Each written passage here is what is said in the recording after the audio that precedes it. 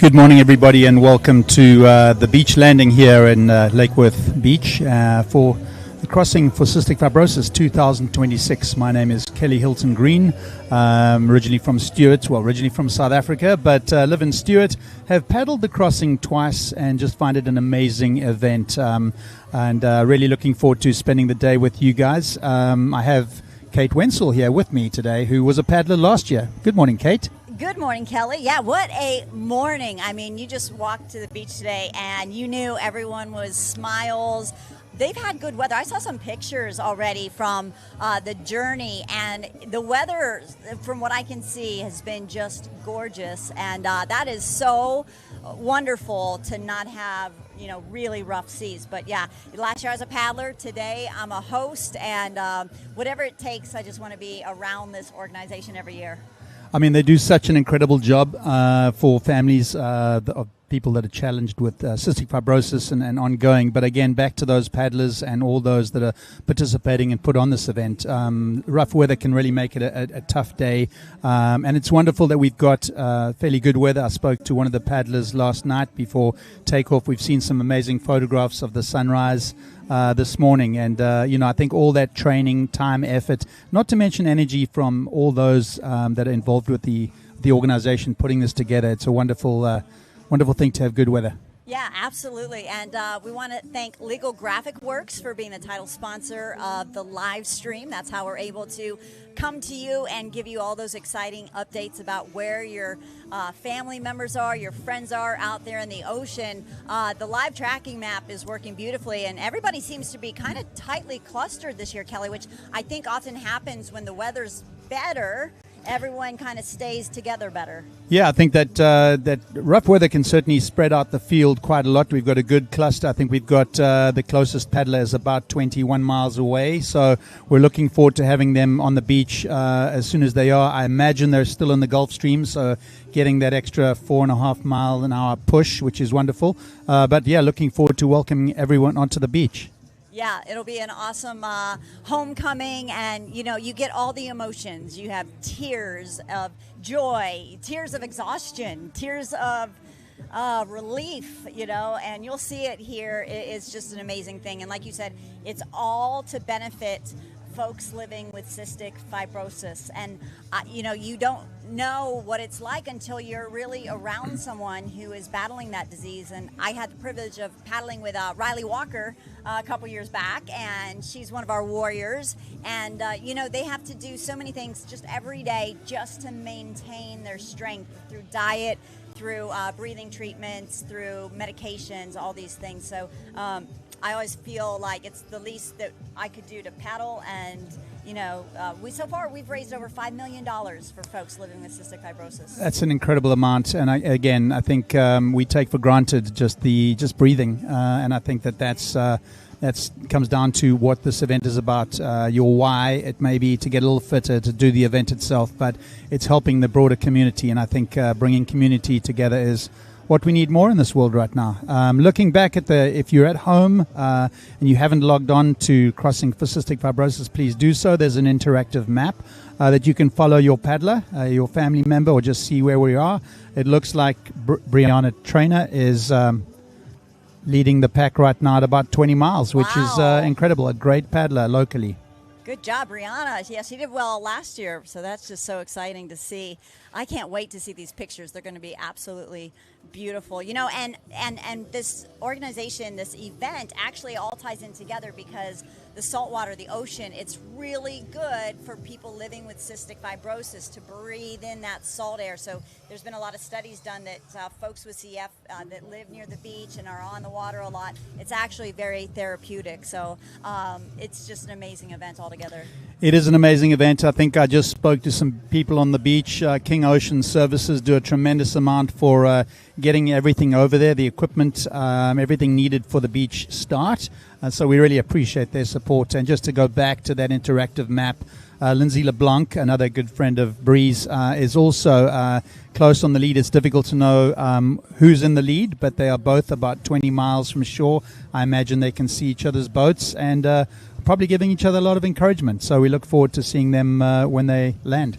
Yeah, and last year, Lindsay Labont came in first place, solo paddler, stand-up paddler. She was amazing. I actually paddled with Lindsay a couple years ago, and just a great girl, firefighter, strong, amazing. So it's great to see her having a good finish. But, you know, we like these conditions on one hand because it's better than rough surf. But this last couple hours can sometimes feel like the longest of the paddle because it starts to get hot. I mean, it's hot out here right now, and it's only 10 o'clock in the morning. You know, it's pumping heat indices in the 90s easily. It is indeed. I mean, I think, again, looking back to our sponsors, Buoy Hydration is one of them that's important. It's going to be important for these paddlers to hydrate carefully and responsibly all day. You know, you start at midnight, it's a little cooler, there's no sun, but it's important to keep that hydration going in and take something like that that'll enable you to finish strong. Yeah, and speaking of hydrating responsibly, our title sponsor, 4 years, Celsius. This is one of their new flavors, Electric Vibe, Sparkling Tropical Freeze. And Celsius, it gives you a good kick and, you know, helps rev you up for those athletic competitions. But, you know, in moderation, you want to kind of mix the energy with straight water, maybe with coconut water. Every paddler has a different formula out there, but it's important to say not just hydrated, but also to have the proper amount of electrolytes and sodium and all those things. Absolutely. I mean, Celsius, certainly the momentum behind the crossing, I think there'll be a lot of paddlers and families and captains and crew coming off the water here and willing to take one or two of those just to give them a bit of energy as that emotional outlet sort of happens on the beach. That's right. So, and the coolers down here are packed with Celsius, and also we got Vito Cocoa water, and so lots of hydration for not just paddlers, but all of the folks down here ready to cheer their friends and family on the beach. And if you're watching us right now, maybe you're local, maybe you didn't really know about the event, maybe you don't have a paddler, it doesn't matter. Come on down and watch it. It's really a one-of-a-kind event. It is you know, so fun to see them cross that finish line. I think we also got a lot of different things happening on the beach behind us, a lot of sponsored tents, etc. But it's a great day. We'll be here all day. Please come down and support not only our paddlers but the organization. And we look forward to heading down to the beach now.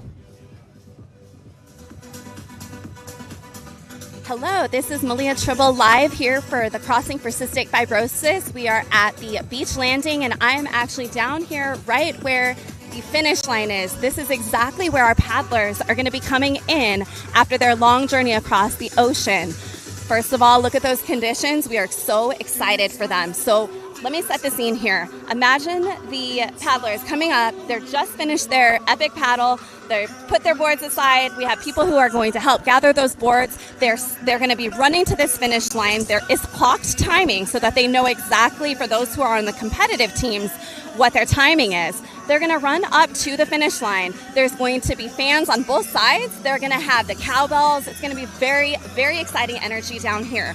They're going to run up here, and then they're going to actually come over to the side here and ring this cowbell. So you can see right over here, there's some hammers, very heavy by the way.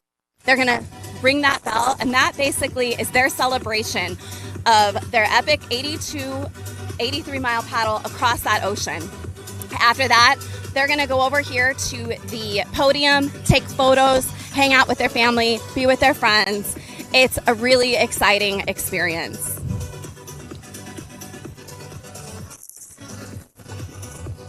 All right, back to you. All right, welcome back to the main desk. Thank you, Malia, for that beach perspective. And yeah, I'm looking at those smooth seas, and that is just, ooh, it's so exciting. I'm sure the paddlers are just so happy. It really is a different experience, a smooth sea versus a rough sea. I think it's an amazing, it's wonderful to have this good weather. I think in the past we've had some challenging times. And again, in thinking about these families that have to deal with these challenges all the time, it's something we have to rise up against for. So it's nice to have a wonderfully calm day. I believe the seas were less than 1 foot, which is wonderful. Some of those sunrises, photographs we saw were just epic. And I'm looking forward to hearing what the paddlers had to say about that moment when they get here, because we'll certainly be interviewing a few of them. Yeah, I'm excited as well. And we were showing the live tracker map.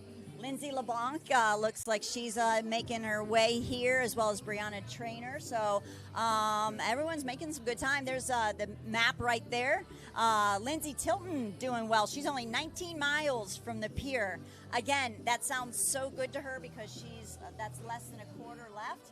But still, it is a quarter, and it's getting hot out here. So, you know, they're really digging now. They've been, probably most of them have been awake since at least last night at 6 p.m., and that's if they were able to sleep yesterday. So some of these paddlers have been awake for 24 hours plus already. They have. It's a tough one to go and take a rest a few hours before you jump into an event like this. I know the excitement level, the emotion, everything that goes into it, and then being ready on the beach with the right mindset and calm and ready. So, as you say, 24 hours, definitely possible, but they've also been paddling for about 10 now. So while 19 miles, they're almost there. This is when the body starts to take a little bit more strain, and you want to make sure you're hydrating, eating, maybe taking a breather every now and again. Your feet tend to get really sore at this stage. Yeah, and also trying to find shade on the boat at this point. That's an important thing. And sometimes you have a boat with a bunch of crew.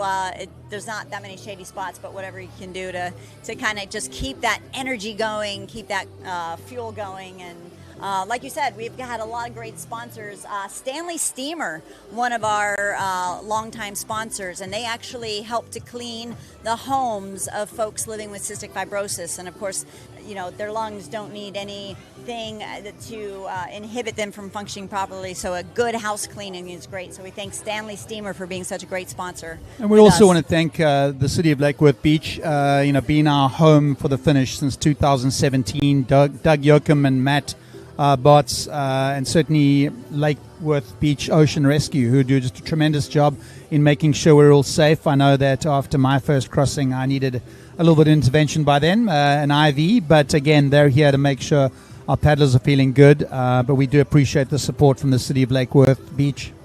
Yes, they've been our home for a long time, and the only change, we started on the south side of the pier. Now we're on the north side of the pier, but that's no problem. And of course, Benny's on the Beach, they're a sponsor too, and they're going to be open all day for food. And if you're going to be out here on the beach all day, you're going to want some food, take a break in the AC. So Benny's on the Beach, and also across the street, I believe they have a Crusader cocktail Yeah. from Benny's on the Beach. Again, another one of our supporters, Tito's Handmade Vodka. So Benny's is serving a Crusader cocktail today, and 100% of those proceeds go to Piper's Angels. So looking forward to having one of those at the end of our shift. Yes. All right. So again, we are doing the 2026 crossing, and the paddlers are making their way. I mean, this is exciting. They're coming in pretty good, a little faster than I think expected. Yeah, I think, also looking forward to seeing not only Travis but Piper, who's paddling out there, come across that finish line. I know this has been an emotional journey for Travis, but again, taking something tough and turning it into an opportunity, helping others, being kind, and I think that seeing Piper come across that line today, I think she graduated high school about 2 weeks ago. Yes. So just an exciting time for them as a family. Congratulations to Piper. Yeah.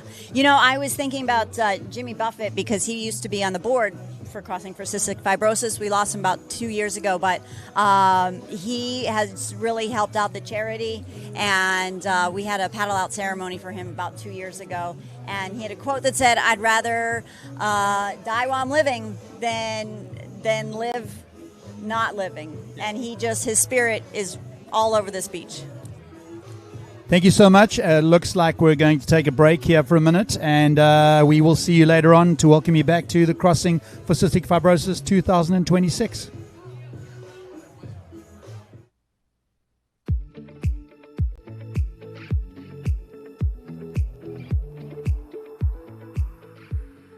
The Crossing for Cystic Fibrosis Live Beach Landing, brought to you by LGW Media Works, is underway, and our Crusaders are making their way to the beach. More analysis and tracking updates after this short break. For years now, we've been proud to partner with Celsius Fitness Drinks, our trusted title sponsor. Celsius Fitness Drinks are more than just a refreshing way to quench your thirst. They're a delicious and healthy way to fuel your active lifestyle with no sugar and no preservatives. And they have been an integral part of our Crossing for Cystic Fibrosis event, an 80-mile epic paddle challenge from the Bahamas to Florida, in support of the Piper's Angels Foundation mission to improve and empower the lives of families in the cystic fibrosis community.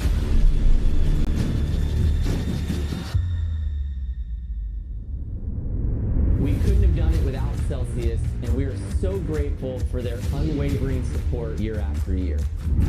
Whether we're out on the water or we're back on land, Celsius helps us stay hydrated, energized, and ready to take on any challenge.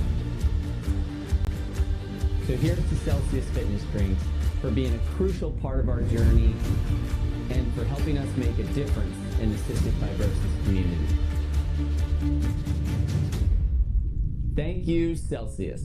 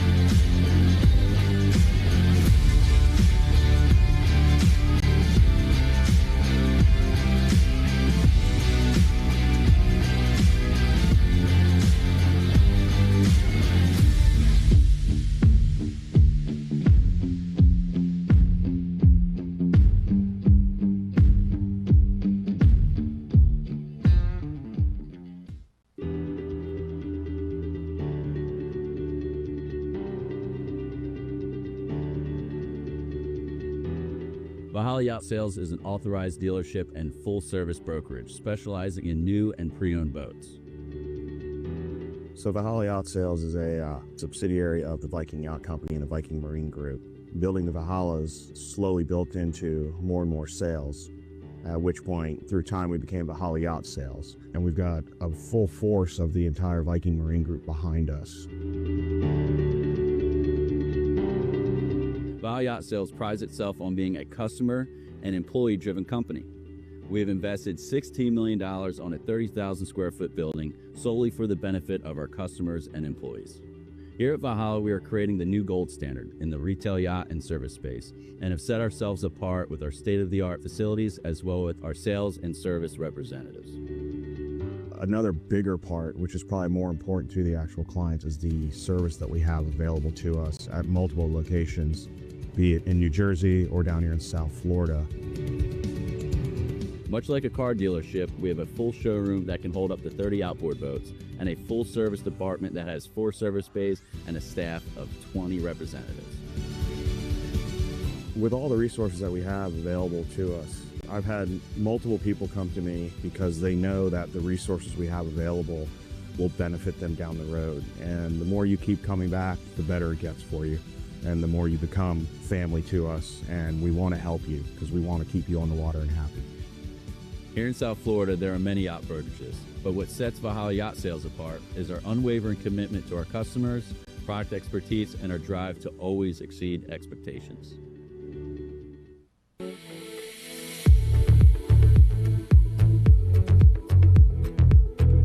From the shores of Bimini straight to the finish line bell, Welcome back to the Crossing for Cystic Fibrosis live beach landing, brought to you by LGW Media Works. The non-stop celebration on the sand continues. Yeah. Good afternoon. Good morning, everybody. Welcome again back to Lake Worth Beach here at the pier and Crossing for Cystic Fibrosis 2026. We're having just a tremendous start to the day. Paddlers are on the water. They are less than 20 miles away, the first few paddlers. So we're really excited about that. Probably looking forward to landing in about 2 hours or so. Kate, we've got one of our title sponsors is Celsius, and we're very happy to have Paul here with us today. So, That's right. Paul, thank you for joining us, and thank you for the support. Thank you for having us. Paul, thank you so much. You've been our title sponsor for 4 years now. Actually, 5 years. 5 years. Thank you for correcting me. I was thinking that because you guys have been around a long time. So tell us how you first got started and why you love the collaboration with this event. So we got started. We actually, funny enough, we were talking about this with Tatiana and Travis like this week back in Bimini. So about 5 years ago, Tatiana pretty much did cold calls. Tatiana and Travis came to our office and they pitched, the whole idea about the crossing, how it will fit our brand. And we thought it was something incredible. We've never heard anything like that. We were really intrigued about the whole crossing of 80 miles from the Bimini to the Bahamas. I was like, this will be incredible and such endurance event, it'll be great for a product, for a brand. And the best part is just we got to meet Travis and the whole team and Tatiana, and we immediately connected, they're just incredible people. The cause about the event was unbelievable, and we just they did it the first year. We loved it, and then we've been coming back year after year, and now we're 5 years going on 6, hopefully, and it only gets bigger, it gets better. The community of everyone to get to see all these people year after year is it's overwhelming. And it's very, very exciting for us, and we're very happy to be part of. Well, Paul, we completely appreciate your company and your support. I think this event is always about community and connection.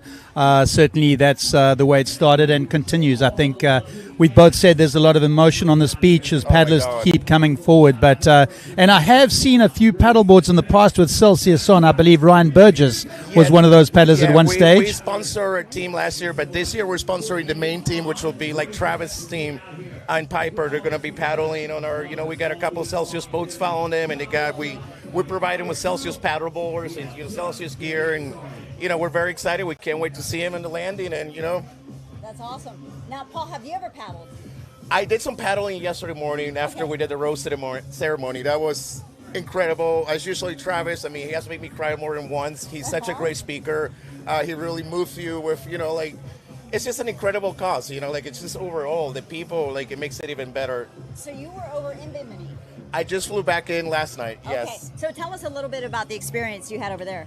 Oh, over there is just another, it's such a, incredible, it's words cannot explain it, or even pictures. It's something that you got to be there to live. The ceremony, the rose ceremony was my first time attending yesterday morning. That was very moving. Everybody gets in the water, everybody gets an attention. We do a big prayer moment, and it's just very moving, and it was my first time getting to experience that. And like I said, I can't wait to come back again next year. It's my favorite part of the year. It's just I look forward to this event every year. It is amazing, and you should come back every year, and we're excited to have you. And talk about your brand. You started what year, Celsius? Well, Celsius has been around for about 17, 18 years now. We rebranded about 10 years ago. We changed our packaging, we rebranded, and we changed our marketing. We came out with different products, and we just exploded. We're just everywhere now.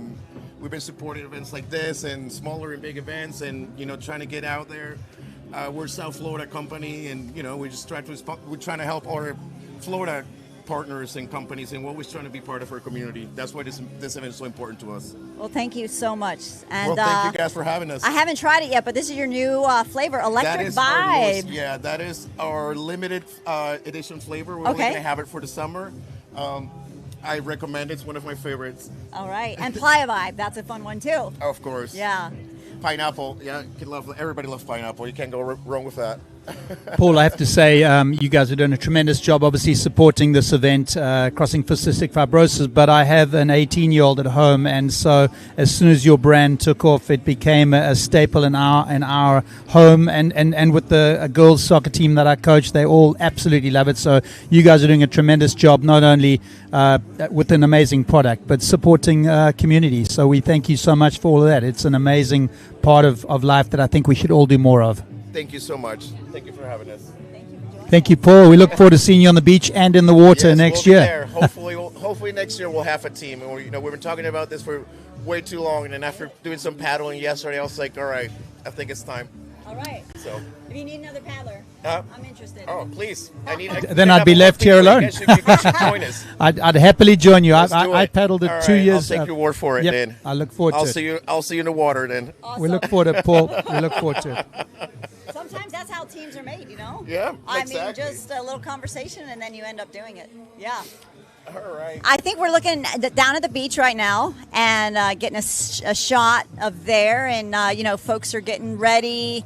Everybody is probably the earliest paddler now about 2.5 hours out, would you say? I'd say, the prevailing winds are good. It looks like they're heading this way with the wind behind them, which is fantastic. Again, conditions could not be better. A little bit of wind to keep them cooler as they approach shore. But they would have already started to see the buildings on the horizon. And, of course, as soon as you do that, you don't want to get ahead of yourself. You've still got a long way to go on the angle. But there's some tremendous athletes out there, and I think they dig deep into the why they do this. And that's mostly important about this event. It sets it apart from just a purely competitive event to something that's more meaningful. So yeah, I mean, the phrase they say a lot is you come for the challenge, but you stay for the cause. And that's really what brings you back. I've been in different things, marathons and triathlons, but there's a special heart, a special mission, a special focus with this event that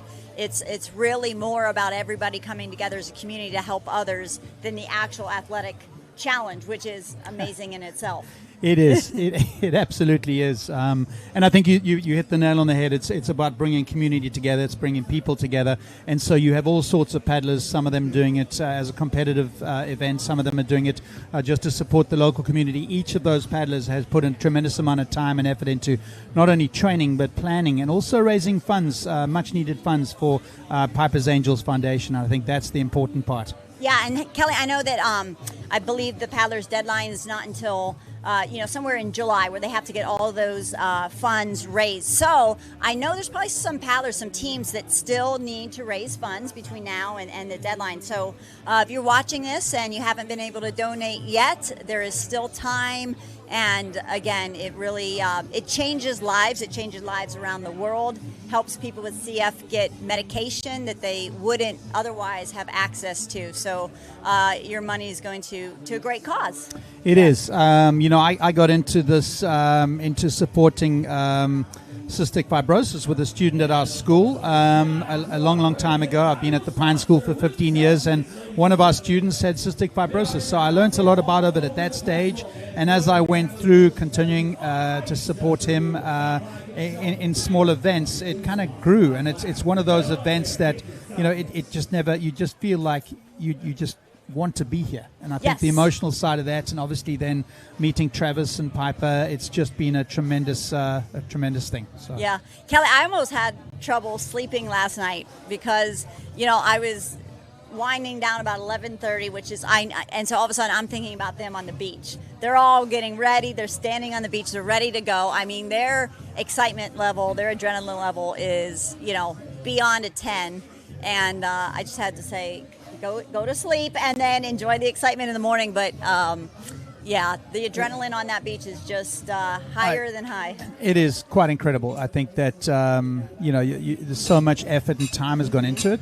4, 5, 6 months in terms of planning the event, and when you finally get there, it's just an outpouring of emotion, and you have to control that as an athlete because you don't want to let that tire you out in the first sort of few miles. Exactly. Make sure your heart rate's down and focus on doing the right thing. It is definitely a marathon and not a sprint. That's for sure.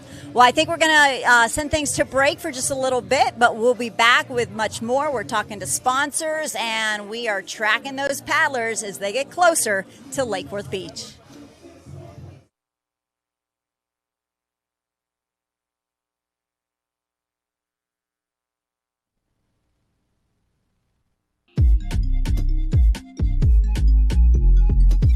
The 2026 Crossing for Cystic Fibrosis Live Beach Landing, brought to you by LGW MediaWorks, is heating up after our first wave of teams nears the Florida coast. Don't go anywhere. More live tracking and beach landings right after this short break.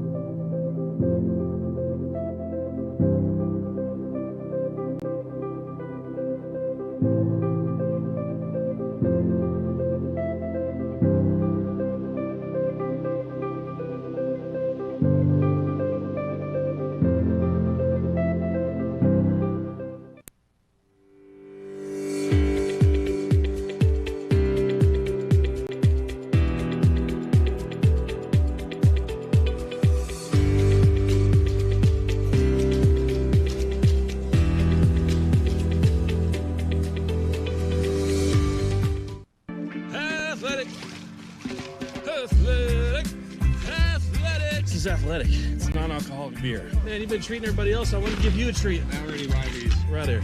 Perfect. That's good. You know what? Hit me up. Yeah. Hit me up a little bit here. Close your eyes. Don't get it tight. Tastes great, yeah. Ma'am? Woo. Ice cold athletic, non-alcoholic. There you go, brother. Mind if I do? I just want to pour that over myself right now.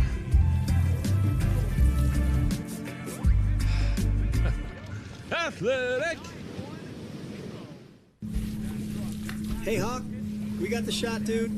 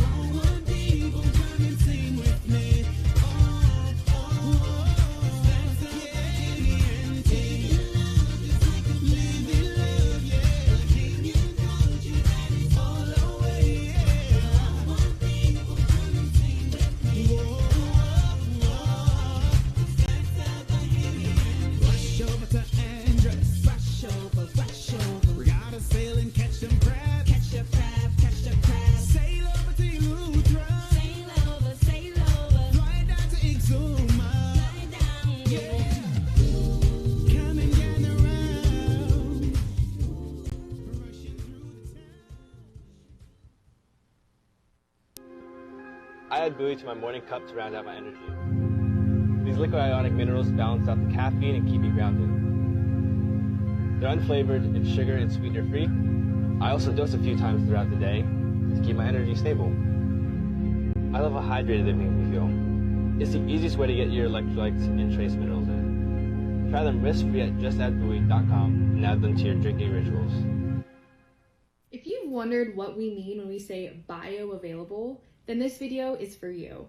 My name is Kristen and I have a series called Hydration University where I teach you everything that I've learned about hydration. Bioavailability simply means that it is in its best form to work with your natural biochemistry. That as soon as you ingest it, it is more easily able to enter the bloodstream than if you were to use a pill, tablet, powders, etc. And that's why buoy is the cleanest and most efficient way to get your electrolytes. There's no sugars, no sweeteners. It is most bioavailable in its liquid form. And of course, you get your trace minerals and your electrolytes. Here's to the most bioavailable hydration product.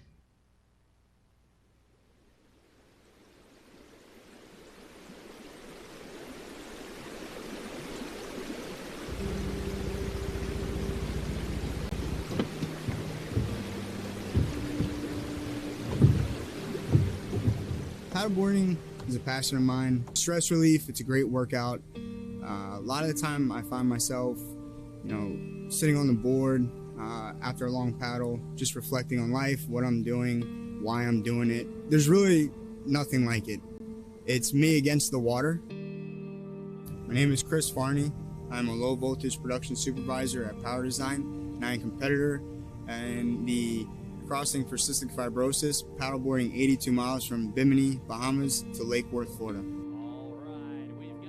The challenging part to this is obviously the training. In the gym in the mornings, most of the time from 5:30 to 6, I get an hour workout in, go to work.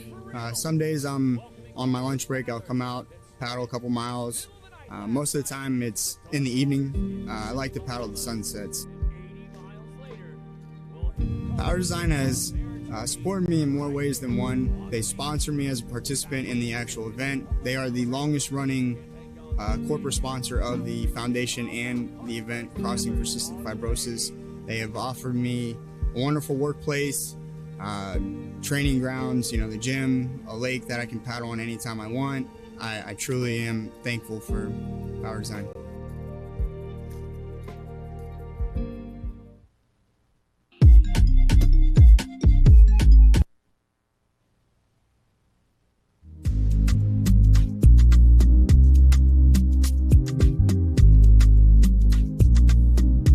Stepping away to thank our sponsors, but the next big landing is coming up. You're watching the Crossing For Cystic Fibrosis live beach landing, brought to you by LGW Media Works.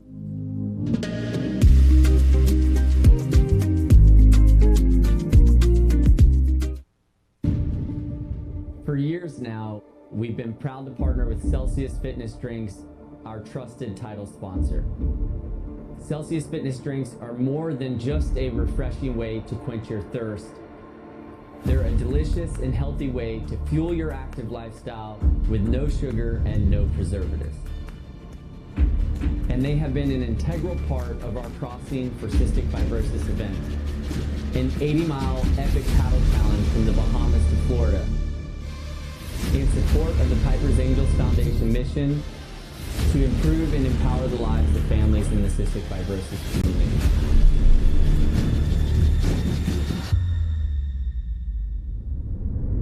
We couldn't have done it without Celsius, and we are so grateful for their unwavering support year after year. Whether we're out on the water or we're back on land, Celsius helps us stay hydrated, energized, and ready to take on any challenge. So here's to Celsius Fitness Drinks for being a crucial part of our journey and for helping us make a difference in the cystic fibrosis community. Thank you, Celsius.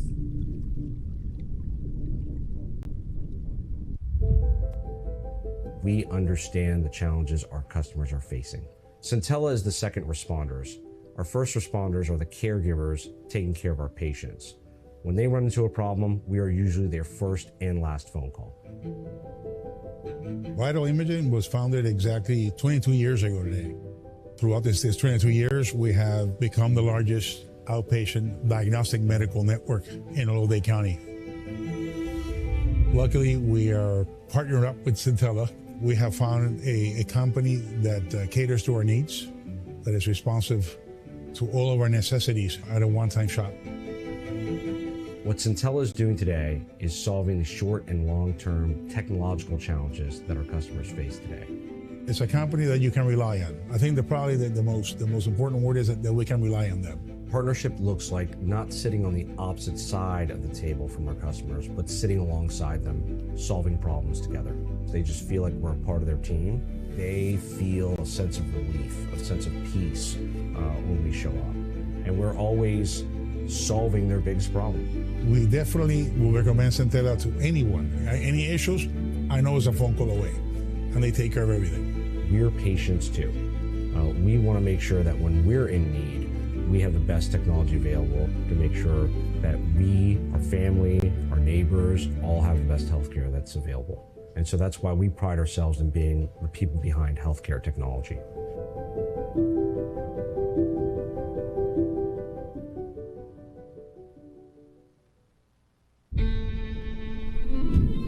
The first time I tried athletic brewing, it was like a revelation. Run Wild is crisp, delicious, and exciting. There's a lot of love and a lot of labor that goes into each can. It's the details that truly make a difference. Everything works in harmony. You can taste a little bit of sweetness, a little bit of the citrus notes, a little bit of the bitterness. It tastes like someone cared making it. It's a great IPA, period.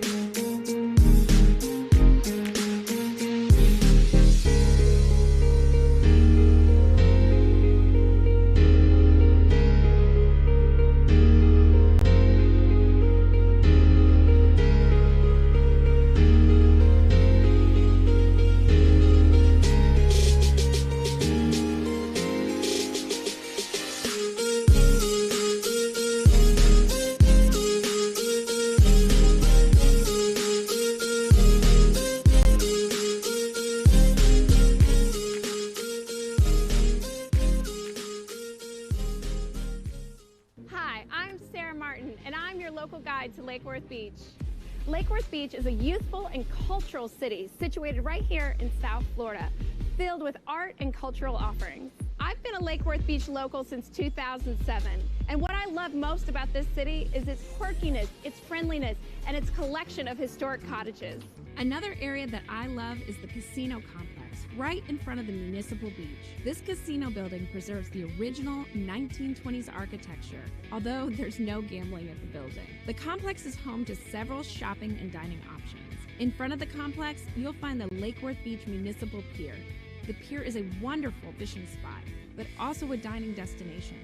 Right at the base of the pier, there's one of my favorite restaurants, Benny's on the Beach. This restaurant serves fresh seafood, American breakfasts and brunches, as well as cocktails, wine, and beers.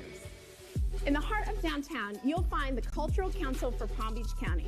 This organization is dedicated to the arts and culture in the Palm Beaches. Another popular cultural attraction here in Lake Worth Beach is the Playhouse. Year-round programming includes dramas, comedies, films, ballets, and more. Explore Lake Worth Beach like a local.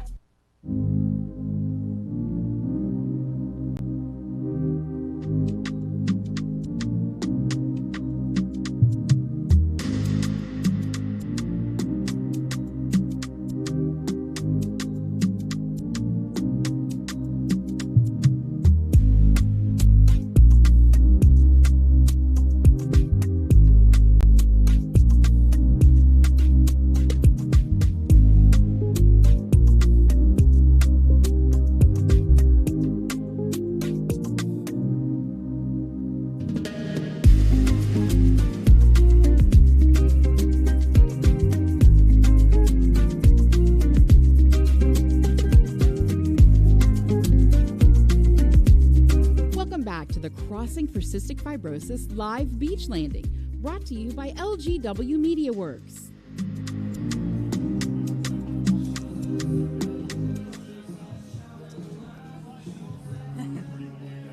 Good morning, everybody. Again, welcome to Lake Worth Beach here for the beach landing for the Crossing for Cystic Fibrosis 2026. My name is Kelly Hilton Green, one of your hosts for the day. We do want to thank Legal Graphic Works for all the work that they've done in bringing this to you live today. They've sponsored this section of the show, and we could not have done that without them. I'm going to hand it over to Kate, who's going to introduce a special guest today. Yeah, thank you, Kelly. Yeah, I'm joined by Shelby Hoyman. And Shelby, thanks for being with us.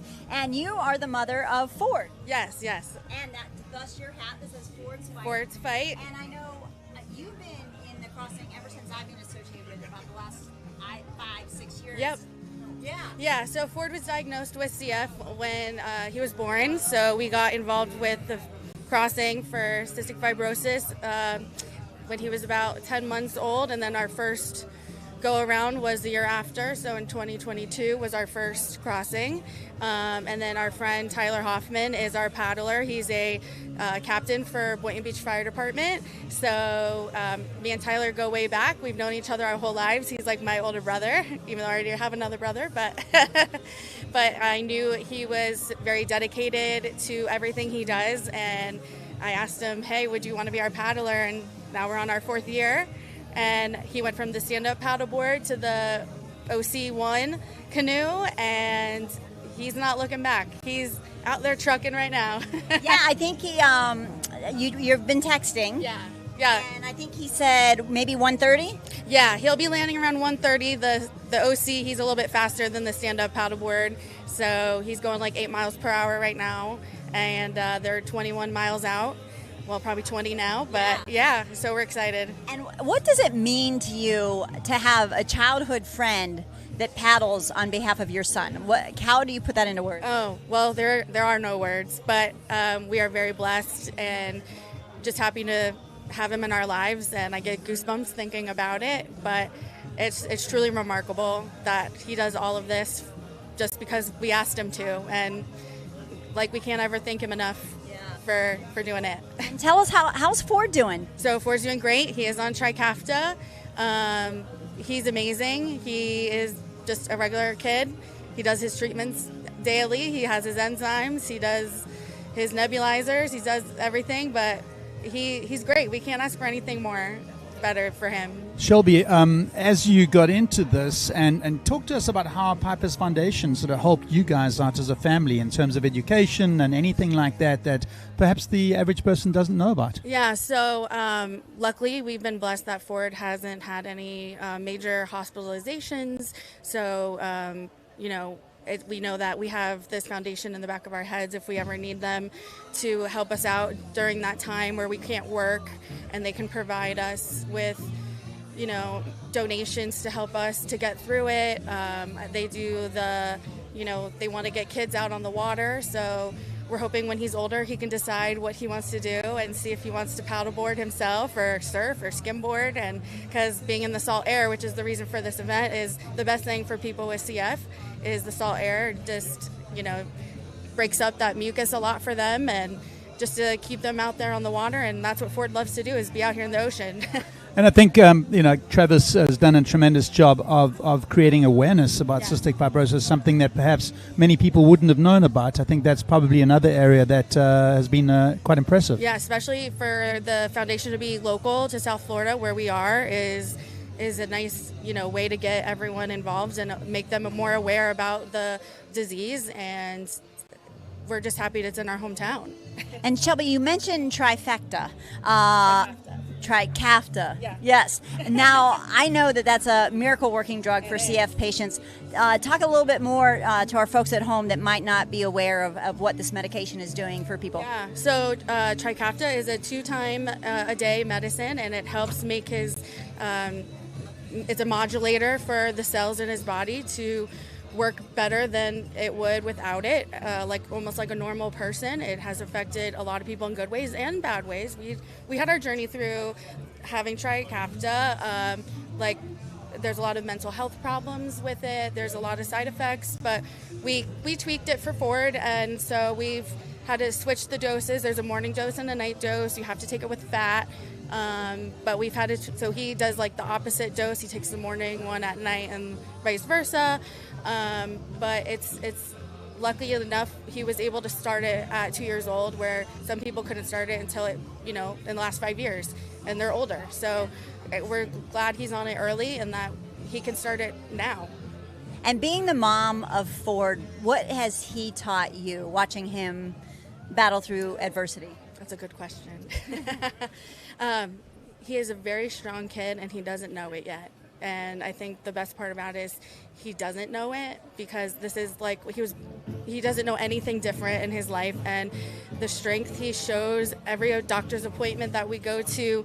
He goes to numerous blood work, numerous eye doctors. Like, it's not just for the lungs, it's for the entire body. And his strength every time we go to his checkup at Joe DiMaggio in Hollywood, he has to do that throat swab to check for the bacteria, and he gets through it every time. We have to push him, but he always conquers, and I just love that about him, that I can, look up to him and show him his strength.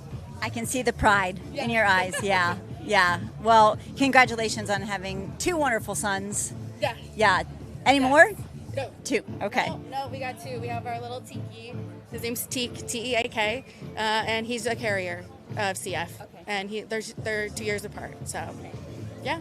Well, we look forward to seeing Ford paddle this event in a few years' time. Yeah. Perhaps you'll be on the boat with him. You never know. That'd be fantastic. And obviously, would be awesome. That would be pretty cool. we do a lot of the events out there, or the teams out there are sort of 4-people teams, and I think it's a wonderful way to get together, less taxing in terms of training. But it's just it's a community we're building, and I think that's the important part of this. And I think absolutely, yeah. It was my first year. I got to go to Bimini this year for the first time in the last 4 years that we did it, and it was just awesome being there with everybody, feeling the vibe. Everyone's hyped up for everybody. Everyone's really supportive of each team, just trying to do well and get through it. And yeah, it'd be awesome to see Ford out there. Tyler Hoffman also has 2 kids, so they could do a 4-person relay one day. And did did Travis make you cry in Bimini? Yes, of course. That rose ceremony. He's good at that. That rose ceremony really gets you. Yeah. It's an amazing experience. Well, thank you so much for joining us and telling us your story. And I know you're getting excited to welcome in Tyler. And you said that's what he wanted to do, was beach to beach on the OC1. Yep, beach to beach on the OC1, and he's going to do it. We're almost here at 1:30. Yeah, so excited for him. Well, we're looking forward to welcoming aboard. Thanks for joining us today. Thank you so much. Have a great day. Thank you, Shelby. Thank you.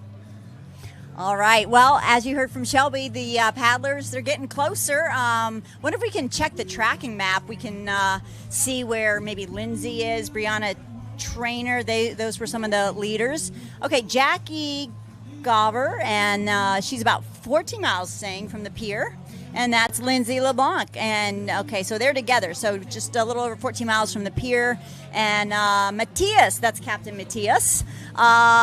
He is doing pretty good as well. So Lindsay Tilton, 14 and a half miles. So there's a couple paddlers that are like neck and neck.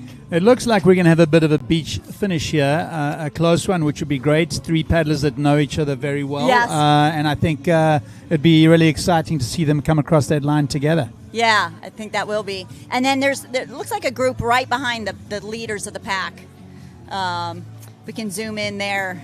Yeah, kind of get the... Yeah, conditions right again, just Alyssa, in case you haven't seen it. Alyssa Bean is almost 17 miles out. Deborah Brown, a little over 17 miles. And I know parents at home, this is their favorite thing to do, see where their paddler is. Travis Suit, he is a little over 16 miles out. So, all right. Well, one of our wonderful sponsors is here to join us, and so I'm going to talk a little bit about that. Casey McCulloch introduced me to this drink a little while ago, Athletic Brewing Company, and they specialize in incredibly tasty non-alcoholic beer. So I'd love to ask Kate to get a few words in here, and we'd love to hear from the company itself.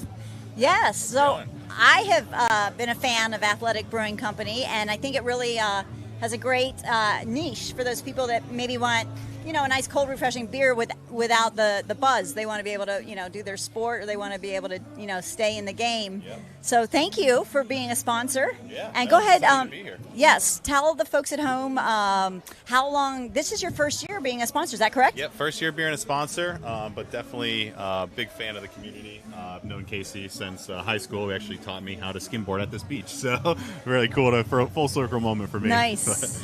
Yeah. So the first year I paddled with Casey, we were almost the Athletic Brewing Company team. Yep. Like it switched out, but yeah. So why do you find it important to sponsor with Crossing for Cystic Fibrosis? What's the connection for you, and how does that make you feel? Yeah, it's really just giving back to the community and supporting good causes. That's kind of how we built our company. We actually give 2% of sales to hiking and biking trails around the U.S. Okay. So we really care about wellness. This really is a wellness drink, so we want people to just make better options. So if you are kind of looking for that option, if you don't want to drink alcohol, don't drink anymore, or maybe your doctor says you can't anymore because of different things, Athletic is a great place to be with that. So.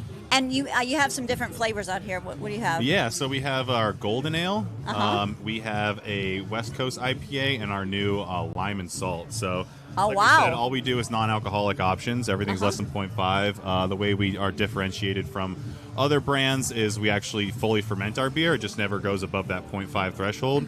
Other historic brands have beers that are usually like 3% and burn off the alcohol, so you get that weird crispy aftertaste. It doesn't really taste like a beer. It's missing something, but with us, you get the full body taste, so it's a great tasting option. You can find it, like I said, at Publix, Whole Foods, all the major retailers. Well, so. it's been a big addition to our house with all the early morning paddling I do. It's easier to have a couple of Athletic Brewing Company beers and then get up in the morning at 5:15 for a paddle. Hangover-free beers. There we go. So, but yeah, a lot of people have us if they're working out the next morning because they don't want to be hungover the next day. A lot of us, if they're drinking all day, they don't want to drink all day, so they just have us in between. So there's really fit for all the times. So one of the things I think that you guys have done so well is certainly the taste of your beers is impressive, and so I think I guess years gone by the non-alcoholic beers weren't quite as tasty. I know you spoke about that, but kudos. Yeah, definitely. If you go to our facilities, it just looks like a regular craft brewery. Nothing changes except for our process. We have 12 different processes that we change out through the brewing process that gives it that quality taste. But like we said, it was kind of a forgotten category. It was just a dusty on the bottom of the shelf, had terrible lager options. So it's almost crazier that people put up with having these options for hundreds of years. This is our commercial, actually. It talks about the quality. Talks about the ingredients. So same ingredients as beer, better quality. We actually use less water, so we're more efficient. We use all solar power at our breweries as well. So we really are giving back to the environment in that aspect. And have you found the segment of the population that wants something like this, a non-alcoholic beer, is growing and growing? Yes, we're a top 5 craft brewery now, and that's on the likes of New Belgium, Sierra, and then us, pretty much. So wow. It's pretty cool to see the receptiveness, and really it is just because options are better. A lot of people thought it was just kind of an old option that you couldn't have, but they're lower calorie. Our light beers are 40 calories, so it's a third of a normal beer. So like we said, if you want it with dinner, you can have one and not feel bad about yourself or be hungover the next day, and helps with sleep too. And I'll tell you what, on a crossing like this with beautiful seas, it's hot out there. Yeah. I don't doubt that there might be some folks grabbing some of these out of the cooler at this point. If their stomach's feeling good and they just need something crisp and there's no alcohol in it, 100%. they might be doing that out there. That's why we like to be the finish line beer, because actually NA beer hydrates you organically. If you have an alcoholic beer, it actually dehydrates you. So it's one of the worst things to have after a workout, even though people think they earned it. Really starting with the NA first to get those electrolytes back, to get the dehydration out of your system, really helps. So yeah, well, and like you said, I'll certainly be coming by at the end of the day after sweating so much out here to rehydrate. Yes, so. exactly. Yeah, because water's boring, so you might as well drink a beer. So. It is. Yeah. So I like what you said about your longtime connection with Casey, and it came full circle. And now you're working together, partnering together for this great cause. And of course, Casey, the executive director, she's out there paddling. Yep. She does it all. She runs the show and she paddles. It's amazing. Exactly. It's crazy. Yeah. It's just been great to work with. It's been great to support as well. I know she's been doing this for a while. So like we said, we worked with her early on and happy to be here in person this year. So, and yeah, excited to see her past the finish line. It's going to be great to have her give an Athletic Brewing and some Celsius afterwards. So. It will be exciting. Yeah. Well, thank you again so much for partnering with the Crossing. Of course. And we'd love to see you back here every year. Yeah, 100%. Thanks for having us. Thank you so much. Have a great day. Yeah, appreciate it. All right. Thank you. Again, as we look out across the ocean here, a slight bit of wind, nothing to worry about, but wonderful conditions. Kate, I don't know, you'd spoken about those earlier, but just a really good day for a crossing today.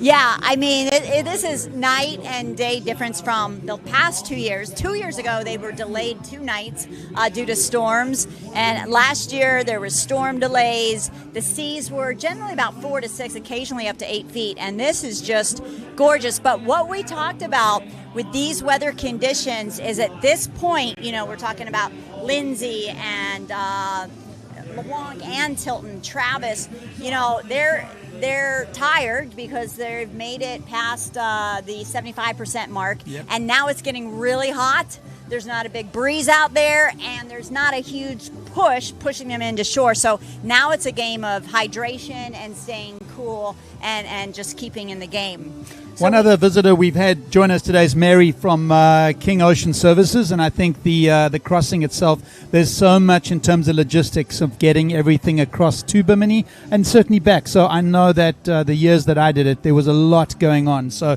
thank them for being a sponsor. Mary, tell us why you guys got involved with the crossing. Well, we used to be Seacor Island Lines, and we've been doing it for the last 7 years. As Seacor, and then King Ocean bought Seacor, and we continue the process. We enjoy raising money. We enjoy shipping the goods for you guys. We do all the shipping, importing and exporting it, and we just love the cause. I mean, it's a good cause, and we are going to encourage next year for more people to join and get involved. You know, Mary, the first time I didn't really think about how they got all their supplies over there. I kind of figured, well, they just put them all on boats and go over there. But no, they're packing a big container. Yes, we put everything in a container. They bring it down to Port Everglades, and we ship it. We get it over. That's our boat. Wow. Yeah. It's.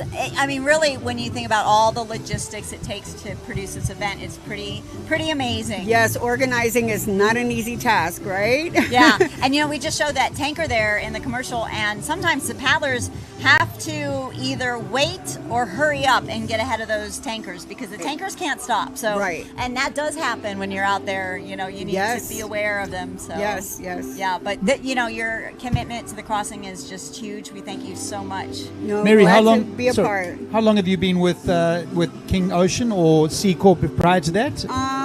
About 4 years now. Okay. Yeah. Well, we really appreciate your support. An event like this, the logistics are so much bigger than the actual day of the event, and it wouldn't happen without you guys. So we really appreciate your support. Thank you so much for being here. We're glad to do it. I know I did walk by the tent earlier. I'm told there are a lot of really wonderful little giveaways you've got there. Yes, we have a lot of swag going on. They gave me a snack bar, which was great, but I think for all those paddlers and kids that are on the beach, it'd be wonderful to show some love for what you guys do and appreciate all those little add-ons, which are wonderful. Thank you. Yeah. Thank you for having us. Thank you, Mary. All right. Yeah. Bye-bye. Thanks. Well, as we said, what a wonderful day it is down here for Crossing for Cystic Fibrosis 2026. We've had a great start to the day, some incredible weather, and looking forward to having paddlers arrive here in probably about an hour and a half or so. So we know there's a cluster of them out there, and I believe we're about to head to a break. I think so, and the closest paddlers, I think, are just about 14 miles out, so we're getting close. Thank you so much for joining us on this live stream. Stick around. We'll be right back.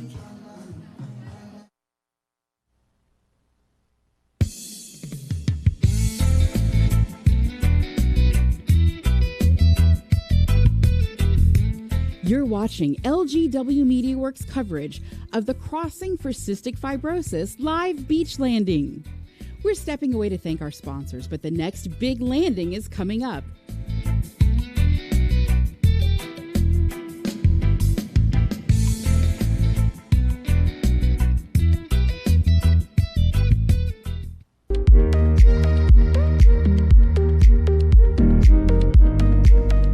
Piper's Angels Foundation would like to thank the following strategic partners of the Crossing for Cystic Fibrosis: 4Ocean, Abaco Polarized, Benny's on the Beach, Black Project, Blue Line Surf and Paddle Company, Bogart, Endeavor Wealth Management, Flying Fish Board Company, Game On race events, Hampton Water, Hectronics, Imperial Point, JSX Software, Shark Bands, The Buzz Agency, Tito's Handmade Vodka, Tropic Ocean Airways, Vita Coco, and wow, Marco Island Jet Ski Tours and Rentals. Thank you all for your amazing support of the 2026 Crossing for Cystic Fibrosis.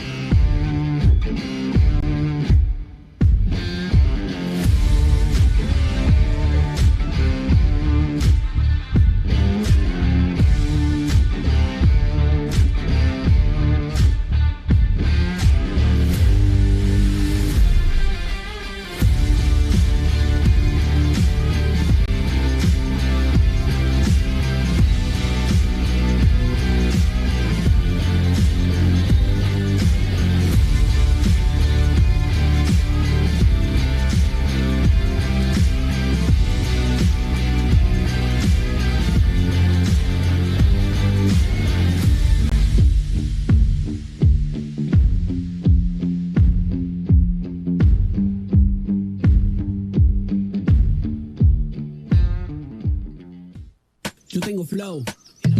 Flow, wow, wow, como dice Vico. Hola, soy Oscar Hernández. Soy Real and you already know, like. The baseball season is long. 162 games, but we're here on an off day. It's out of fun. Baby, tranquila. Todos los lo mato porque yo soy un killer. Si me tienes celos, homie, ponte la. The best thing about the Athletic Brewing, it's super flavorful, tastes great, no hangover. Soy el campeón en el ring, gano todos los rounds. Nadie contra mí, quítate a mi lado.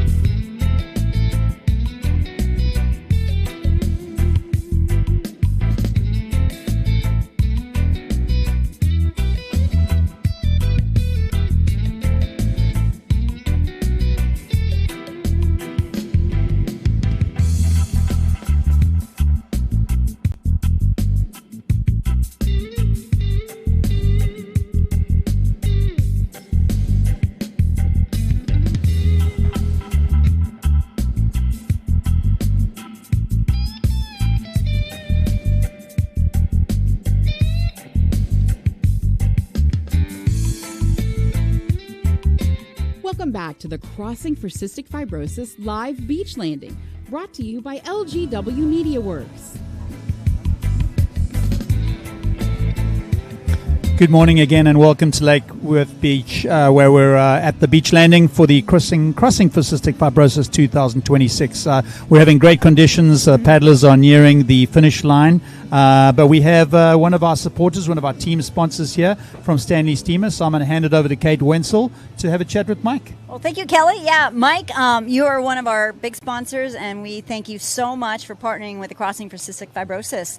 Absolutely, it's our pleasure. All right. So how did you first get involved with the Crossing? We got involved, back a few years ago. We were looking for a great partner that fits. We wanted to make sure we can fit with somebody that we can actually help beyond giving money. Of course, we do that as well, and we love to do that. But we want to know what other ways could we help. And air duct cleaning, indoor air quality is a huge part of our identity and what we do. And when we found out about Piper's Angels and the CF community and how we could really benefit them through our indoor air cleaning processes, having cleaner air, we consider the air ducts the lungs of the home. Yeah. And so when the lungs are clean, and that's when everyone benefits the most. So yeah, that's how we give back in probably our strongest way, and we're really proud of that. Yeah, that's so important to a family that has someone with cystic fibrosis, because their lungs are already working so much harder than the average person's just for normal function. So they certainly don't need any additional pollutants in the air to make it harder for them. 100%. Yeah. 100%, yeah. So. I paddled on a Stanley Steamer board a couple years ago. So I remember just staring down at that yellow Stanley Steamer board. But it worked. Hey, it worked. They got you here. Thank goodness. The original Team Steamer. I got great news that right now Team Steamer is first place on the way. And we're super stoked. We wouldn't expect anything less, of course. But, shout out to Team Steamer. They're kicking butt out there. I know they are. They certainly do. I know you've got an incredible team of Lindsay, Bree, and Jackie on that board, and we've been watching them come closer. It looks like they're about 12.19 miles. That's like nothing to Lindsay. Nothing. That's awesome. Yeah, that's like a little early morning exercise before she does the rest of her day.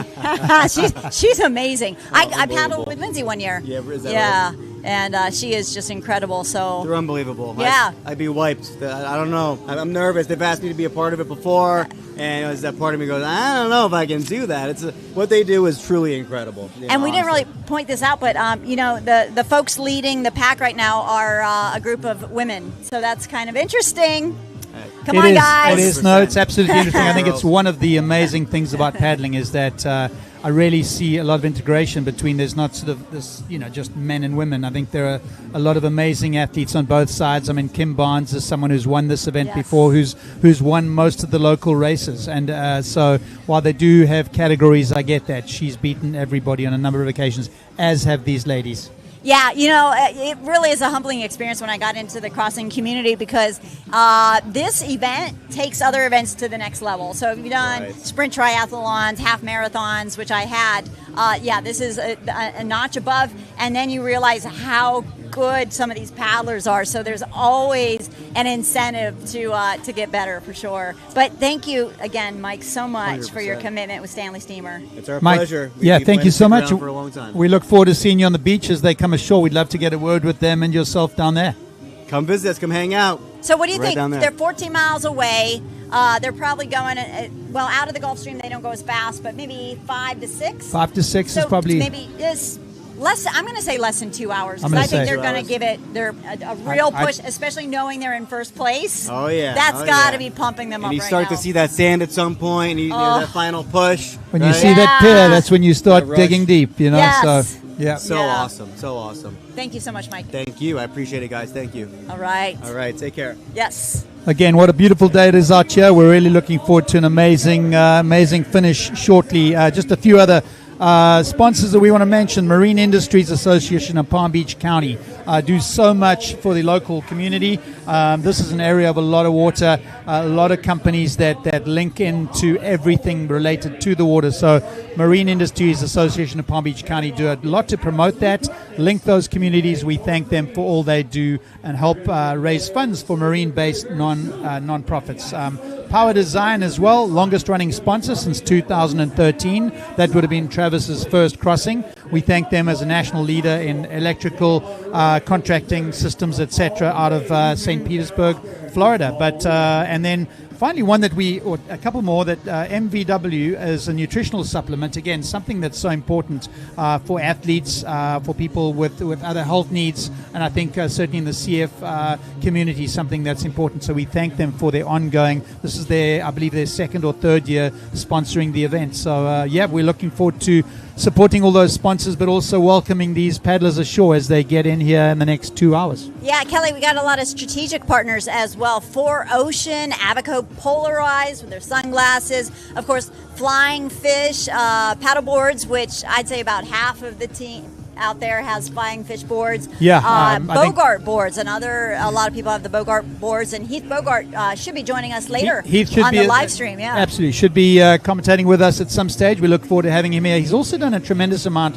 Heath has, in going over to Bimini and also repairing boards in a record time, because a lot of those boards do get dinged from time to time. I'm going to speak to him later about fixing one of mine. Yeah, actually, he was over last year in Bimini, and I said, "He, do you have a patch?" Because I had needed a patch, and he did that. So, and also Blue Line Surf and Paddle in Jupiter. That's really been helpful. They have a Tuesday night paddle race league, and that's where a lot of folks get their start before they ever think about doing an event like this. They have a little paddle on Tuesday nights where you can. So it's learn some tips. I'd say it's one of the most competitive Tuesday evening paddles. Adam and Katie Whittington started that in 2010 and have just done such a tremendous job. It's kind of the hub of our paddling in sort of the Treasure Coast area, and of course Jeremy Vane, who is a local paddler coach and also one of the admin there at Blue Line. So they do a tremendous amount for paddling community, surfing community, and awareness for all these sorts of events. Yes, absolutely. So we are getting pretty close. Do you want to throw up the live tracking map? We'll see. We have that on there, and we can see the teams and maybe get some checks on paddlers. There it is. So let's see. Can we zoom that out just a little bit?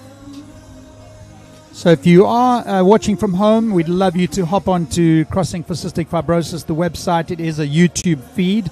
And we want to make sure that you're able to get in there and see where your paddler is. Once again, we'll be here all day up until 6 o'clock, 7 o'clock this evening, waiting for the last paddler to come in. But there's a good vibe here, huge amount of emotion gone into this event for such an amazing cause. So please join us. Yeah, and you can see, so basically, we talk about the banana curve, from Bimini right into Lake Worth. And that's kind of what you see there. So everyone's kind of on the similar path. It's just some are a little faster than others. And Trey Mahoney, he's doing some good work there. 14 miles out. Travis Suit, a little over 14 miles. And, of course, Travis is the guy who started it all. Travis, we do this obviously for families that are involved with CF, but also Travis, his daughter Piper, who's out there paddling as well. She was diagnosed as having cystic fibrosis as a young daughter of his, and he threw his sort of passion into creating this event, the organization, Piper's Angels Foundation, and has just done such a lot for the local families. Yeah, Travis is so motivating. I remember one of his speeches, I think it was last year, he said, when I come home from work and I see my son Hawkins, who I think is about 3 or 4, I throw up my hands and I say, how much do I love you? I love you this much. And he said, and I want to say that to everyone on the beach, I love you this much. He's just motivational, he's encouraging, and just an all-around wonderful guy. I mean, just someone that's found their passion, and I think that is that doesn't happen the way we always want it, but he certainly has. I do believe we're going down to the beach now for a report, so we look forward to seeing what conditions are down a little bit lower than us. All right, hi guys, we are back on the beach here, and I have with me Courtney. Courtney, you are the beach landing director. What does that involve? What do you have to do to prepare for this event? Well, first, the most important thing that we need are volunteers. Our amazing volunteers in Game On have helped us put together this amazing event. And we also couldn't do it without our sponsors. It's definitely logistical, that we have to we have a map, we have a vision, we put it together. Like I said, we can't do it without our volunteers, sponsors. You guys do an amazing job live streaming.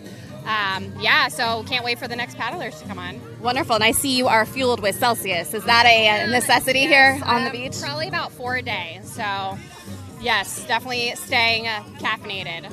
Now, if you don't mind me asking, when do you start preparations for something like the beach landing? Probably a month after today. We start preparing, getting our sponsors together, vendors together. It's literally a whole year production.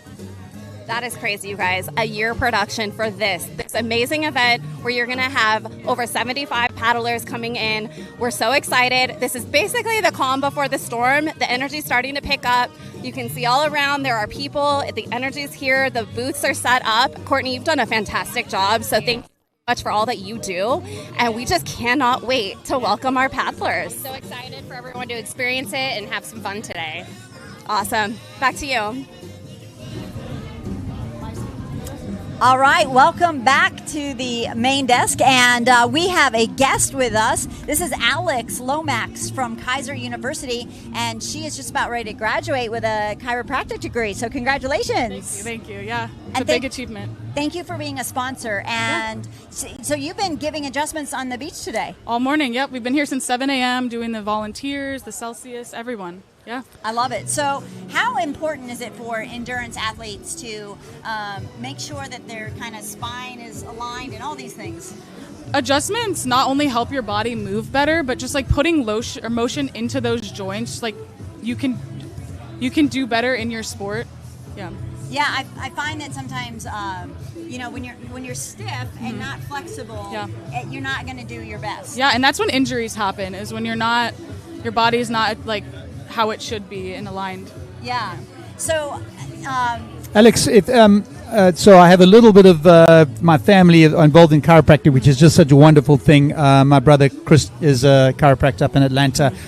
Talk to me a little bit about the history of chiropractic and sort of what you know about that and how that has helped people sort of get over not only the chronic things, but just the general day-to-day things that we deal with. Yeah, so chiropractic, D.D. Palmer and BJ, they're the developers, and what it used to be is not what it is now. It's honestly evolved so much. It's respected more. I'm sure your brother even knows, like back then in school, like we were called quacks at one point. People didn't think that we could help people, but yeah, it's taken a turn and it's really rewarding, and I've got to see in real life, like it helped people like get them back to moving better, feeling better.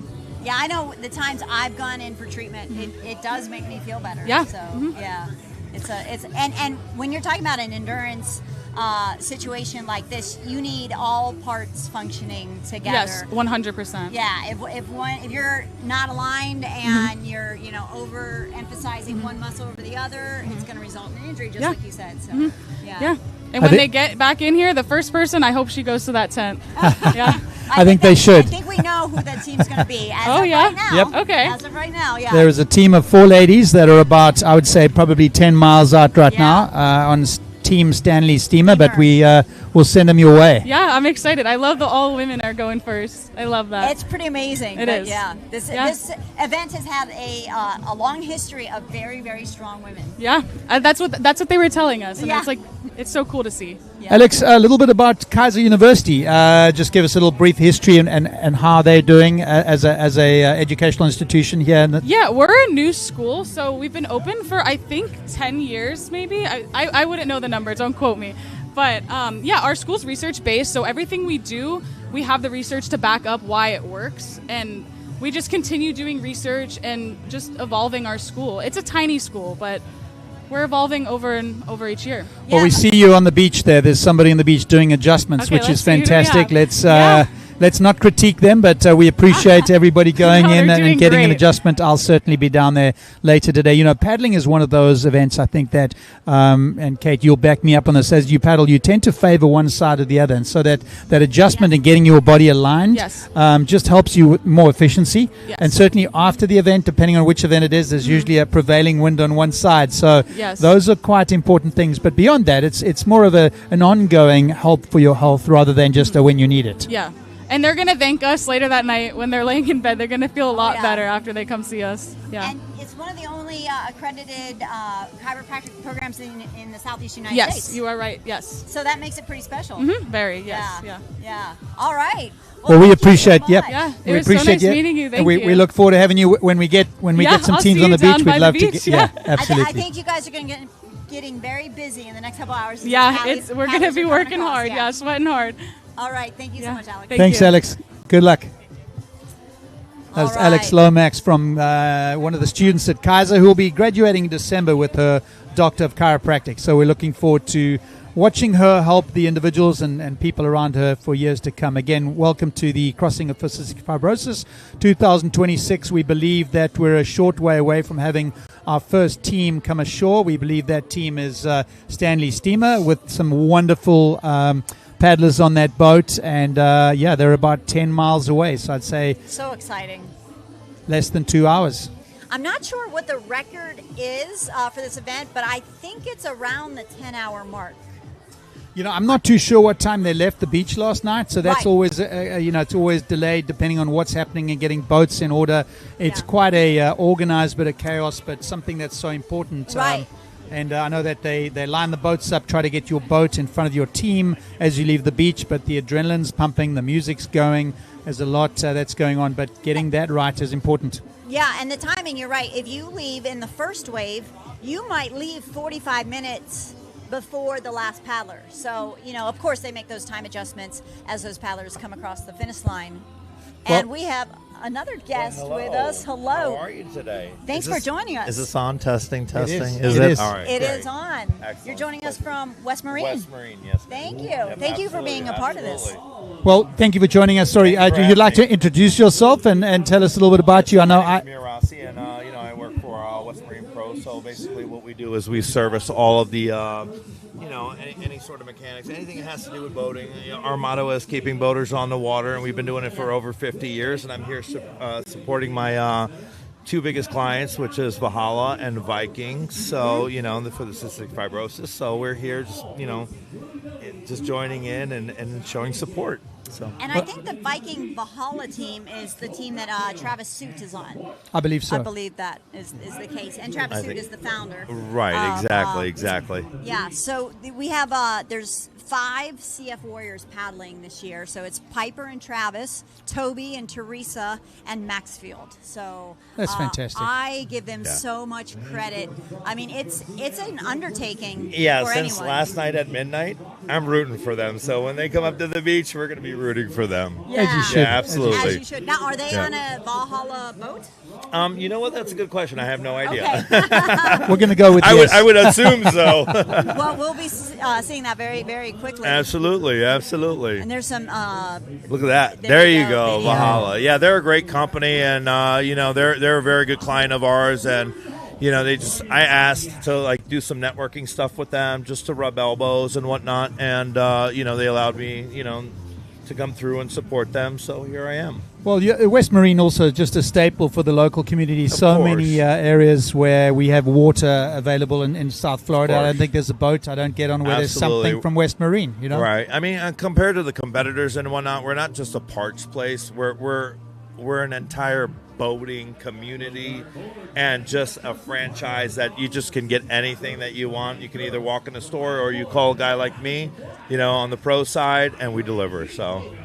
And Valhalla has a relation to Viking, correct? Correct. So from what I understand, they're parent companies, they're sister companies. So, they got one side, which is Viking, and, one side, which is Valhalla. And, I'm just absolutely dumbfounded when I walked into Valhalla's showroom. It's absolutely stunning. I mean, those boats are just breathtaking. Yeah, they are beautiful. They are. For sure. So thank you so much. Thank you so much. And I appreciate can't wait to you. see you all celebrating when you come in. We'll see you down on the beach in a short while. Oh yeah, I'm down there sweating. You know, it's pretty hot out there. It is hot out there, but I do appreciate being out here, and thank you for allowing me to represent West Marine and our pro group and our entire company and whatnot. And I really do appreciate it. Yeah, if you're a boater, you know West Marine. Oh, I'm a boater. I'm an angler. If it has to do with the beach and water, I'm on it. You're on it. Yeah, absolutely. I love it. Absolutely. Thank you very much. Thank you so much. Yes. Thank you, sir. Thank you so much. Pleasure. You guys have a good one, all right? All right. Well, the weather, I mean, Kelly, it's just picture perfect. I mean, I can't get enough of that view. And, it's so nice. Last year, it was basically 4 to 5 with the occasional 8-foot swell. It didn't look like that. A challenge at best. Yep.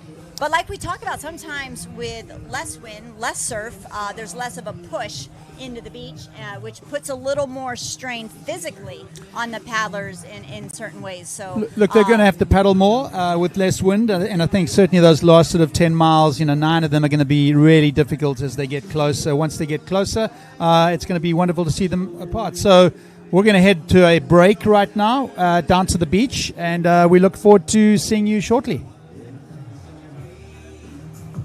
All right, we are back here at the beach, at the landing zone, and I am here with Donna. This is right where all the families are starting to gather, getting ready to welcome their paddlers in. So, Donna, tell me, who are you here for, and when was the last time you talked to them? So I am here with my one daughter, and we're cheering our other daughter on, Jamie Van Antwerp. This is her first year solo, hopefully going beach to beach. She has been doing it the last couple of years, but all the weather issues and stuff, and I apologize. I think I'm working on about 45 minutes sleep.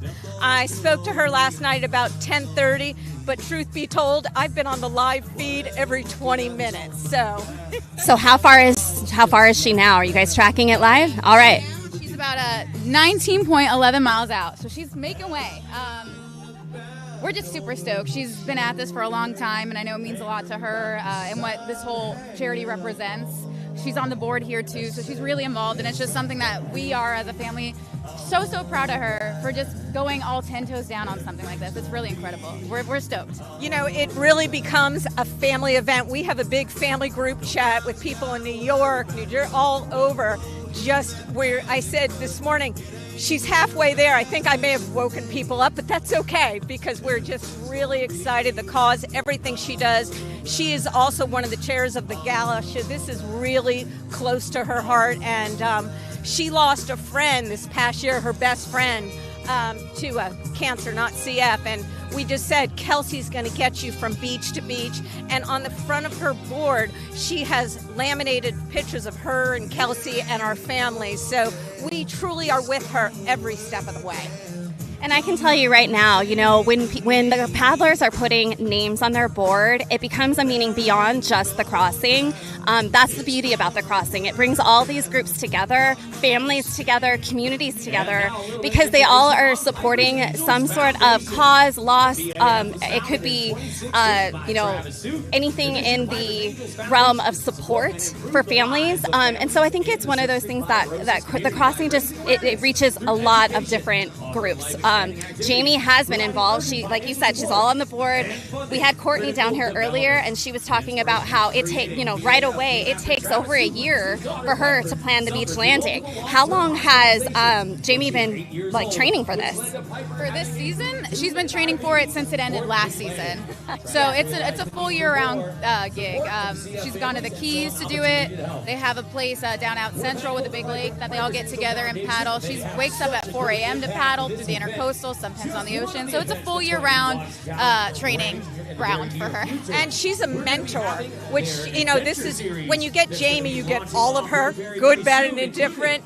But she's a mentor as well, and I'm really happy that the weather this year is holding out because hopefully it'll bring a lot more people back to the cause because they work so hard, raise so much money, and people don't realize how much money it costs them to do the event itself between gas and just the logistics of it all. So we are truly happy. So when she comes in, if you guys pan, you will see this going crazy. I do not think we'll miss that sign right there. That is going to be be front and center. 4 years old, you guys. They have been doing this every single year, so this is the year that she's going to attempt to go beach to beach, and we are so excited. We cannot wait to welcome her back, and I will find you guys afterwards, and we'll do a celebration. All right, back to you guys at the desk. Great out there at the beach, and I've never seen one of those big blow-up photo pictures, but I love it. It's so exciting when you start to see the faces when you're out there, and you start to hear the cowbells, which we have right here.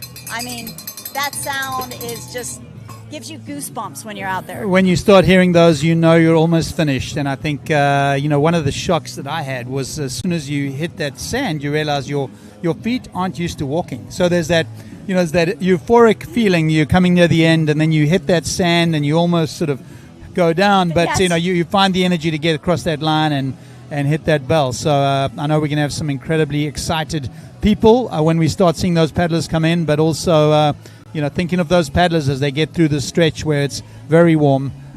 They've been on the water for 11 hours, and they've probably hadn't had sleep in 24. At least, yeah. So they're going to be tired, but they're going to be excited when they cross that line. We're going to take a quick break and come on right back. We have lots more for you.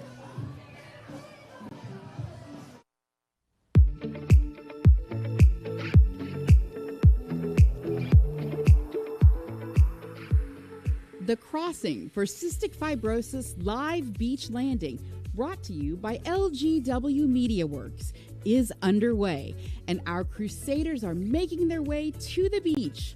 More analysis and tracking updates after this short break. For years now, we've been proud to partner with Celsius Fitness Drinks, our trusted title sponsor. Celsius Fitness Drinks are more than just a refreshing way to quench your thirst. They're a delicious and healthy way to fuel your active lifestyle with no sugar and no preservatives. And they have been an integral part of our Crossing for Cystic Fibrosis event, an 80-mile epic paddle challenge from the Bahamas to Florida, in support of the Piper's Angels Foundation mission to improve and empower the lives of families in the cystic fibrosis community.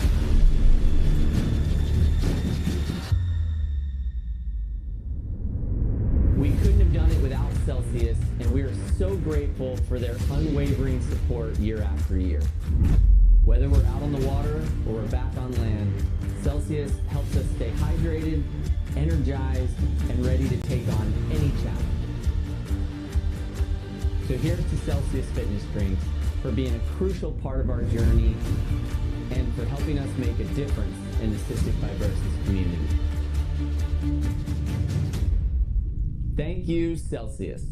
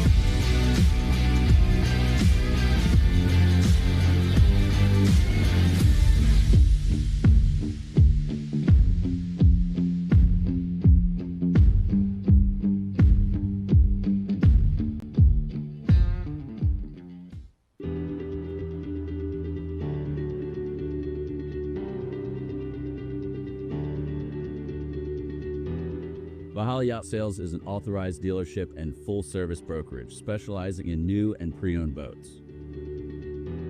So Valhalla Yacht Sales is a subsidiary of the Viking Yacht Company and the Viking Marine Group. Building the Valhallas slowly built into more and more sales, at which point, through time, we became Valhalla Yacht Sales. And we've got a full force of the entire Viking Marine Group behind us. Valhalla Yacht Sales prides itself on being a customer and employee-driven company. We have invested $16 million on a 30,000 square foot building solely for the benefit of our customers and employees. Here at Valhalla, we are creating the new gold standard in the retail yacht and service space and have set ourselves apart with our state-of-the-art facilities as well with our sales and service representatives. Another bigger part, which is probably more important to the actual clients, is the service that we have available to us at multiple locations, be it in New Jersey or down here in South Florida. Much like a car dealership, we have a full showroom that can hold up to 30 outboard boats and a full service department that has 4 service bays and a staff of 20 representatives. With all the resources that we have available to us, I've had multiple people come to me because they know that the resources we have available will benefit them down the road. And the more you keep coming back, the better it gets for you. And the more you become family to us, and we want to help you because we want to keep you on the water and happy. Here in South Florida, there are many yacht brokerages, but what sets Valhalla Yacht Sales apart is our unwavering commitment to our customers, product expertise, and our drive to always exceed expectations.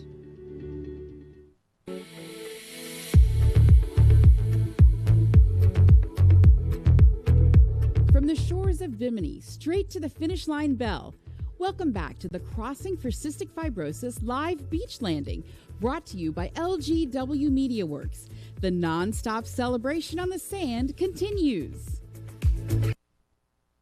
When you can't breathe, nothing else matters. She was 4 years old when I got the phone call from her mom. The doctor said she tested positive for cystic fibrosis, a devastating diagnosis. If you Google cystic fibrosis, you'll see some terrible results of the rare genetic disease. From chronic lung infections, abdominal surgeries, feeding tubes, brittle bones, to hours of breathing treatments, organ transplants, and death. With an estimated 1,000 new diagnoses each year in the U.S. alone, more families get blindsided with heartbreak. Everyone hopes for a cure, but families with cystic fibrosis need hope for today. Daddy, my lungs are burning.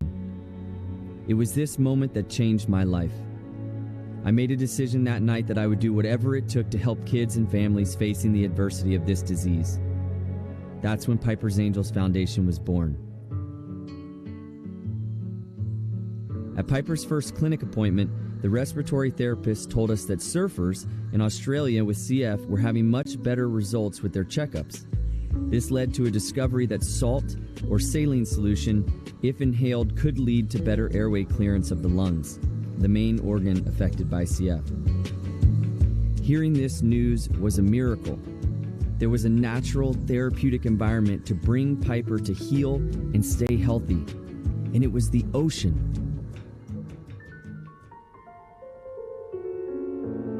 It was an idea that sparked a movement. A world-class challenge to paddle the Gulf Stream from the Bahamas to Florida in an effort to spread awareness for CF. This movement grew into an incredible community, and it was this event and community that created our organization.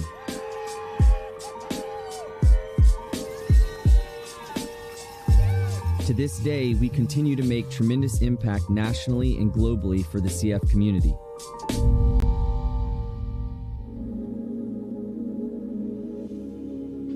I never wanted Piper's life to be defined by CF. I wanted her to be able to define her life on her own terms, no matter how long she lived.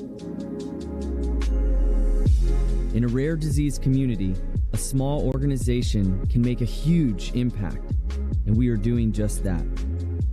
Our innovative programs bring relief and empowerment to hundreds of families each year, such as grants for urgent financial assistance, peer-to-peer support, coaching for mental health and improving lung function, and scholarships for life-enhancing activities. There are tens of thousands of CF families across the world. Most of these families do not have access to basic resources. Just imagine if the only difference between your child living and dying was where you lived.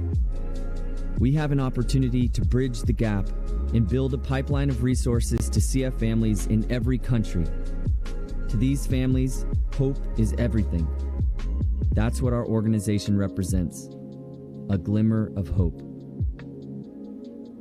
We are a CF family, empowering CF families, and we will continue to fight for every breath.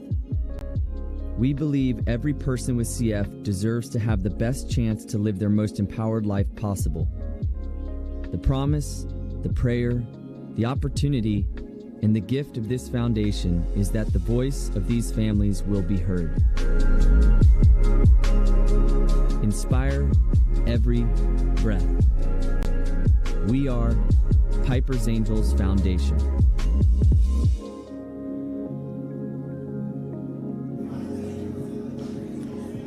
Good afternoon and welcome to Crossing For Cystic Fibrosis. It's almost afternoon here at Lake Worth Beach at the beach landing, and we are very excited. A great day in terms of weather, wonderful crossing conditions for our paddlers. I think our nearest paddler are about 8 or 9 miles away, so we're looking forward to them coming along in the next hour and a half. So Kate Wenzel, we've got a visitor today. Yes, we do, Kelly, and I'm joined by Bryson. And Bryson, you're very heavily invested in this event because you're sponsoring the event and your wife is also paddling in the event. So first, let's talk about your company and your sponsorship. Yep, absolutely. So we're LMI Air Services. We're pretty much based out of Palm Beach County. We've been around for 30 years, since 1990. We do air conditioning, refrigeration, and also ice machines as well.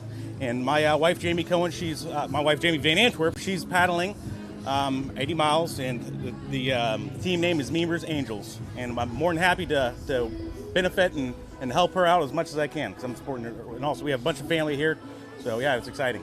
And where does the name Memers Angels come from? It comes from aquatic, obviously, and then a little bit more deeper into more of the more of a group type of in-depth, meaningful, where it's kind of a little bit harder to explain to others, but it's more of just you have to kind of understand the team. Yeah.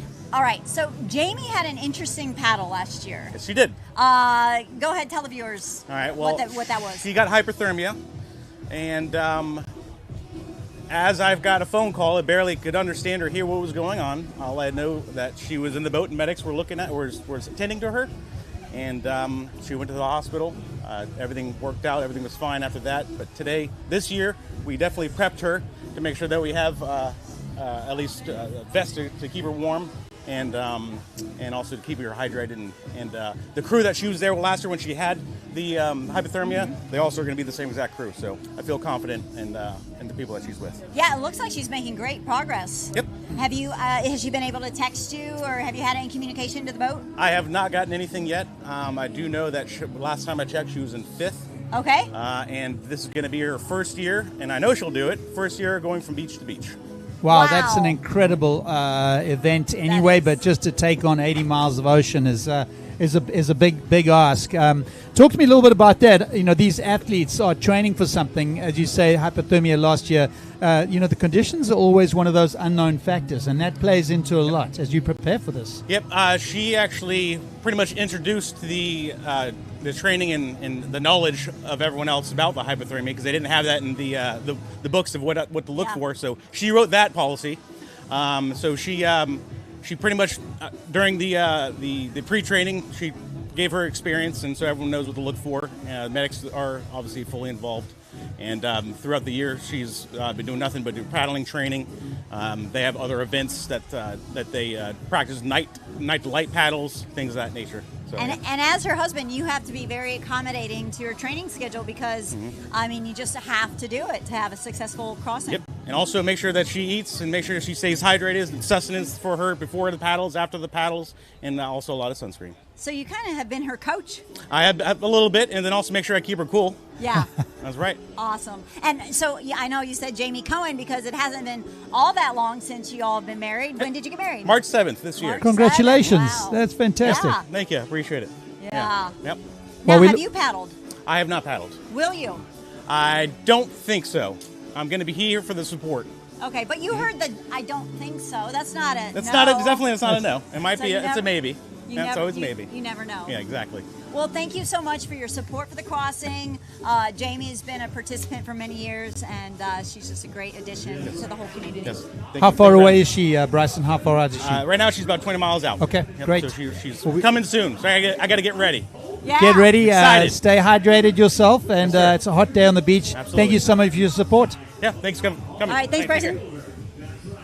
And I know sometimes it's tough when you see your paddler coming in. You want to run out into the water and hug them. I think they usually discourage that till everybody's safe on the beach, but it is just so emotional when you look out and you see your paddler coming in. Yeah, I think they'd like them all to cross that finish line on their own steam. I'm sure there's not going to be any major issue if they did hug them as they come ashore. But just an amazing event, as I've spoken about before.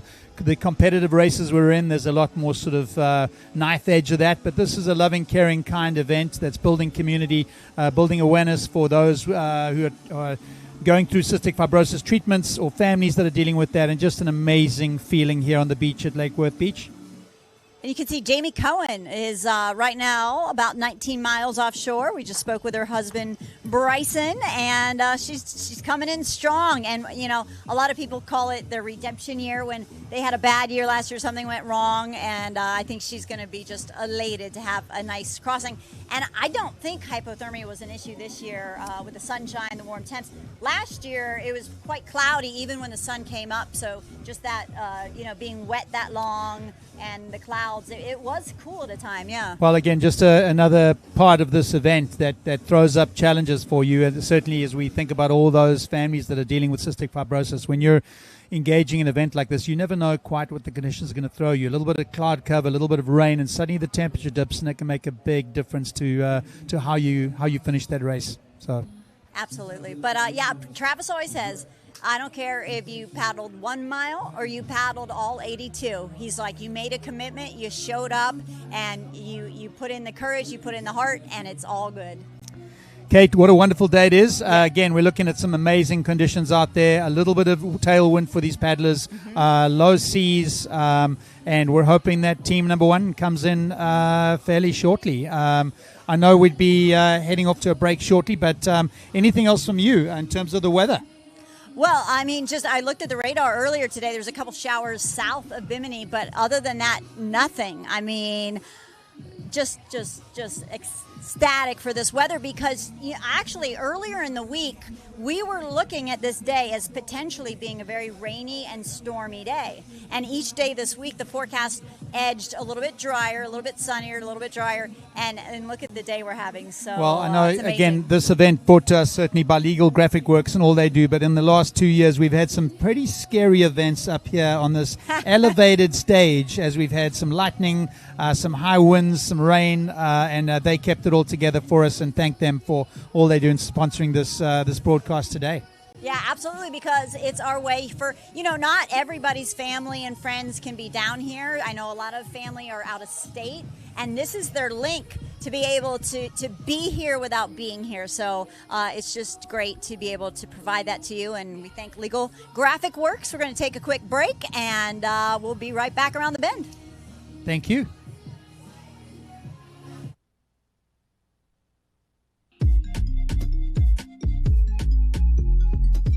The 2026 Crossing for Cystic Fibrosis Live Beach Landing, brought to you by LGW MediaWorks, is heating up after our first wave of teams nears the Florida coast. Don't go anywhere. More live tracking and beach landings right after this short break.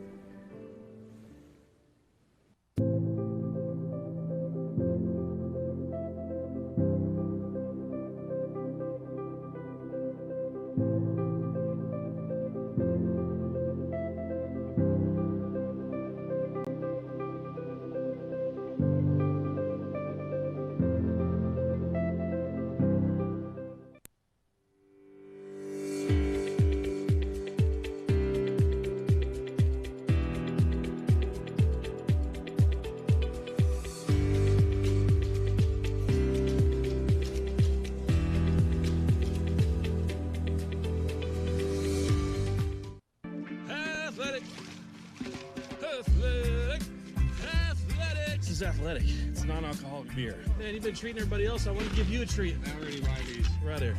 Perfect. That's good. You know what? Hit me up. Yeah. Hit me up a little bit here. Close your eyes. Don't get it tight. Tastes great, yeah. Ma'am? Woo. Ice cold athletic, non-alcoholic. There you go, brother. Mind if I do? I just want to pour that over myself right now.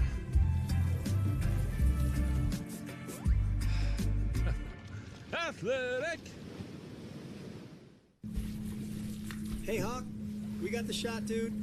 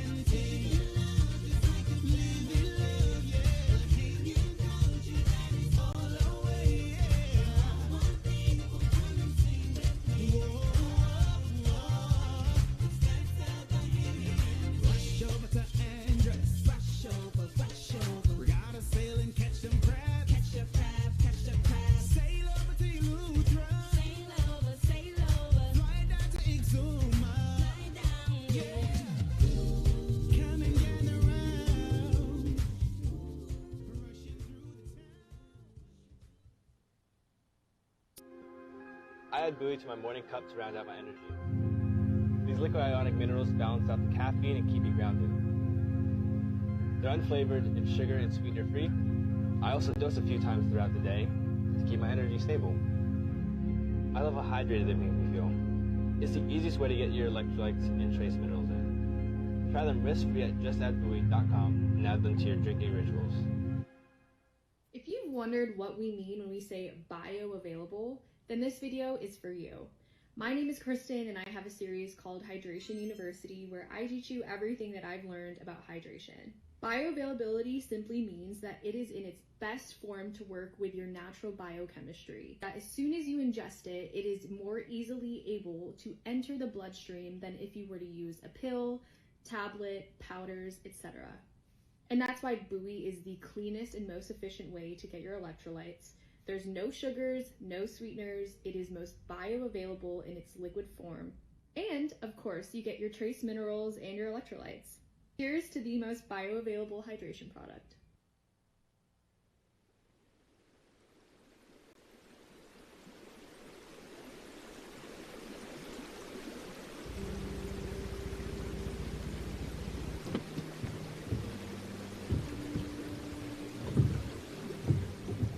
Paddleboarding is a passion of mine. Stress relief, it's a great workout. A lot of the time I find myself, sitting on the board after a long paddle, just reflecting on life, what I'm doing, why I'm doing it. There's really nothing like it. It's me against the water. My name is Chris Farney. I'm a low voltage production supervisor at Power Design, and I'm a competitor in the Crossing For Cystic Fibrosis, paddleboarding 82 miles from Bimini, Bahamas to Lake Worth, Florida. The challenging part to this is obviously the training. In the gym in the mornings, most of the time from 5:30 to 6, I get an hour workout in, go to work. Some days I'm on my lunch break, I'll come out, paddle a couple miles. Most of the time it's in the evening. I like to paddle the sunsets. Power Design has supported me in more ways than one. They sponsor me as a participant in the actual event. They are the longest running corporate sponsor of the foundation and the event Crossing For Cystic Fibrosis. They have offered me a wonderful workplace, training grounds, the gym, a lake that I can paddle on anytime I want.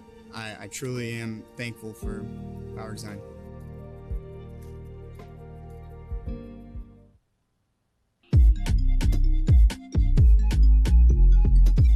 The sun is rising, and so are the spirits of our Crusaders.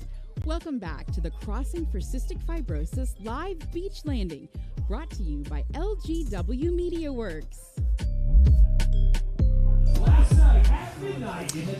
Hello, everyone. This is Heath Bogart, and this is Malia, and we're here with the Crossing, and we're going to tell you a little bit about what's going on behind us. And first off, let's hear a little about Malia. So hi everyone, my name is Malia Tribble. I have been involved with the Crossing for Cystic Fibrosis since 2021. Actually, I started on the beach as a volunteer, and then I moved my way into being a paddler twice. I've done the relay for 2 years, and my claim to fame is being Miss Shark Girl, so I have that going for me. And yes, we are very close to getting some paddlers here on the beach. We're real excited for this, but yeah, it's so much fun to be here. Absolutely. At this desk, it's not anything I ever thought I would be doing, but to see it from this angle is really, really special. Right. Heath, tell me a little bit about yourself. Well, what we do is a part of my team is, my name is Heath Bogart, of course, and Bogart Boards is what we do. We build boards, paddle boards, kite boards, hydrofoils. And what I give back to the community every year is that I travel over there with these guys into the Bahamas, and I try to make sure that the equipment they have comes back in one piece and gets there in one piece, and if it's damaged while it's there, that we can actually get it fixed, sealed up, if there's like paddles that need to be changed, if there's fins that break, anything that they need to get themselves back here to Florida. Everybody puts so much time and effort into all this. We want to make sure that they can actually do this challenge safely and get back here to Florida safely, and that's what we do. We head over there, spend the week. I think this year I repaired probably 9 boards, and I did some ding repairs on a few other ones just to get people sealed up and over here safely. And sometimes these paddlers don't even know there's a ding on their board. It falls off the boat, gets a nice little hole in it, and then we point it out to them and go, hey, can I patch that for you? And then we do and get them over here.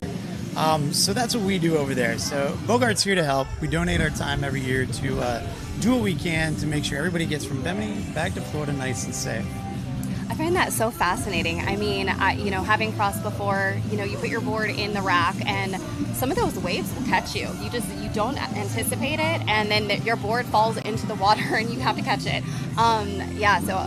So you said you did some repairs over there. How were the paddlers feeling? The vibes this year are absolutely remarkable. I can't say, going over there, some of them had a rough trip on Wednesday. On Monday, ours was rough, probably the first hour, then it was nice and smooth the rest of the time. When Wednesday came, a lot of people were upset because it was so rough, but by the end of the day, everybody's energy levels were way back to normal. And then when we found out we were going to have a perfect crossing back to Florida, everybody's vibe changed. They knew it was going to be great. Wait, so when did they find that out? They were, I think Thursday, they were starting to talk about, we never want to throw it up hey, we're having a good year, because we don't want to jinx it or anything. Right. But everybody knew that it was going to be good. And I came back this morning, and when we left at 6, you could just tell. It was glass.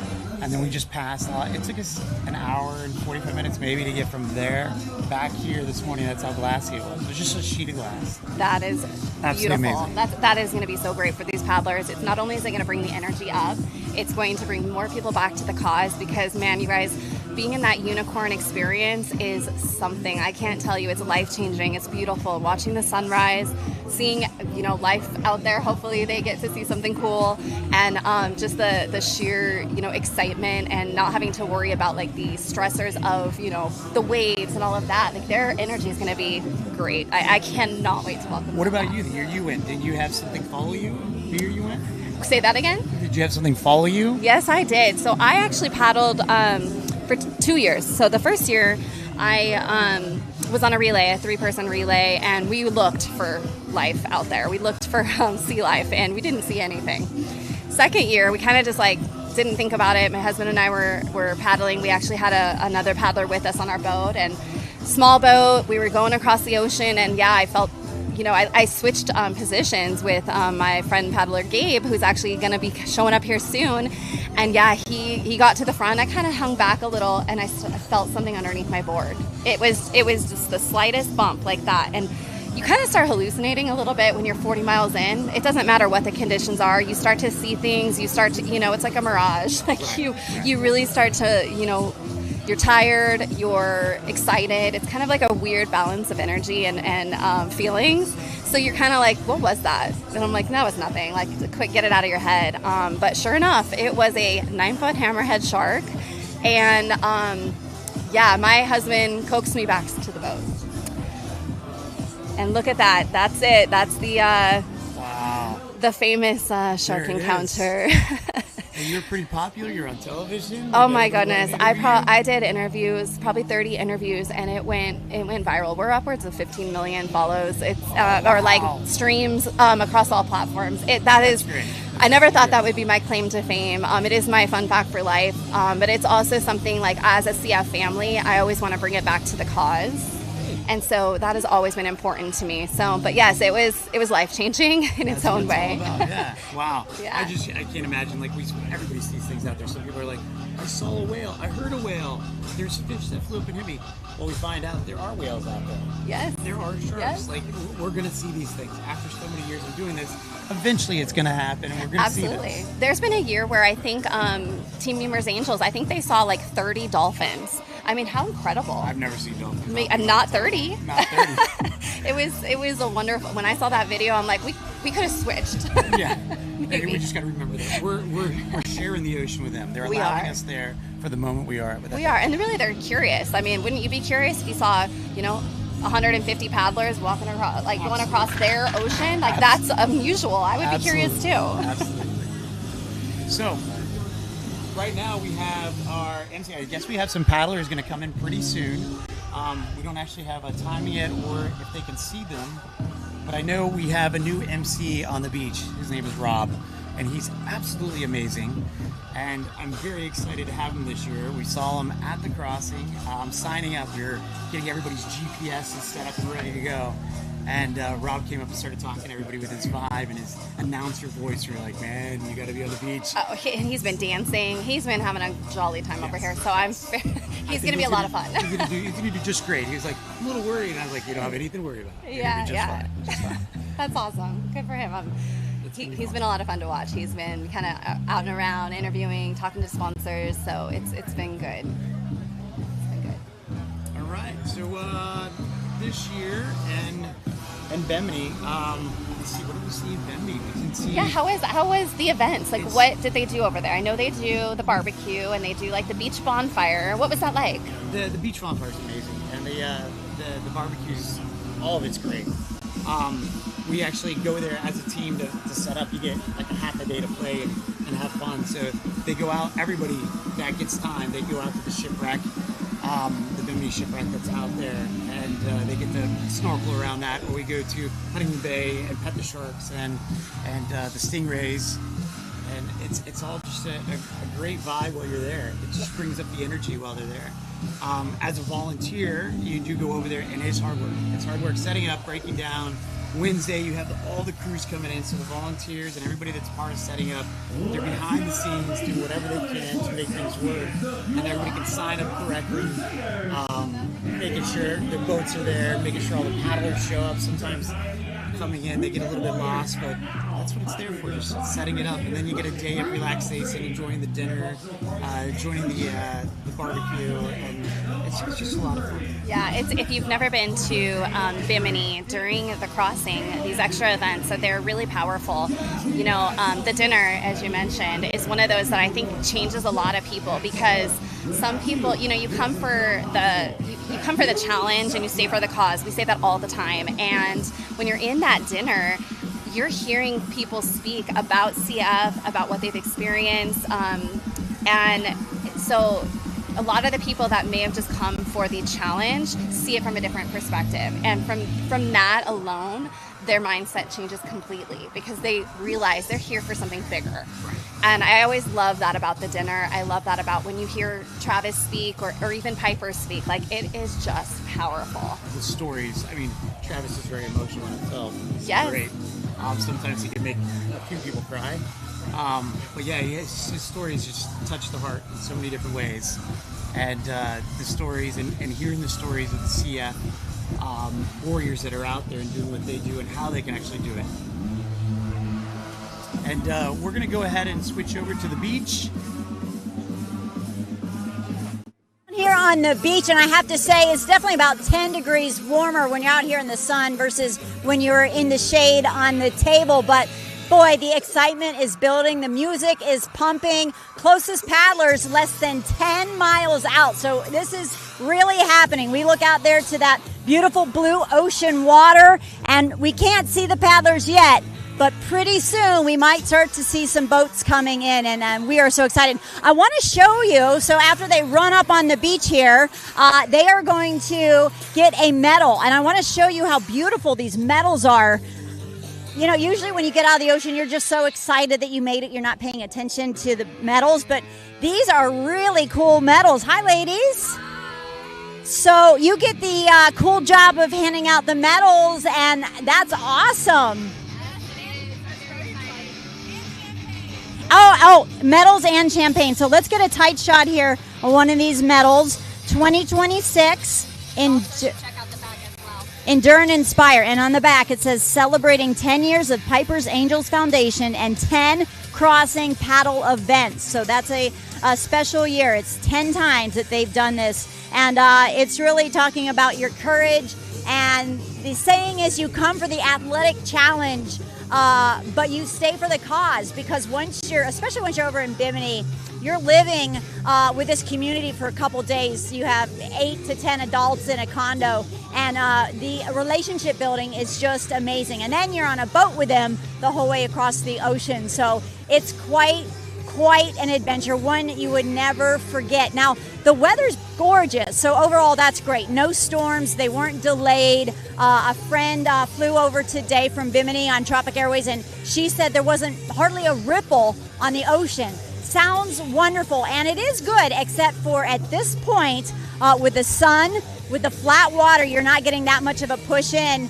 It can start to get really hot, and now you have to start worrying about hydration. So we know they preach it to all the paddlers. You start hydrating early, you keep drinking on the boat, you keep drinking after you get home. So it's going to be hot out there for them, and you know they're giving it their all, because a lot of these paddlers have been awake for more than 24 hours on a boat across the ocean. But the momentum, the adrenaline they have when they run across the finish line, the way they smile, they look like they just slept for 24 hours. And pretty soon, we're going to be able to bring you that excitement right here from the beach. For now, let's send things back to the main anchor desk. Hello. We're back. We are back. It sounds like it's way hotter than it is up here. It is toasty down there. I was down there earlier interviewing some of the families. Everyone's getting excited. That sun is radiating off of the sand, so it is, it's going to be hot conditions down there. We said that we saw somebody on screen who's the closest coming in next, and it looks like Lindsay. I did see her on the screen. I know that the team, you can track the team there. So you have Lindsay, you have, I think Jackie's with her. I think there's several of the girls that are paddling together there with Captain Tyus, I believe. They are. Lindsay Liebig? Yep, Lindsay LeBlanc. LeBlanc. Yep, Lindsay Sorry, and Lindsay Tilton. Lindsay Tilton, like she's been doing a lot this year. I mean, she does a lot of challenges throughout the year. Last Paddler Standing, Great Alabama. Yep. Like, she has done a lot, and she's one of those people that, you know, is very inspiring, because she's very authentic when she talks about her experiences and becoming a paddler. She wasn't always a paddler. So Here we are today, and look at this. I mean, these conditions couldn't be more perfect for that team. I'm so excited for them, because when I talked to them last, they were like, yeah, we're on a mission to get there quick. They are. They're always on a mission. Yeah, they are, absolutely. So, I mean, look at the conditions out there. It's still looking really good. Still a little glassy. I mean, yeah. Some people call that not so glassy. To me, as a paddler. As a paddler, I would say that's glass. That is heaven. That is heaven right there. Yeah, it's good stuff.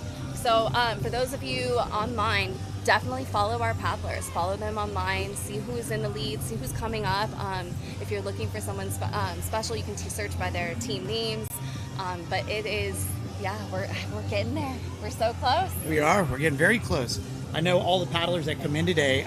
Benny's on the Beach, one of our sponsors of one of our teams, and a sponsor of the crossing. They're giving out a free cocktail for everybody that makes it across and gets their medal. That's pretty impressive. I mean, that sounds wonderful. It sounds I think refreshing. they're going to be ready for a cocktail with this temperature and weather. Exactly. No, this is couldn't be better conditions.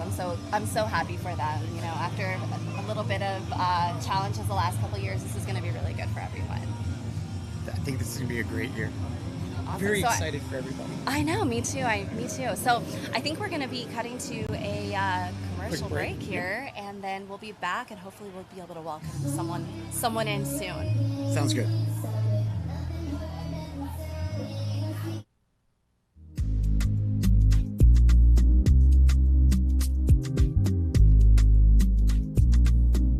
We're stepping away to thank our sponsors, but the next big landing is coming up.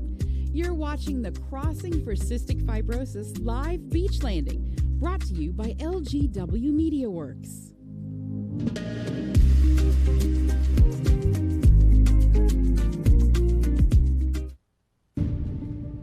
For years now, we've been proud to partner with Celsius Fitness Drinks, our trusted title sponsor. Celsius Fitness Drinks are more than just a refreshing way to quench your thirst. They're a delicious and healthy way to fuel your active lifestyle with no sugar and no preservatives.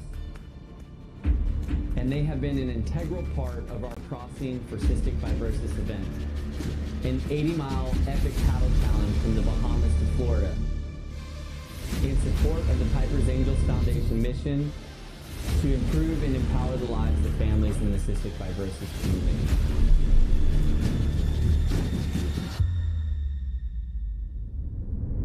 We couldn't have done it without Celsius, and we are so grateful for their unwavering support year after year. Whether we're out on the water or we're back on land, Celsius helps us stay hydrated, energized, and ready to take on any challenge. So here's to Celsius Fitness Drinks for being a crucial part of our journey and for helping us make a difference in the cystic fibrosis community. Thank you, Celsius.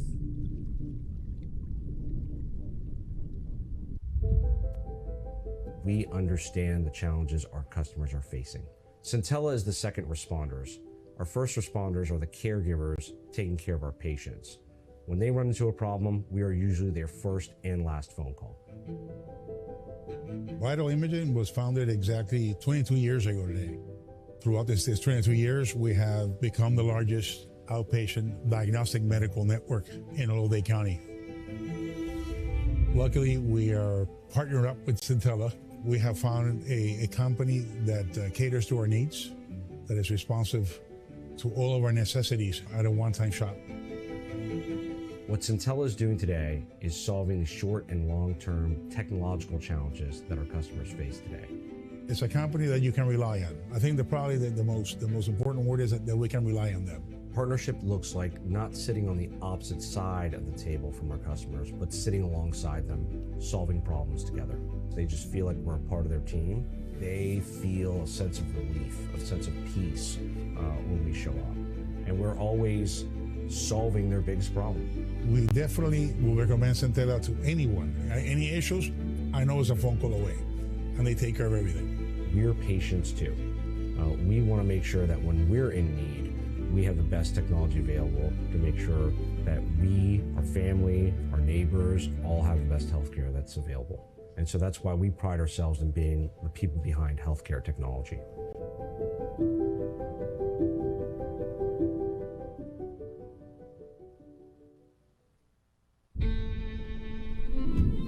The first time I tried athletic brewing, it was like a revelation.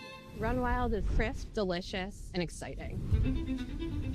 There's a lot of love and a lot of labor that goes into each can. It's the details that truly make a difference. everything works in harmony. You can taste a little bit of the sweetness, a little bit of the citrus notes, a little bit of the bitterness. It tastes like someone cared making it. It's a great IPA, period.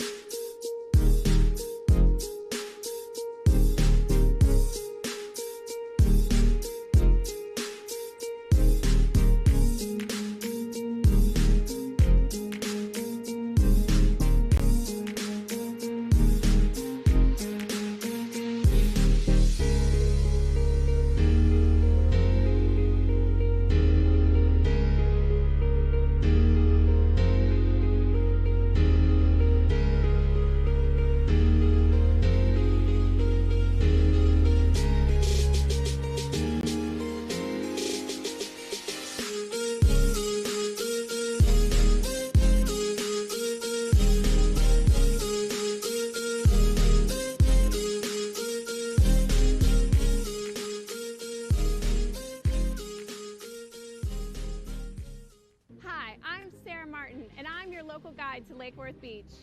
Lake Worth Beach is a youthful and cultural city situated right here in South Florida, filled with art and cultural offerings. I've been a Lake Worth Beach local since 2007, and what I love most about this city is its quirkiness, its friendliness, and its collection of historic cottages. Another area that I love is the casino complex, right in front of the municipal beach. This casino building preserves the original 1920s architecture, although there's no gambling at the building. The complex is home to several shopping and dining options. In front of the complex, you'll find the Lake Worth Beach Municipal Pier. The pier is a wonderful fishing spot, but also a dining destination. Right at the base of the pier, there's one of my favorite restaurants, Benny's on the Beach. This restaurant serves fresh seafood, American breakfasts and brunches, as well as cocktails, wine, and beers. In the heart of downtown, you'll find the Cultural Council for Palm Beach County. This organization is dedicated to the arts and culture in the Palm Beaches. Another popular cultural attraction here in Lake Worth Beach is the Playhouse. Year-round programming includes dramas, comedies, films, ballets, and more. Explore Lake Worth Beach like a local.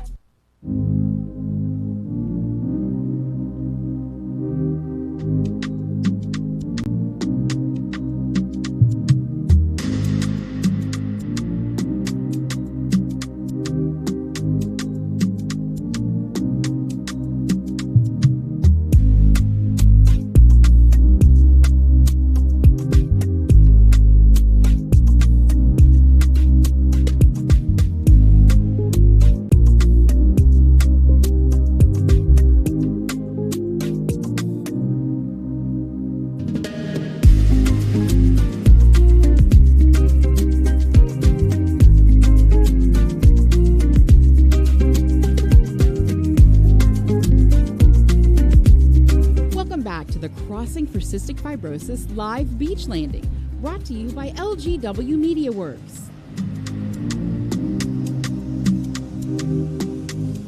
Welcome back, everybody. We still don't have any paddlers in yet, but they are getting close. Right now, we wanted to go ahead and introduce the Lake Worth Beach Ocean Rescue, Fire Rescue. Yes, I believe Kelly, who was up here on the desk earlier, is going to be interviewing them right on the beach shortly. So we'll be passing that over once they're ready. And yeah, we just want to give a special thanks to them. I mean, they've been a part of this for a long time now. The city of Lake Worth in general has been wonderful. But yeah, Kelly's going to give us some insight as to who they are and what they're doing.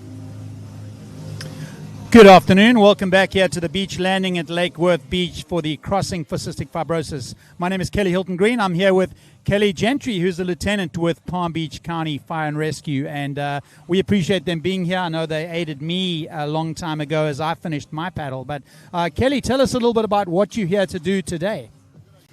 So we're actually part of the Reserve Battalion. It's a volunteer organization associated with Palm Beach County Fire Rescue.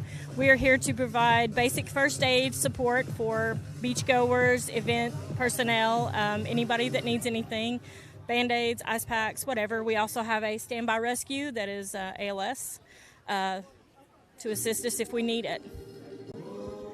How long have you been with the this organization? I've been a part of Palm Beach County Reserve Battalion for 3 years now. And how did you get into that?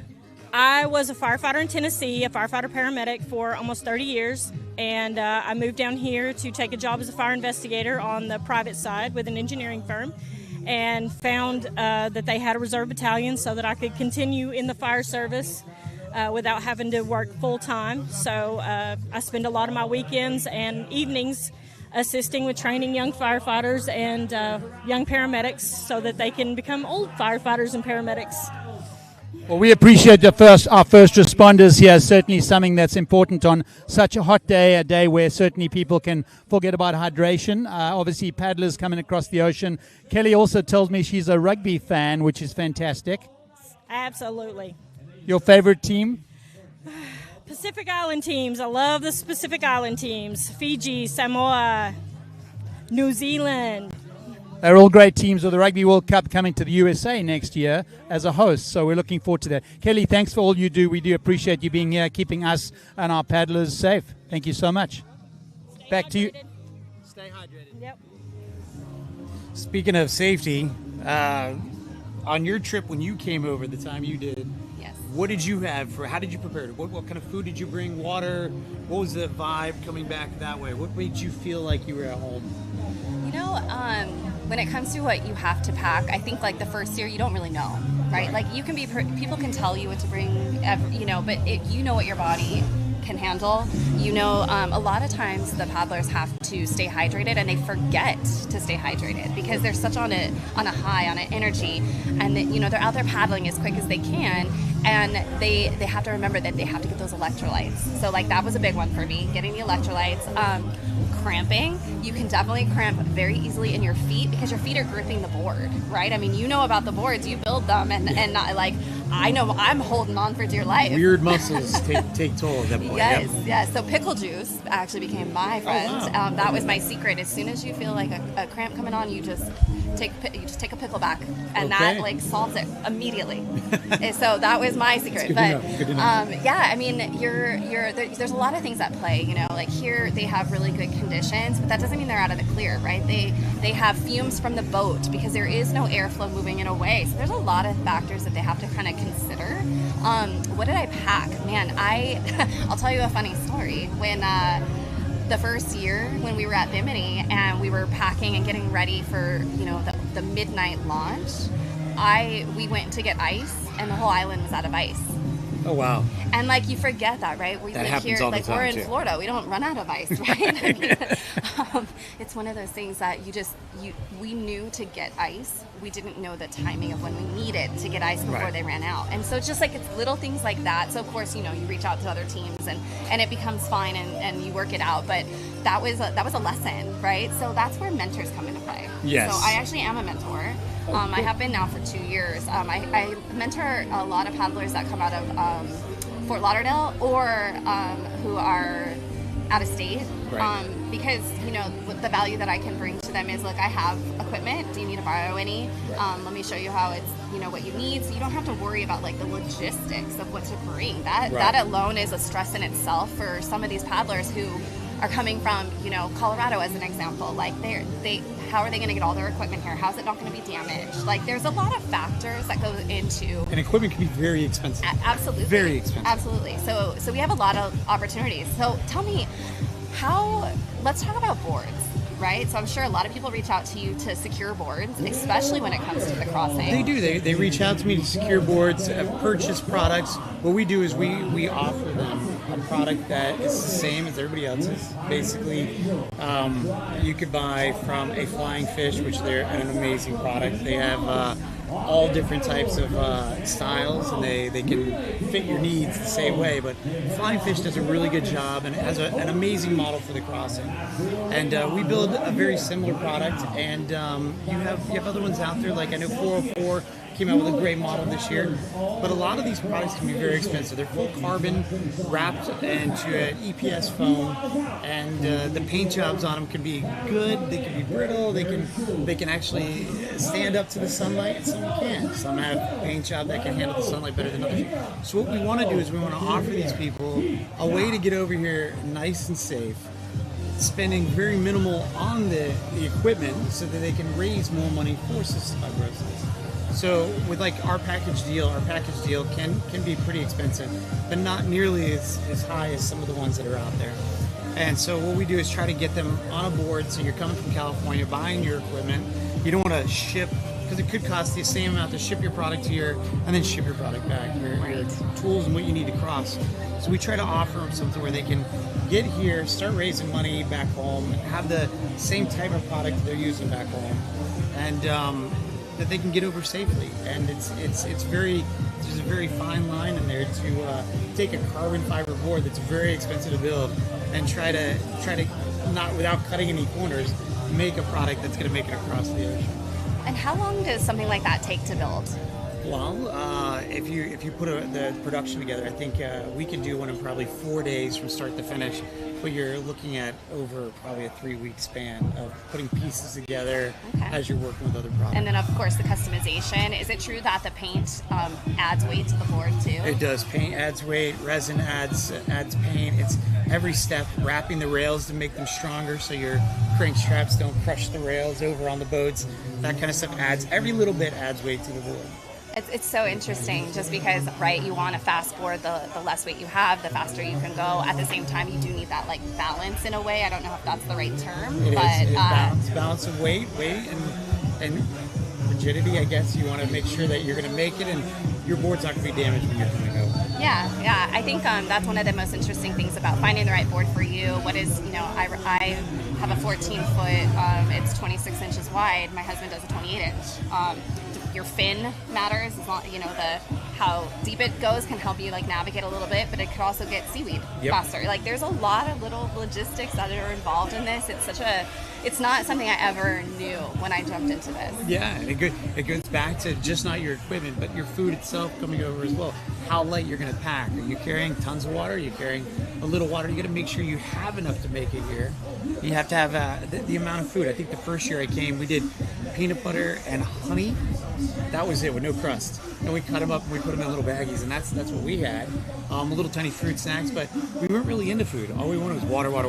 Right. That was it. Right, and I think that's something that we just have to remind ourselves, push ourselves, hydrate, make sure you're getting the nutrients you need. I think we did a lot of oranges. We did the sport beans because those are just, they're good. They taste, like candy, so that's needed. But along the way, no, it's quite the logistics. And not to mention, let's say you have 4 paddlers on one boat. You all have to fit, and all your equipment. All your equipment, all your water, and the person that's assisting you. It's very important for the crew member that's on there, not just the captain, but the crew member, to know where everybody's individual pieces are. This is my bag, this is my dry bucket, this is where I keep my stuff, that's where he keeps his stuff. And he has to know where all that is just to pass it to you when you need it just in time. Exactly. I mean, so if you're not familiar with that, we have what we call, it's a version of a fun bucket. It's a bucket that is full of all of the necessities, right? Your chapstick, your hydration, your sunblock, an extra set of sunglasses, a hat, neck gaiter, just things like that, you may need at any given point. And your crew, who's actually on the boat, there's usually between 1 and 3 people that probably act as crew on the boat.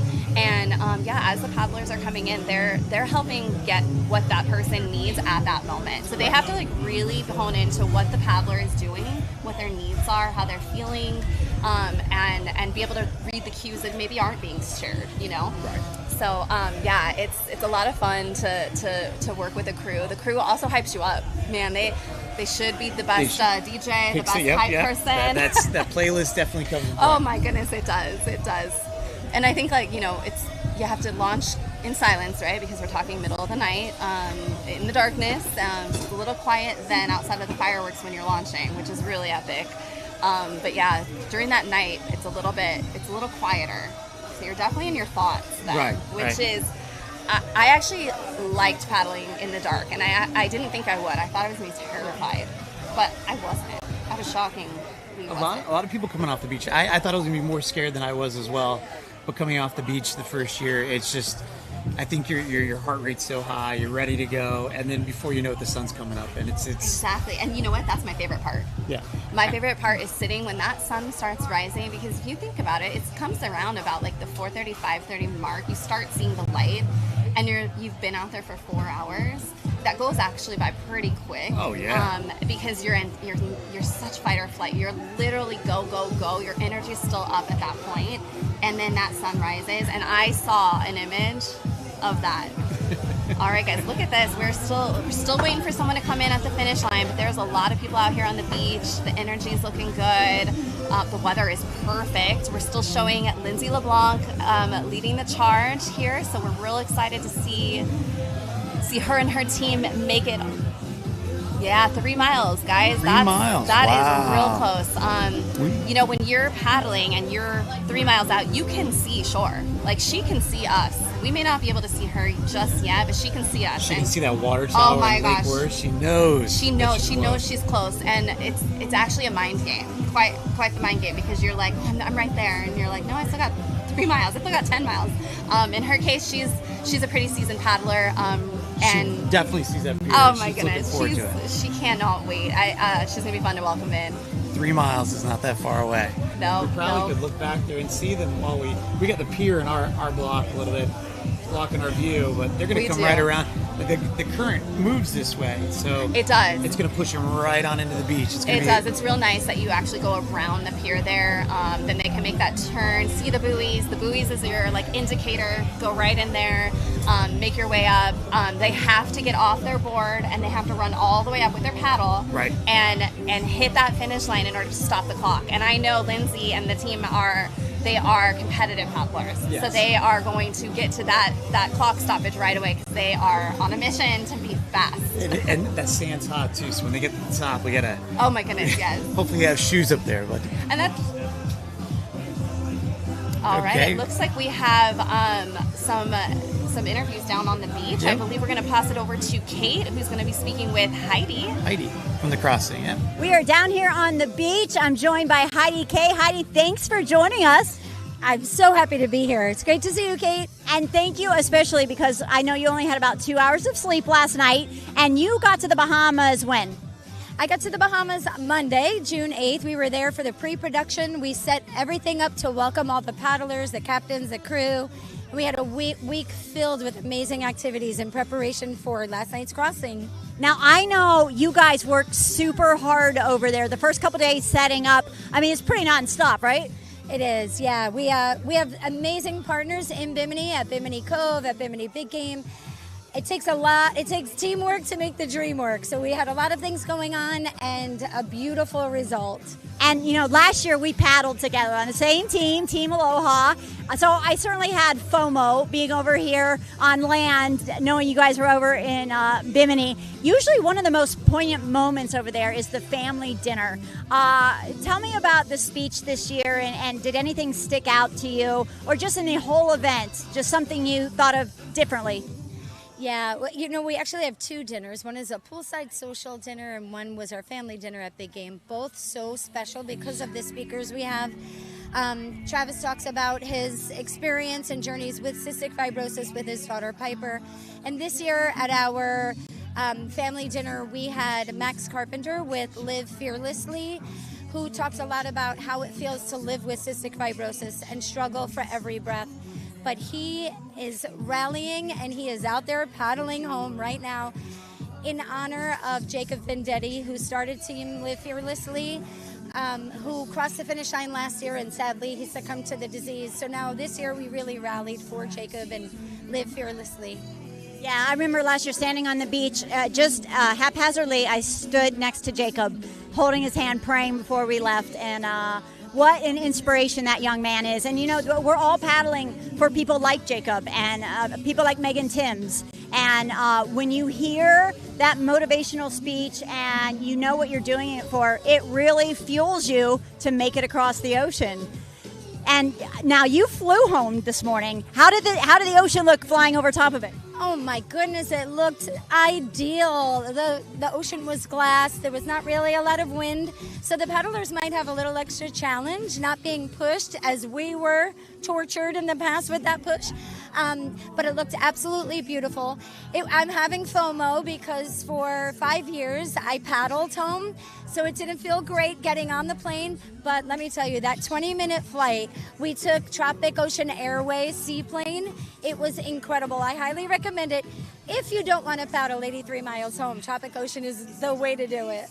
Well, we're both having FOMO, but you know what? 2027, I hear registration opens tomorrow, so it's a new year. So we'll think about it. But you know, the first paddler is about to cross the finish line in the next, I'd say, 20 minutes or so. How exciting is that? So exciting. I can't wait to see them. And yes, we are opening registration tomorrow because this year we really are expecting we might sell out. The event has become so big. It has such powerful meaning. It reminds us all of our why. Why are we doing this? We're doing this for people who struggle to breathe every day. And you know what's neat about this year? Not only are we doing the paddle from Bimini, Bahamas back, we have mountain climbs like through the Grand Canyon. We're doing a crossing event in Ireland. We're doing a paddle event in Marco Island. So we're really diversifying to bring more people to come out and support this great mission.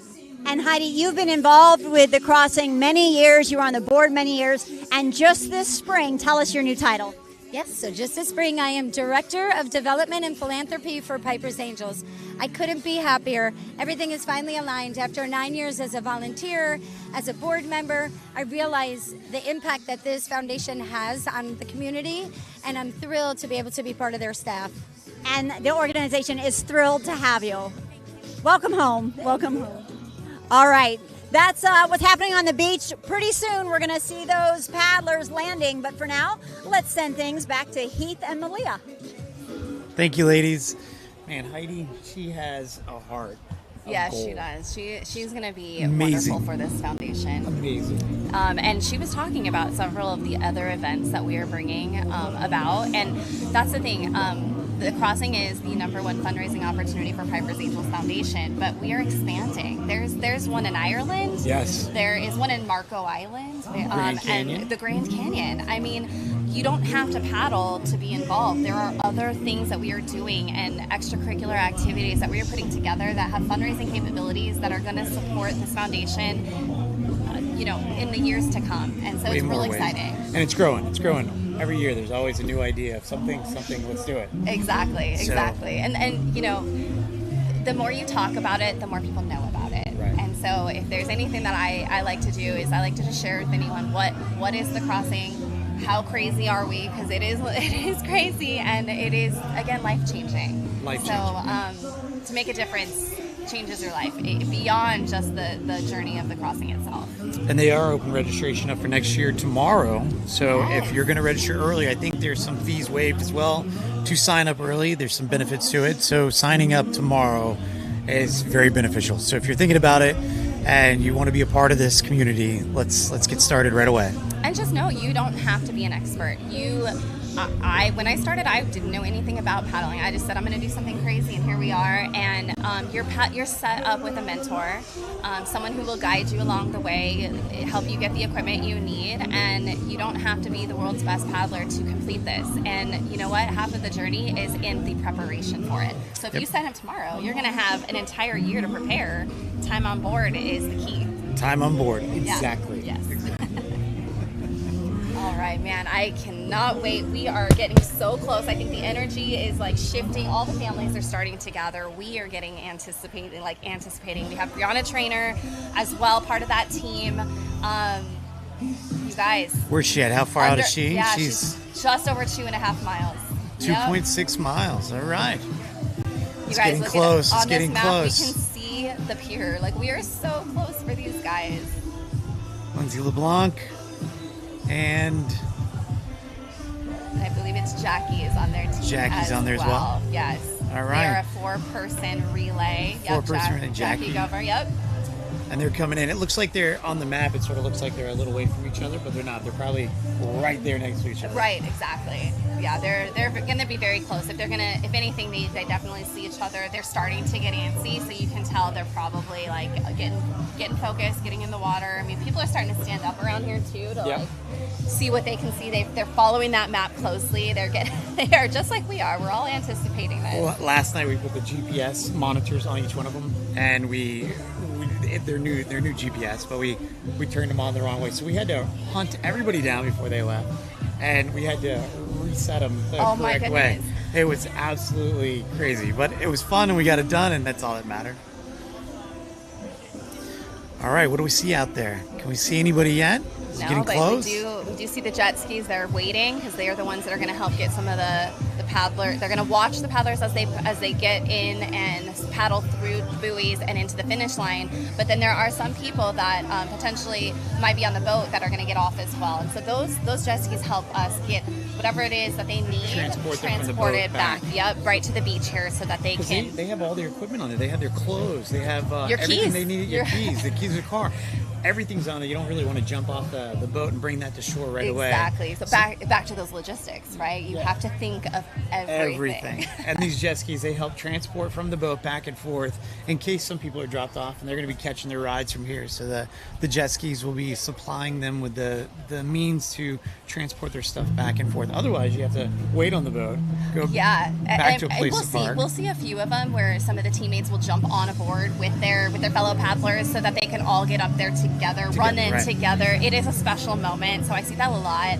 And in years past, the jet skis had to, not operate because the conditions were so crazy here on the beach. But out there today, you guys, it is beautiful, and we are in the best position we could be in. Yeah, the relay paddlers, they're all using the same board. Yeah, so logistically, yes. So they're on the same board. They're paddling into the shore, and then at the very last minute, they all have to put whatever boards they have on the boat into the water, all jump on and paddle in together. Yes, or jump on the board together. That's what we did. Yes, because How many were on your board? So we had my first year. It was 3 of us, and we brought 2 boards because they always say bring a second board in case damage or anything happens. You just can never be too safe. So we brought an extra board, and we brought extra paddles because again, that too. You get a paddle that breaks. You just never know. So the way that we did it though is we used one board the entire time. And what we did is like this relay off the side of the boat. Like the paddler would come up parallel to the boat. They would hold. They would get to sit on the rail of the boat, and I would then put my feet over, grab it. Someone would unhook my safety device, put it, to make sure that we all have PFDs. Hook on us so that we have our leash attached, and then we would be well on our way. So it was less than a 30-second exchange. And the really awkward part of that is at night. When you're doing that at night with very little light. Yeah, it's something you have to get used to. Yes, definitely. Yes. I actually found paddling at night to be slightly easier than in the day. Yeah, because you don't have the sun, that crazy sun to be your enemy. You don't have the sun, and you can kind of, if you're lucky enough to have a boat that has lights underneath, you can kind of see what's around you. So you kind of have a guide. You have to be careful though. You don't want the movement to disorient you in any way.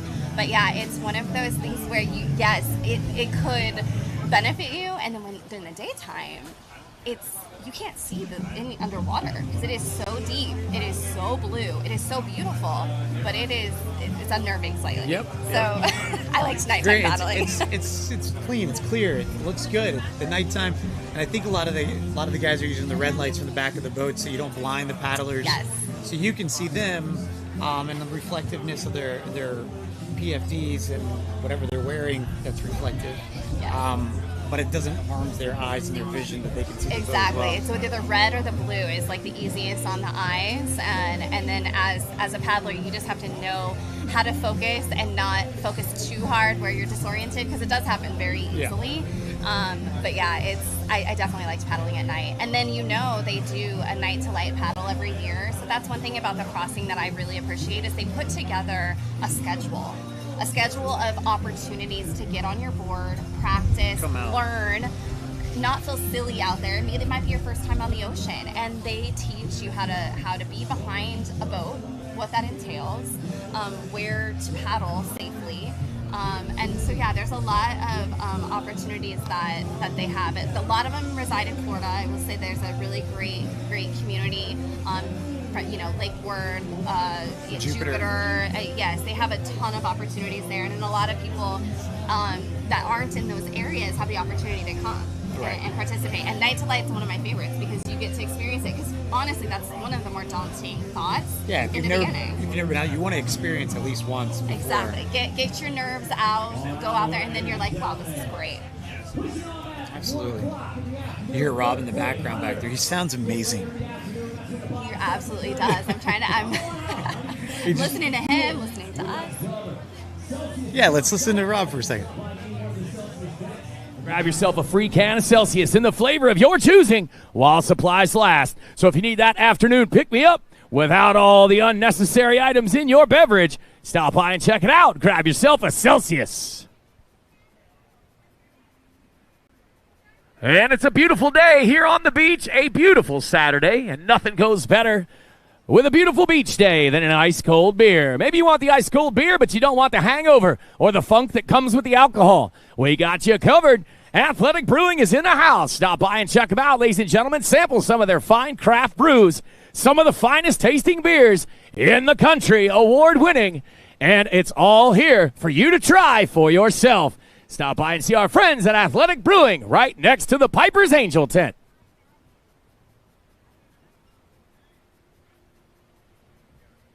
And, of course, our first relay team is less than 3 miles out. It's looking like Team Stanley Steamer will be bringing it in for the first place finish. Congratulations going out to our friends with the Stanley Steamer team. Tough on dirt, gentle on carpet, even harder on a paddleboard. Let's go.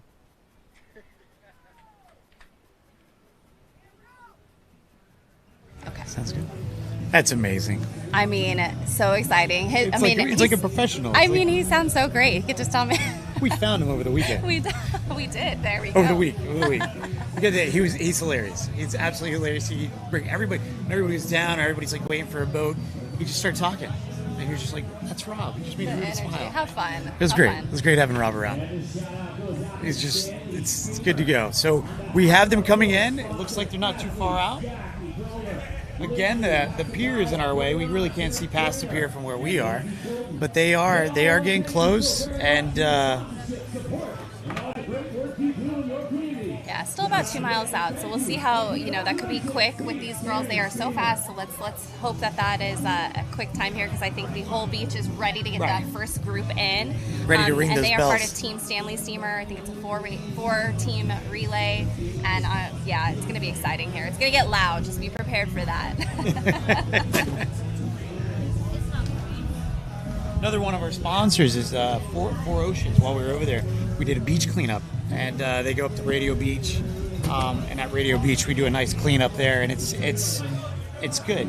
You go there and you can tell that the locals don't really care about the glass and some of the stuff that they leave on the beach, and from the cruise ships they come over and leave stuff on the beach all the time, and then to see Four Oceans come out there and take so much away, and we get to take that moment to just clean up as much as we can is really good, and we appreciate them. They are doing so much for not just our community but the world.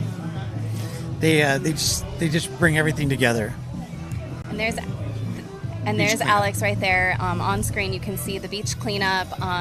They every year that is part of the Crossing event because we want to make an impact bigger than ourselves. And Alex Schultz, he's the head of Four Ocean there. He has events all over, but he says, I'm always coming back to the Crossing. It's always something special for me, and you can see how engaged they are. And yeah, I saw some video of them over at Bimini. You said you were there, and it's. Again, you're making an impact, and that's really what this is all about. Absolutely. All right.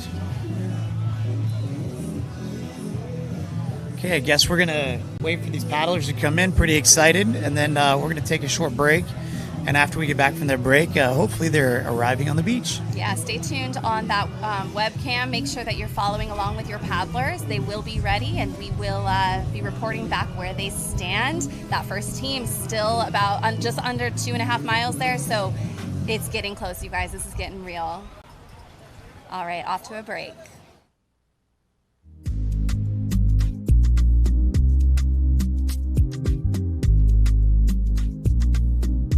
We're stepping away to thank our sponsors, but the next big landing is coming up. You're watching the Crossing for Cystic Fibrosis live beach landing, brought to you by LGW Media Works.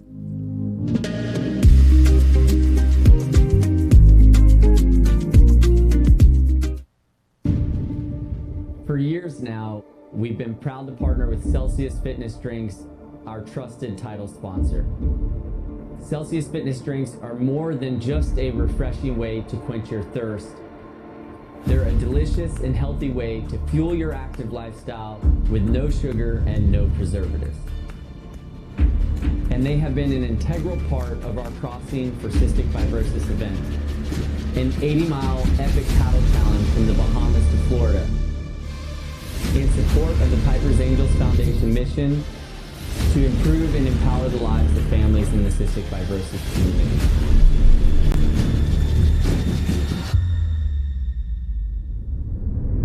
We couldn't have done it without Celsius, and we are so grateful for their unwavering support year after year. Whether we're out on the water or we're back on land, Celsius helps us stay hydrated, energized, and ready to take on any challenge. So here's to Celsius Fitness Drinks for being a crucial part of our journey and for helping us make a difference in the cystic fibrosis community. Thank you, Celsius.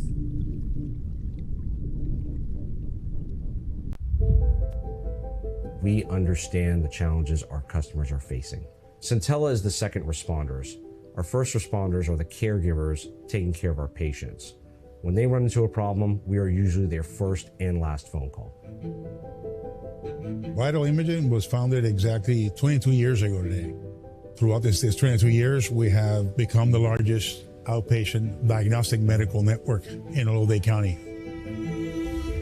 Luckily, we are partnered up with Centella. We have found a company that caters to our needs, that is responsive to all of our necessities at a one-time shot. What Centella is doing today is solving the short and long-term technological challenges that our customers face today. It's a company that you can rely on. I think probably the most important word is that we can rely on them. Partnership looks like not sitting on the opposite side of the table from our customers, but sitting alongside them, solving problems together. They just feel like we're a part of their team. They feel a sense of relief, a sense of peace when we show up. And we're always solving their biggest problem. We definitely will recommend Centella to anyone. Any issues, I know it's a phone call away, and they take care of everything. We're patients too. We want to make sure that when we're in need, we have the best technology available to make sure that we, our family, our neighbors, all have the best healthcare that's available. And so that's why we pride ourselves in being the people behind healthcare technology.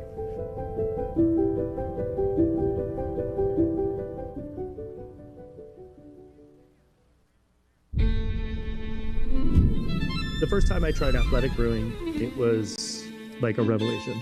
Run Wild is crisp, delicious, and exciting. There's a lot of love and a lot of labor that goes into each can. It's the details that truly make a difference. Everything works in harmony. It tastes a little bit of sweetness, a little bit of the citrus notes, a little bit of the bitterness. It tastes like someone cared making it. It's a great IPA, period.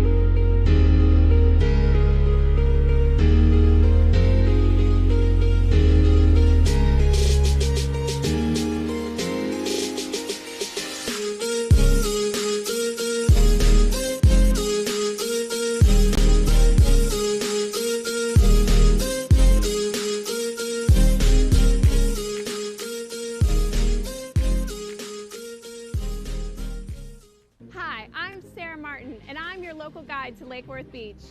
Lake Worth Beach is a youthful and cultural city situated right here in South Florida, filled with art and cultural offerings. I've been a Lake Worth Beach local since 2007, and what I love most about this city is its quirkiness, its friendliness, and its collection of historic cottages. Another area that I love is the casino complex, right in front of the municipal beach. This casino building preserves the original 1920s architecture, although there's no gambling at the building. The complex is home to several shopping and dining options. In front of the complex, you'll find the Lake Worth Beach Municipal Pier.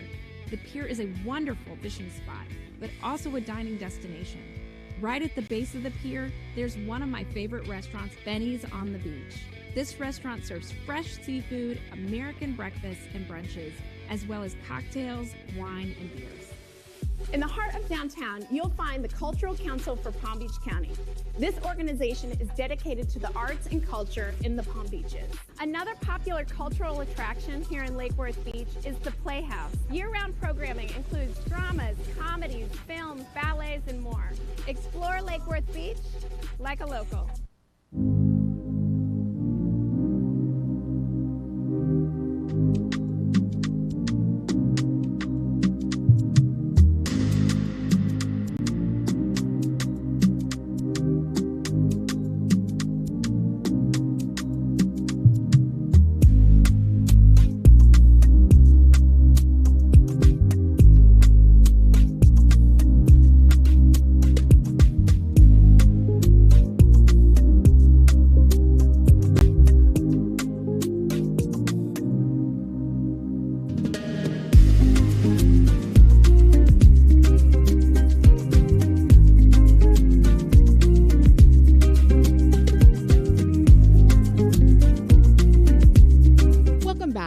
Crossing for Cystic Fibrosis live beach landing, brought to you by LGW Media Works.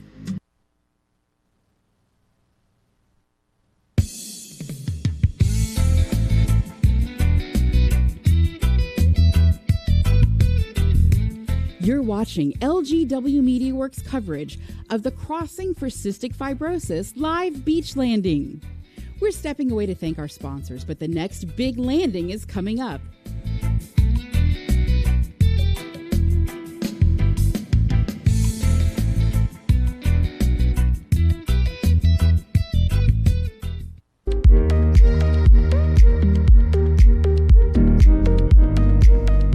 Piper's Angels Foundation would like to thank the following strategic partners of the Crossing for Cystic Fibrosis: 4Ocean, Abaco Polarized, Benny's on the Beach, Black Project, Blue Line Surf and Paddle Company, Bogart, Endeavor Wealth Management, Flying Fish Board Company, Game On Race Events, Hampton Water, Hectronics, Imperial Point, JSX Software, Shark Bands, The Buzz Agency, Tito's Handmade Vodka, Tropic Ocean Airways, Vita Coco, and wow, Marco Island Jet Ski Tours and Rentals.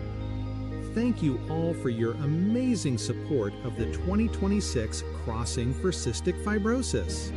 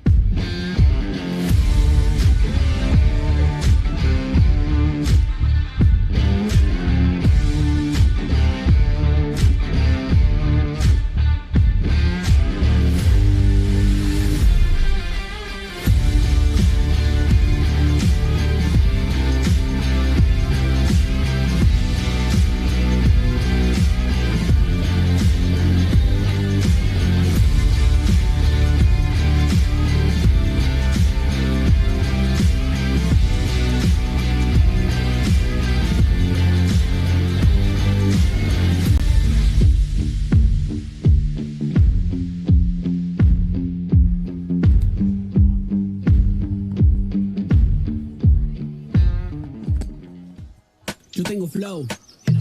Flow, whoa, whoa, como dice Microphone 1, Vito. test 1, 2, test 1, 2. Soy de Island, you already know, like. Baseball season is long. 162 games, but we're here on an off day.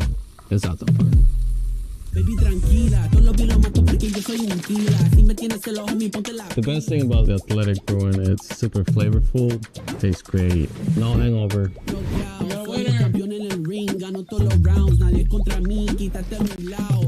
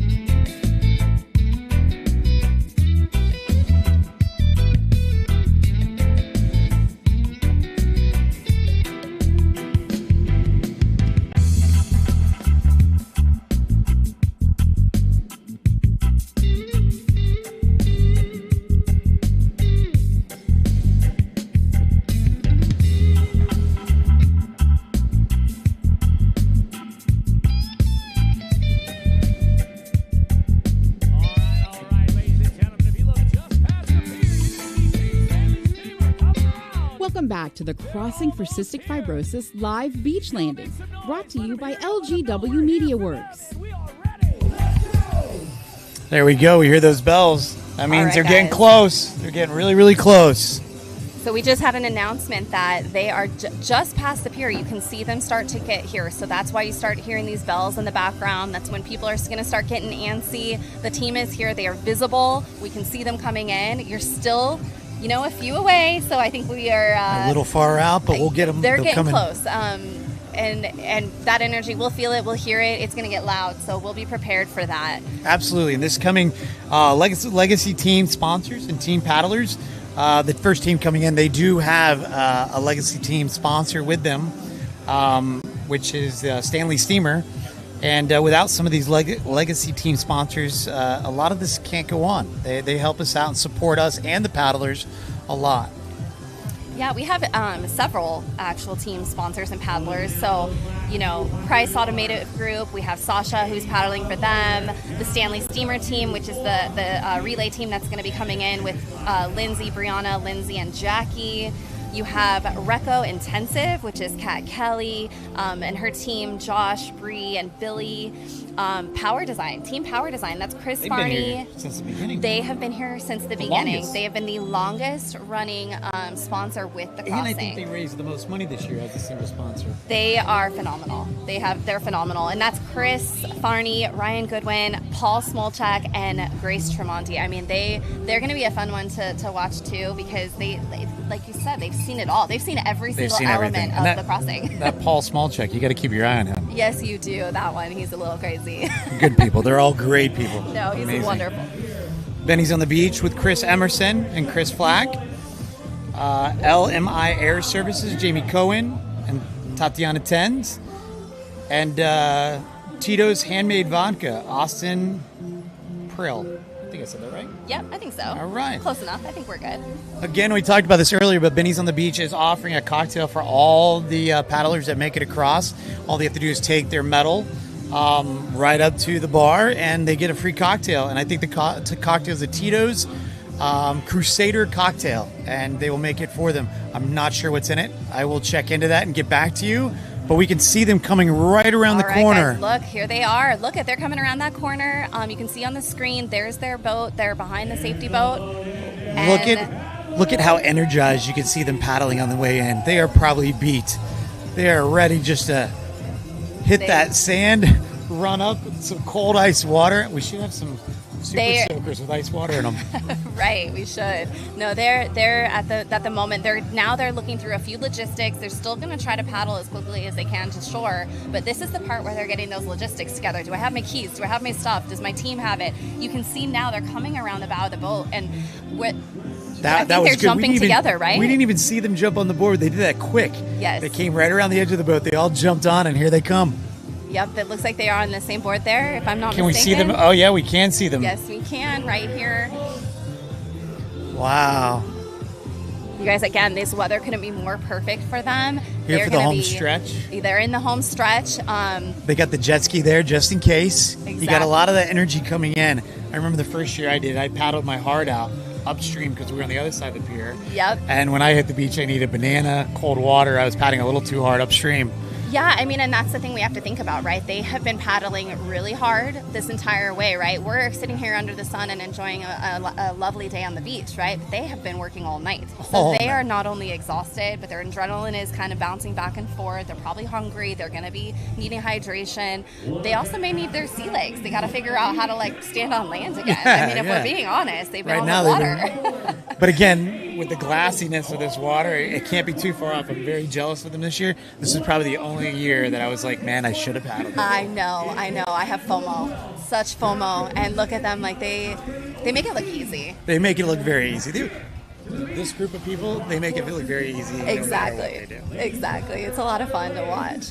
But yeah, it looks like they have two boards and both paddle two people on each board so that they can all jump in together. And that's right. So we have Brianna Trainer, you have Lindsay Hasagawa or LeBlanc, formerly LeBlanc, you have Jackie Gover, and am I missing anyone? Yeah, Lindsay Tilton. So both Lindsays. So yeah, they are Team Stanley Steamer. They are the first team to make it across this year, so it's really, really exciting. That was their goal, so they are definitely accomplishing that. I cannot wait to talk to them, hear about their experience. But yep, their paddlers are there. They're in the water, and here they are. Look at how fast they're paddling right now. Oh, wow. Together. Yeah, they are just, gosh, they make this look so easy. They do. They make it look very easy. And that water, oh, wonderful. There they go. I love that they're staying together as a team, right? They are staying together as a team. I think that's the one thing that that Lindsay has instilled, having done several of the types of paddles. I know Jackie does a bunch of them too. Is like you stick together, work together, and come in together, and it's just that much more rewarding because you're doing it together. You're doing it with your best friends.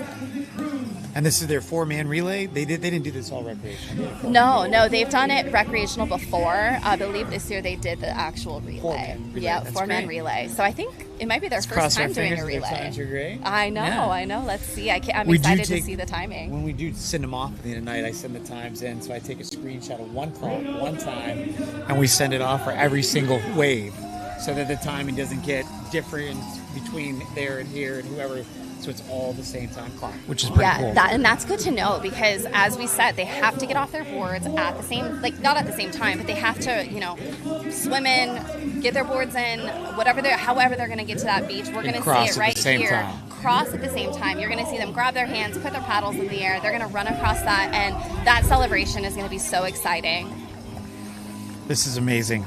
I know. We're going to just sit here and watch this for a moment. They're going to be coming around the corner here, and I can see them. Give it a moment. They'll be coming here on the screen. Look at the crowd. The crowd's starting to build. There they are. Look at them. You think maybe we should cut over to Rob on the beach? All right, girls, let's do this. They're on the way in. You guys, if you could hear the sound all the way, you have the families, all those cowbells. You can see Lindsay running in to catch up with them. Oh my goodness! Yep, there they are, jumping up and down. The whole team, they're ready. They're ready to run and celebrate. I have a feeling there's gonna be a lot of emotions, good emotions. There they come. All right, guys, they are on their feet. Yeah, they got that sandbar. Then it's going to drop off just a hair. Yep. And then There it goes. they're so excited. Look at their smiles. You guys, our first team, Team Stanley Steamer, first team for the crossing this year. 4-person relay. Lindsay LeBlanc, Bianna Taylor, Lindsay Tilton, and Jackie Glover.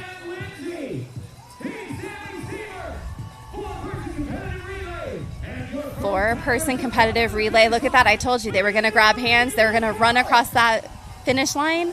Here they Make come. sure that that clock is clocked. Let's go. Let's go. Wow. Couldn't look be at more them. proud of them. Those are some athletes right there. Watching them throughout the year, they are amazing. Yes, you guys, they have been training for over a year for this. I do know that. I've been watching them like attend different events, whether that's the Key West paddle. There's so many paddles around the area, especially here in Florida, and even beyond. And they've been. Congratulations, ladies! Participating all year Congratulations! Welcome back to the All right, beach. I told you last night I'd see you when you got here. Somebody tell me, how are we feeling right now? Another 80 to go. You got another 80 to go. They said they got gas in the tank, ladies and gentlemen. Someone get them a boat. They need to go back out. Right on. Congratulations, ladies. The first across after leaving Bimini at midnight last night. Job well done. Ladies and gentlemen, one more time, Team Stanley Steamer.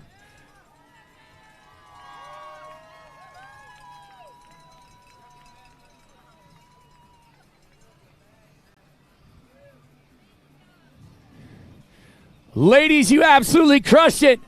And you know what time it is. Yeah. Shout out again to Stanley Steamer. Thank you for sponsoring this team, making this possible. If it wasn't for you, they wouldn't be here on this beach right now. Thank you to Stanley Steamer. What a great job.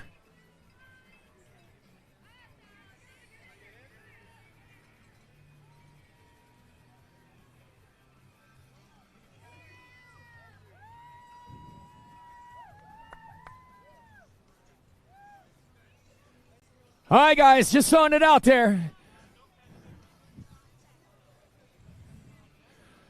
So where's my Stanley Steamer guys at? Here we go. So Stanley Steamer, you guys sponsored this team. You guys pushed them all the way straight out of the gate. Tell me a little bit. How do you feel about this team right here? We are so proud. We're so proud to sponsor this team. They're the best. We're just, all I can say is we're proud. And we're very proud to be part of Piper's Angels and part of everything that they do to help people, and it's just a great thing. It doesn't get any better than this. That's all I got to say. Thank you so much. Team Stanley Steamer coming in first. Job well done to all you ladies. Good job. However, you worked hard. You pushed yourself all the way to this beach, and now there's just one thing you need to do. Grab that hammer. Ladies, let's ring that bell.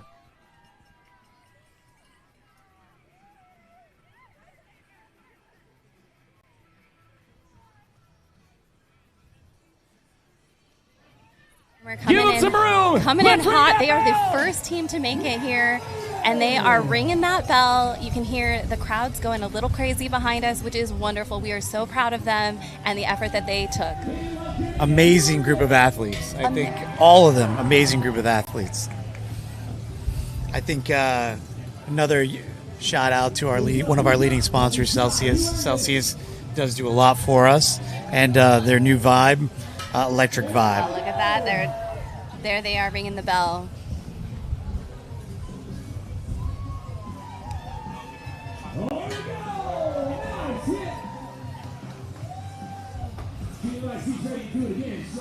Almost.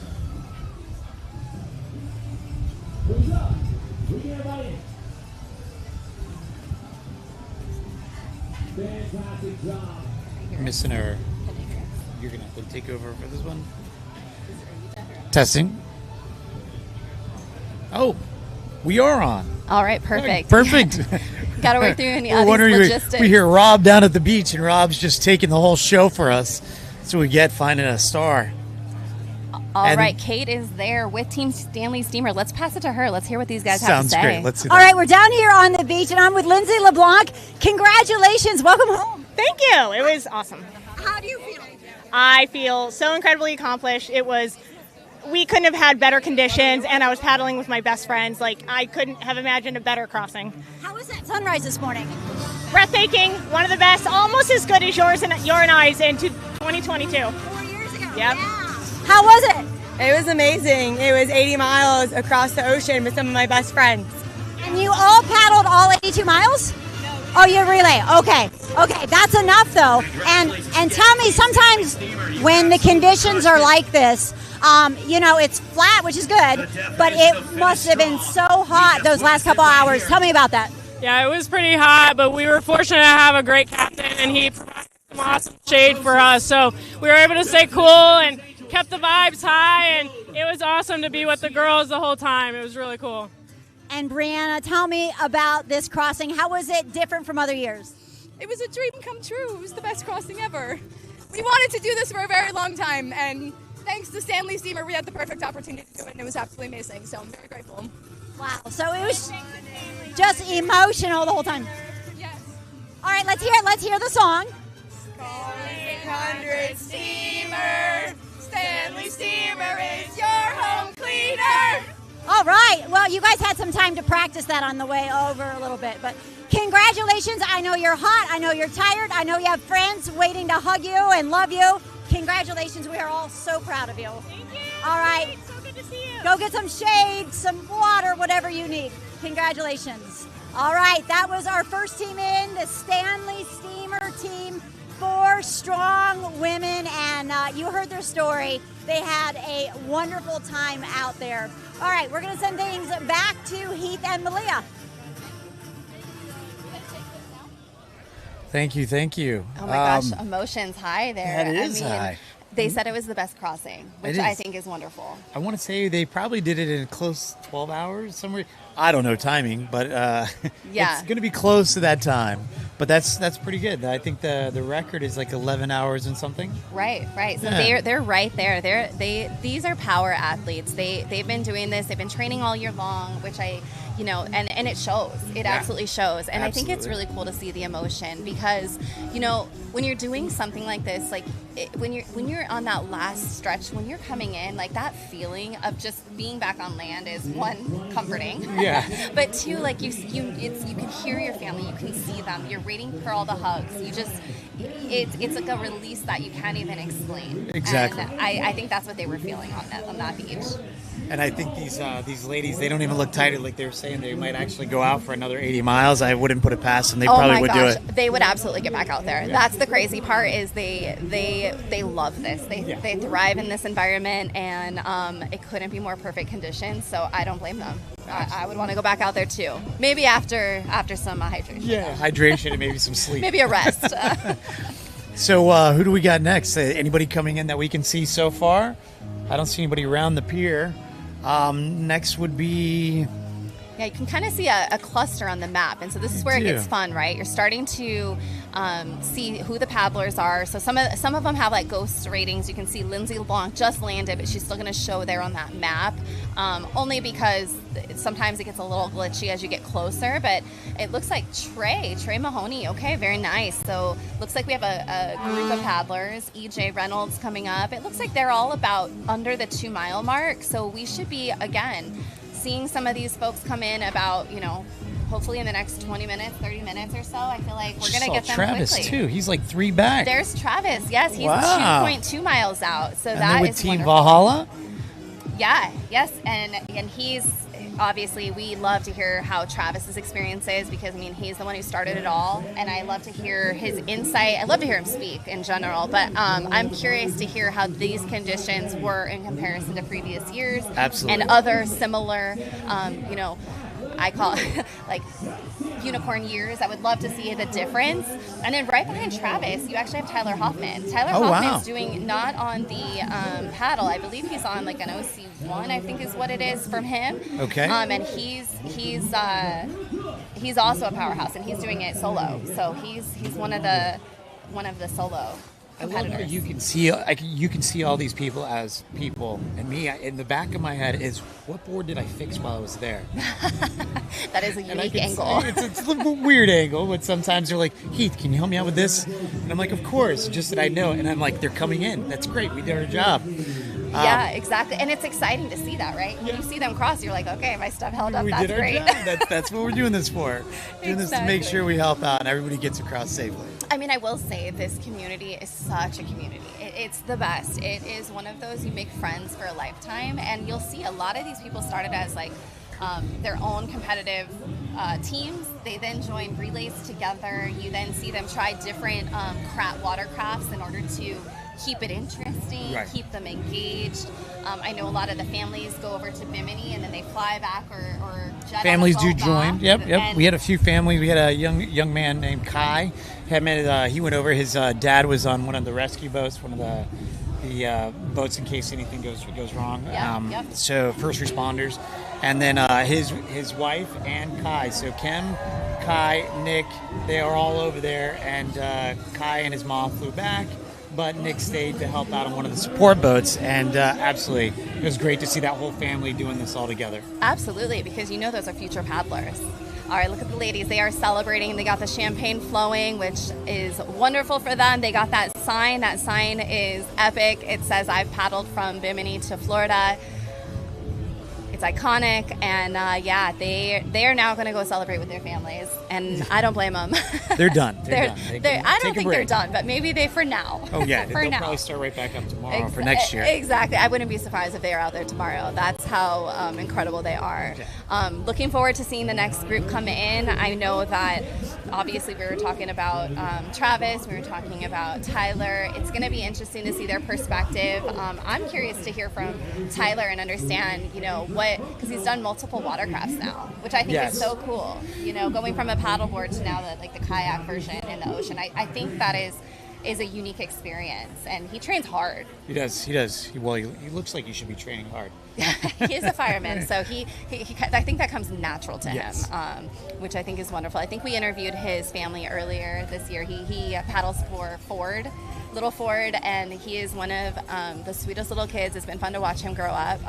And I was saying, this is a community. We all become friends, and we all become family. Absolutely. And I love that about the Crossing. It's not just, you're not just a member of a foundation. You are absolutely part of the family. Part of the whole family, whole community. Exactly. There's all the people Look on at the this beach. crowd. Wonderful. If you guys aren't out here, you guys jump in your cars, drive on down. Yeah, there's still time. We got Plenty several of hours time. of this left. Come hang with us. We are at Lake Worth Beach on the pier. Can't miss us. Map to Benny's. Get that cocktail. Come on over. Hang with us. If you want Celsius, we got that. We have a lot of things on this beach that can entice you over. So please come hang out with us. Absolutely. How are we looking on paddlers right now? Mile out, mile and a half maybe. Should be good to go. All right, Very EJ nice. Reynolds EJ just Reynolds, there it almost is. to the 1 mile mark, 1.1 miles. So real close. We should probably start seeing The 1 mile comes pretty quick. soon. It does. When Yeah, they get there's closer to there's shore, a boat over which- there. We are kind of blocked by the pier, but I do see some movement. But it's a nice day too, so it could Yeah. be just any boat. Who knows? Yeah. We'll watch closely as we. There's a lot out on the water this morning. Oh, you got a word from Travis. Team sponsored by Celsius is 1 mile out, ladies and gentlemen. The man behind everything you see here is almost here. That's right. Team Viking and Valhalla inbound 1 mile. Very nice. So I can't wait to talk to Travis. So I don't know if you know this, but my family is a CF family. Okay. So that's the reason we joined this cause. It wasn't, we moved to Florida. We knew nothing about paddleboards or paddleboarding. I just said, I don't know if I'm cool enough to surf. Let me find the next coolest sport. And that's how I found paddleboarding. And then we happened to look up Piper's Angels, and we were like, wait a second. They are also tied to cystic fibrosis. When we found the Crossing, we connected the two, and that's what got me involved. And with Travis, he always made us feel like family. And when you have family that is connected to the cause too, it's a deep feeling. It's so emotional. So seeing them come up, him and Piper, Yeah. paddling every year. Like she's been a powerhouse as well, and seeing her speak, it's been a lot of fun. So as a CF family, I can't be more grateful to them for starting this foundation, making it a support for not just the person that has CF. That's the one thing I love about Piper's Angels is they support the families. Because how do you navigate something you don't know or something that's doesn't have a cure yet, you know? And I think that's the power of what Piper's Angels brings to the table, and they're great. They people. just put it out there to try to help out as much as they can for a lot of families that can't get some of these equipment. It's not cheap. It's not cheap. It's not, and the recent developments these last few years with the medicines has been life-changing. I mean, you have a lot of people who are a lot more healthy, are gaining muscle. Traditionally with CF, people with CF, they were a little bit more on the frail side, and now you're starting to see them get strong, and it's so great to see. They choose the ocean. I went into the actual salt water that you breathe through. They have that as a machine that helps clean the mucus and everything out of the lungs. Yes. That helps support them. And Travis using the ocean as the support and the breeze that they use. I think that's what he said in one of his speeches that triggered him doing the crossing. Exactly. I think he shared that he learned it in Australia, right? Yeah. Weren't the surfers out there using that the ocean as healing? And you didn't, a lot of our family, we didn't know that salt healed. They lived in Chicago. Right. Maybe we should have moved to Florida a long time ago, And yes, they have a lot of things that they do. They wear the vest. Really, it's a buildup of mucus in your lungs and other organs, and it traditionally impacts your lungs. A lot of them have to get like a lung transplant or two, and a lot of times it's how your body reacts to that also. So there's just so many factors with CF. And a lot of things that they have to do, but the ocean itself is so healing, and the fact that they found that is amazing. I mean, I don't know about you, if I have a cold, I'm gargling hot salt water, and so by default, that's what they are doing on a grander scale. Greater scale, yeah. That's amazing. I'm glad to be a part of all this. I'm glad to be out here helping.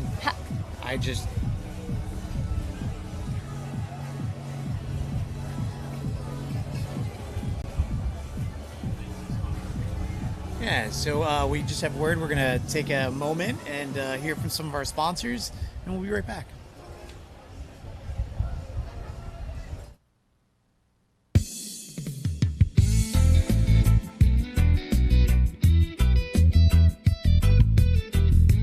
You're watching LGW Media Works coverage of the Crossing for Cystic Fibrosis live beach landing. We're stepping away to thank our sponsors, but the next big landing is coming up.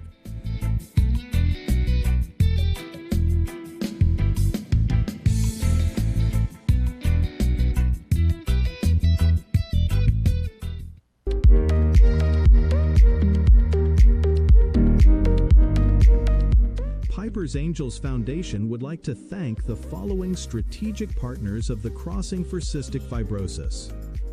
4Ocean, Abaco Polarized, Benny's on the Beach, Black Project, Blue Line Surf and Paddle Company, Bogart, Endeavor Wealth Management, Flying Fish Board Company, Game On Race Events, Hampton Water, Hectronics, Imperial Point, JSX Software, Shark Bands, The Buzz Agency, Tito's Handmade Vodka, Tropic Ocean Airways, Vita Coco, and wow, Marco Island Jet Ski Tours and Rentals. Thank you all for your amazing support of the 2026 Crossing for Cystic Fibrosis.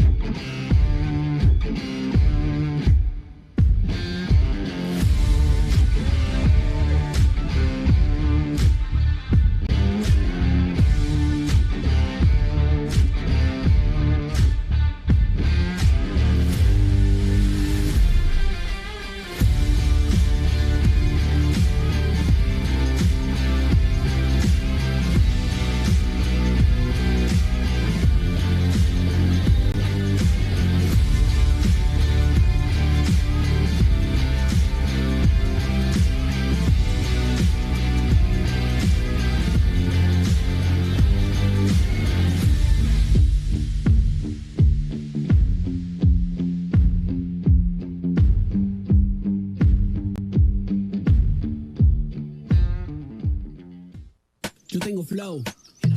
Flow, wow, wow, como dice Vico. Hola, soy Oscar Hernandez. Soy real and you already know, like. The baseball season is long. 162 games, but we're here on an off day.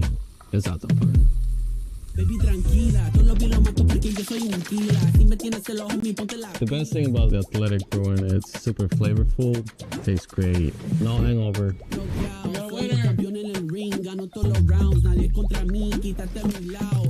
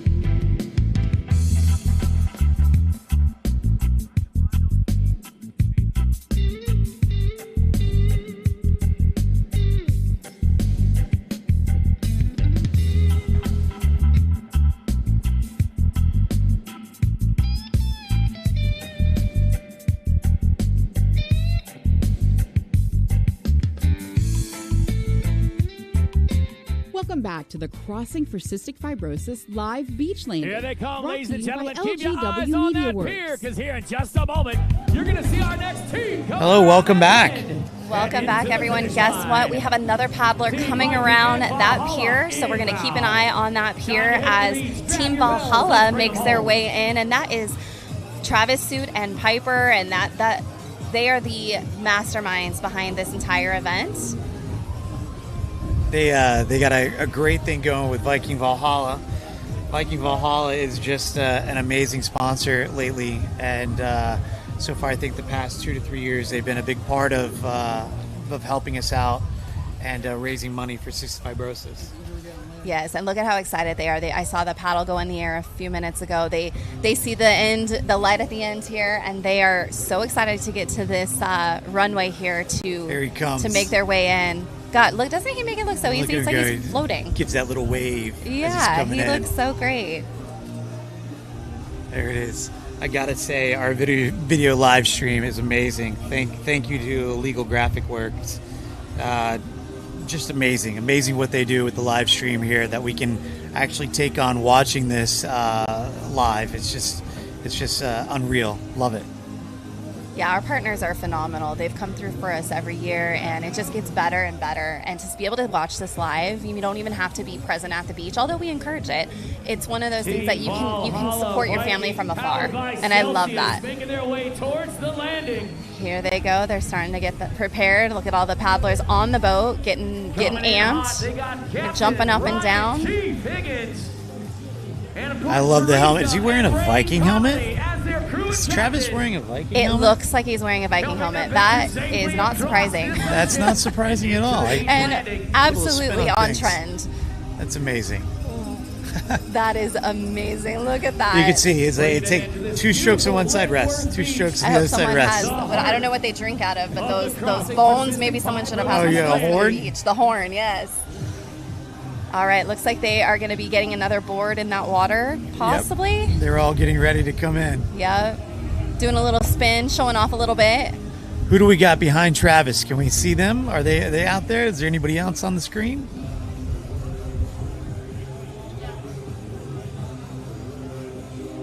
So this is the fun they're part. It's a lot of logistics, right? Look at all those dropping boards. in the other Celsius and you guys, boats. how could they fit all of those boards on that boat, right? They have to have it very, very packed very well to, you know, like to a make clown sure. car. It is. Coming out of the woodwork. Keep bringing things out, all of the equipment. What a beautiful boat. I think is a beautiful boat. They've done a great job. Thank you to Valhalla. They do. I think they hold our ceremony at the end too, right in their facility, and it's great just to know that they're a big part of this. Yeah, they're very, very well known in the marine industry, and yeah, we're very excited for them to be a part of our awards ceremony, which we do hold at the Riviera Beach. So yeah, more information to come on that. I'll grab that information so we can share it here. But that would be to celebrate basically the awards, you know, issuing all the awards of all the paddlers that did compete and actually win prizes in relation to their, you know, competitive set. And then also it celebrates all the other paddlers. There's a lot of fun awards that you can get, and it's a time that where the room can come together. They're all rested a little bit, and at this and they just can see their family and friends and be like, yeah, we did that last time I saw you. We were on the beach or in Bimini on the beach, and now we're back in Florida. Because sometimes you don't even see the rest of those people. The minute you hit the Right, beach, some right. people take off, go their own way, go home to Exactly. sleep, relax. It's so nice to like get regroup, and then that also leads, you know, we have a gala at the end of the year, and that's also another area that we like to. The gala's awesome, and I think they do a small like sponsor, like for people that it's sponsoring and volunteering. They do a little party in between that time too. They do. I mean, I will say it and say it again. Like the events that the Crossing and or Piper's Angels puts on, they're always very, very welcoming to the community, to the people who have participated and shared in these experiences. And we're an open book. We want more people to come experience what the Crossing is. Again, it's life-changing. It's, you know, super special to us.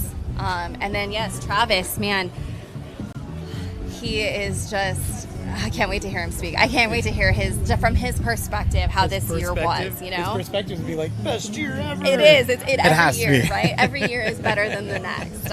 Actually, This you year know, is going to be the this first year time. is It's like definitely better than the last. Yeah. Well, and that's the thing. You can never, you don't know what you can expect with Mother Nature. Like, she's got her own agenda. So no matter what, like this year is so good for them, and we couldn't be more happy because the last few years were rough.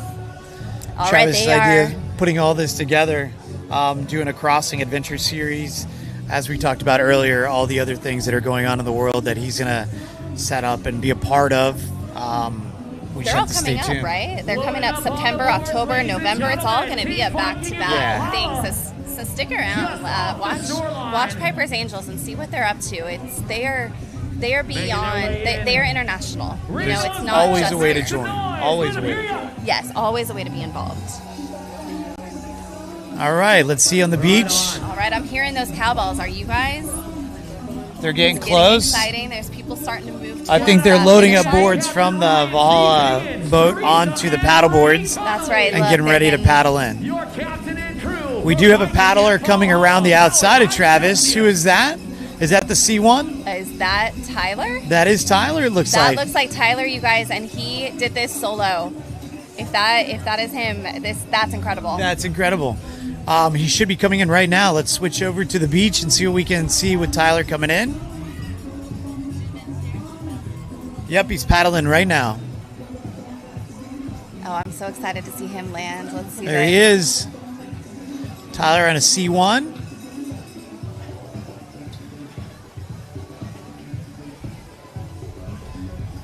He looks like he could paddle all the way back to the Bahamas as well. Wouldn't be surprised if he jumped back in there also. For Tyler Hoffman coming in with Ford's Fight.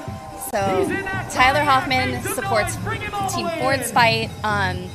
He's been a part of that. I mean, look at their whole family. They come out with an army every year.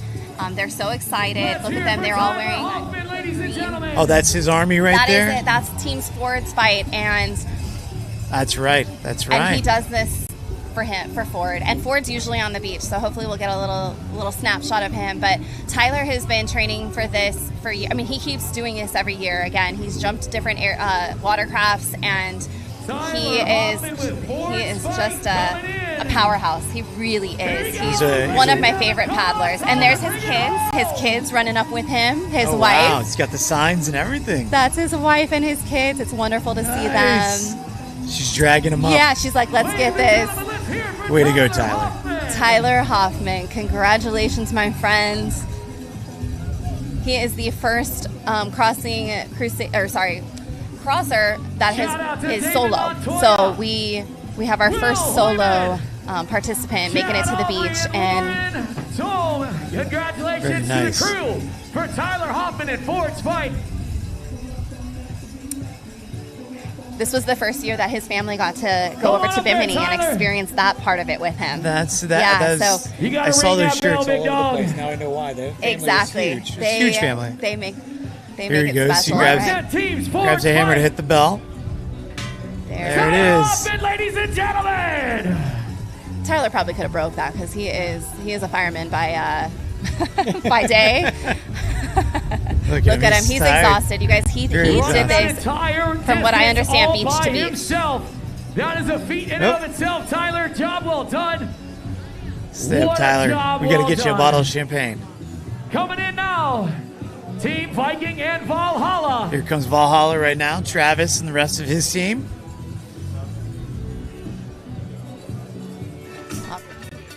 Thank you for joining us. Tyler has just hit the beach here. Tyler, I know there's a lot of emotion in this paddle. We met his mom earlier today. Tell us how you feel right now. Just want to give glory to God. It was without him, this is impossible. And keep it going. Those guys on the boat got me to the Team beach. It was a team effort, 100%. It was a long day, but they pushed me all the way to the finish line. So it was an amazing day. Congratulations, Tyler. We're very proud of you, very proud of this crew. We're hoping that Ford will join us on a paddle in the future. For sure, yeah, definitely one day we'll get all these little ones paddling so we don't have to do it anymore. Fantastic. Congratulations.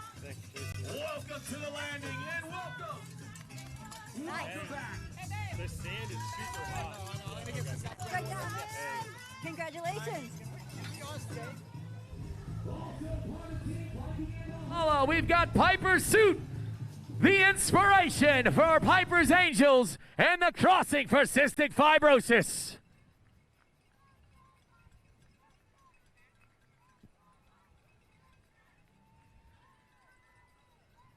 I can't hear you, ladies and gentlemen. Let's make some noise.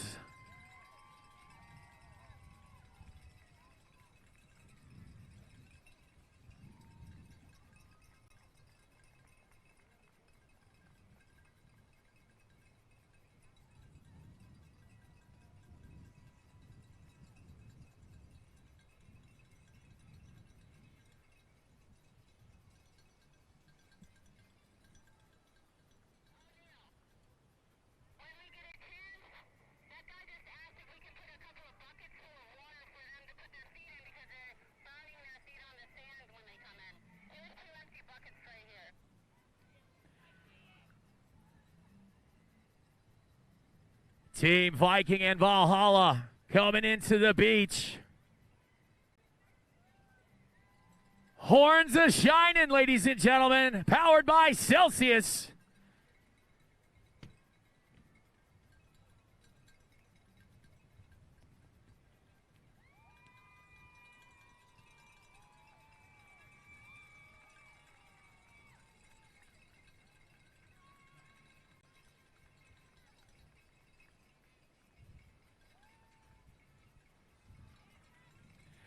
We see you, Team Viking Valhalla. Enough! Enough! Enough! We are here. We see you. Bring it home. Let's go!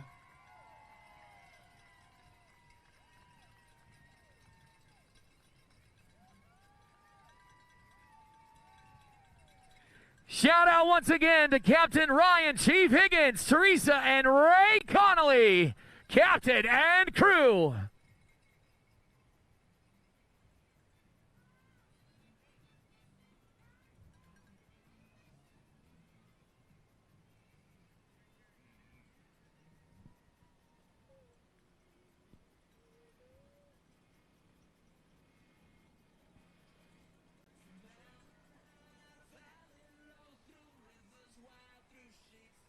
They're lining up, ladies and gentlemen.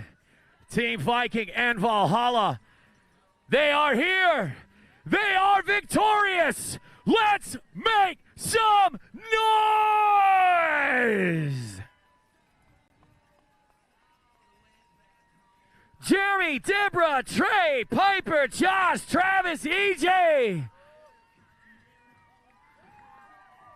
Ryan, Teresa, and Ray. Ladies and gentlemen, Team Viking and Valhalla.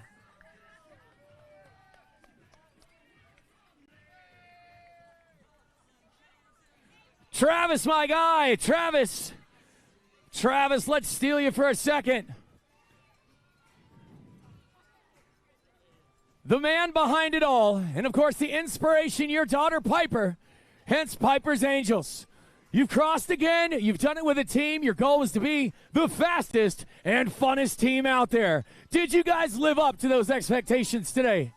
We definitely were the most fun team in the crossing. Absolutely, 100%. That's what I'm talking about. Goals achieved. Congratulations to you and your entire team. How do you feel right now? How you feeling? It's been a long day and night, but it's all worth it. All worth it, 100%. Job well done. Congratulations, Team Viking and Valhalla.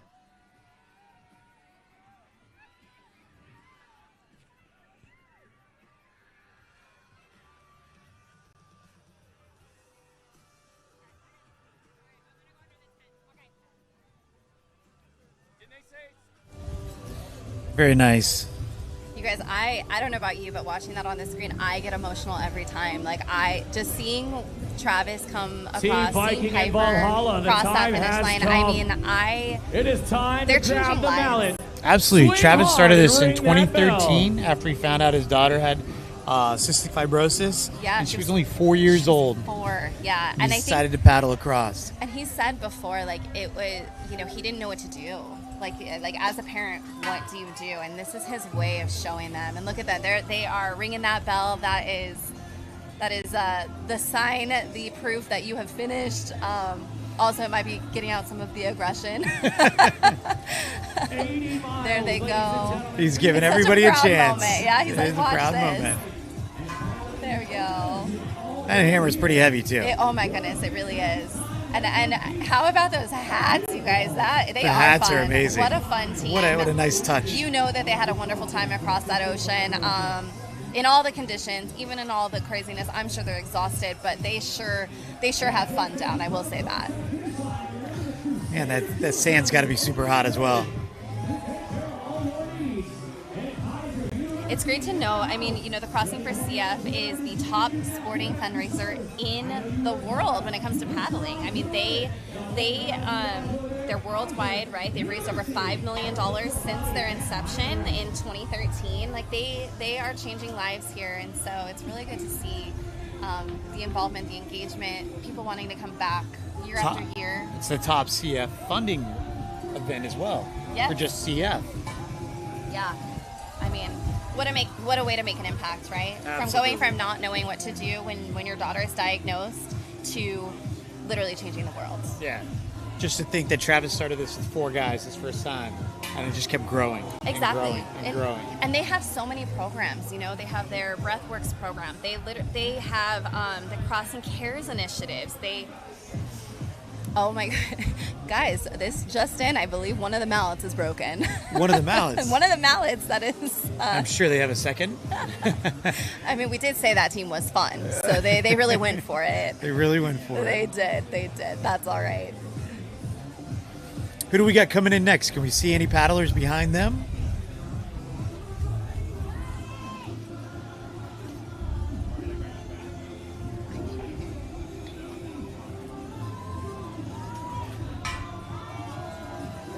All I can hear in the background is all the screaming and all of the cowbells. They have not stopped. Everyone's excited. Everyone. Very excited. Let's see some people coming around the corner. I think Who do we got coming in next? Can we see them on the screen?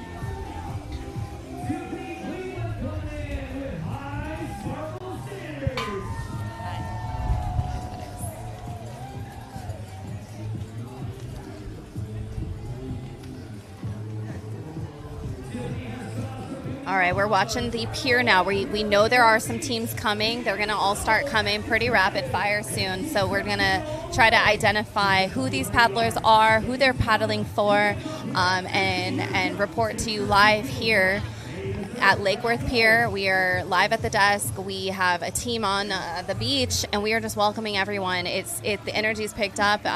There's music. There's cowbells. It's getting exciting. Coming in, is it Tiffany Cleveland?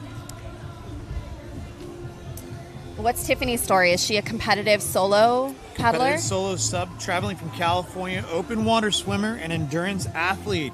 This is her first crossing, chasing top female solo honors. Good for her. That's amazing. And again, that shows. Traveling from California, she had to make all those logistics work out and get all of her equipment here. And she's an endurance athlete, so I don't expect anything less than from her than having to, figure out those pieces of it and then just do what she knows best. Correct. Yes. And this is her first crossing, I believe. So that's even more exciting. This is her first crossing. From when I talked to her, she was saying that this is her first crossing. They did travel. Everything seemed to be easy from California to here. It wasn't much of a change. All the equipment looked like it came okay. She did tons of training over there, but this is her first crossing, and she says it sounded like she wanted to do it again. So we're hoping after this. Yeah, we should just ask her. I feel like right now, when those moments are high, you ask her right then. Right. Get them to commit. Sign up now, today. Sign up tomorrow. And don't remember, friends to come with you. You guys, you can sign up tomorrow. That's the beauty of this. You can put a full year of training into this event. So sign up tomorrow. Spur of the moment, just sign your friends up as well. Exactly. Just engage them to come. Just say, hey, we're doing this. Shameless plug, guys. Let's sign up tomorrow. And there we have it, guys. Team Valhalla celebrating there on the podium. We paddled from the Bahamas to Florida. Champagne. It's so awesome. Look at him go. And those hats, gosh, those are so funny. I kind of want one. Amazing. Yeah. Maybe they'll let us wear one up here. Yeah. That could be a fun ad. It's amazing. Amazing. Let's just crack it All open. right, Celsius. It's a must. It absolutely must. It's fuel. There, look at that. She looks so happy. Oh, I can't wait for this interview coming up.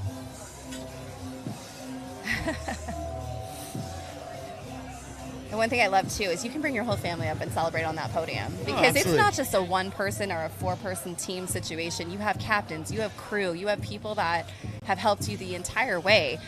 So they all get to be on that podium. It's very rare that the captains come out because they're out there hanging onto those boats for you. Exactly, and you know what? They deserve so many thanks.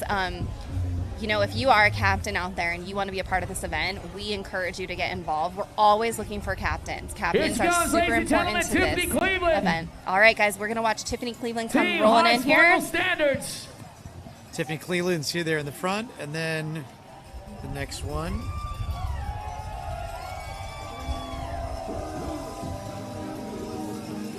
Shout out to Tony, Daryl, and Anthony Tyler. The captain's taking care of Tiffany on her way through. That's right. And following right behind her is Team Live Fearlessly. You guys, Team Live Fearlessly is coming up next. I can't wait to talk about them too. Gabe actually, one of their paddlers, paddled with me on up here, one Tiffany. of these years, so he's going to be real excited to get on to land. But right now, let's celebrate Tiffany. She's close. We are right behind her, we got Max Carpenter and the rest of the team from Live Fearlessly. But right now, crossing the finish line, make some noise for Tiffany Cleveland. Do you know a lot about Team Live Fearlessly? Enough? We have a write-up on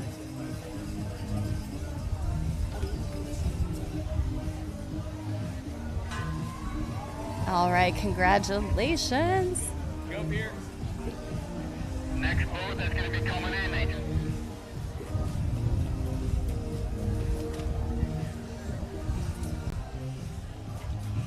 All right, guys, there's a lot of activity on the beach there. As you can see on the screen, we have a lot of movement here. We're watching the pier. We're watching the, everyone get interviewed, kind of bouncing back and forth. It's getting exciting here because everything's going to start coming back to back. So I believe we have Team Live Fearlessly coming in. Actually, there's going to be back-to-back here. I definitely see several boats out here. Yeah. We get the pier right in our viewing sites where we're living it. It's up to them that they can show us or tell us what's coming in. For Team Live Fearlessly. Let's watch. Can we see them cross that finish line? By chance? I think she did come across the finish line. She did. I think there it is. Live Fearlessly. There they are. There they are. They just landed. They did, and they are, you guys. They are paddling for Jacob Vendetti, and it's a very emotional moment for these guys. We lost Jacob and to CF and complications, and with that, his team wanted to go out here and continue with his legacy in mind, you know. And these guys, I'm sure they're emotional. I'm sure they're excited. They are probably tired again, like everyone will be, but their energy looks high.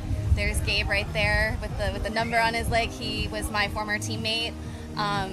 So proud of him.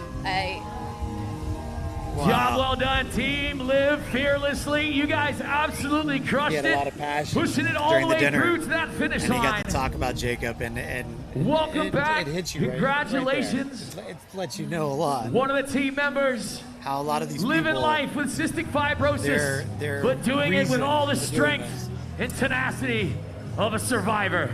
That's how we do it out here, ladies and gentlemen. Team Live Fearlessly made it all the way home. Congratulations. How are we feeling, my guy? Beyond fantastic. We did this for Jacob. Jacob's here right now. He'll always be here. His light shines. I'll take a break, yeah. Shines through us. We take a break. We're on top of the world right now, just like Jacob was last year. That's what I'm talking about. Team Live Fearlessly. Let's make some noise for Jacob. How about that? Gentlemen, tell me how you feel. Battling out cystic fibrosis. You're a survivor, my guy. You're out here doing it just like everybody else, even with the challenges that come with having CF. So you tell me from your experience, how was today? Today was great. Definitely had to push myself and fight through some, adversity out on the water, but stay hydrated. Had a great team. Couldn't have asked for it to go better. That's all you can do, man. And congratulations. Job well done. Job well done. What about you? How you feeling today? I'm feeling on top of the world. Best team out there. Wouldn't ask for anyone else on the water. Best captain, best photographers out there. It was an incredible journey. Absolute blast. Can't wait for next year. Well, now you guys need to take a sail over to that Crusader chill zone. Get yourselves together. Congratulations.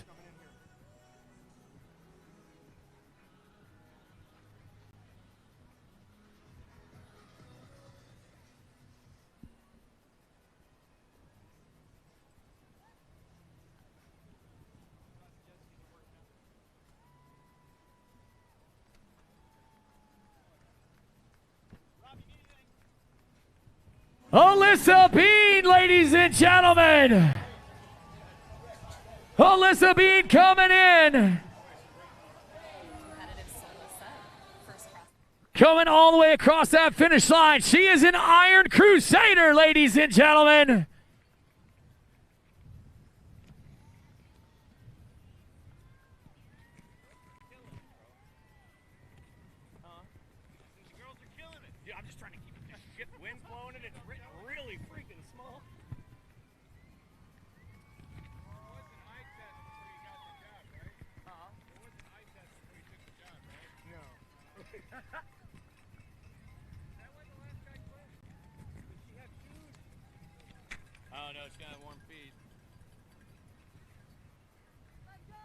Alyssa Bean, ladies and gentlemen, from Team Huzzah! Competitive solo. She is an Iron Crusader. Feet on the beach. Her goal here today was to finish as an Iron Crusader, have a great time with her friends, meet some new people, and raise funds for Piper's Angels.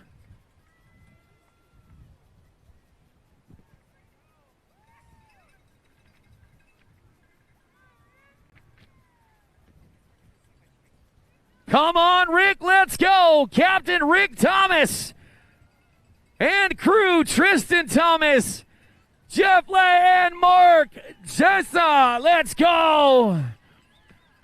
Here's Rick. Ladies and gentlemen, one more time. Let's hear it for Alyssa Bean. She has done it. She's an Iron Crusader.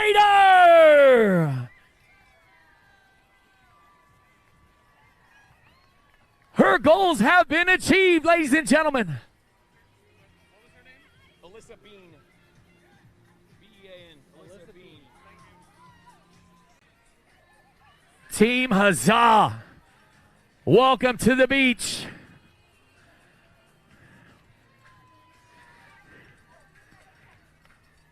Alyssa, your goal, of course, to come through as an Iron Crusader. It's time to grab that hammer, swing it hard, ring that bell, and take the title that you came here to earn. Ladies and gentlemen, Iron Crusader Alyssa Bean. Rick, the captain of this crew right here, you guys are responsible for keeping them safe, taking good care of them out there on the water. How do you feel for your athlete right here, right now? She earned that title she was after, and it's all because of you guys and her work. What do you think? This has been 5 years to get an Iron Lady across the finish line. Couldn't do it last year, didn't do it the year before, but this year we got Alyssa across. It was hard. It was tough. A lot of tears, a lot of pain, but my goodness gracious, what a team. We did it. You did it, Rick. Give me a hug, big guy. Thank you, brother. You got it. You got it. Welcome back. Thank you, Rick. A job well done again, Alyssa. Congratulations. Don't forget to hit that Crusader chill zone.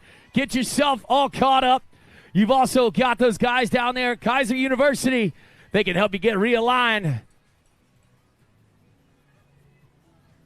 What an amazing day, ladies and gentlemen. To put it into perspective for those of you who are just now joining us, these athletes stepped off at midnight last night from Bimini, Bahamas on their paddle boards, either standing or prone, and made it 80 miles across open ocean, partly in the middle of the night, to make it all the way here to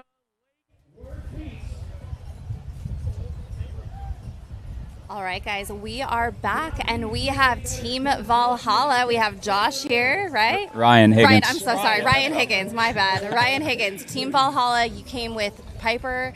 We did. Came with Travis. Who else is on your team? We have Ray Conley, Teresa Conley.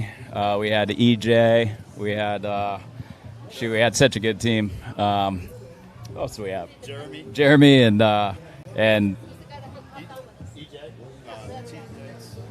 Trey. I'm sorry. Yep. And Deb. So. Tell us a little bit about your why. Why did you guys do this? So, Teresa, Ray, and I worked together with biking in Valhalla, and Teresa was diagnosed with CF several years ago, and she's been battling it, and she brought this event to us, introduced us to Travis and Piper, and it's been a great relationship and partnership. You know, they're such great people, and it's for such a great cause, and we're happy to be a part of it.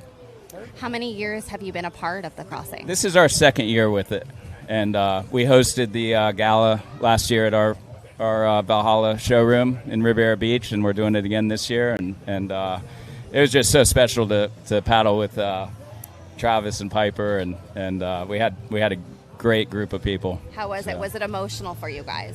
I would say so. Last year was my first time doing it, and I did it last year as the captain, and this year I did it as a captain, and I paddled this year as well as part of the rotation. So it was pretty awesome. But the weather was absolutely perfect, and it made it a lot of fun. We had such a fun team, so just good spirits the whole time, and couldn't have been any more perfect.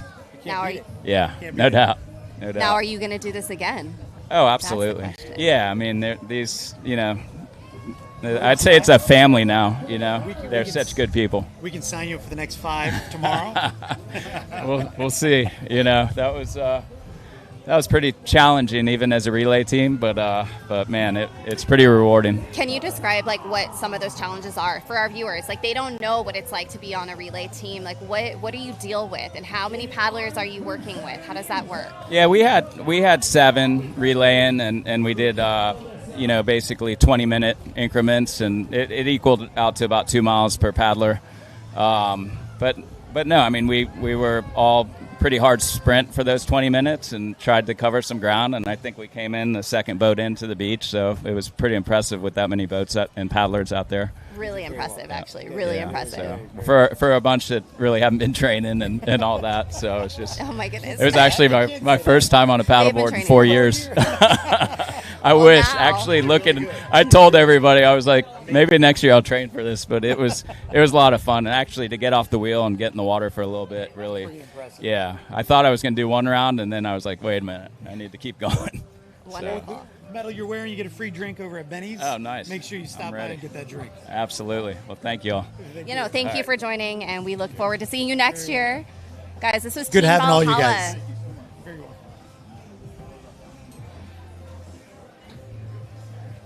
We're going to show the beach here. Team Valhalla, man.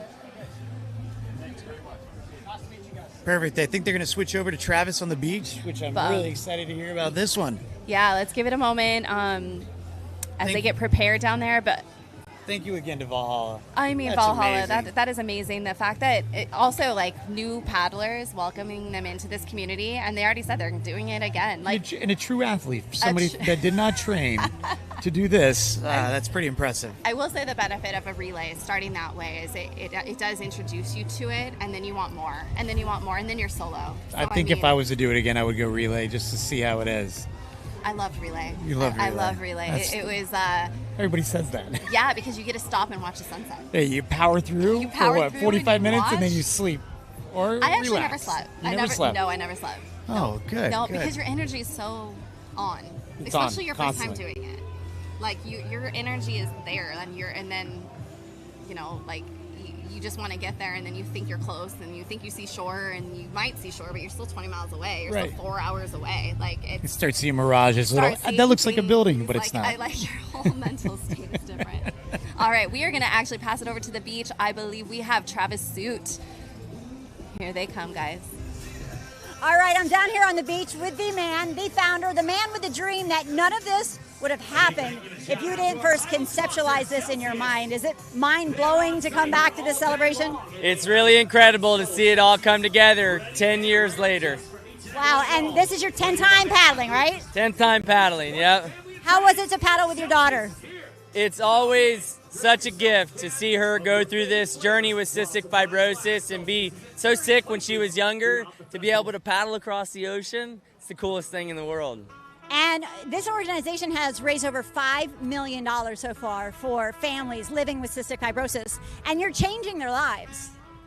Yeah, it's really an honor to be able to take such a often very difficult situation with a disease that can be so ugly at times and be able to do something like go to the Bahamas, be in a beautiful place, be around the healing properties of the ocean, come together as a community, and with every breath, with our bodies, with this very divine presence that holds us through it, to step into courage and to be able to do something that creates a ripple effect for children and families with cystic fibrosis all over the world.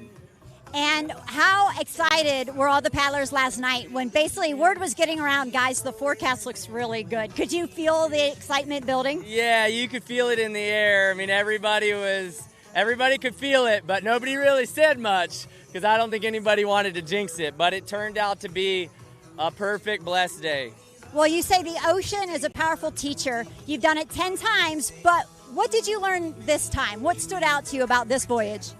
I think what stood out to me the most was that, the paddle is one thing, what the ocean gives you is another, but the people that you're with and how you cheer each other on, the amount of joy that comes out of facing something difficult together is really that's where the gold's at.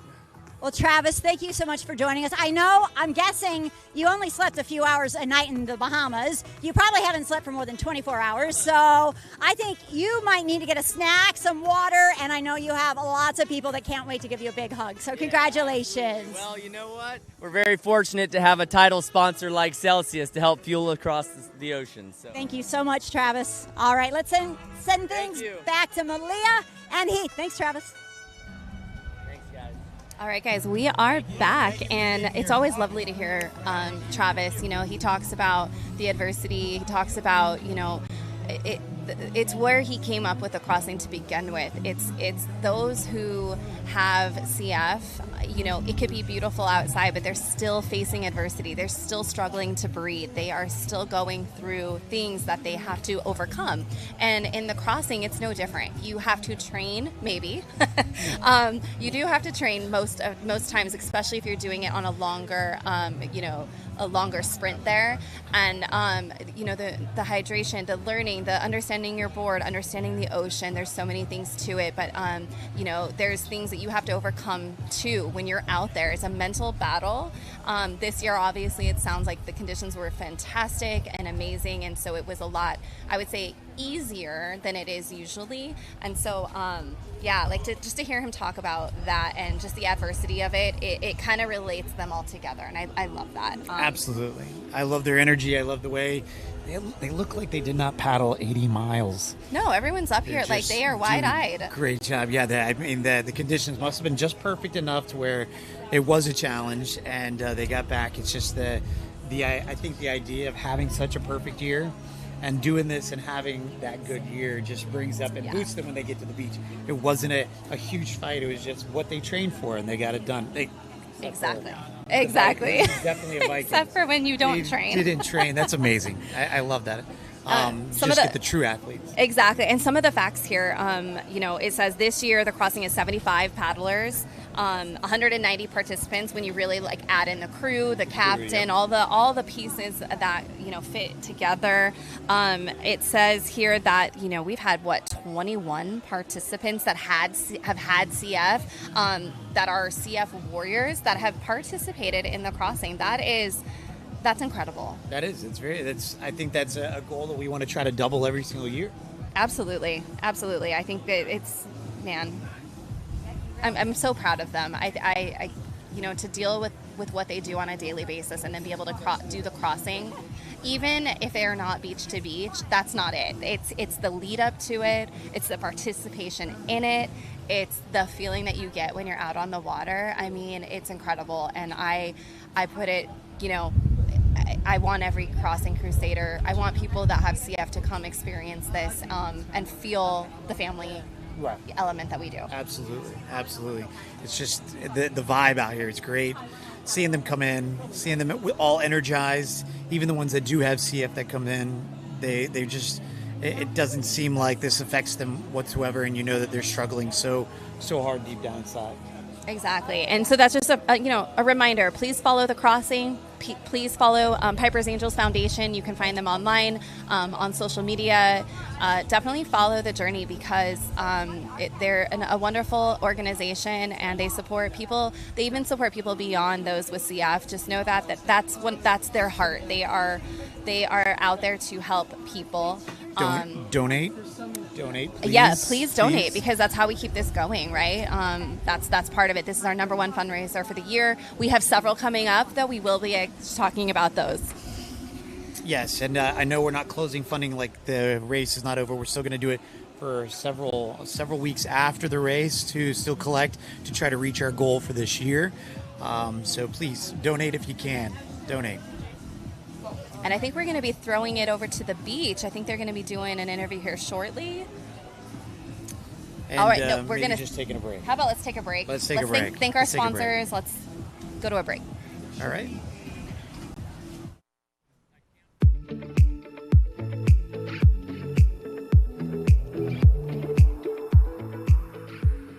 The Crossing for Cystic Fibrosis live beach landing, brought to you by LGW Media Works, is underway, and our crusaders are making their way to the beach.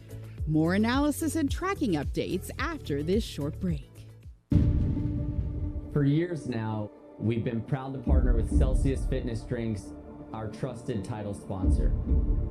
Celsius Fitness Drinks are more than just a refreshing way to quench your thirst. They're a delicious and healthy way to fuel your active lifestyle with no sugar and no preservatives. And they have been an integral part of our Crossing for Cystic Fibrosis event, an 80-mile epic paddle challenge from the Bahamas to Florida, in support of the Piper's Angels Foundation mission to improve and empower the lives of families in the cystic fibrosis community.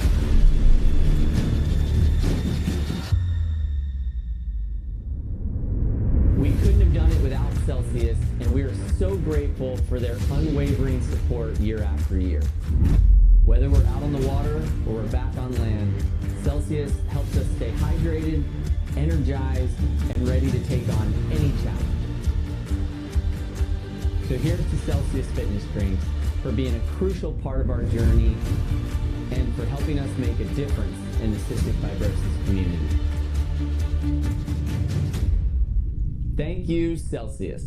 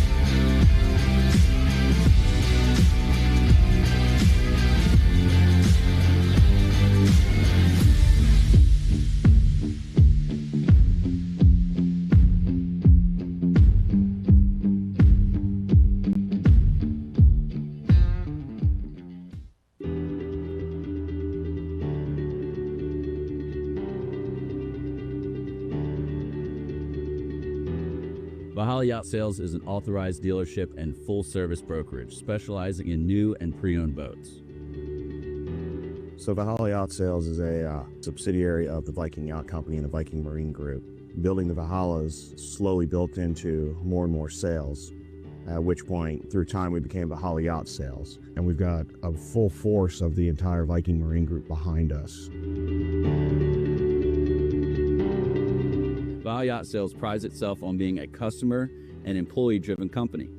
We have invested $16 million on a 30,000 square foot building solely for the benefit of our customers and employees. Here at Valhalla, we are creating the new gold standard in the retail yacht and service space and have set ourselves apart with our state-of-the-art facilities as well with our sales and service representatives. Another bigger part, which is probably more important to the actual clients, is the service that we have available to us at multiple locations, be it in New Jersey or down here in South Florida.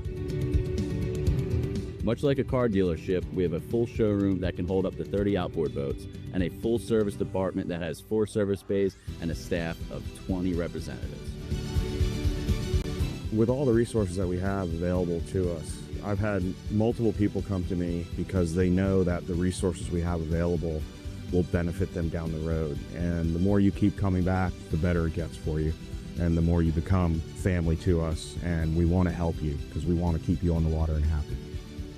Here in South Florida, there are many yacht brokerages, but what sets Valhalla Yacht Sales apart is our unwavering commitment to our customers, product expertise, and our drive to always exceed expectations.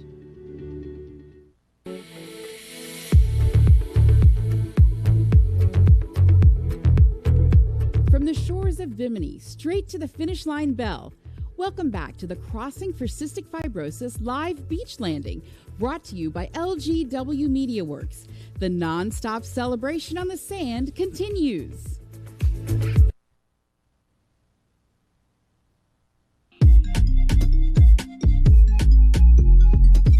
The 2026 Crossing for Cystic Fibrosis live beach landing, brought to you by LGW MediaWorks, is heating up after our first wave of teams nears the Florida coast. Don't go anywhere. More live tracking and beach landings right after this short break.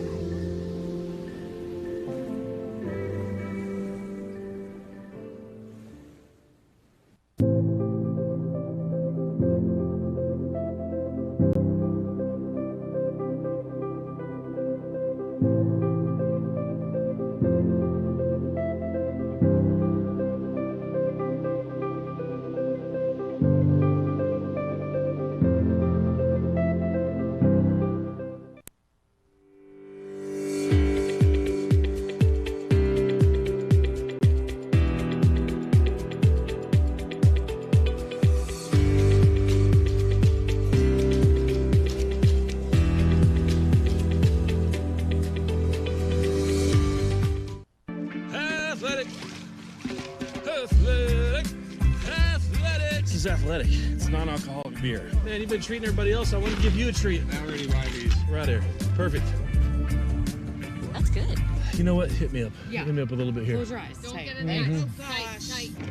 Tastes great, yeah. Ma'am? Woo. Ice cold athletic, non-alcoholic. There you go, brother. Mind if I do? I just want to pour that all over myself right now.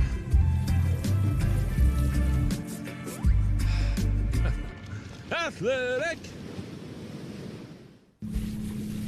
Hey, Hawk, we got the shot, dude.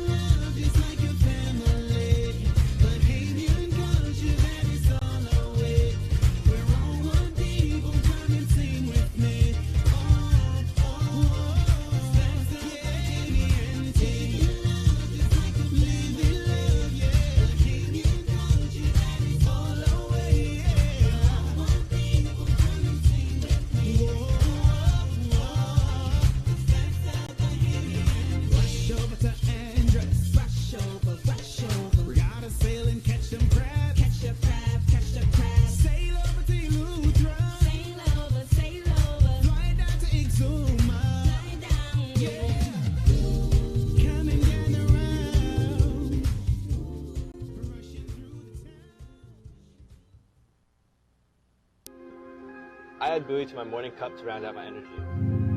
These liquid ionic minerals balance out the caffeine and keep me grounded. They're unflavored and sugar and sweetener free. I also dose a few times throughout the day to keep my energy stable.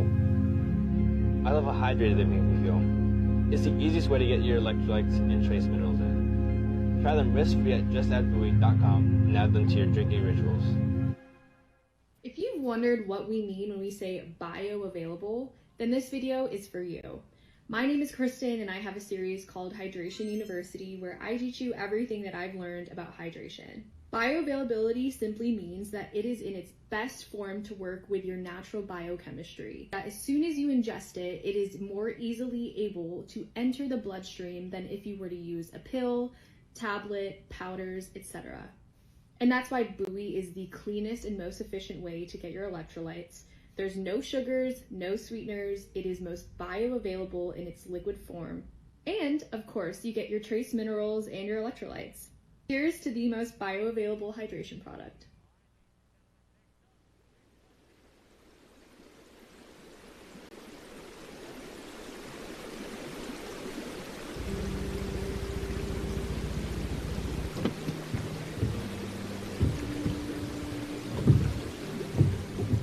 Paddleboarding is a passion of mine. Stress relief, it's a great workout.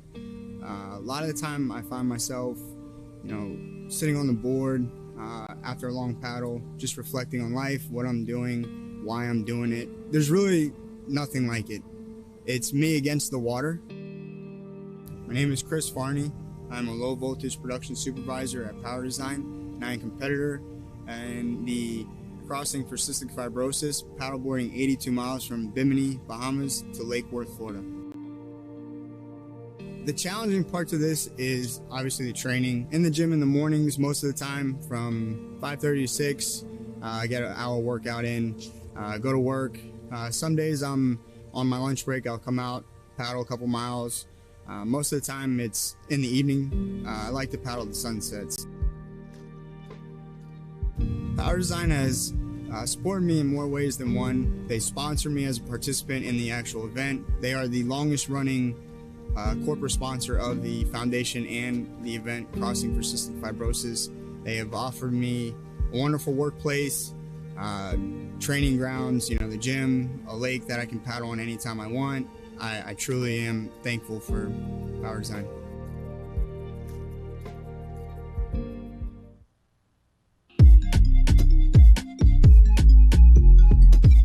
The sun is rising, and so are the spirits of our crusaders.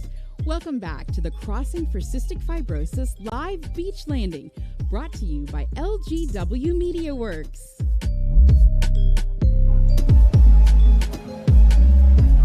Good afternoon and welcome back to Lake Worth Beach. We are here at the finish line at the beach landing.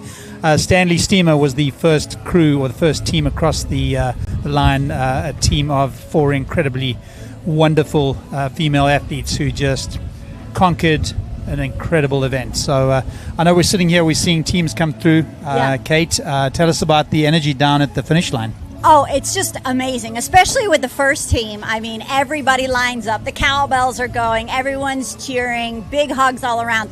And those 4 women you just mentioned, Lindsay and Jackie and Brianna, I mean, they didn't even really look that tired, I got to be honest. Now, right now, adrenaline is pumping. I am sure they're going to go home eventually and probably pass out for a good 12 hours. But they just, they've done it before, and the 3 of them have, and they just looked amazing, really strong coming in. And then, we had about 4 teams right in a row. We had Ford's Fight come in. Yep. And that's with Tyler Hoffman. And we had Travis and his crew come through. Team name, I forget team name. Viking Valhalla. Yeah. And what a great show they put on with their Viking hats as they came through. Oh, yeah. Hopefully people saw that on the live stream. But, they were all wearing Viking hats. It's very cool.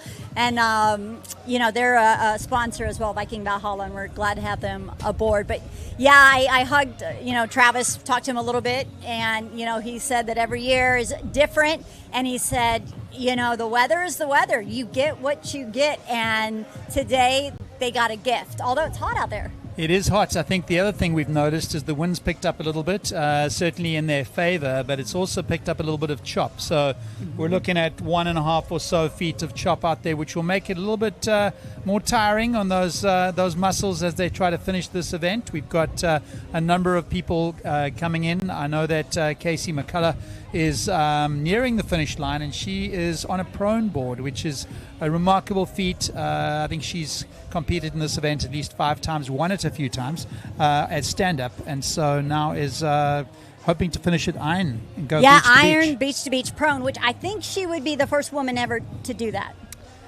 I think so, which is quite a feat. And Alyssa Bean soloed iron, beach to beach.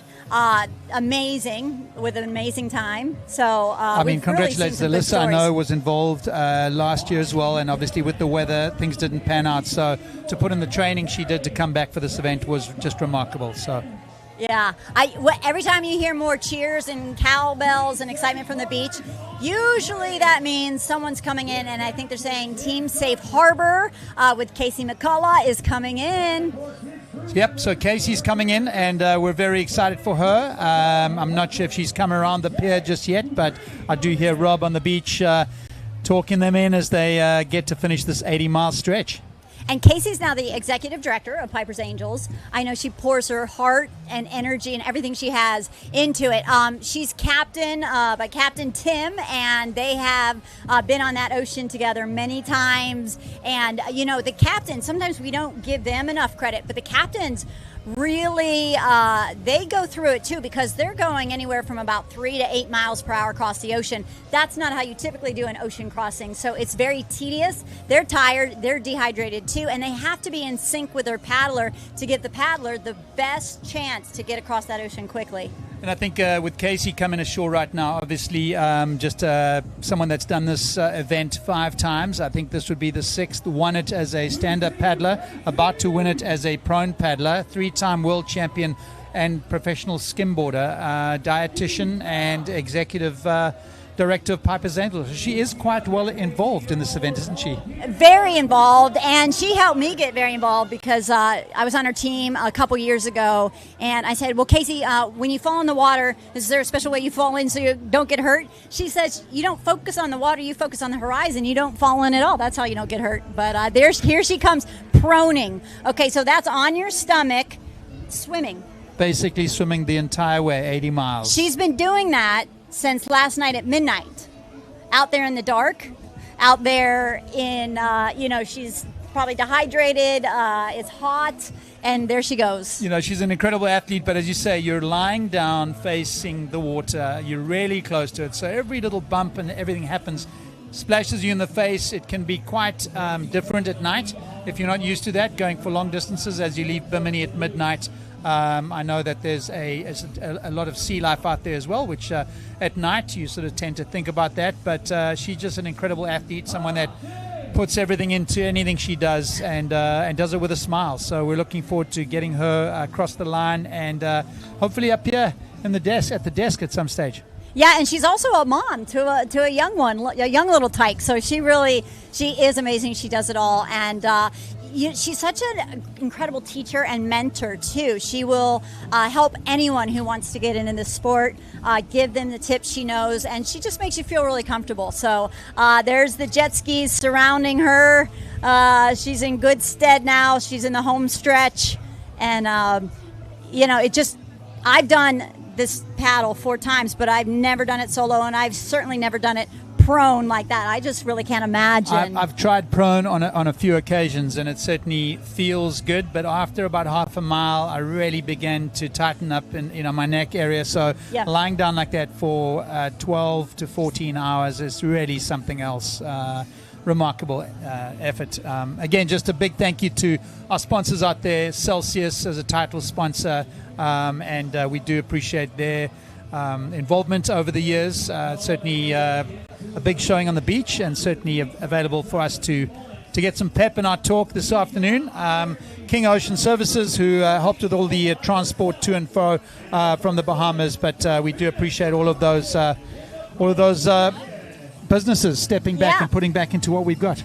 And Kelly, this year, I think this is the first time, there's the Tito's Crusader cocktail, and that's from Benny's on the Beach. Now, anyone who paddle the event, they get a free drink. I mean, what a bargain there. You spend 13 hours paddling for a drink, but they can get that. And anyone who wants to go over there, I think a lot of the proceeds, all the proceeds from that drink go back to the foundation. So, well, hopefully they're getting a hydration back in as well, and some electrolytes, because those are important. We've got buoy hydration. Obviously, we've got coconut water as well, doing Vita Coco. Doing a great job for us here, but getting all those things replenished in your body after such a long, it's going to take a couple of days for them to work that out, but I think having one of those Crusader cocktails at the end of that sounds pretty good. But might put them right to sleep. But that's okay, they deserve it. Yeah, and usually most paddlers, they have 4 different types of hydration going: water and Celsius, and maybe coconut water, and maybe water with buoy, all those things. But there we get a good look at Casey, and you can certainly see that the chop is picked up. It's not as smooth as it was earlier. Yeah. She's coming in the buoys there, and it's really quite choppy, to be honest, for a very calm day to start with. So she's heading in the right direction. The waves are following her, which is wonderful. So we've got a few minutes, and she will be on that beach. She looks good. The first woman to do this on prone ever. That is a remarkable feat. Congratulations, Casey. You can hear the cowbells going. You can hear the cheers, the screams. That is just an incredible feat. I don't think I could ever do that, but she is amazing, and hopefully we can get her up here. Great shot. Look, she, at this point, she could kind of get off the board, walk it in, but she's paddling the whole way in, and you can see there's wow, she's catching a little bump in. Yeah, which is great. Here she comes. She did it. Yep, here she comes. First ever female to do that on prone. Wow. Beach to beach. That is remarkable. So here she comes, finishing with strength, finishing with everything she's got. I bet she's going to run up on this beach, knowing Casey. Here she comes. Congratulations, Casey. That is an amazing sight. Executive Director, That's how it's done. What a great hug from Travis in finishing this incredible event. Team Safe Harbor. Wow. And she looks Team amazing. Safe Harbor She does. She looks like $1 million. What a way to finish. Kelly, it's hard for me not to jump off this table and go run down and hug her right now. But in the entire process of Piper's Angels, she was there all week with us in Bimini. She's this right here is a mission. An amazing athlete. I'm wondering if Rob's been picked up by the feed. If he is, I'll just keep quiet and CF Families as a dietitian. Let him go. You've done a lot with your athletic career. How do you feel in this moment compared to other moments in the past? Well, it's a beautiful day for a long paddle, so why not make the most of it? Absolutely, absolutely. Who do you want to shout out right now? Who do you want to shout out the most? The CF families that we do this for. Absolutely, the CF families. Let's hear it one more time, ladies and gentlemen. Casey McCullough, your Iron Crusader and the first female beach to beach in the prone position. And there she's being hugged by Heidi Kay, who is also on the staff with Piper's Angels in the Crossing. Heidi's been helping out for many years, gone on full-time with them, and a big hug from her husband there. What an amazing show of strength, determination, and certainly just stepping behind the mission of this, not only the event, but the organization. So, Casey, we're incredibly proud of you. Here we go. Hit that bell. Woo! And she still has enough strength to hit that bell. That's a very heavy hammer. And absolutely. when you've been paddling all night and all day, that's a really heavy hammer. But that just shows how well trained she is. I mean, she did that incredible feat, and she's standing, she's smiling. I think she has some makeup on even. It's a girl thing. She looks good. She looks good. Finishing 80 miles like that, she just looks calm, in control, which is remarkable after not setting foot on land for 80 miles. And that's her best friend there, Lindsay LeBlanc, in the Stanley Steamer shirt. There's her husband, Chris. I wonder if the little guy's down here tonight. I don't know if he's on the beach. Don't see him yet, but I'd imagine he won't be too far away. So, yeah, she just finished that. That was the first female ever. Casey has set another record. I know that she won this event as a stand-up paddler a little while back, and of course now has won it as an Iron Crusader on the prone board. So I'm not too sure what's next for her, but I'm sure she'll step into another craft and win it. Yeah, I mean, anything she puts her mind to, she can do it. But, you could see, even though, she's right there at the beach, it still takes time. This is not a fast mode of transportation. So, at best with the Gulfstream push, maybe you can get up to 8-9 miles per hour in that Gulfstream. But most of the trek is from 4 to 6 miles per hour, and you're going 82. So it's a long trek. And, I mean, and then the wear and tear on the body, just on the training, etc. You're getting tired throughout the day. The sun, the odd bump, the flow that you fall off the board, all that takes its toll. And so to come off looking like that is remarkable. Yeah. You know what I love too is seeing the parents down there welcoming their kids, and a lot of times adult kids back home. But it's usually the moms who tear up right away when no matter how old their kid is, when they paddle across the ocean, they just tear up with pride. I mean, there's something special about watching your child do something, and I guess that that's part of that. But also bringing it back to this organization. I mean, it's built on emotion, it's built on a cause, and it's about community, it's about helping, giving back. So all that added in makes it a really special event. Yeah, absolutely. I mean, we say it a lot, but it's true. So you come for the athletic challenge. That's what usually gets people hooked. Like, wow, I want to sign up for that. Once you're here and you learn more about the mission and you actually talk to some people with cystic fibrosis, then it becomes you're here to help, and that is actually way more meaningful than any athletic endeavor, because it's really about the heart and the connection in the community. Yeah, and I think it's the connections that I made over the years through this have just linked. As I said earlier on, I started supporting somebody who had CF, who was a young student at school, at the school I was working at, the Pine School, and that student is now volunteering on the beach behind us, sort of 12 years later. So it comes full circle, and nice to see people giving back to something and supporting it. So yeah, absolutely. I think with this year, the weather being so good, and a lot of people for whatever reason maybe couldn't paddle this year, I think next year is going to be an epic turnout, is what I'm thinking. Yeah, look, I think when you have an event like this and the weather is rough, it does turn people away a little bit, and that's understandable. But I think you have a good year like this and people realize what it can be, and you'll get more people signing up. And again, it helps the cause. I think once people have signed up, they're more willing to do it. So we've had a good year this year. Hopefully we'll have a bigger turnout next year. I think so. That'd be great. Yeah, so I got word. Oh, there you can see Casey's up on the podium, and she's got roses. And there's her husband, Chris. Now it's time for the champagne spray. I think we need to give Casey some Athletic Brewing. That is the brand that she gave me. Oh, well, we're going for the champagne now, as we should.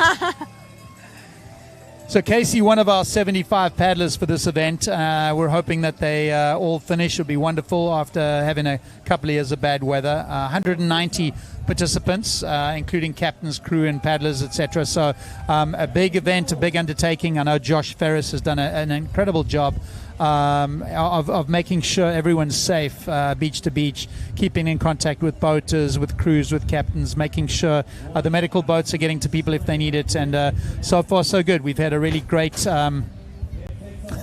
Something's happened on live TV. So, yeah, all going well so far, and we hope it continues late into the afternoon. All right, so we are now getting into the heart of when crossers are going to come back in. Now, we heard there's a little break between Casey and some of the other boats coming in, and I would say basically a lot of the folks who have come in have done it before, maybe some more of the elite paddlers, but there's a lot more still out there. We were talking about the teams that have come in, so Teams Ford's Fight is in, as well as Stanley Steamer, as well as Viking Valhalla. Yeah, I think it's that two groups of paddlers, the competitive paddlers and certainly then the recreational ones, and both are equally as important for this event. But it's those recreational paddlers that are going to have to dig really deep and really search themselves for their why as they get to this late in the afternoon. They've been going now for close to 15 hours, and they can see the shoreline. They probably can't get a good look at the pier just yet, but that's a tough afternoon ahead for them, but it's something that they can conquer.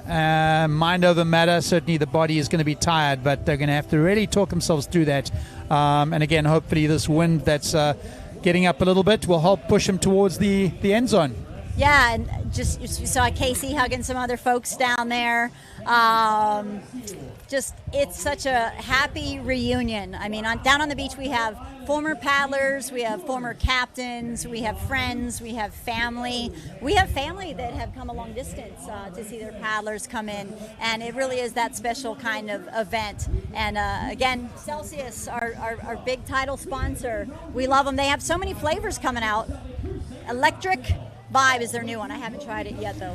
I haven't tried it. I'll certainly try that at the end. You know, the other thing that Kate, I heard about in the last month or so down in Key West, chatting to the Piper's Angels Foundation crew, was that they're adding a few more events to this this whole cause, which is wonderful. So, called the Crossing Adventure Series, and I know that they have one in Northern Ireland this year in September, and I think that is a hike of sorts up some sort of really beautiful countryside. The highest peak in Northern Ireland, and Kelly, it's just kind of ironic, but I actually have climbed that. In college, I was over there for a missions trip, so I've been there.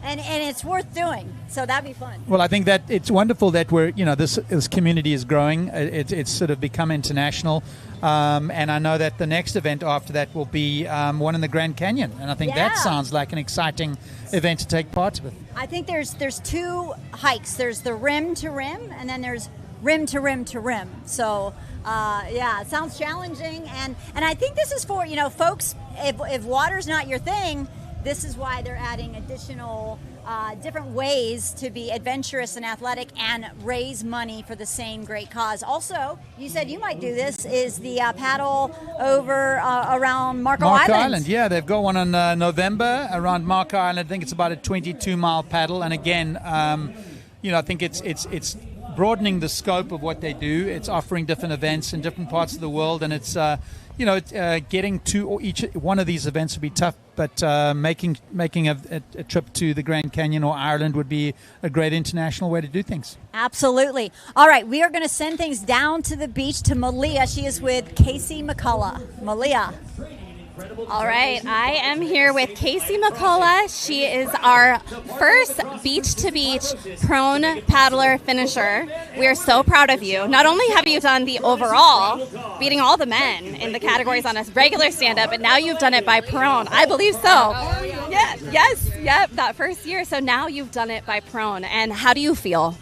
I'm great. I'm glad I'm done prone paddling, though. I said I was going to continue to prone paddle the crossing until I finished at iron, so I could finally go back to stand-up paddling.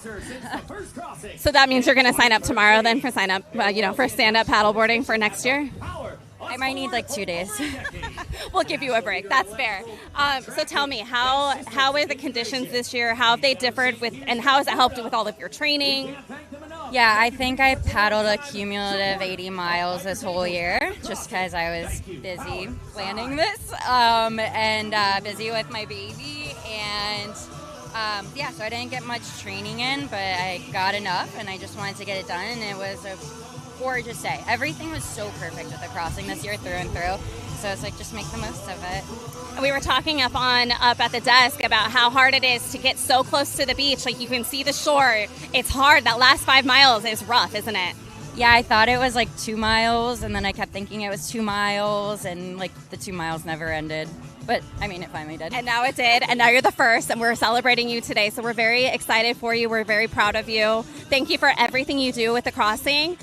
It's wonderful. Is there anything you want to share with the community out there? I just want to thank everyone who's tuning in.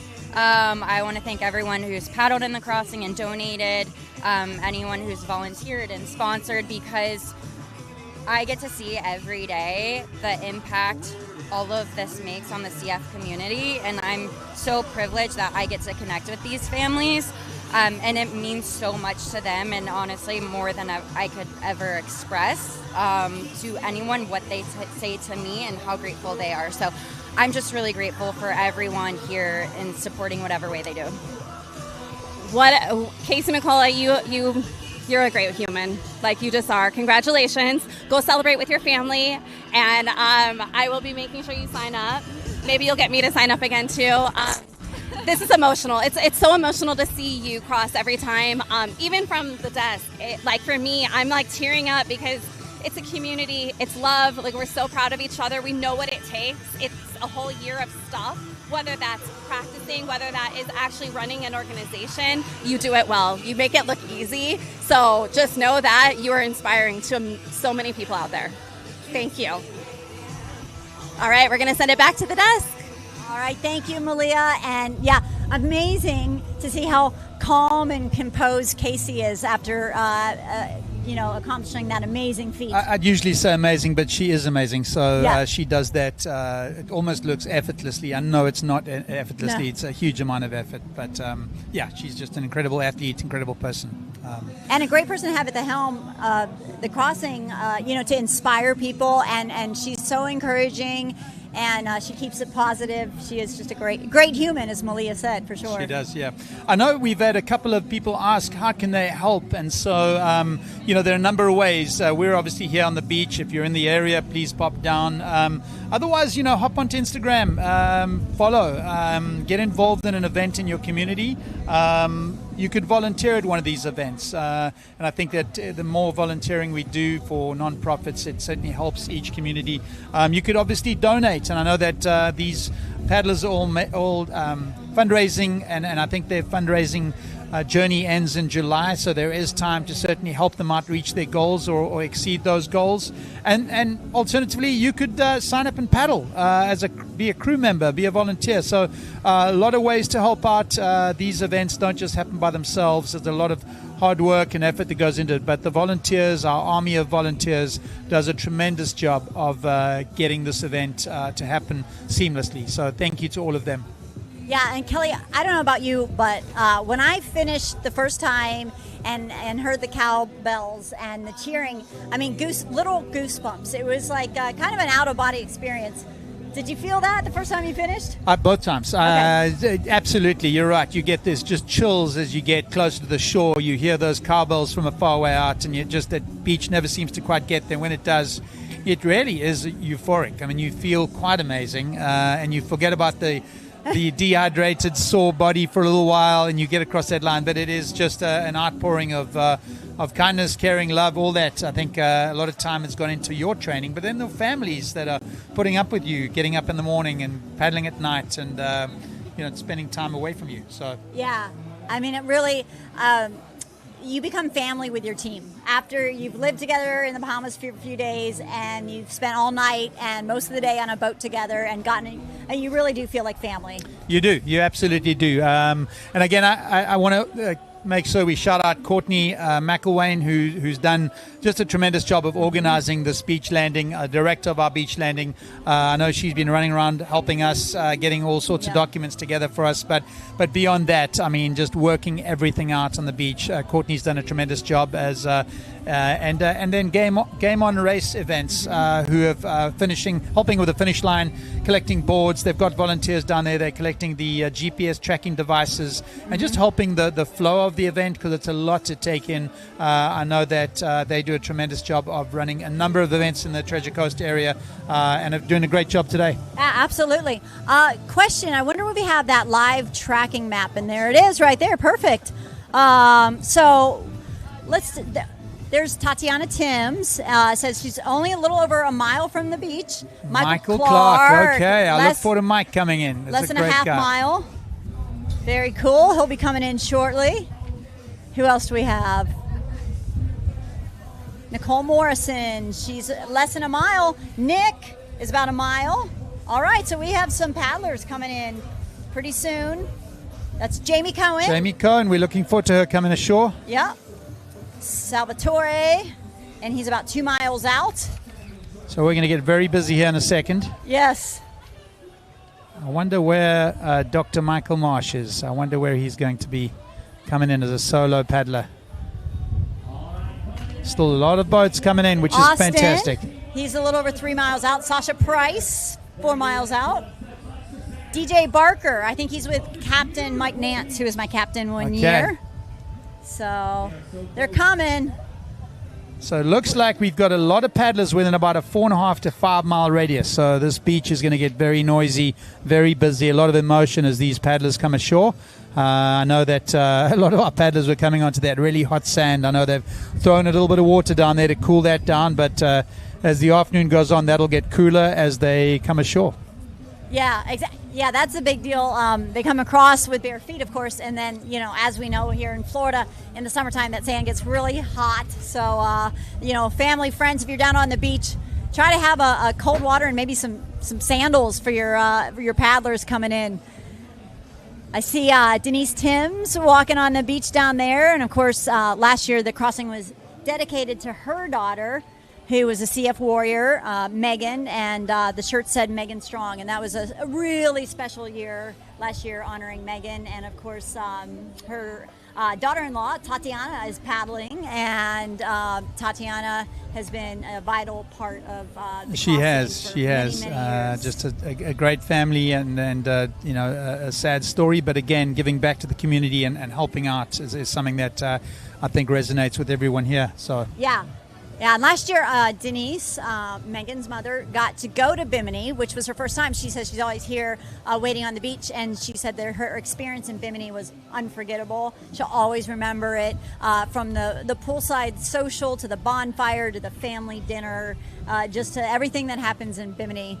She got to experience that. So, you know, and they do need volunteers. So it is possible to be a volunteer for the crossing, and you don't have to paddle there or paddle back. So there are ways to get involved that don't involve paddling. Look, I think there's, you know, again, giving back to any organization is great. This one certainly needs volunteers and can use them. And as many of the young people that are looking at, watching us out there, I know a lot of our high schoolers need that for bright futures. And so it's one of those things you can come and support an amazing event, meet some new people, get involved in a community, and help with your bright futures college process. Yeah, and you know, Kelly, now that this event has been going on for more than 10 years, there's hopefully some youngsters that watch their parents do it that are now getting to the age where they could possibly think about doing it, because, you know, it does, you can't do this event forever.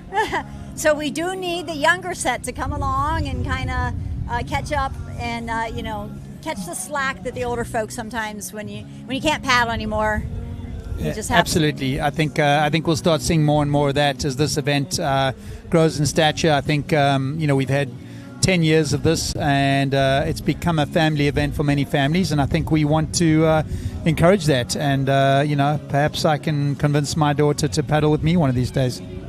How old is your daughter? An 18-year-old daughter, Okay. Pippa. She's done a few paddle events, heading off to college, actually the same age as Piper. And so, you know, we'll see what the next step holds, but she's very excited. But yeah, as you say, getting those youngsters involved in something like this, giving back to their community, I think it's just a good thing for society in general. It is. I mean, it's great to be a part of something. You know, we talk about everybody's lonely, everybody's isolated. You come join this group and you will not feel isolated or lonely, because it's just hugs and love everywhere. So the beach, it looks like the breeze is picking up just a little bit, which is helping us feel cool. But, you know, the ocean, it's still looking great. It's just not quite as still and smooth as it was first thing this morning. Yeah, look, it's certainly picked up a little bit of texture. That texture is moving in the right direction, which is great. You can see they should be coming around that pier in line with that wind. You can see the flags blowing there. And so, yeah, we're looking forward to a nice cooler finish with a bit of wind, and as they come ashore, just sort of bringing them in. We should start to see a number of those boats and paddlers come in over the next little while. I can see a bunch out on the horizon, just not too sure who is who at this stage.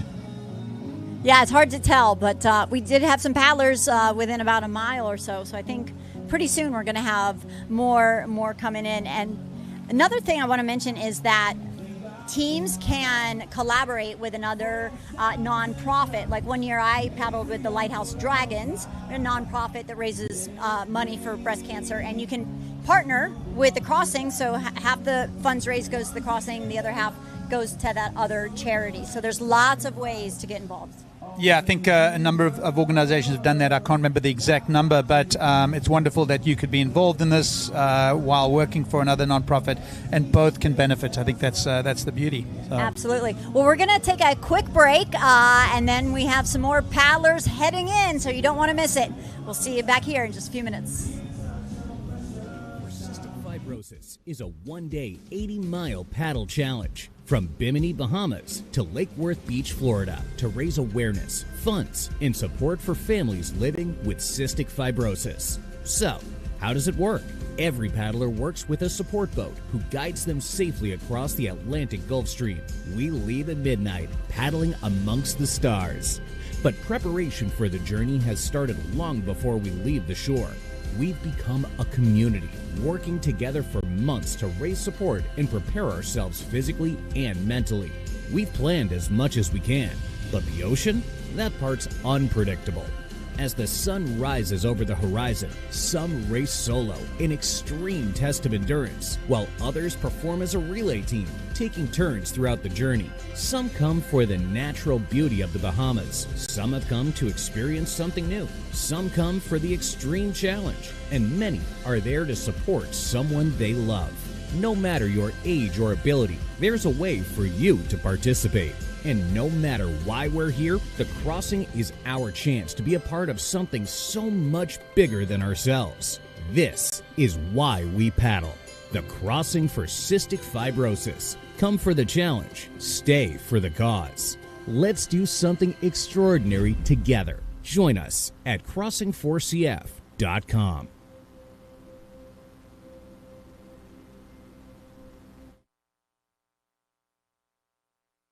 Four-person competitive relay, stand-up paddlers.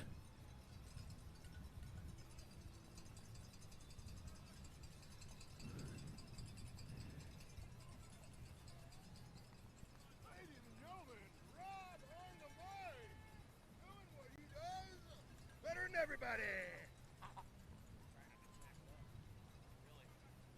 There's one dude in the sailboat. Dude in the sailboat. Is this the rest of this team? That's the rest of this team. There was one with the sailboat. One with the sailboat. Yes, and it should be the Crusaders. And a wonderful afternoon here at Lake Worth Beach at the pier at the home of the beach landing. This has been the home of the beach landing for Crossing for Cystic Fibrosis for a number of years, and what a wonderful job the community does in supporting this. We got a bunch of sponsors out here. Celsius is our title sponsor. We thank them for their ongoing support for this event. A number of paddlers have come in. We've got a couple of competitive teams coming in now. I know that the paddlers are going to be tired. They're really looking forward to hitting that sand and getting something that's not moving under their feet. Keep it going for Team 180 Wellness. All the right. rest of the team coming to the beach. Here they come. They're making it. And off in the distance, we got the Blue Earth Buccaneers. I think they said Blue Earth Buccaneers are coming in. So is this 180 Wellness coming in first, Yeah. I believe. Okay. So that's Michael Clark and his group. And then we have the Buccaneers, I believe. Okay, so the gentleman on the back standing up is a different Not team. entirely sure. Tricky Yeah. to know how quickly they all got off their boat. On those four-person teams, you tend to have someone that comes in and then you all trade off and get onto boards as you paddle into that finish line. So not too sure if he is a part of Mike's team, 180 Wellness. But welcome back certainly once going to again. be. So this is Michael's Michael, third Nick, and Helen, Team crossing. 180 Wellness. And it's a four-person competitive relay. So, yeah. Michael Yeah. was a former volunteer, and then he turned into a paddler. So it can happen. I know Michael was involved a few years ago when we had some really bad weather, and so unfortunately they couldn't take on the whole event. So it's really put his mind to taking on this one. Just a genuine guy, someone that really helps out with everybody around him. Lives near me and has certainly helped me out on a few DIY projects. But really proud of Michael and his team for Here we go, ladies making and this gentlemen, Team finish. 180 Wellness! What a All good right. view. That's great. Congratulations. Nikki Morrison's on the team. She is a registered nurse, so that's always a helpful thing to have on a crossing team. That is Great. fantastic. I'd say they all look fantastic at the end of such a long paddle. They really do. Congratulations.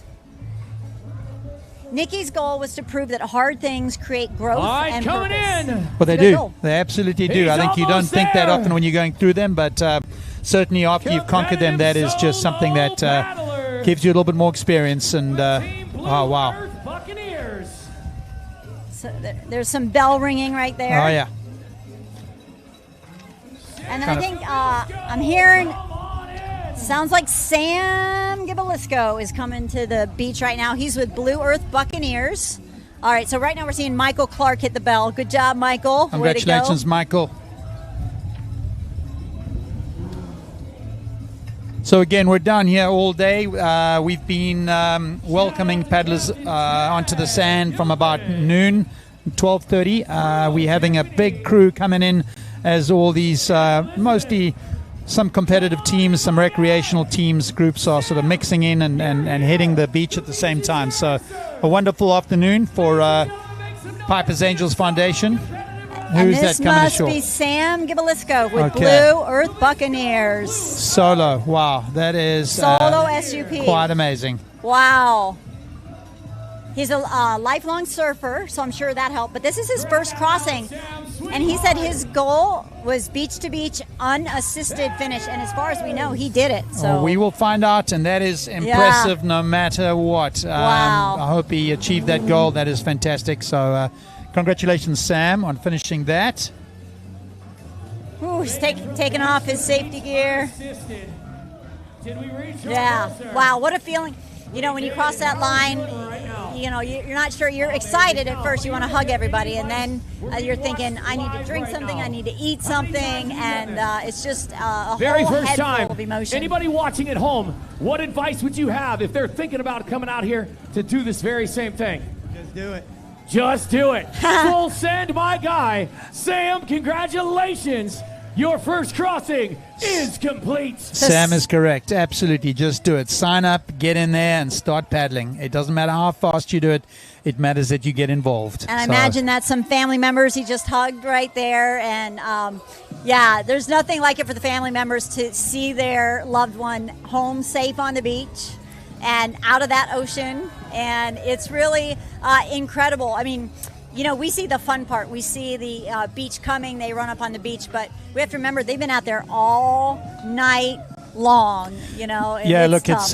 it's a tough one, and you know, you're saying goodbye or you're saying hello, whatever, is at about 11:30, and really you don't have a whole lot of communication with them. You know, cell phone service can be spotty. You can certainly follow GPS, but you don't have an idea of how things are going. And we heard from someone earlier whose wife was not dehydration but hypothermia. Hypothermia. Yeah, And that so was Jamie you know, Cohen some of last those year, things yeah. you know, you have to kind of hear at the last minute, and so you always got that moment in your brain. You're thinking, wow, I hope they're okay. So it's really an outpouring of relief, love, caring, kindness, all that as they hit the beach. So yeah, nice to see them come ashore. Yeah, really nice. I see, you know, sometimes I see Michael Clark at Tuesday Night Race League, and so it's kind of like seeing your friends come home from the Bahamas, and the more you're involved in the community every year, you make more friends, and before you know it, you know just about everybody. I'd say any race in the southeast United States, you know, you're going to head there and you're going to see a number of these paddlers. Certainly the top paddlers are attending most of those events, but you'd find a good smattering of everybody taking on everything for different reasons and having fun, and it's a wonderful community. It is. Now, I'm going to have to ask Casey, when she said, well, I plan to train a lot harder, but, you know, with life and the baby and everything, I didn't really train as hard as I wanted to. I don't know. She made that look easy. She really did. Maybe she really did. She's superhuman. I think we got a guest down at the beach, so we're going to head down there, I believe. Okay, so what's your name? My name's Nicole Morrison. Okay, Nicole. First of all, congratulations. Thank you. Huge accomplishment. So talk us through your journey. What were you like? You know, really just feeling like joining a new community of amazing people, and God bless America, God bless each breath, and God bless the New York Knicks. Knicks in 5, let's go! Okay, one more question. So you guys left at 12. Yes. So you were in the darkness. What like kept you going? Just having a really good support team. Each team member contributed by speaking up vocally and really just clapping for each other and pushing through. Go Knicks! Go Knicks! Yeah! Back to you. All right, that's our junior reporter, Finn. He did a nice job down there. I think we're out of a job next year, Finn. We will be paddling. You can take care of all this. So thank you very much. He did a tremendous job there. So again, just some incredible paddlers coming ashore. Some wonderful stories. So which event are you going to be considering taking a part in next year? This one or one of the series, the adventure series? My heart is with the crossing. So if I can, take care of some injuries and train this year, I'll do that again. So, Kate, you were saying that earlier a few years ago when you were at college, you spent some time in Ireland. Yeah, for 3 weeks in Northern Ireland, and so I did get to hike that same hike with the highest peak, and it's quite impressive. I remember taking a picture where we're standing straight, but the terrain is so steep it looks like we're about to fall forward. It's quite an adventure, and again, everything the crossing does, they do it the right way.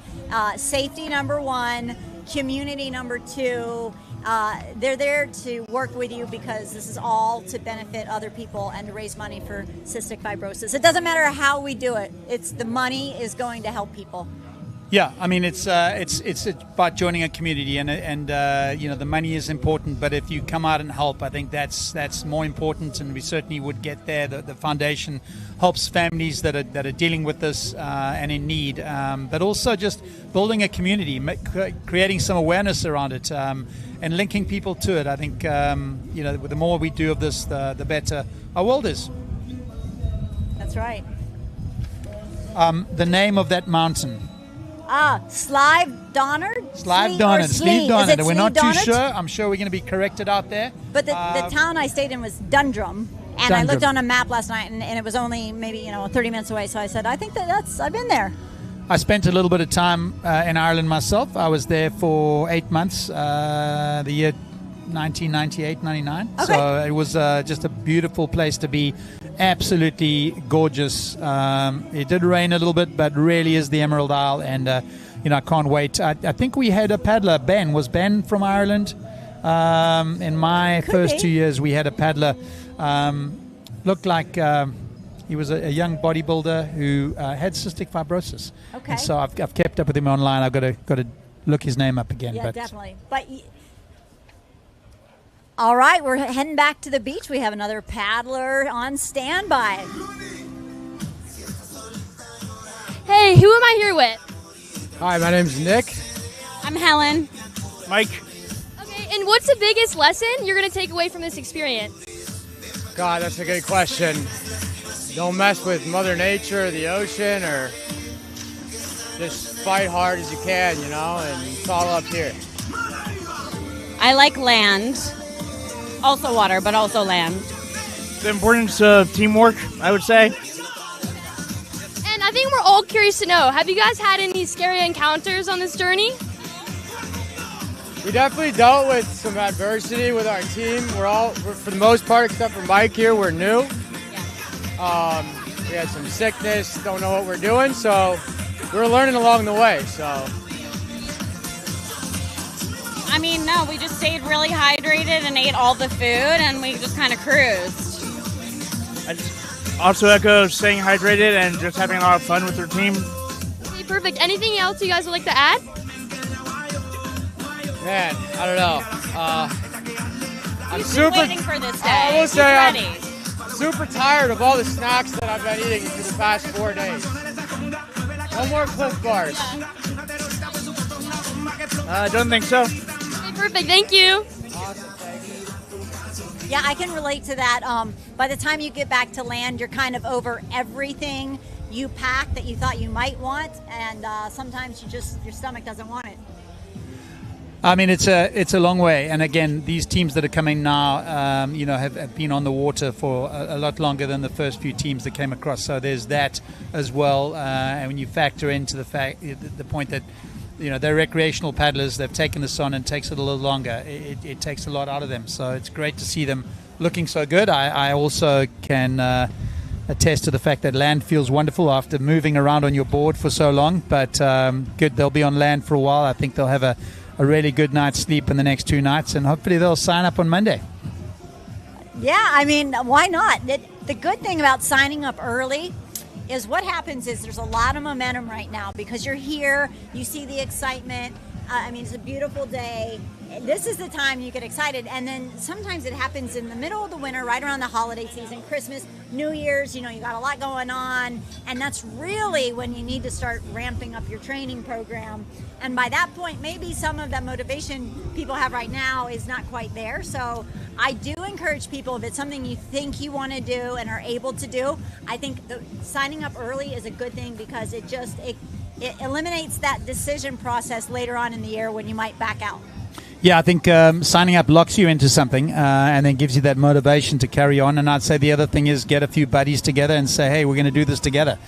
Because there's accountability that's quite important as you work, as you're maybe not wanting to get up in the morning quite as early in January. Someone's going to call you and say, hey, we're doing the crossing. We got to get up and paddle. Exactly. If you don't have something to train for, sometimes it's hard to push yourself to train, but that's why this is so good. So we're watching another team coming in here. All right, ladies and gentlemen, our next paddlers are here. They have arrived. Waiting to hear who they are. To the landing, we've got Jamie Cohen out there, as well as Tatiana Jamie Cohen and Tatiana Timms are coming in. This is going to be a great finish for these two. What a wonderful group. And of course, we were talking to Jamie's husband a little earlier, Bryson, so I'm sure he's down on the beach right now. Excited to welcome her in. And this is a much better finish. This is a good finish. Last year she finished in the hospital from hypothermia. Yep. This year, she's looking good. Coming in, Memer's Angel. Memer's Angels. Memer's Angels. Tatiana, competitive solo sub, first time solo paddler, 5-time crossing crusader, and 7th crossing overall. What a great sight as they come ashore. I know this is going to be an outpouring of emotion for them. Oh, yeah. But just a wonderful, wonderful feeling. Jamie Cohen coming in, Jamie Twerp, competitive solo. And there's Denise Timms, there's Megan's mom, and Megan was a crossing Crusader warrior. She had CF, and unfortunately we lost her, but Memer was her nickname. Her older brother Sean called her Memer instead of Megan, and so that's why the team is Memer's Angels. Yeah, okay, that is very special. In honor of Megan Timms. Very Phillips. special. Yeah. Very special. Yeah, we're going to get some good shots of them as they come across that finish line and certainly hit that pick up that hammer. Here we go. Push through. Strong finish. They're looking great. Ooh, they did it. For Megan. Jackie looks like she's... Jamie looks like she's sorry. like I'm done with that. Tatiana, congratulations. And I know the feeling. Job well done. Jamie, yourself. Aw. Here comes the family. Little hug from husband Sean and son Kemper. That is a great photo right there. Overcome with emotion there. He's not. Oh, Jamie, you deserve it. Come on. What a wonderful show. What a wonderful setting as they get across that line. Oh, yeah. Wow. Very impressive. Very emotional.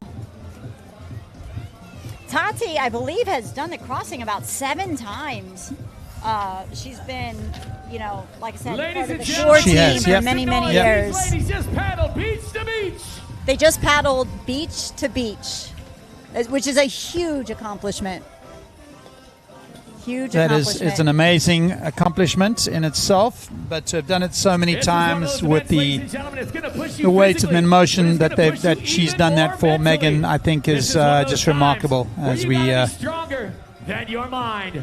There's Casey right now hugging Jamie. Than any failure that could ever face you, because you're not doing it for yourself out here. You're doing it for all the CF families around the world that are out there looking for the help, the support, the diagnosis, the medication. Love the hugs, love the tears, love the smiles. To have longer, happier lives. So you're not just here for yourself. You guys are here for the entire CF community. So emotional. Congratulations again, Tatiana and Jamie. I think it's also important to note that we've got Palm Beach Fire and Rescue on the beach, first aid tent there. As the paddlers are coming off, they certainly do want to make sure that they're healthy, that they're ready to move forward with the rest of the afternoon. I know that it's an important step in making sure the paddlers, are just being looked after. If anything's off, they're going to be able to sort that out and appreciate having those first responders on the beach with us. Yeah, and sometimes it doesn't catch up into you until the next day or even the second day after the paddle. So it's actually important for all these paddlers to continue to stay hydrated, probably stay out of the sun tomorrow. Just kind of take care of themselves, because it really does push you to not just the physicalness of paddling across the ocean, but also doing it on very little sleep. And it all catches up. But right now, most folks are pumped up on adrenaline. But I'm hoping we get to talk to Jamie, because it looked like she had some words like, I did it. And at that moment, it looked like maybe I'll never do it again. But she did it. And once you do it, no one can take that away from you. Yeah. Exactly. Looked like Tatiana, the grip on that hammer wasn't quite as strong as it should have been. And there we go. Wow. Yeah. When that hammer hits the bell, it almost blows you back. Yeah. Look at that. That is fantastic. Wonderful. Yeah, there's Piper right there. Piper's out of her paddling outfit. And Travis is in the mix, thanking people and just being a part of this amazing event that he started. Let's see if we can hear what she's got to say. Anyone who ever considers coming out to do the crossing, please tell us, what do you have for those folks watching at home? We can do hard things, and we can do it for a community that deserves it the most. And I'm so proud to advocate for this community and be a mentor in the foundation. It's changed my life, so do it. That's all you have to do, just sign up and do it. So Jamie just reiterating how she can do hard things. We can all do hard things. Sign up and do it for a community that really needs it. Such great words. And again, standing in that picture, Piper of Piper's Angels, just a wonderful message for her and all those battling CF at this time and families. So and to see Piper there on the beach, and she was diagnosed when she was 4, and that's when Travis got the idea to do this, and now she's a graduating senior. So we've seen babies grow up really on this beach, and Piper is doing fantastic, and she was a cheerleader, living a full life, just doing amazing, and really part of it is because of all the advancements they have made in patients with CF, with the medicine, and they're just finding I think new the things. medication, the treatments, certainly. I know that the life expectancy is really gone to be able to live a full and happy life, and I think that's important.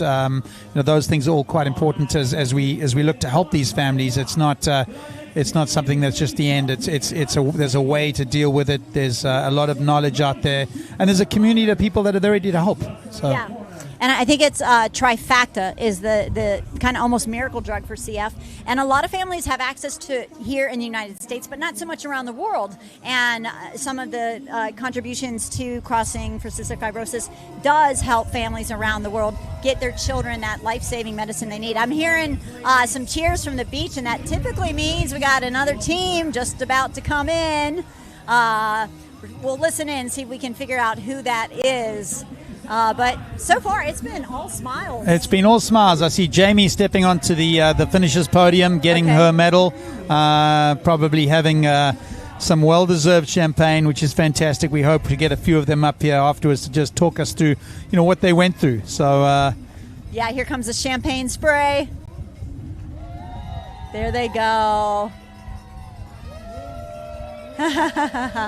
Congratulations, ladies. That is a remarkable feat for an amazing organization. Team Memers Angels. Team Memers Angels. Awesome. Yeah, that's the moment. So that podium moment. If after we get that photo, if we can go back to where those teams are just to see who we've got coming in and see who's next up.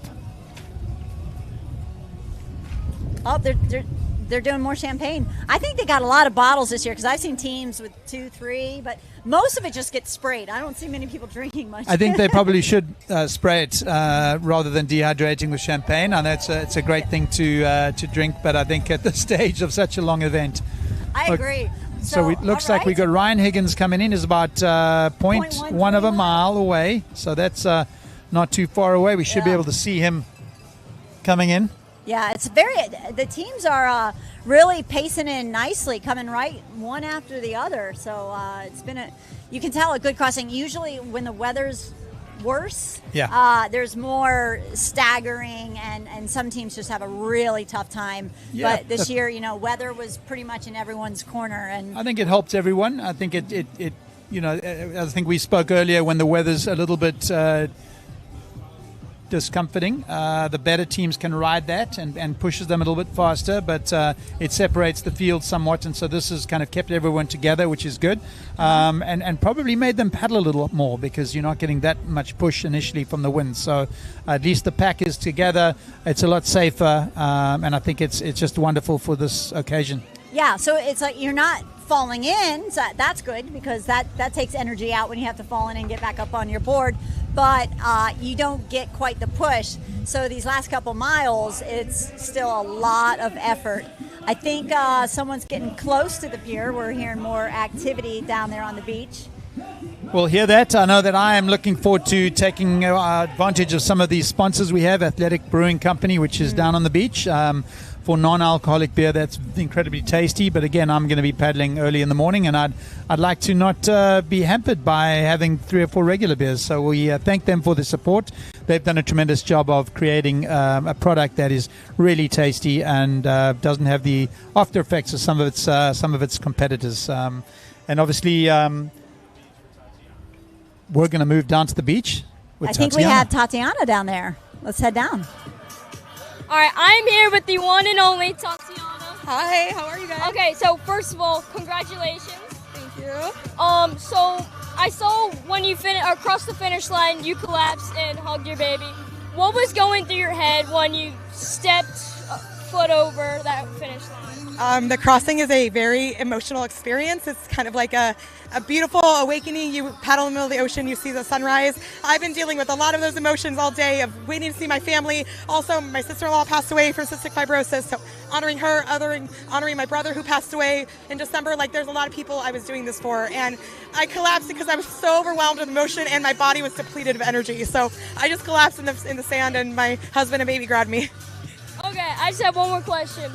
So you guys were you guys left at 12. Yes. What were like your emotions in the darkness, just all alone? Like, what was going through your head? What's cool about the crossing is that this year there was about 75 paddlers and 32 boats, and there's waves of paddlers that go out at midnight. So paddle group A lines up, and paddle boat group A lines up as well. So it's like a city of lights with all the boats out there, and then the boats line up. And the word I use to describe it is exhilarating. It's so fun. The energy is really exciting, and then you have a really hard challenge on the way home. So you got to have it fun before you leave to do something grueling, right? So that's why we do it. All right.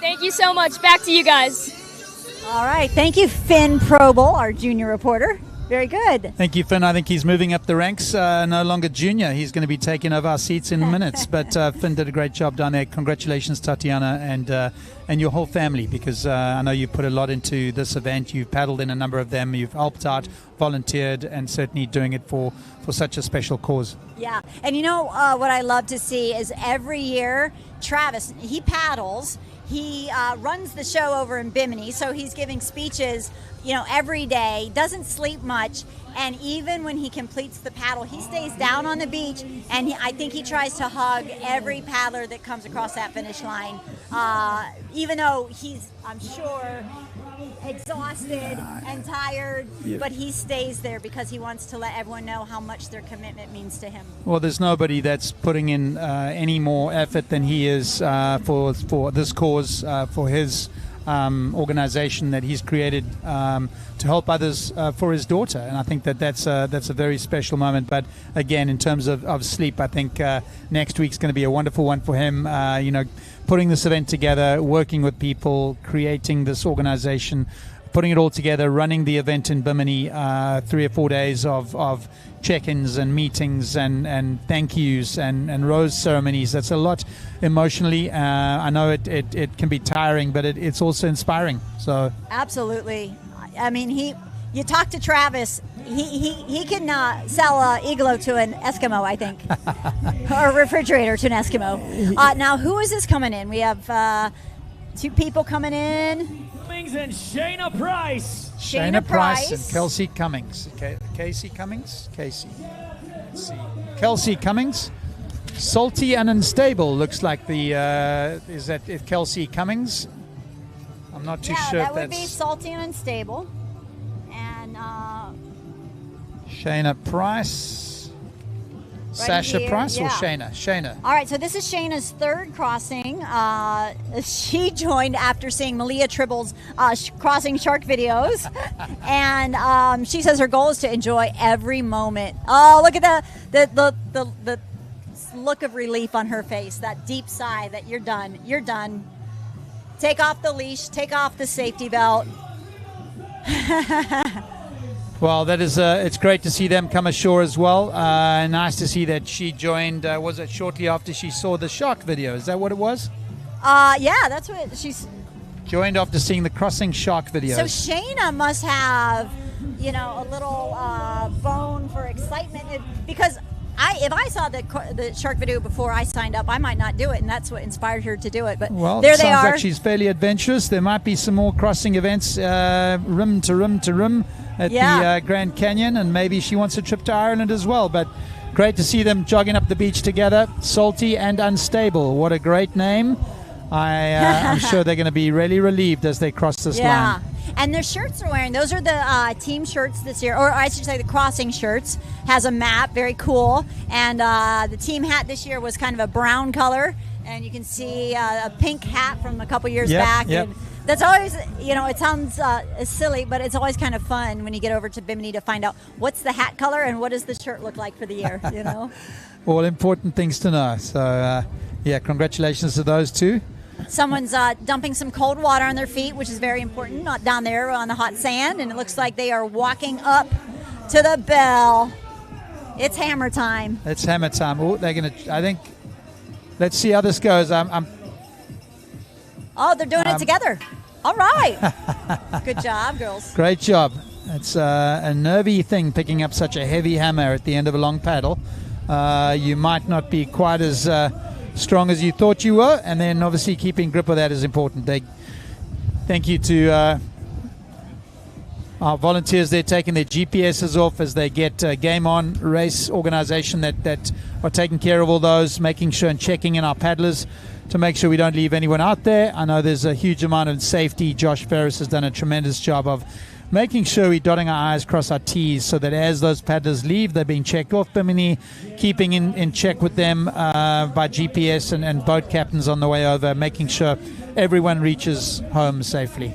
Yeah, so every paddler does have a GPS tracker attached to them, so that's how we're able to see where they are out in the ocean. And it's also a safety measure too, because we can have their exact longitude, latitude at any moment. So those GPS trackers, very important. There's the tracker crossing map, and we are looking good. Austin Priel, he has about a mile out. I believe he's going solo, Austin, and then Sasha Price, just under a mile and a half. Joseph Michalik is about a little over a mile away. So we look at them lining up there. Wow, we've got a long list of paddlers still coming in. Yeah. We're going to be here for a few more hours. We will indeed. We'll be here till they all come in, and looking forward to seeing them come ashore. Yeah. So, you have to remember, when, say, your loved one comes on shore, you celebrate, and then, maybe you pack it in. But for all the families that their paddlers are still out there, they're going to get the same exact homecoming welcome. there is Dr. Michael Marsh, There you go. friend of ours who works up at Jupiter Medical Center, great guy, and took on the crossing, I think it was 2 years ago when we had that really poor weather. It was a shortened version of the crossing, and unfortunately his captain decided it was a little bit too dangerous in the last sort of 6 miles, and so they didn't finish it that day, and Michael promised that he was going to do it. So he's been paddling really hard. I'm looking forward to seeing him come ashore. Yeah, that'll be great. Yeah, so all these paddlers, we're going to wait for them and cheer them on. Chris, about 4 miles out. So it looks like in the next hour we will certainly have, it looks like 15 to 20 paddlers coming Grace Tremonti, Stephanie Grant, they're all about 7 miles out. Chris Farney, 8 miles out. Ryan Goodwin, a little over 8 miles out. Tyler. It's just good to see these names pop up. And again, just to, if you're looking for a way to get involved, obviously you can paddle, volunteer, donate, do all those things. But again, a big shout out to our team sponsors, Price Automotive Group, Stanley Steamer, who came in first, which was remarkable. They did such a great job. Reco Intensive, Power Design, Celsius Viking, Valhalla, Yacht Sales, Benny's on the Beach, and we've spoken about the cocktail, the Crusader cocktail that they have going there as well.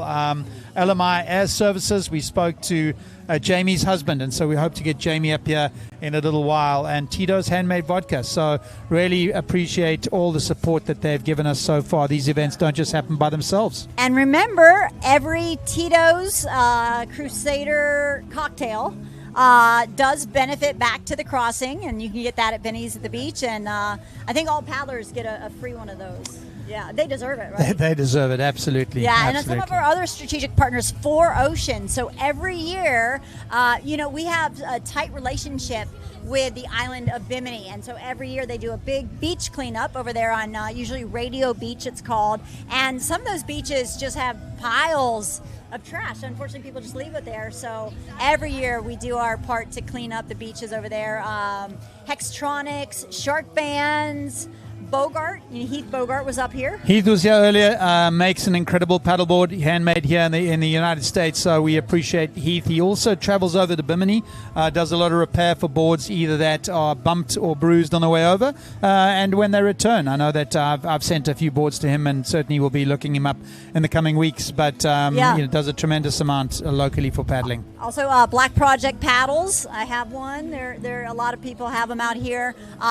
Flying Fish. Flying Fish, John, I think we've probably got half of the boards out here, Flying Fish boards. John Muskauskas makes those locally in Stewart, and has done a tremendous job of having so many great paddlers come and paddle this event. So maybe that's it. Maybe it's my board. I need to, talk to either Heath or John about making a board that helps me go twice as fast across the ocean. Do you think you could do that for me? So we've got a very exciting interview to take place right now. Welcome, Tatiana. Congratulations, Tatiana. We're so proud of you. It's great to see you. Our yearly meeting at the live stream. I know. It is. Hey. And then we spend a lot of time together, and then we see each other next year. So how do you feel? I feel overwhelmed with emotion. I no longer work with Piper's Angels. I now have a new job, so I am learning how to navigate that world of not working for a foundation I care so much about. And the way I was feeling was overwhelmed with emotions.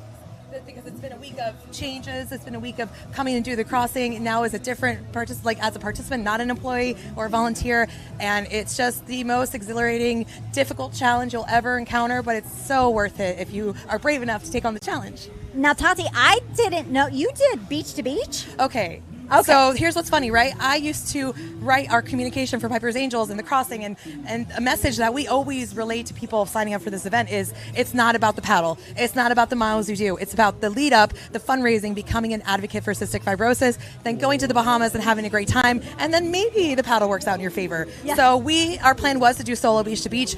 Our pace was really, really slow during the middle of the night from 5 a.m. on, so we were moved per the choice of our captain for safety purposes. So we did 65 miles, which at the end of the day is just as impressive. Yeah. And for someone like, you know what, scoot in a little someone bit. like these paddlers like myself and other paddlers who've been doing this a long time, we've been training for this. So to get it taken away from you is a reality check that I think everybody needs in this community, because people with cystic fibrosis don't have control over their schedules, over their life. If they get sick, everything changes and they have to just deal with that issue, and they cannot do the fun things that they always wanted to do, right? So I had to take that lesson to heart, and it's something I've preached to other people who've done this event, and the outcome wasn't what they expected. And that was my scenario today. I didn't want to get pulled out. I didn't want it. It wasn't even a conversation. It was just for safety, and you have to respect that our captains care about us that much that they'll make a safety call, even if you're unhappy about it in the moment, because they know better in those moments. But Tatiana, 65 miles, that's a lot. I mean, that's more than I've ever done. So congrats to you. Thank you. It was 14 hours of consecutive paddling.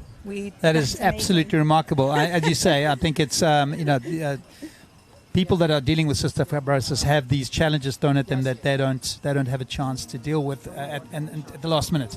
So when the rest of us have this, we have a choice of how we react to that, and I think you reacted really well. So thank you. I do this for my sister-in-law, Megan, who passed away from CF complications back in October 2024, the day before her godson was born, my son. So it is a bittersweet thing to paddle for someone you've lost, but again, it's leaving behind a legacy that I'm so proud to have helped build, and I can leave behind and come back as a visitor and support in that way and fundraise in that way. So I'm really excited to still be a part of the Crossing and Piper's Angels community, and now more so even in a better way, right? Yeah. So I'm very excited about that. And tell us what the team name means, Memers Angels. Oh, I'm so glad you asked that. I have the shirt on. It got soaked as I was coming in. Memer was Megan's nickname growing up. She couldn't say her name very well, neither could her siblings. She had 2 older brothers, my husband, Sean, and then the middle older brother, Ryan.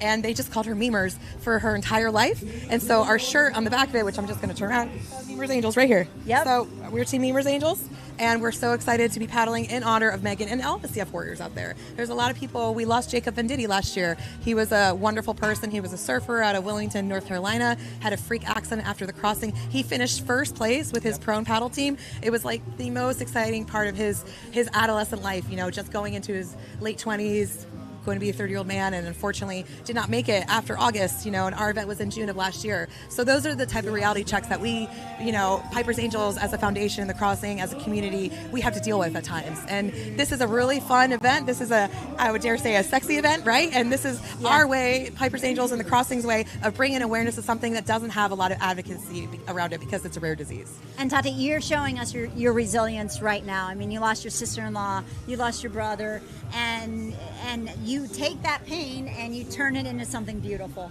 And it's amazing. I have to thank Travis Soup for that, because this was not my crazy idea. And I'm so grateful that he is the visionary that came up with this idea. And then from that, Piper's Angels was born. And it's an awesome foundation. I can say that with confidence because I worked for them for over 6 years. They are a wonderful foundation. They care about the cystic fibrosis community here in the States and beyond. They're helping children in Mexico. They're working on something in Argentina. They've got kids in India they're helping because they have failure to thrive. So that's what Piper's Angels is doing through the Crossing. And when you fundraise and support people who are doing the Crossing, those funds help fund Piper's Angels programs and those initiatives. So thank you guys for being here and bringing awareness to such an important cause for us. Well, thank you, Tatiana, for all you have done over the years. And, when you look out on that beach, you're a big part of this event. So you'll always be here. And once you're here and you get hooked, you want to stay. Right. You can't get rid of us. Yeah. You want to be here the whole time. Right, Greg? Yes, indeed. Yes, indeed. Hey, look at this. We got somebody coming up on the beach. Oh, they are awesome. Oh, wow. That is fantastic. Look at that. Tatiana, congratulations. You were fantastic out there. It was lovely watching you come ashore and obviously hearing the stories. How was it? What was it like in Bimini? Talk to me. Bimini was great. It was beautiful. The weather was calm, so everybody was talking about how calm the ocean was going to be today. It was calm until we got here to the shoreline. Yeah. Bimini is a wonderful experience. There's nothing else like it. There's not a lot of endurance events that take you to a tropical destination 2 to 3 days before the event actually starts.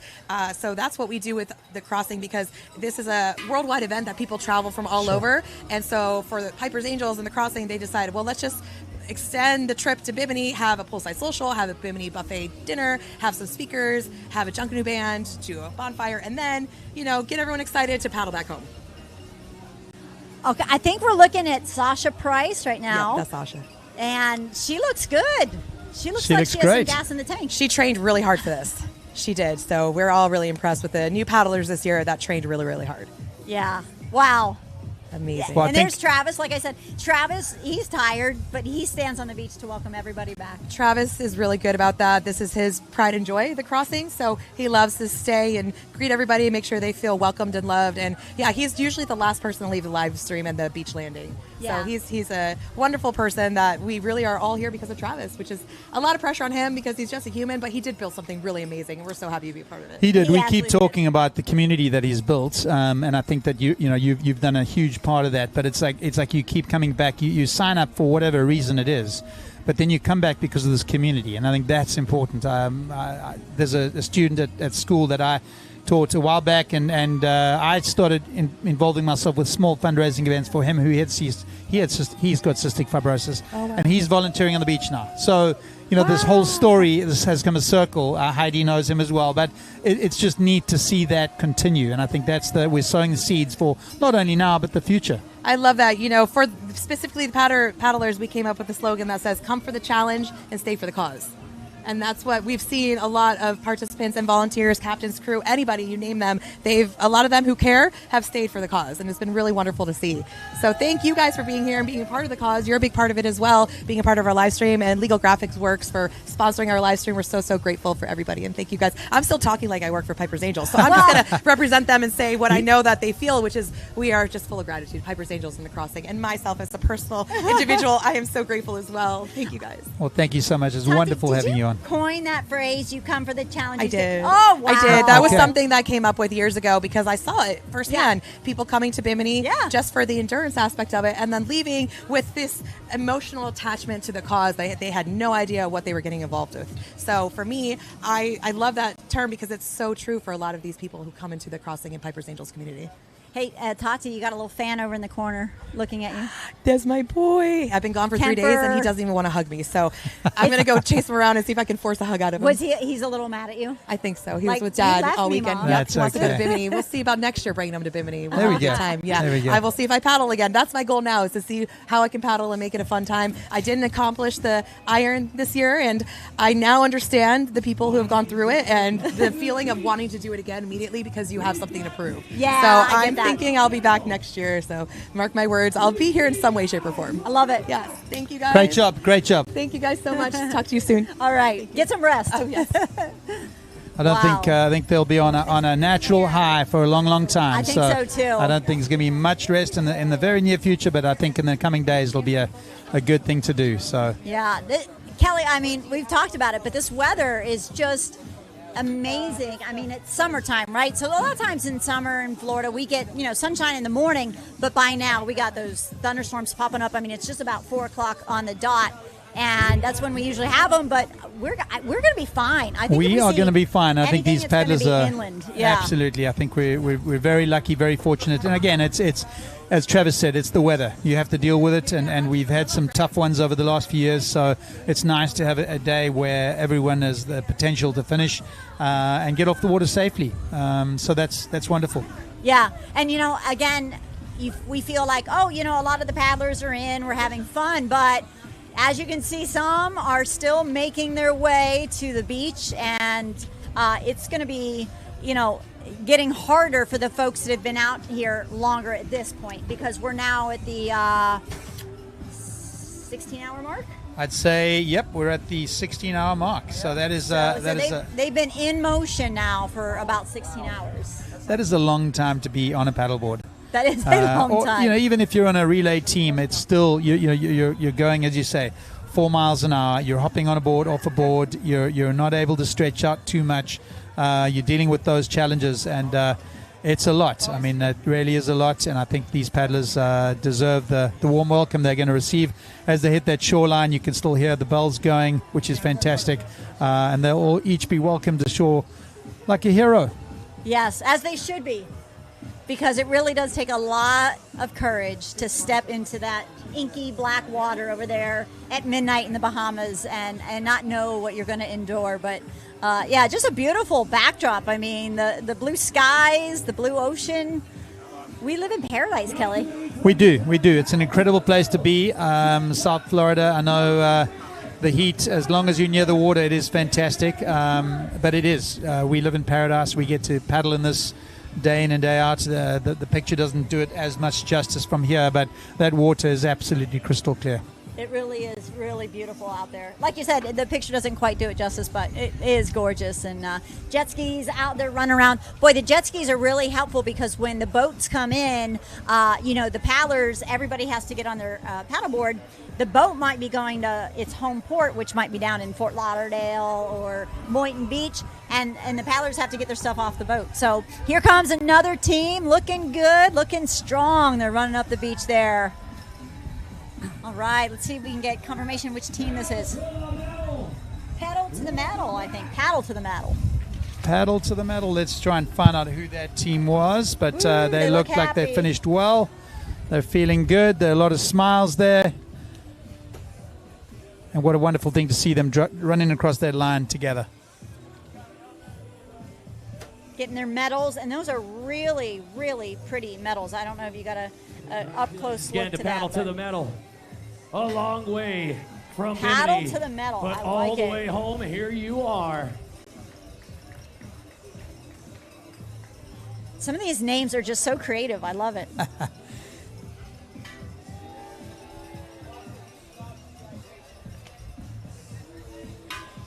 So yeah, we're looking at what time is it now? We've been on air. I think the first paddlers came in just after midday. Yep. It's now just after 4 o'clock. We suspect the next hour and a half to 2 hours we will mostly get all those paddlers off the water to a beach finish and looking to get them home safely. So it's been a wonderful day so far.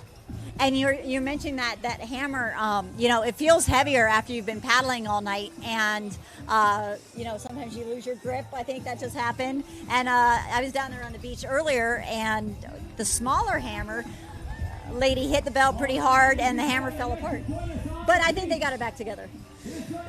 Well, it's a really heavy bell. It's a heavy hammer, so I guess that is the choice. You've got to really put the effort in, and as you say, when you finish that paddle, you're a lot tireder than not as strong as you were when you left Bimini, and but you've got that energy coming through that you just finished, and so you think you can do it, and I've seen a few of them slip out of the hands. Yeah, absolutely. I'm hearing more cowbells out there. That's always a good sign. More teams coming in. It's been really just an incredible day. I mean, smiles around the beach, smiles from the broadcasting booth. We thank you for watching us, because we know, every family member wishes they could be right here welcoming their paddler home. But, some folks live out of state or maybe in a different country. So this is your way of connection to see your paddler come in. And so that's one of the important reasons why we do this live stream, so that everybody can have that experience, whether or not you can make it to the actual beach or not.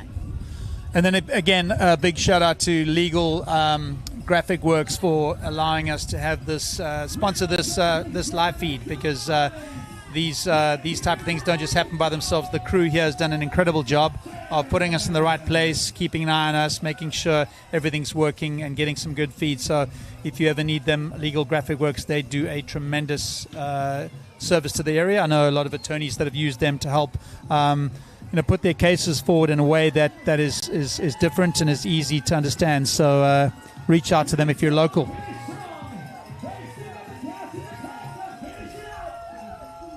Got another team running up on the beach here.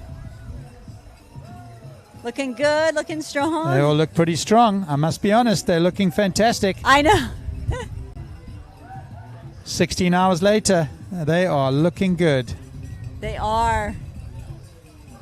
Oh, the relief when you hit that sand. It's really a good feeling. Now, I would think this year, because the ocean has been flatter, that Dr. Michael Marsh, good There's friend of your mine. There he buddy. comes. Congratulations, Doc. So proud of you. I know that he was involved 2 years ago when the weather sort of curtailed his ride and everyone's race that day. And so just a tremendous relief for Michael as he swore then to take this challenge on again. And I know in the last few weeks we were nervous, worried about the weather, and just so happy for him that he's put in the hard work and is finished. So I hope to get him up here in the near future. So you were talking to him before the event, and he said he had some nerves? He was texting me last night about an hour and a half before they started and said that things were looking good, but he's been communicating with me over the last few weeks saying, oh, it's looking bad, it's looking good, it's looking bad. And again, you ride that roller coaster, you look at it too much, which is something that it takes an emotional toll on you as well. It absolutely does. I mean, earlier in the week, we were actually calling for about 70% chance of storms, and the forecast totally changed. So that was an amazing change in the right way. I mean, a fantastic change, and I think everyone's going to be looking at this thinking, they've done something on a truly special day, a special event, absolutely. But the weather just held out for everybody, which has been fantastic. I think the winds died down a little bit, which is great, but hoping to get everyone in safely in the next 2 hours. Yeah. That's the final stretch, the next 2 hours. Now, I do believe they allow people to come in as late as 8 o'clock. So that is the cutoff time. So folks still have almost 4 hours. As long as there's daylight, I think that they'll be okay. I know they're all with the safety boat. They've each got their boat, so that's obviously there for safety reasons. So that certainly Josh and his crew would make a call on that. But yeah, we want everyone to come ashore safely and hopefully finish and get that hero's welcome with the cowbells. Oh yeah, it's just a lot of activity when you first hit the beach. You have people shouting your name, you have people cheering, you're hitting the bell, you go up on the podium. Mike's got it in one hand. That is that his son? That is his son. Oh, he's gonna hit it together. That's Here sweet. we go. Nice. He is a doctor, everybody. So at Jupiter Medical Center? Yeah, Jupiter Medical Center. Great guy, just a tremendous athlete, and someone's put a lot of effort into this. I think he signed up a little later than he would have expected this year, and so had to really play catch-up with his training. And obviously in the industry he's in, that's a lot of time away from everybody. So congratulations, Mike. Really proud of you and every other paddler that's done this. So. Exactly, yeah. And, it's good to have doctors and nurses out there paddling. That's always a good thing, never too many. But every year they have a medical team over in Bimini that's attending to people's needs over there, maybe administering some, pain shots or taping people up, whatever they need, to have a successful crossing. Yeah, look, I think, as paddlers, you draw on each other's experiences and how to paddle, how to train, what equipment to use. But having some medical professionals thrown in there as well is a big help. Yeah, absolutely. It really helps you mentally prepare, and you feel you can do it. So. Mm-hmm. Yeah, I took a pain shot last year when I paddled. One of the nurses said it'd be a good idea. My shoulder was bothering me, and it actually really did help. At least during the crossing. Now maybe 2 days later, not so much. But it's a commitment. You've made a commitment to train and get ready for something, and again, it's doing something hard. And I think that when you have those little bumps and bruises, it's important to make a good decision. But if you can push through and do that, then that's a fantastic thing. You come through something hard. Someone said it earlier, I can do hard things, and it's important, to do those. You come out feeling good about yourself and the community that you're in. So yeah, exactly. So I'm going to use some of their motivation to motivate me. What about Kelly? You want to paddle next year? I am thinking about it. It's been a while. I think my daughter's a little bit older now, so one's at college, one's 11 years old. So, but I think I'll be taking it on as a team again. I think we had the most fun as a group. I'd love to be able to take it on solo one day, but that is a huge commitment, and I'm not sure that I have that time right now. But as a team, absolutely, I'm looking forward to doing that. And there's Dr. Michael Marsh. Drinking some champagne. We'd have to try to see if we can get him up here to see his perspective as a medical practitioner on how he felt the day went and the emotions he rode as those weather conditions changed over the last 2 weeks. Yeah, that would be a good interview. Hopefully we can get him up here, maybe some more paddlers too. So, okay, we have somebody else getting close to shore. And, you know, a lot of folks, they would think it's so hot. Why are they wearing long sleeves and hoodies? But really at this point, Chris and Chris are coming in. Chris and Chris. You just want that sun protection. You want Absolutely. to keep that sun Absolutely. off you at this point. Yeah, look, I mean, especially, you know, your arms and legs, you see a lot of these paddlers coming in wearing leggings of some sort or UV covers, and it's important because, you know, the reflection, the glare of the water, you really want to cover yourself as best as you can. So it is hot. They are on the water, but certainly protecting themselves from that sun. Yep, they are seconds away from hitting the beach. There we go, catching a little bump in. There we go. Some nice footwork right there. Did you see that? At this late stage of the day, that is tremendous footwork. Uh-huh. And here they come. Well, welcome ashore, Chris and Chris. Welcome home. There they are, ladies and gentlemen. Their feet have touched the sand. They're going to run across. Has made it back. Team Penny's Point coming in. Both of these gentlemen beach to beach solos, standing paddlers. Beach to beach solos. That is fantastic. Wow. Welcome back, Chris and Chris. Chris and Chris. And Chris Flack, ladies and gentlemen. Way to go, gentlemen. Yeah, solo means they've been on that board all night long. And a lot of the people, I think, have been standing up all night long because the waves weren't too high. And that's just incredible. Yeah, it'd be interesting to see the size boards they've used, you know, see all that. But as you say, they certainly have been standing for a good portion, perhaps a little break. Wow. Wow, that was a hard hit. That was a hard hit at this stage of the day. That might have been the best hit I've seen so far. All right, that was the first Chris. Are we going to see the second Chris? I think so. I think so. All right, let's see. Let's see how much power he has left. How much strength. All right, That's all pretty right. impressive. Pretty impressive that they can even hold that up. Oh, yes.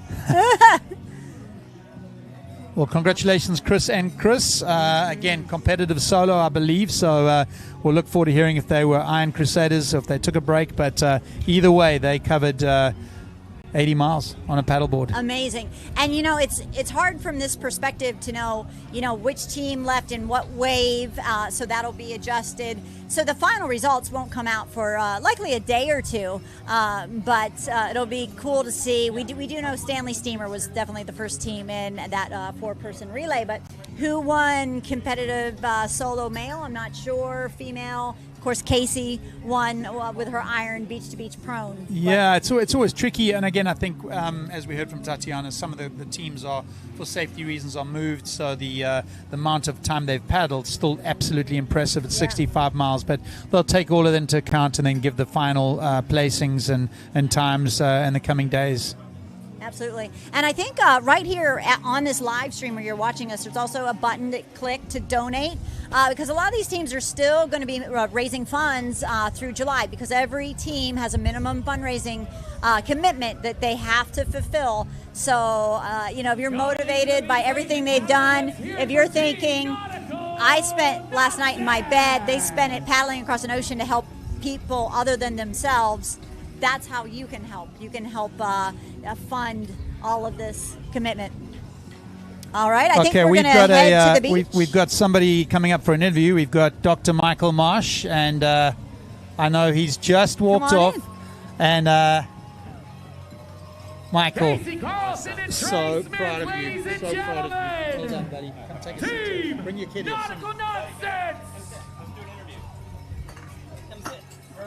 Congrats, Dr. Michael Marsh. Hi, how are you? I'm good. How do you feel? So I guess I'm so proud of you. I know that you signed up probably a little later there. Oh man, yeah, signed up late this year, but did a lot of training back in 2024. Learned some tricks from this guy, and just put down some good training paddles over and over and over again until it was time to go. Well, you looked really good crossing the line. I know that that there's probably a lot that went into last night. Talk to me about some of the times last night where perhaps you were... every emotion in the book. First, it was we took a different line. We went very wide and went west, which is just harder. We didn't get into the Gulf Stream, and we had to watch everybody else, this entire caravan, just blow past us. And we stuck to our plan and went west, and then as soon as we turned north in the Gulf Stream, we just took off, and out of nowhere we just caught up with most of the other paddlers. And then about mile 50, I was feeling very confident, and then by 55 I was in tears thinking I wasn't going to get it done, and then 60 it was like, we're doing this. So can't explain it. It was amazing. What do you think it was that when you thought, you're in tears, this is not, what do you think changed it for you? So I have to grab my backpack off my board, but my wife gave me a Matchbox car of his and said, take this with you on your journey. And we were on the phone with him the night before, and he said, I want my car back. And I'm like, yeah, I'm bringing it to you. And he's like, no, I want it now. I said, okay, dude. So around that time, I said, I got to get my car back to my kid. And I started crying, and that was it. So very, very emotional. That's an awesome story. Yeah. It's just what I was going through, and I had a great, great team. They kept me cold. It was really hot out there, no wind. It was brutal, but it was amazing. So I'm so glad you had that experience. Yes. Yeah, it was fantastic. Did you get goosebumps as you were coming up to the beach? Kind of that euphoric feeling, just. No, I wanted to get it over with. Okay, you're like. I was like 80 miles in my head. I was like, this is 82. Who gave me another 2 miles? But it was just great. I can't explain it. It's like, I'm never going to do this again. And then I crossed the finish line. It's like, sign up for next year is open now. So, Well, you're ready to go? There's a potential team that might use We'll you see. if you feel like it. Let's talk.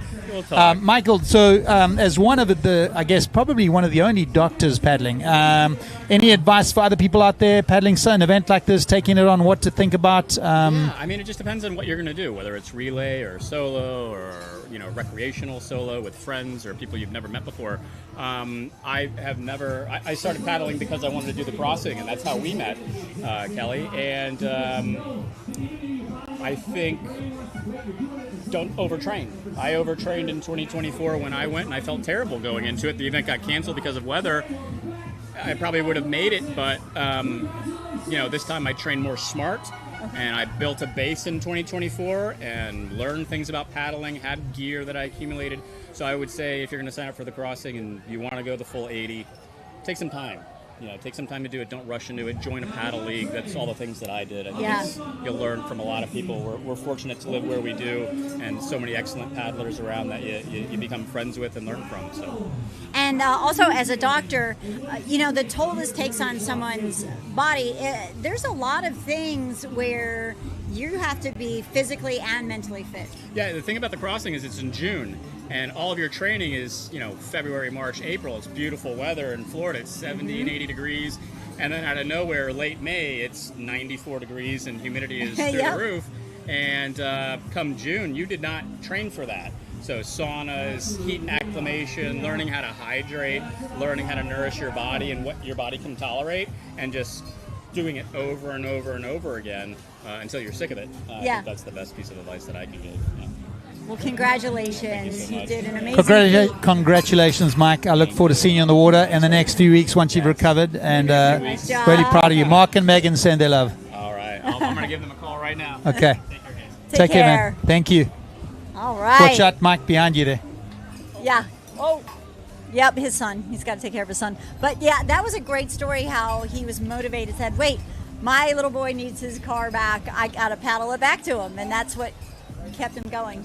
So, I mean, you've got to dig deep and find that emotional connection in something that's so long, because you have a lot of time to think to yourself. And I think it's not getting too worked up in it, but certainly finding that why and making it a real one. And if it's not, if you can be passionate about something, you can do hard things. You can do hard things. And one of Travis's lines is, he said, throughout the crossing, you want to stay relaxed but energized. So not so hyped up that you just crash, but like relaxed, but you stay energized. And it's kind of a mental thought that, like, do I feel my best? No. But can I keep going? I can keep going another mile, and then you just keep going another mile. Yeah, I mean, it's one step in front of the other, one paddle after another, and you just got to keep that momentum going and keep fresh in your mind. I think it's, when you start having those negative thoughts, that's when you've got to really kick in and focus, lock in. And we see a lot of these paddlers doing that today, which is great. And that's when your crew and your captain and your teammates really come into play, is because, you might say, yeah, I think I'm done, and they might just give you that juice and that energy and that encouragement that you need to keep paddling. Yeah, to bring you back to sort of ground zero and think about where it is, why it is, what you're doing, and just give you those incremental little wins along the way are so important. But that pep talk from the captain or crew is fun. Yeah. This really is an addicting event. You're here and you just feel the excitement and you want to stay with it. I think, can we go to the tracking map? Let's see if we have that there so we can see where... Very great. We've had a lot of people come ashore, which is great. Wow, looks like a lot of people are just about to come in. Taylor Seaman.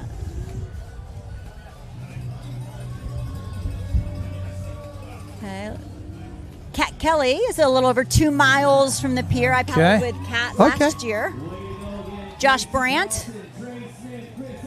Paul, okay.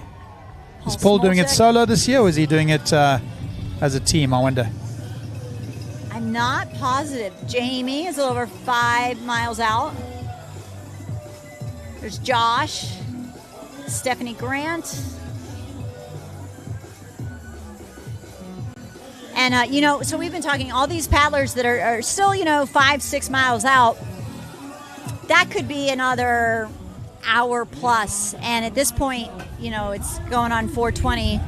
They're getting tired out there. They're getting tired. I think we touched on it earlier. You've got your top paddlers that sort of competitive paddles that have come in a little quicker, and of course your recreational, or those paddlers that are not quite as good as those are taking longer. So it's a lot more energy, a lot more calories, a lot more hydration, a lot more electrolytes, and they've got to take all that into consideration. It's almost more difficult for them to finish this in a way, and what we're seeing is paddlers coming in smiling with a fair amount of energy, so they seem to be doing a great job. Yeah, especially Casey. I mean, she looked like like she could paddle back to Bimini. She probably could. So it's we again so appreciative of our sponsors. Celsius is our title sponsor, and we thank them for being involved in this event a number of years. I know that a lot of our paddlers, after rehydrating when they hit the beach, are gonna grab a Celsius just to give a bit of extra energy as they get through the next few hours. But there's that euphoria, that energy as you hit the beach, you finish, you get that bit of wave of enthusiasm and energy, and then a little bit of a sort of a down on the other side. So it'll certainly help them as they get through there. So. Yeah, and you definitely can see the ocean. It's still great, but it is definitely a little choppy near shore. So, and that's, like you said, we saw that footwork of that one paddler who came in, because by this point, you're losing your strength and you're losing your balance. So it's amazing when they can stay, just riding in the whole way like that. That was impressive footwork at that stage of the day, because your muscles are used to being in one space. To move around a board like that and ride that little bump in was tremendous. I know. Well, we're going to take a quick break, but don't go anywhere, because we have more teams coming in. You don't want to miss it as we continue to cover the 2026 Crossing for Cystic Fibrosis.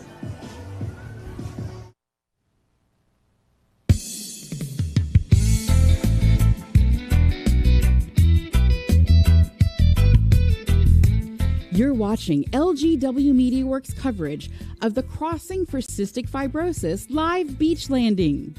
We're stepping away to thank our sponsors, but the next big landing is coming up.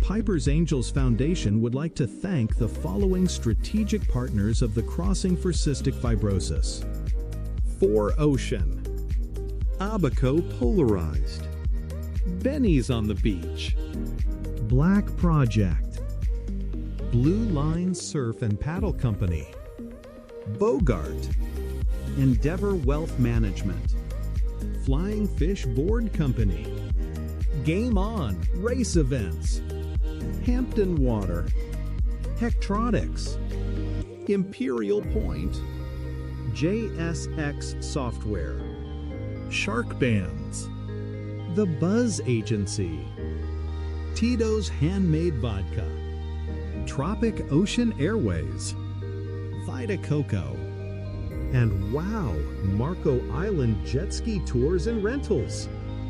Thank you all for your amazing support of the 2026 Crossing for Cystic Fibrosis.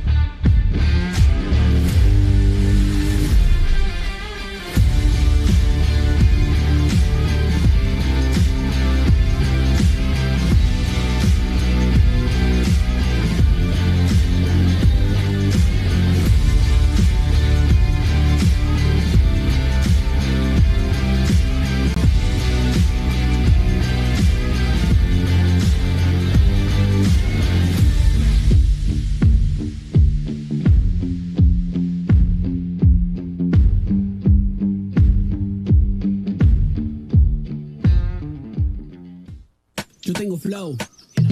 Flow, wow, wow, como dice Vico. Hola, soy Oscar Hernández. Soy de Island, you already know, like. The baseball season is long. 162 games, but we're here on an off day. Let's have some fun. Baby, tranquila, todo lo que lo mato porque yo soy un killer. Si me tienes celos, homie, ponte la. The best thing about the Athletic Brewing, it's super flavorful, tastes great, no hangover. Soy el campeón en el ring, gano todos los rounds, nadie contra mí, quítate a mi lado.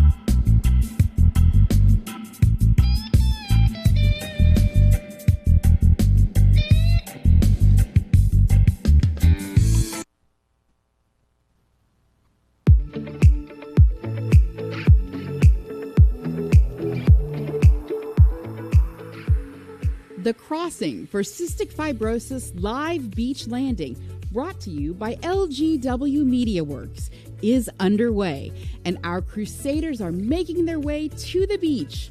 More analysis and tracking updates after this short break.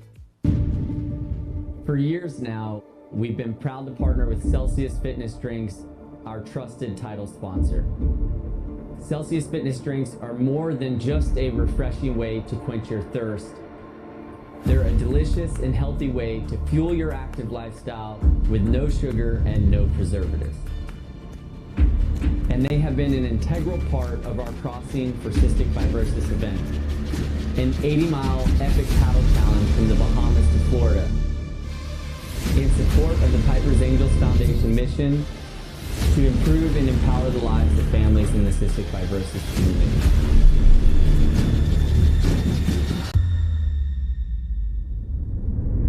We couldn't have done it without Celsius, and we are so grateful for their unwavering support year after year. Whether we're out on the water or we're back on land, Celsius helps us stay hydrated, energized, and ready to take on any challenge. So here's to Celsius Fitness Drinks for being a crucial part of our journey and for helping us make a difference in the cystic fibrosis community. Thank you, Celsius.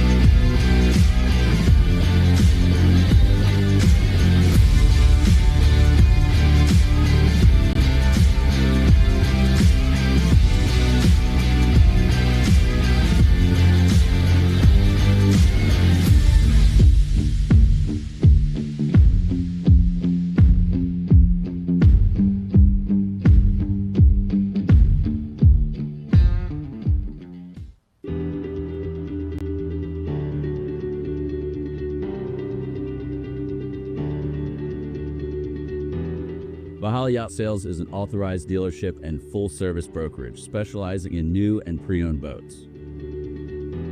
So Valhalla Yacht Sales is a subsidiary of the Viking Yacht Company and the Viking Marine Group.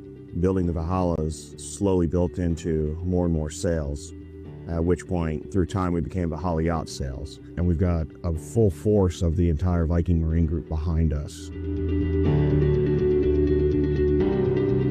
Valhalla Yacht Sales prides itself on being a customer and employee-driven company. We have invested $16 million on a 30,000 square foot building solely for the benefit of our customers and employees.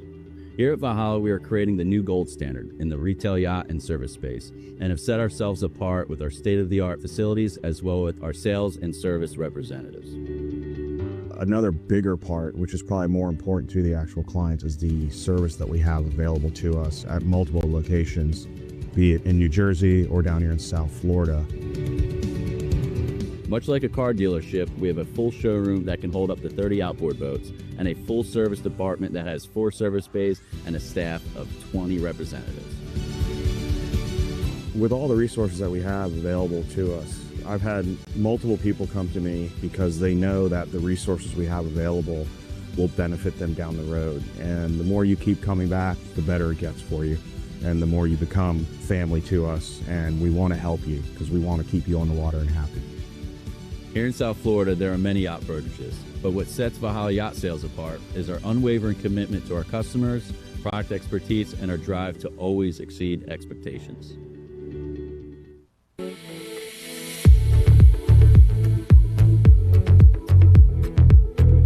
From the shores of Bimini, straight to the finish line bell. Welcome back to the Crossing for Cystic Fibrosis live beach landing, brought to you by LGW Media Works. The non-stop celebration on the sand continues.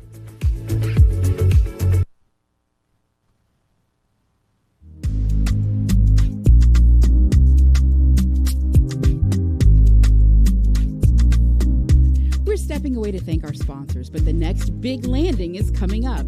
You're watching the Crossing for Cystic Fibrosis live beach landing, brought to you by LGW Media Works.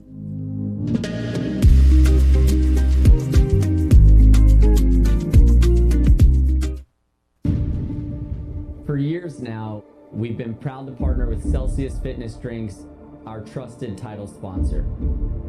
Celsius Fitness Drinks are more than just a refreshing way to quench your thirst. They're a delicious and healthy way to fuel your active lifestyle with no sugar and no preservatives. And they have been an integral part of our Crossing for Cystic Fibrosis event, an 80-mile epic paddle challenge from the Bahamas to Florida, in support of the Piper's Angels Foundation mission to improve and empower the lives of families in the cystic fibrosis community.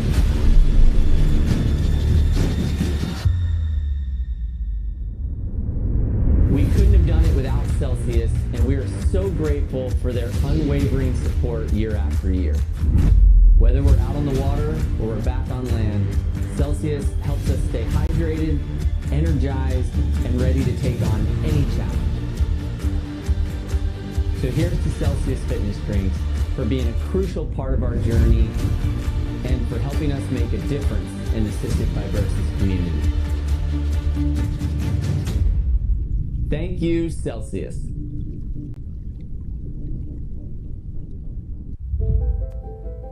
We understand the challenges our customers are facing. Centella is the second responders. Our first responders are the caregivers taking care of our patients. When they run into a problem, we are usually their first and last phone call. Vital Imaging was founded exactly 22 years ago today. Throughout this 22 years, we have become the largest outpatient diagnostic medical network in Olavide County. Luckily, we are partnered up with Centella. We have found a company that caters to our needs, that is responsive to all of our necessities at a one-time shop.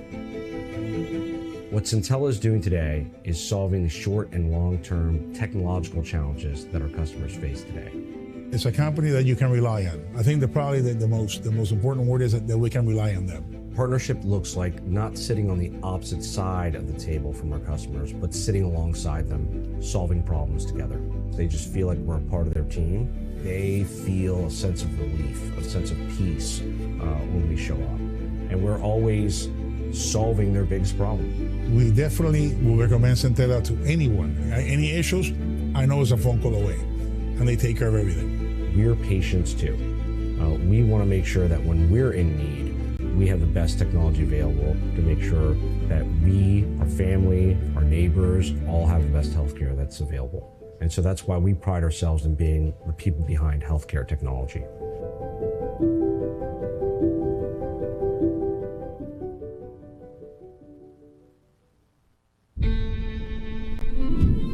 The first time I tried athletic brewing, it was like a revelation.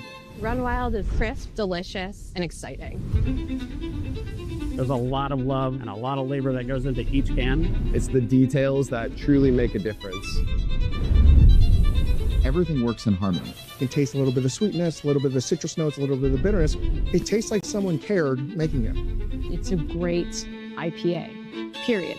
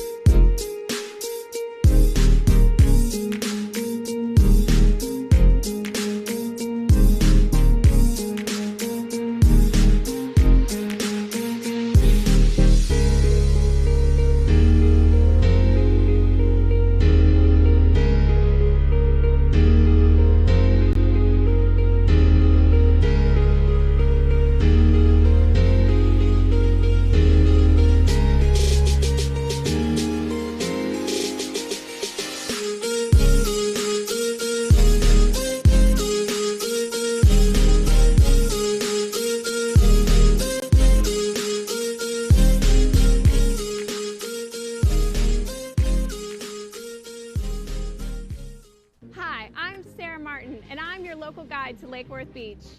Lake Worth Beach is a youthful and cultural city situated right here in South Florida, filled with art and cultural offerings. I've been a Lake Worth Beach local since 2007, and what I love most about this city is its quirkiness, its friendliness, and its collection of historic cottages. Another area that I love is the casino complex, right in front of the municipal beach. This casino building preserves the original 1920s architecture, although there's no gambling at the building. The complex is home to several shopping and dining options. In front of the complex, you'll find the Lake Worth Beach Municipal Pier. The pier is a wonderful fishing spot, but also a dining destination. Right at the base of the pier, there's one of my favorite restaurants, Benny's on the Beach. This restaurant serves fresh seafood, American breakfasts and brunches, as well as cocktails, wine, and beers. In the heart of downtown, you'll find the Cultural Council for Palm Beach County. This organization is dedicated to the arts and culture in the Palm Beaches. Another popular cultural attraction here in Lake Worth Beach is the Playhouse. Year-round programming includes dramas, comedies, films, ballets, and more. Explore Lake Worth Beach like a local.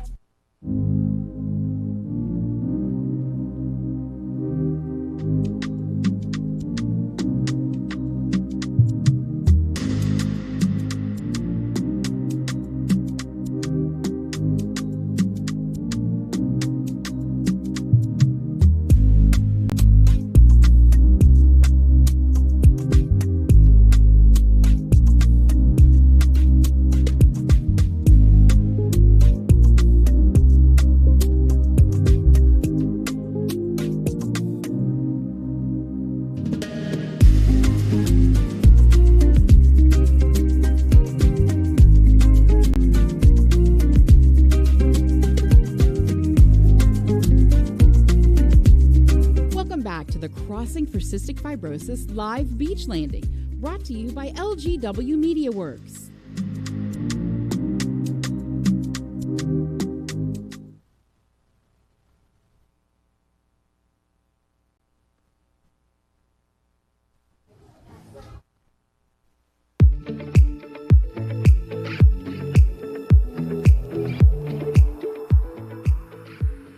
The Crossing for Cystic Fibrosis live beach landing, brought to you by LGW Media Works, is underway, and our crusaders are making their way to the beach.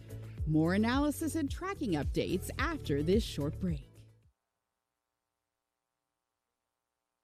Congratulations. Thank you. All right, so go ahead and introduce yourselves to people at home watching on the live stream, your names and your team, and then we'll go into more questions. I'm Joe. We're Paddle to the Metal. This is my wife, Skylar. And this is Jake. I'm Jake. And we had a fourth married. We had a fourth married, but she went to go pick up our board. Yeah. All right, so was this your first time doing the crossing? It was actually. Yeah. First timers. And what is going through your mind right now? I can't believe we did that. It was exhilarating. It was amazing. How much time did you guys put into training for the crossing, or when did you sign up?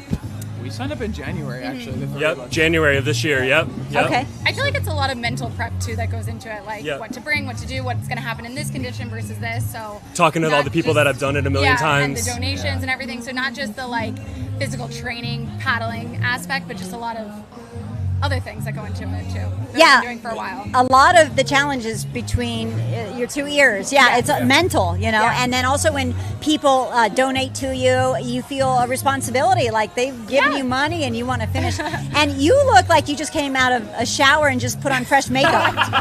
Yeah, you do. You do. It's the salt water. It's because she paddled more than everyone else. That's exactly what it is. So was there ever a time out there where you started to get pretty tired, hot, dehydrated, you name it, where you thought, oh, this is getting tough? Yeah, I think the hardest part was like I think you go through the dark and then you see Miami like 10 hours ago, right? Which is kind of difficult because it's 5 o'clock in the afternoon, yes, and we're there all day, and then I think the hardest part was honestly the last 2 miles coming around the pier. Seeing the pier and not being able to. Close. Yeah, there's a lot, the wind picks up, and it was a flat day, which was awesome. But I think the hardest was the last 2 miles. Yeah, on a day like today, because it's so flat and hot, and then that sun was cooking, right? I mean, we've had years where we've had more clouds than anything, which usually means there's some storms too. But when you just have all-out sun, wall-to-wall blue skies, I mean, there's like no escape. So it gets really hot out there. But yeah, the last 2 miles, it is kind of deceiving. You see the pier and you think, okay, we're done. We're here. But it's really about almost another hour almost from when you first see the pier. I think today was even a little bit more just because of the wind and everything. And at that stage of the day, you're a little tired. Right. I mean, you've been on the water for so long, you kind of, think aren't quite as fresh as you are when you left Bimini. So are you going to sign up again for this event? I would love to. All right, we got one. Sure, why not? 2. See how I'm feeling tomorrow, but we got 2 and a half. There's no reason to not. Nothing terrible happened. It was a great experience. I mean, that was just elated. I mean, it's an incredible community. I think it's just an incredible community to be a part of, whether you're paddling, but also bring in some focus into why you paddle, what you do this event for. I think Travis has done a great job. So any links to cystic fibrosis amongst you and your friends or family, or just you found this event and went with it? Yeah, we have some friends and family that had CF, both transitioned. But we met a ton of people throughout this that also had CF. Yeah. Obviously, very inspirational, learning from dozens and dozens of people that came and spoke to us. But yes, we did do it in support of 2 people that we know. That's fantastic. Thank you so much for your support. It means a lot. They say that you come out for the physical challenge, but you stay for the cause. And after spending those couple days in Bimini, your hearts are probably overflowing with gratitude and compassion. Yes. And it made it a little easier to have the why out there when it did get harder to be like, okay, I could hear Travis's speeches from the days before. It was the Travis's words. And just okay, that's kind of going through my head right now while I'm out here. Like, I can do this. Like, why not? I can push through this right now. Yeah. Sometimes I've heard him say, embrace the suck. Yeah. because it's not going to last forever. It's going to be done. Now, folks living with cystic fibrosis, it is a forever thing. Exactly. So that's a good thing to keep in mind as well. But we're just so proud of all of you. I know what it takes. Thank you. I know all the work, the commitment. And you guys should get some food, get some cold beverages, and sleep very, very, very good tonight in your own beds. Yeah. Doing all of those things. Yeah. All right. Well, Thank you so much. You deserved it. Thank you guys. Yes. Nice job. Nice paddle. Awesome. Thank you. Good work. Good job, guys. Let's go. Paddle to the metal. All right. We'll see you back here next year. year. The name is fantastic. Paddle to the metal. Paddle I like to the it. metal. And that's what you got to do.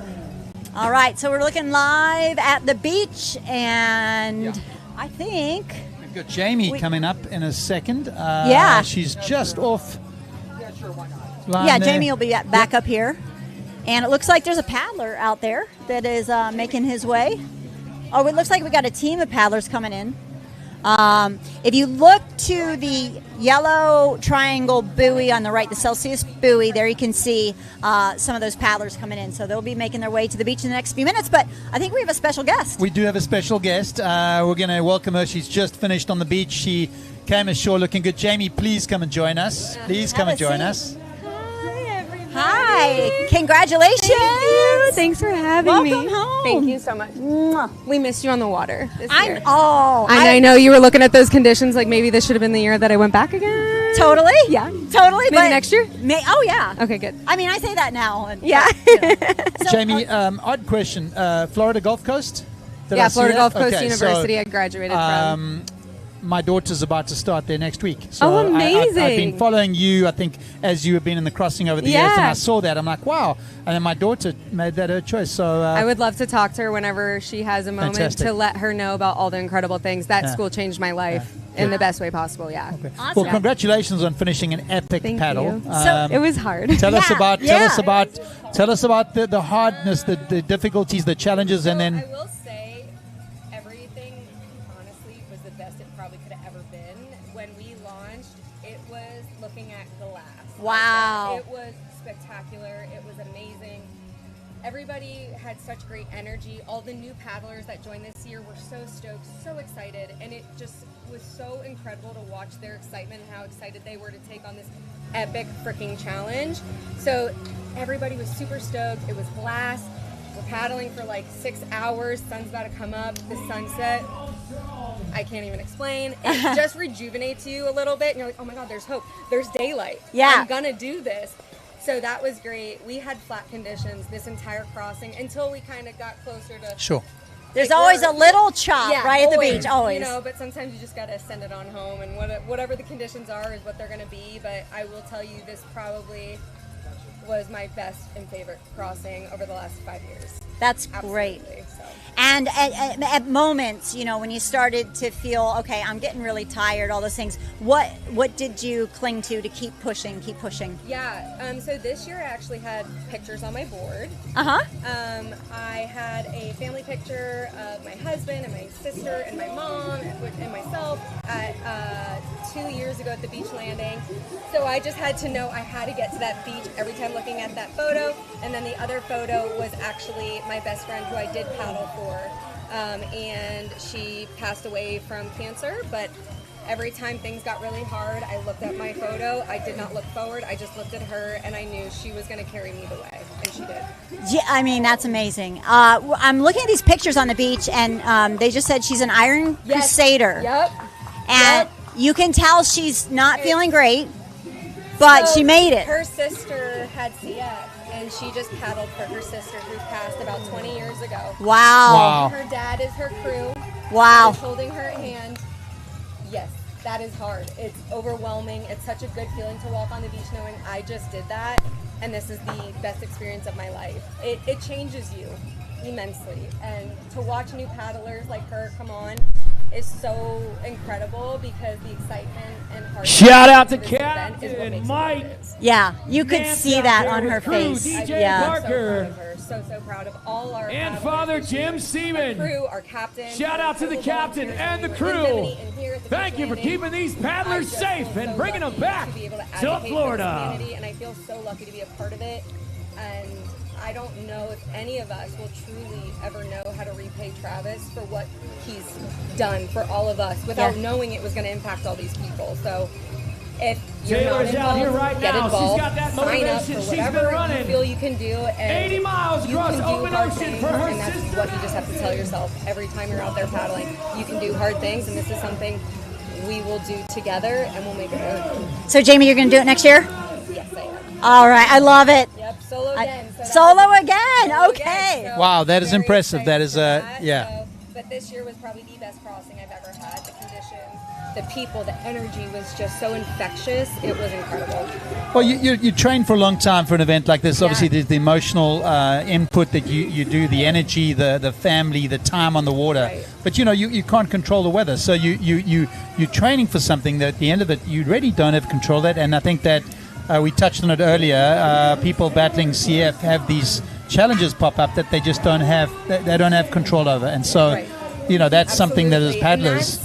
And I can understand from others' perspectives, but for us, I will be involved and paddle for this community and foundation until I don't have limbs on my body, whatever it takes, because a community like this needs us to all show up. And the best way to show that you love somebody is by showing up for them. And that's what this community does. And I'm just so grateful to be a part of it. I'm so glad. It's probably the one thing that has completely changed my life, a full 180. And I don't know if I'll ever be the same, but I'm so happy to be a part of this community. That is wonderful. And your enthusiasm really does encourage everybody else. And we just got to keep the momentum going. Hey, registration is open. It is indeed. It is indeed. Go sign up. And sign up to solo, relay, whatever you need to do to get involved, whether that's a volunteer. It's going to change your life. I promise you that. Yeah, and another thing is maybe someone's watching and they think, I'd like to try this, but I have no idea what vessel or on a team or what would be best. And, come talk to the folks at the crossing, and they will guide you through it. They'll tell you the good and the bad about different ways of trying it. Absolutely. And you learn from others. You learn from others. I've been I've been a mentor for paddlers for the last 4 years, and it's something that truly fills my heart because I know I'm making an impact that's going to make an impact on the CF community. You know, to get new paddlers out there, get them confident and comfortable to be able to do what we need to do to make an impact and to advocate for this community that so very much deserves and needs it. All right. Well, congratulations. So proud of you. Congratulations. Very proud of you. I hope to see you. I know you'll paddle next year. Are we going to get you on the water? I'll paddle next year. Yeah. As long as they keep me a seat here after the relay's done, because I'd love to pop in. This is fun. Absolutely. The best thing about the Crossing and Piper's Angels, we always make it work. I look forward to it. That's right. We work through adversity. Yep, absolutely. Yeah, Thank you you so much. Congratulations. Enjoy your rest. Have a great night's sleep. You deserve it. I am so excited to get to bed and eat and shower. I'm ready. Okay. Thank you guys for having me. Thanks, Jamie. Thanks, Jamie. All right. Wow, what a cool story there. I mean, that. Jamie looks like she could jump back in and paddle back. She looks I think there's some fit juice and ready in her enough. tank. So, Yeah. yeah. Yeah, and it's just, it's a different journey for everybody. Everybody has a little different experience out there. But I think everybody says that doing something like this really does change their life. And it really is impactful. You come out to help others, but by being in this community and the connection, the camaraderie, you get help too. That's not the idea, but it really works that again, way. I think you sign up for some reason, but at the end of it, you become part of a community, and isn't that what we all need and hope for? Yeah. And something that's so special, Travis has built. Connect with other people who need help, and I think that is the most important thing. Absolutely. And, as we're getting later here, what is it about going on? Well, it looks like we're going to go to Marley on the beach, who's going to speak to someone that's just finished this epic event. So, Malia. All right, Malia Triple-Hill, we're back at the beach, and the excitement is still going strong. The families are here, turning up, waiting for their paddlers to come in, and right now I have Lori with me. Lori, your daughter is paddling. She's correct. That is correct.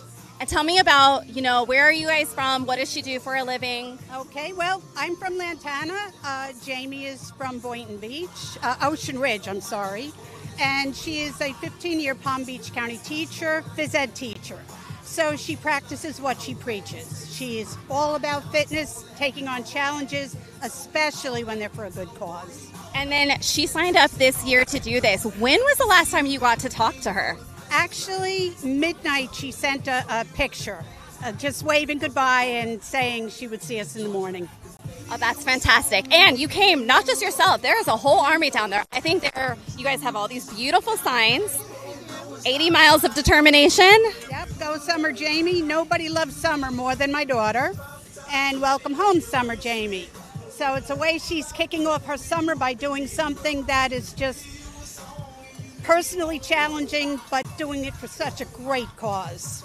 We are so grateful to have you, and we cannot wait. You brought an entire group. All of her friends traveled in. Is that right? Her sorority sisters are in from the west coast of Florida. She's got a friend that flew in from Tennessee, and we've got all kinds of neighbors here that are supporting her in the cause. Well, you know what? We cannot wait to welcome her back. You guys are going to get to celebrate with her. So when she comes in, get on that podium with her, celebrate, get that champagne, and then let's bring her over. I would love to talk to her. Thank you very much. Have a good one. All right, guys, back to you.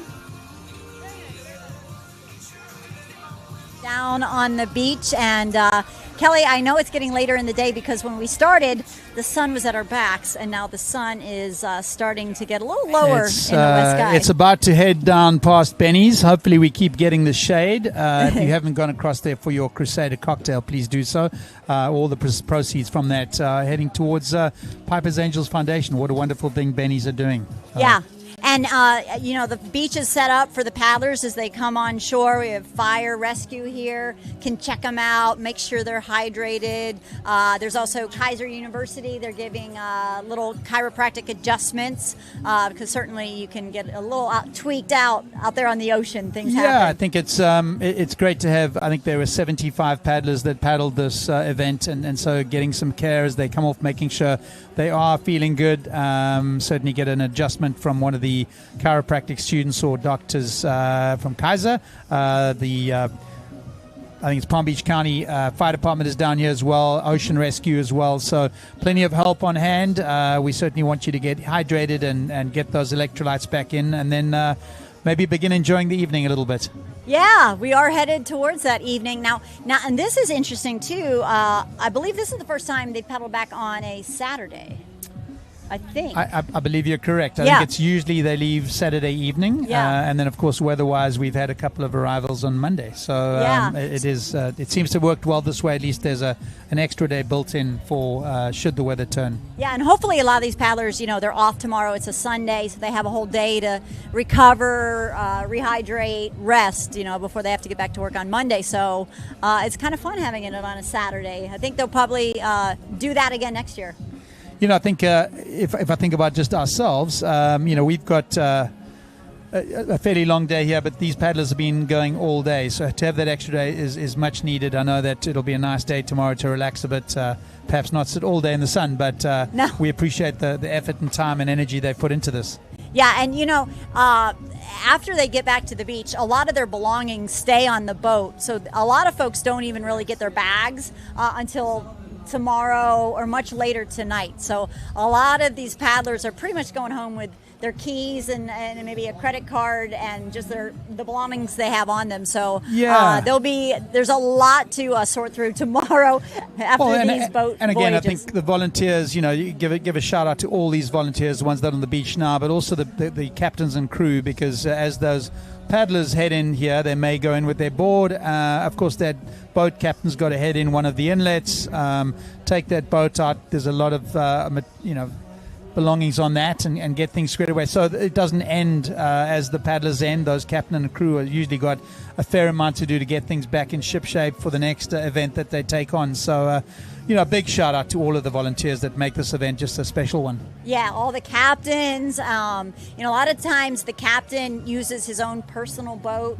And, what a commitment that is for the captain to take, 4 or 5 days off from work, use their personal boat, and, usher in these paddlers to safety, because it's all about staying near your support boat. If you get away from your support boat out there, especially in nighttime, that's when it starts to get dangerous. But if you just stay near your boat, listen to your captain, do the right things, that's why, we've had such success with this event, is because they do take such pre-planning with their safety measures. Yeah, I think Sean and Josh in particular has done a tremendous amount. Sean over the years as the sort of the commander of the fleet, as it were, but have done such a tremendous job of putting together a very safe event, something that we dot our I's, cross our T's, make sure that everything's been covered, going to those safety briefings, making sure the crew are watching the paddler. All those little things add up to making sure this is a safe event.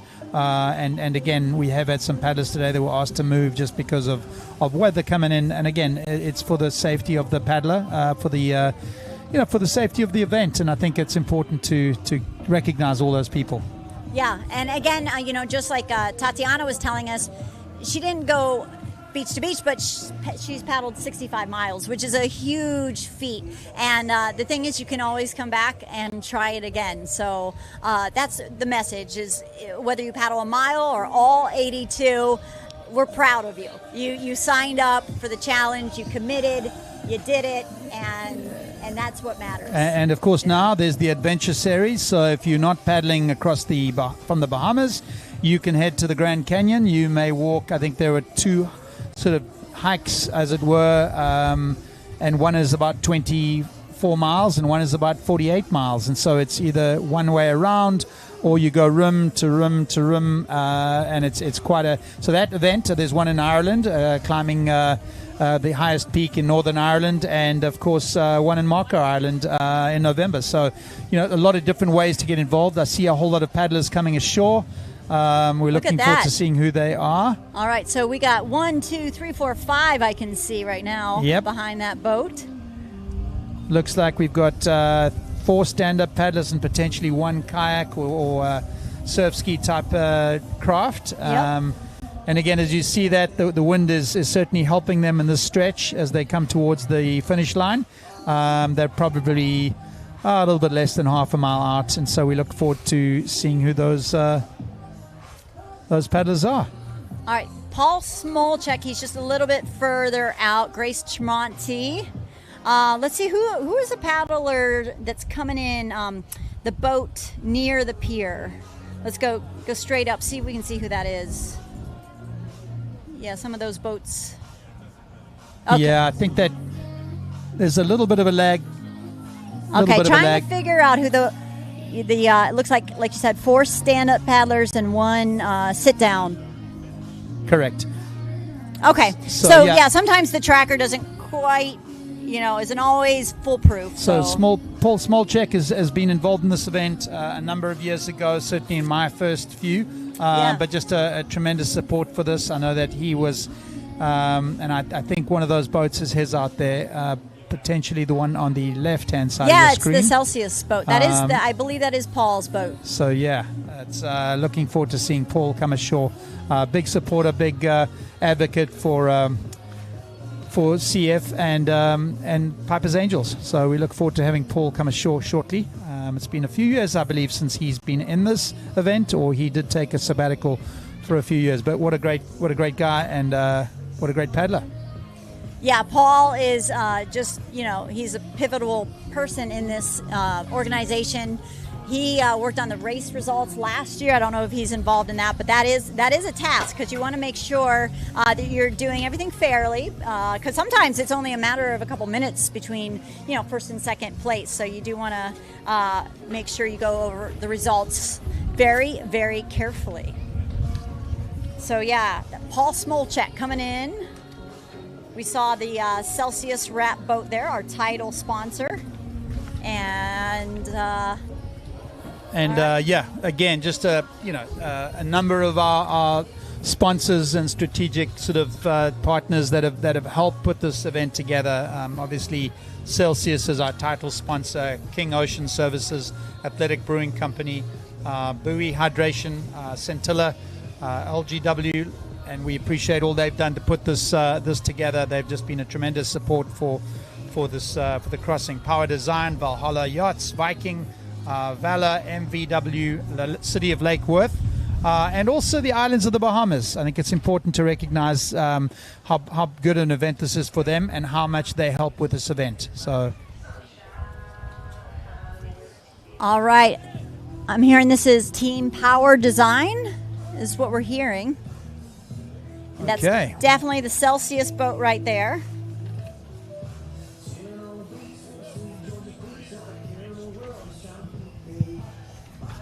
Stephanie Grant, Grace Tremonti, Paul Smolchek.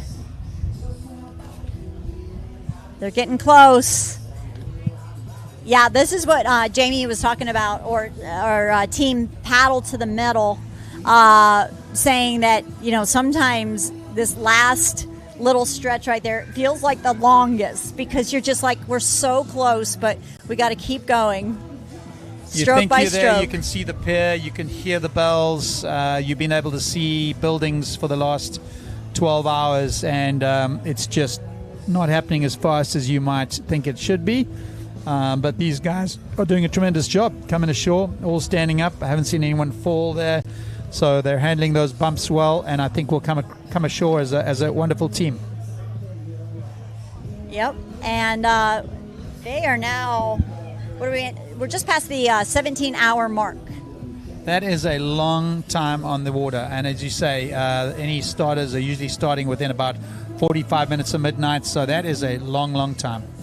Yeah, they are going to be ready for some shade. They're going to be ready for some, probably some water, and when I finish, I just want to sit, really, and just not move for a little bit.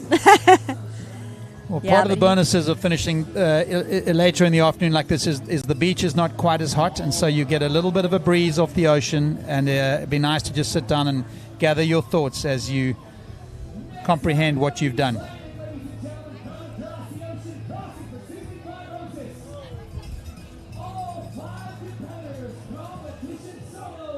Wow, all 5 is solo. Amazing. That is remarkable.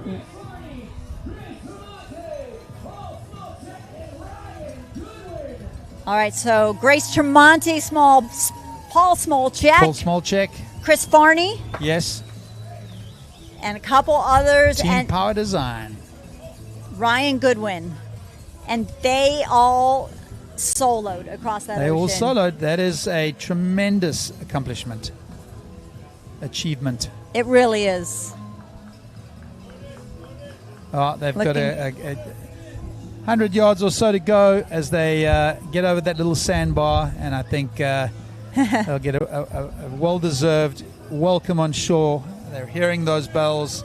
They're seeing family. They're seeing friends. Travis will be there to welcome them, and just a great sight to see. Yeah, the guy sitting down in the kayak, he pumped his paddle to signify he's back. He made it. Yep. And you can see most of them wearing good sun protection right now, just anything to keep that sun off your skin. Yeah, they have been in that sun for a long, long time. Just like us, the sun was behind us at the start. They've been on the water for that entire time. It is now directly in their eyes. So a tough afternoon paddle. Let's see how they handle these bumps as they get nearer the shore. Of course, those waves will bump up as it hits that sandbar. And so those legs are a little wobblier than they were at the start. Yeah. Oh, yeah. They seem to be handling it well. They do. I think I might be sitting down at this point just to keep it easy. But that is incredible. Now, solo paddling, I mean, to do beach to beach iron, that means they don't even touch the support boat. They are past food, past water from the support boat. Yep. They are, I guess, just assisted with some hydration and food, but otherwise they are on that board from start to finish. Yeah. Yep. Here we're getting a good look at them coming in. I see some smiles. That's a great sight. A great sight for them, a wonderful sight for us, and a good view as they begin to ride those little bumps in.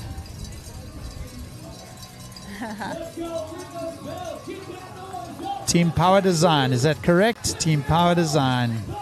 Team Power Design. Yep. Coming into that finish Power line, Design. 5 iron strong.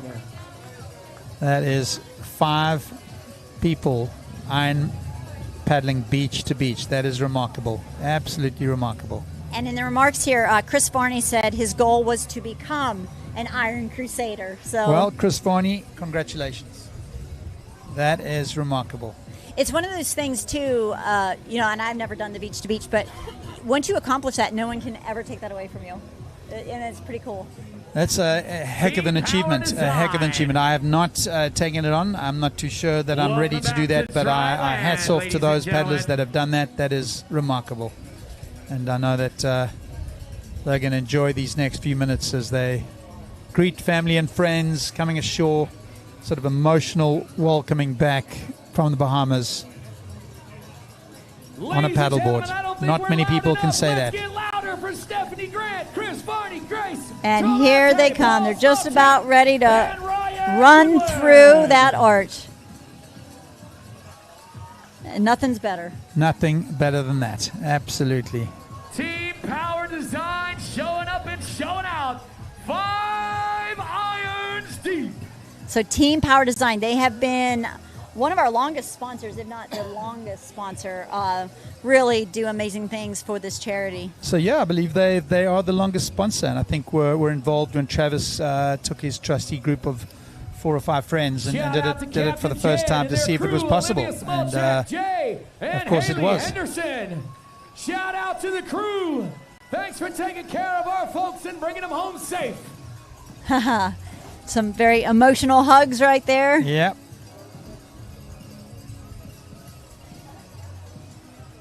So they'll run up on the beach.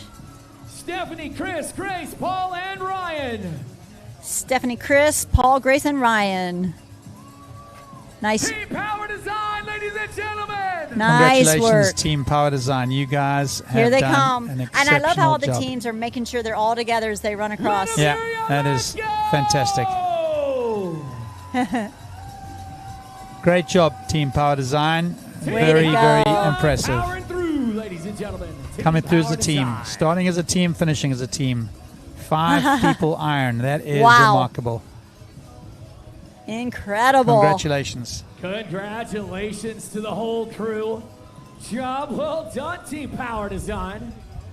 I know we just got done, but you know I'm going to ask, how are you feeling right now, sir? I need a little more than this. Like you need a little more water. So Paul was just saying he needs a little more than just water. Any Maybe- advice for maybe somebody champagne? that's watching at home and that might want to Well, do this in the future? What is the best advice you could give to a future paddler? Embrace the community. Embrace the people that are around you. Everybody wants to see you succeed. Live an active service, and thank you, God. Thank you, All God, right. indeed. Give me a hug, big guy. Great job, Paul. That is Nice. someone that knows this event in and out, has helped build it, helped make sure it's the success it is today. And I know that we're all very Team proud of you. Power Design. And, yeah, tremendous. What a powerful crew. Yeah, really incredible. 5 deep. So again, we're sitting at about, what's that, 5:15? There's Chris right there. There we go. Congratulations, Chris. Ladies and gentlemen. That's a huge amount of work, effort, energy, time to help other people. And Which is great. when you're doing 5 people competitive solo, you know, they're obviously not everyone's going to be at the same pace the whole time. So what that means is, you know, the fastest guy has to only go as fast as the slowest paddler, and that's just the way it goes. And you have to be a team about it, and it takes everybody. It takes everybody, and it's grueling paddle no matter what. And as you say, when you're a little faster, you've got to slow down. If you're a little slower, you're going to realize you're slowing the crew down. So it's a great team effort that you put your mind to something, discuss that up front, and so that you don't leave anyone behind. I think it's just remarkable. So. Wow. To hit the hammer with that strength after crossing that ocean, that's impressive. That is fantastic. It's a great sight to see. All right. Team Power Design has made it. That was a good bell hit. Impressive bell hit. I think yeah. that knocked the signal right out of the beach. It did. Remarkable from this angle. But yeah, again, here we are at Lake Worth Beach Pier, the Crossing for Cystic Fibrosis beach landing. We've been welcoming paddlers in for the last 5 hours. I know we've got a few more to go over the next hour, but if you haven't, if you're able to pop down or not, if you're able to donate, if you're able to get involved, this is an incredible community, incredible group of people, and we'd love your support one way or the other. So sign up, volunteer, donate, come paddle, be a part of it. It's just an amazing group of people. Yeah, and Kelly, what's cool too is it's not just South Florida paddlers. We have paddlers from all over the country. We have paddlers that come in from different countries. So don't think that you have to be a South Floridian to participate in this event. It's for everybody, and it really is a once-in-a-lifetime experience. It really is. And again, I know that the Crossing for Cystic Fibrosis, or Piper's Angels, has branched out to an adventure series. There's another couple of events that you can belong, or 3 events that you can join. Marco Island, one in Northern Ireland, and one in the Grand Canyon. So if paddling isn't your thing, there certainly are 2 other events that certainly would pique my interest and just be a great way to get involved, get outdoors, and give back to families that are dealing with CF. Yeah, it's a win-win-win situation. But boy, we have had some really highlights today, from seeing Stanley Steamer, those 4 women just cross the beach, just beautifully, a lot of strength, to when Casey came in and she finally got that iron-to-iron prone crossing, first female ever to do that. I mean, that was remarkable. I mean, Iron Man crossing, or iron crossing beach to beach. I said Iron Man. I think there were more women today that did that than anyone else. So I need to stop that. But Casey just looked the part when she came off the beach, looked energetic, looked calm, and yet said she hadn't trained quite as much as she should have. So just a remarkable athlete in person. And as the director of the Cystic Fibrosis Foundation, it's wonderful that she's involved in it to this extent. Not only is she supporting the staff, the event, the organization, but also paddling. Yeah. Amazing. I'm hearing something from the beach. Someone is coming in. James Case. Beach to beach. Another beach to beach. Wow. I think we're going to set a record for beach to beaches today. I got to believe it's just been quite impressive. So I think, with this weather. So that was Case. James Case. His team name was Jam Blast. He's only 20 years old. He's an ocean rescue lifeguard. This is his first crossing, and his goal was to complete the crossing without getting on a boat, and it looks like he has done that. Congratulations, James. And here he comes. Well, and to show you the extent, I mean, this is a remarkable feat, but when you look at this and you see that Casey came in a little while ago, like it shows you the extent of this. James is an ocean rescue, 20-year-old ocean lifeguard, and this is lying on a board for 16, 17 hours. Him and Casey both, just a remarkable feat. There he goes. He's running. It looks like he's got energy. Yeah. Well, I think he might be taking a knee. Taking the time to finish that energy. So. Yeah. Wow. Very, very impressive. Job well done, James. And you can see with the prone style, there's like kind of the freestyle stroke, and then what James was doing at the end with like both arms in at the same time. And his goal was to complete the crossing without getting on the boat. So it's wonderful to see these guys all and girls achieve those goals. And again, a remarkable feat as someone who's done it as a 2-man team and a 4-man team. Crossing solo is something else. Yeah. I want to know what the playlists were out there, because that's a big decision, is what you want to listen to. Now, no music at nighttime for safety reasons. You need to really have that good communication with the boat. But once the sun comes up, you can crank the radio, and sometimes for me, the music really helps motivate. So I'm sure. I mean, I think you've got to have something in line for those last 3 hours. You can certainly choose something just after the sun's come up, but it's those last 3 or 4 hours that are going to be quite important to get you through that hump of finishing this event. Yeah, that hump of exhaustion. Hugs all around. I mean, I just know, from my parents watching, they say they never sleep well the night that I'm crossing the ocean. So I know the relief for all the parents, the spouses, the kids when they see their dad or their son come across the finish line, or their mom or their daughter. It's just beyond words, and just very emotional. So. And it's so incredible listening to the sounds behind us on the beach. There's just such a lot of emotion and energy still for these paddlers that are coming off, and I think it's so important. But again, each paddler, no matter how far they've paddled, whether they're on a 4-man team, 2-man team, whatever craft it was, has put themselves out there, trained really hard, worked hard to raise funds and awareness for Pavez Angel Foundation and those struggling with CF. So congratulations to all of those paddlers. It is a remarkable feat. Yeah, we're looking at Team Power Design, and they're trying to do this champagne spray. There they go. They got it going. That's kind of tricky. It always looks easier on TV, doesn't it? Actually, everything's tricky after paddling across the ocean. Tying your shoes might be tricky. Yeah, I think jumping off that podium is going to be tricky. Yeah.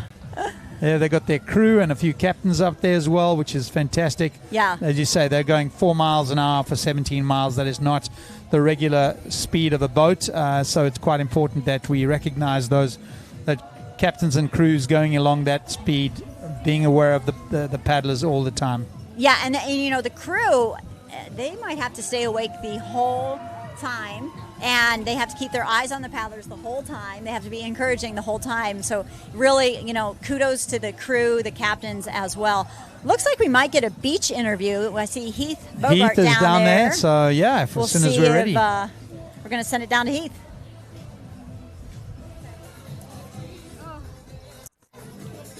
So guys, not all of you guys planned on doing a full iron, right? All the way through. So what made you guys change your mind and do the whole thing together? Being out there and just doing it. Being out there and just doing it? Wouldn't let us not. They wouldn't let us not. Who's behind that? Who's behind all that? Well, that one. Nobody gets on the boat. Yeah, no one gets on the boat. Nobody You guys got are on the boat. amazing. We appreciate everything you guys do. Thank you very much. You guys want to say Fixing anything? our boards. You're welcome. Judy, do you guys want to say back home? On behalf of the entire company, we're very fortunate, very blessed, and we're very grateful to be part of this event. Thank you to Piper's Angels Foundation, the Crossing For Cystic Fibrosis, Team Power Design. Thank you, guys. We love you guys as well. Thank you. Back to you guys up there. Loving the just hug there. Oh, just a great hug. And again, Team Power Design been with the Crossing since it started. And I think, that was them saying thank you. But it's thank yous all around. And I think without organizations and businesses stepping in like this, these events wouldn't be around and giving back to not only just an event, but families in need. Yeah, I mean, literally saving lives. And a lot of times, young people's lives around the world, getting them on that prescription, that they really need, the trifecta that can just change their lives. Looks like we got another paddler coming in. Yeah, it looks like they're all coming in quite quickly now, which is nice. It's a beautiful evening down here at Lake Worth Pier, and we've got somebody coming in. We got to get that name in a second. Welcome home. Yeah. That is a You're wonderful almost feeling. there. Almost there. The sand down there was beyond hot. So yeah, that's they were actually dumping cold water on the Good. paddlers' Yeah, feet I mean as they came across. they needed to. Yeah, that's definitely. Just such a beautiful day without too much wind. That the sand was hotter than normal. Yeah. Again, another challenge to go through as you finish. And there's Travis again, just welcoming people ashore and handing out medals. And what an inspiration he is. Awesome. I'm not sure who Let's this. go! Okay, We're they getting some certainly. big cheers. Welcome back That to team- Thailand. You did it. That team managed to get the champagne going really well. This is got Alan. this. Come on. Alan Alquist. We're gonna be strong. Last few From feet. Get Ocala on, area. guys. Alan is Whatever gas is in that I'm not too tank, sure let's how many dump it. times he's done the crossing, but a great paddler. He's done Chatterjack up in Chattanooga a few times, and comes down to all the Florida races, and again, the type of people that in this community are just people that turn out, show up, do these All events, right, and our next it's just wonderful to paddlers. see. And Alan was on paddlers making team their way 4 towards the deep beach. breaths. We got which makes Christopher sense. Trapasso, It And Bridge, he did it solo. and Tyler. That is very Buckus. impressive. Yeah. I saw All Alan a coming few in weeks ago right down now. at Key West, and he was apprehensive, as one would be, for taking on such an incredible event. And but a great guy, a great paddler, and again, just part of this community that loves to give back and be a part of great events like this. I think I might have seen Casey McCullough's board down there. It was a prone board because they have the water bottles set up where you can actually, drink Yep. from the straw when you're laying down.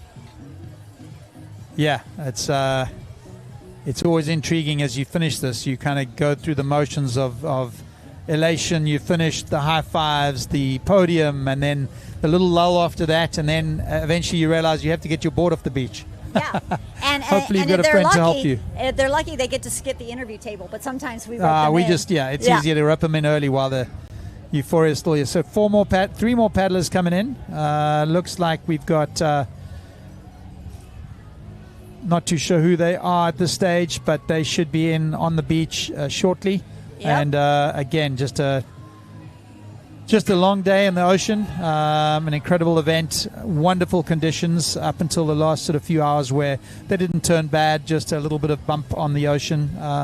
Probably good to cool people down a little bit, but yeah, looking forward to those guys coming ashore. I wonder if we could hit the map at some stage just to see who's out there, see how many more. Be great to get a feel for. Now, sometimes, things happen with the Sure. GPS, so Yep. don't take the live map as gospel. It's guidance, Yeah. not gospel, Yep. but Yep. it gives us an idea. And everyone's, coming in. Looks like Let's we've got see. Josh Brandt. Drew. Keep those bells ringing, ladies and gentlemen. Make some noise. Christopher Trapasso, Clyde Bridge, Tyler. Chris Hold on to this, coming in. Trapasso is coming in. Okay. Stephen Tedeschi seems to be a little bit off the beach right now, so we've still got some paddlers coming in, which is great. Chris Trapasso. I think they've just called his name out. Yeah, they so did. Really exciting watching these paddlers come in after paddling all the way. Chris's team name was Coming to America. This is his first crossing, and he loves to skimboard, so I bet he linked up with Casey McCullough. I wonder. The world champion skimboarder. Yeah. He's also done an Ironman. You guys are so close. I'm sure any of these events take its toll, but certainly give you a view of what is needed. Well, okay, so paddler in the water, but that's okay. That water probably feels really good to him right now. Feels really good. It's okay. Yeah, come on in. And it's interesting. Once you fall in at this stage, standing is not that tricky. It's getting to your feet. That's right. tricky. So it's that initial just getting up there, getting your legs steady under you. So often at this stage, we'll see if you don't hop up quickly like that, you can certainly jump on, go in. So certainly very common sight as paddlers reach the end of these races like this. So you got this right here. Let's go. All right, scenes from the beach. From 80 miles to 80 feet. The excitement is pumping. They just said from 80 miles to 80 feet. A solid 9.5 out of 10 on the dismount. Nice job. A 9.5 out of 10 on the dismount. That is remarkable. So, yeah, we've got another wonderful team there. Not too sure which team that is. Ladies and gentlemen, make but some noise you for can hear the Christopher, enthusiasm. Clyde, and You can see the Tyler. friends, the families, the photographs. I'm sure there'll be a lot of takeaways from today, but just an incredible outpouring of love and community. Yeah, they actually, I don't know if they'll have it this year, but sometimes they have crossing storytelling night because there's so many stories that you have between Bimini and the crossing. And once you leave Bimini, you really only know what's going on with your team and your boat. You have no idea what the other teams are going through. Ladies and gentlemen, make some so that's why there's a lot of stories to share when you get back over here on land. Did you have any stories from your attempts, your crossings? Let's go, boys. Finish strong. Any stories that stand out? Look at this. He's walking. Congratulations, gentlemen. He made it. Just a few more feet.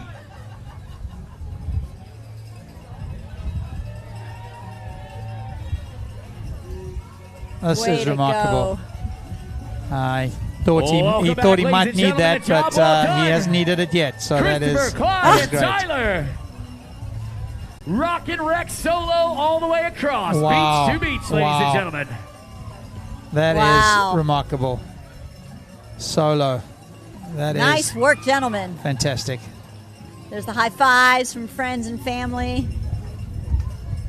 All right, ladies and gentlemen, don't lose interest just yet. We've got a whole nother team just outside the buoys. Another team coming We're in looking just at outside the Mission buoys. Performance. Abby Crowder, Cassandra Scott, Bo Dorning, and Dustin Kane. All right, so we Coming got to that finish line. Mission Performance Bo is Dorning coming and in. Dustin Kane pulling the irons. Let's go.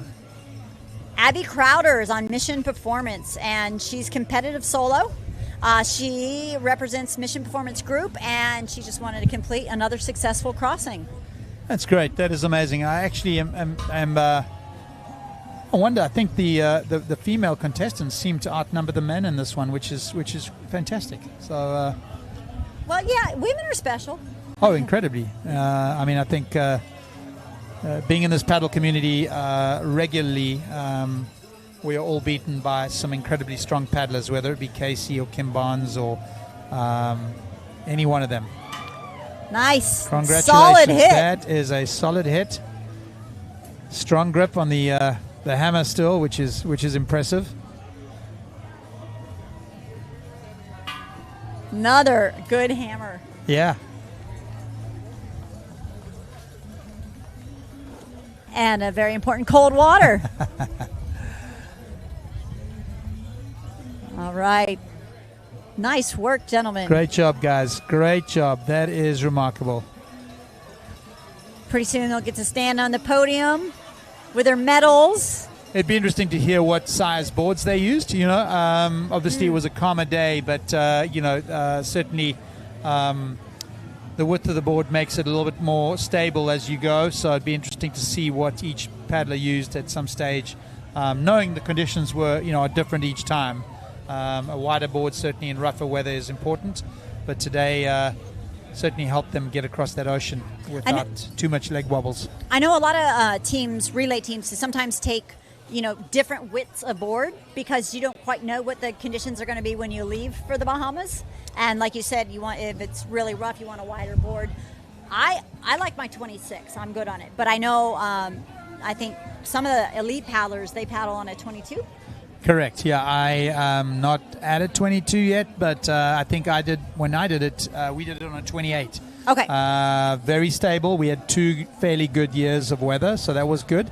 Strong tailwind, but it was helpful. But I think, you look then, most of the boards were at 28, and I think now we've gone down to 26, 25s.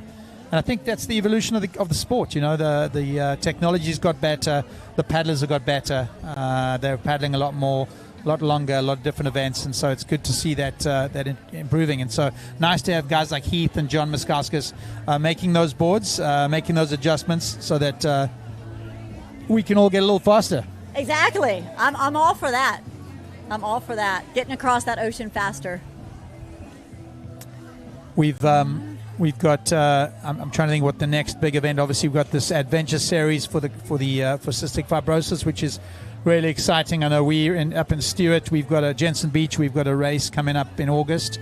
So we hope that many of these paddlers, and they turn out. But it's nice when you get finished something like this. But you really want to look at the horizon. What else do you do so you don't lose all of it? Right. Exactly. Take a few days off and then sign up for something else.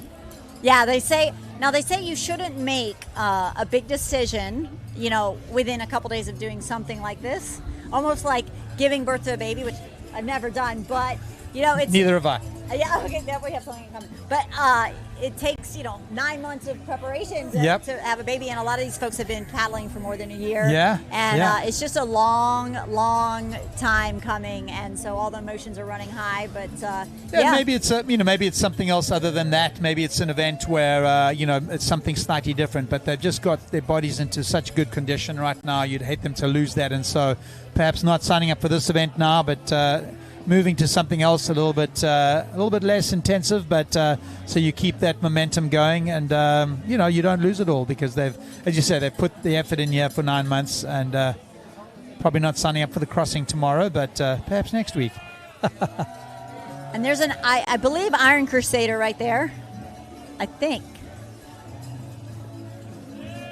Iron Crusader. That is remarkable. Oh, she took a break for some first aid, but now she's looking good. Shaking that champagne and taking a sip. I believe she came across the line earlier. Was she the paddler that was paddling for her sister? You could see the look on her face, the determination. She left it all out there, and it's great to see her smiling. Had some medical help just after the finish to get her back to where she is now, and able to take a sip of champagne. If she's taking a sip of champagne, that's a good sign, because that means she's doing better. She's feeling better. Hey, Kelly, I see us up there on the screen. Oh, yes, we do. And thank you again to this wonderful crew up here who have done a great job of just helping us out all day. A big wave. Shout out to everyone on the beach. You guys, all the young reporters today, have done a great job. So, right good there job. in the water. That's a great perspective. Just to the left. You have of us those in the buoys, background, the paddlers in the foreground, standing up on the podium. Well, now we're changing shots, but what a day it has been. What a day. Wow, just impressive. So impressive. I mean, these guys have put in their time today, and we're just proud of them, proud of the awareness they brought to the cystic fibrosis community. The Crossing for Cystic Fibrosis is a huge success. It is every year, but today, I got to be honest, the weather certainly helped, and you never know what you're going to get, and it's certainly overcoming those challenges. But what a day we've had so far. Absolutely. They say the ocean is the X factor. Okay, so that's what makes this event so much different Coming from in hot, ladies road and gentlemen. races. This is performance. Other things. The concrete's not going to move. It's going to be flat. But the ocean, it could do whatever it wants. It's a very, very large body of water, as we know, and it can get kind of violent, kind of quick. So we didn't have any of that today, and that's just a wonderful, wonderful thing. Yeah, I think, and interestingly enough, some of the things that I remember from my two relay events were big boats, sort of Team either cruise Mission liners or Performance. something We got you heading guys off on the touching horizon ground over here at and the a wave sand. hitting you Welcome back. later on, sort of 5-10 minutes later. So those Coming little in things right you have to get behind used to, them, we got the Team darkness of the Vitalis. event. You know, watching Max the water, turning off the Russell, lights on the boat and Jason getting your eyes used to Tyler, it. But Nayla, just a tremendous and event all Robert around. Guerin. So, Kelly, it looks like we're watching Team Vitalis Max Russell coming in for his iron. Tyler Robert out there Guerin and one of the rocking the paddlers road. there. He's a strength coach and has an Olympic weightlifting background, so that probably helped him a little bit, I would think. But yeah, Team Vitalis. I'm absolutely certain that lifting background would help him out. I think a lot of our paddlers are doing a lot more than just paddling, which is important. And I think leg strength in this event is certainly good, unless you're proning, which that paddler seems to be doing there. I wonder if he's a proner or is just coming in on his board. But either way, it's remarkable. And Kelly, this one means a lot to Robert. I have the notes that the family has lost 2 children to CF. Oh, so that really touches deep. And what better All right, ladies and gentlemen, if you use find a of going through Samsung such a Galaxy tragedy with- than to come out here and do something positive and help others with the disease. I mean, that says it all right there, isn't it? Throwing yourself into an event like this that is hard, having gone through the hardships of that, and spreading awareness and helping other families that are dealing with this. I mean, that is just so impressive, so heartwarming, and just an emotional time for them. And I'm sure as he comes ashore, there'll be Mission Performance, ladies and gentlemen. Here we're getting a look at Mission Performance.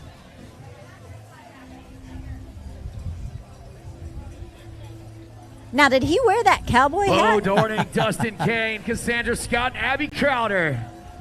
Congratulations. that is an You're impressive almost outfit. there, ladies. That is. All right, great work. And of Let's course, ring those bells. Let's make some noise. Let's encourage them to get on up here. of course, you see David out there. He's the official photographer Yep, for the crossing, and he takes some amazing pictures every year. He really and gets. David's been doing that here for a number of years. I mean, I think probably since the event began as well. So, and he does just such an amazing job of capturing the angles from in the water, above the water. I mean, he just does such an eye for it. And again, being part of this, it's been, he's a friend of Travis's and someone that just comes Team in and Vitalis, feels it, not only just takes let's photographs, go. Bring it brings on the event home. alive. He cares. Yeah, His he heart does. is in the mission. Yeah. For sure. Tyler coming in that prone position. That's a long time to paddle on your stomach, ladies That and is a long time. Yeah, we got a paddler coming in, proning, which is, I think, the hardest way to do it. I would agree. And it was that Tyler? Is that not Tyler Tedeschi? Tyler coming in from that prone position. Tyler. Coming in, your 2-person relay team. Jason Robert coming in. There we Jason go. Roberts coming in. Congratulations. That is remarkable. Way to go, guys. They look pretty good. Yeah, they look very good. I'd love to ask if he paddled the Mission whole way with that hat. That Performance. would love be to ask that, too. fantastic. Yeah. Congratulations from Bimini to the beach We're getting here to in the tail Florida. end. We get to the Here. tail end here. You I imagine did a it. few more Congratulations. paddlers to go. But yeah, what a wonderful day it's been. Kate, thanks again for sharing it with us. I know it's just a special event, and I think it's heartwarming that people keep coming back year and year on this, and that we know everybody. You know? I know. It becomes more and more a family every year you come back, Yeah. and that's fun. Yeah. I remember you interviewed me last year You're when I almost came there, in. Chase. I You're did. almost there, I did. Rob. Let's go. And and it's the joy you see as the people finish this event that is just, I don't know, it's just amazing. It's catchy. You feel like you want to do that again. I think it's part of the reason as we sit here, we're like, well, maybe we'll paddle next year. Because it and- is catchy. And it's, so looking for, Travis still down there doing the hard yards and really just welcoming everybody ashore for what an amazing event and organization that he's put together. Congratulations to all of our paddles. And I always Coming give Travis so across much credit because he paddled, that finish and line, that then beach he's been landing. standing on the beach for the last couple hours. Yeah, just I mean, I welcoming think every they were single the paddler second, back. One of these teams, second, each and every one of these athletes, not second only team completing in. something So physically and that's mentally been about 4 or 5 hours since that happened. challenging in So, itself. Yeah. But doing this all in the name of cystic fibrosis, awareness, Yep. education, All right, we medicine. We got somebody up to the bell. It's Diagnostics hammer time. and more. Okay, it's hammer time. Here we go. Every athlete out here, every captain, every crew, supporting more than just an athlete. Here's our coastal Supporting cowboy. an entire There we community. go. Nice, Folks nice out there hit. who need that A medicine, great hit. Very need strong. those diagnostic Yes. equipment. I'll give it a 10. And this group right here, this event right here is what makes it happen. Well, I know the sand down there's a little cooler as you see those shadows draw across them. That's another good one. Oh, thank goodness for the shadows on the sand. Because Yep. that was. Oh yeah. It's It was pretty getting hot. really, really warm. It's congratulations to that team for all they accomplished over the last probably 7 or 8 months. Oh yeah. Good job. Good job.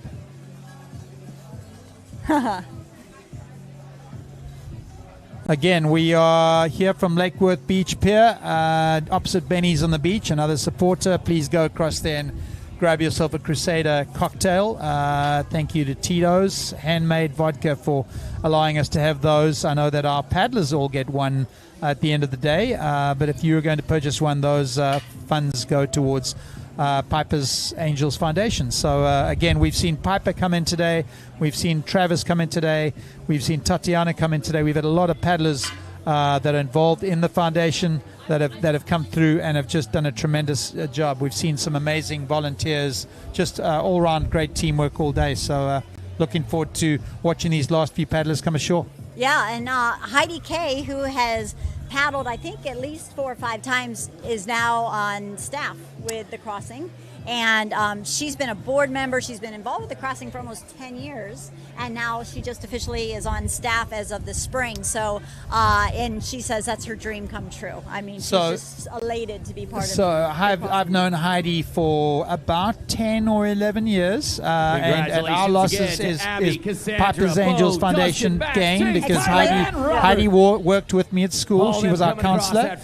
She was the first counselor we employed at the Pine School. She's built a wonderful program for us through the Leader in Me program and advisory and buddies program. But this has been something, a passion of hers, and of course after 10 or 11 years with us, this opportunity was one that she couldn't turn down, and we couldn't be more proud of her. We've had a couple of Pine School students come and support us as volunteers on the beach here, but we will keep reaching out to her. We had Travis come and speak to us at school a few months ago, but again, very proud of Heidi for being involved in such a wonderful thing. And I think she does a tremendous amount with the development side and also in the past the volunteers. So has done a great job.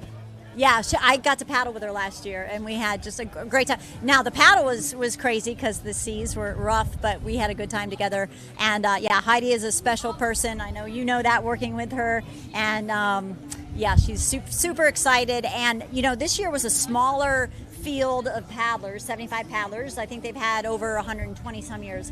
But with this picture-perfect weather, I think next year they're going to have a higher volume of paddlers for sure. Yeah, look, I think anytime you have a couple of years of rough weather, they might turn some people away. But again, I think that having a good weather year is a good one for numbers. But again, there's a critical mass of people that you can take care of. There's a critical mass of people that the Bahamas can handle. And so I don't know what that number is. It'll probably be bigger next year. But it's certainly a lot of opportunity to get involved. And we encourage you all to do that. But don't wait too long because they do have a cap. So eventually, you know, it could get sold out, and you don't want to miss that opportunity for sure.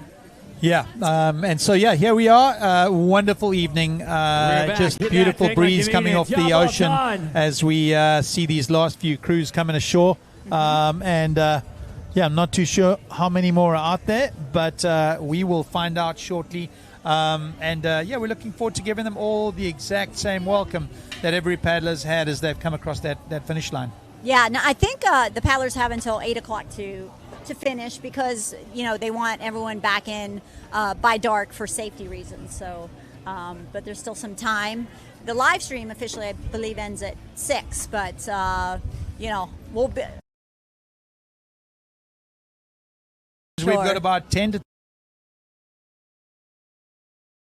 to everyone being involved in this. If you have not been a part of it, and supporters, volunteering for something in your community, but certainly this event would appreciate that. There are 3 other events that they're organizing in an adventure series. Just go to Crossing for Cystic Fibrosis. You'll be able to find out more about those. But get involved, get out there, help people is really the message. And I know Travis's mission for this is for families with cystic fibrosis, but ultimately he's always big proponent of supporting any non-profit with a great cause, and this one gels well with so many others that do a great job. That's right. And Kelly, if maybe people are watching and they're like, we're not. I don't want to hike. I don't want to paddle. I don't want to do that. There is another very cool crossing event, and that is the gala. And that is happening in November this year. I think it's November 14th. It has been in December in the past couple of years. But that is a whole different type of event where instead of being athletic, everyone's getting all dolled up and dressed up. And it is such a lovely, magical night of, just fun, good music, friends, great food. There's always some speakers, and it's just a night you don't want to miss.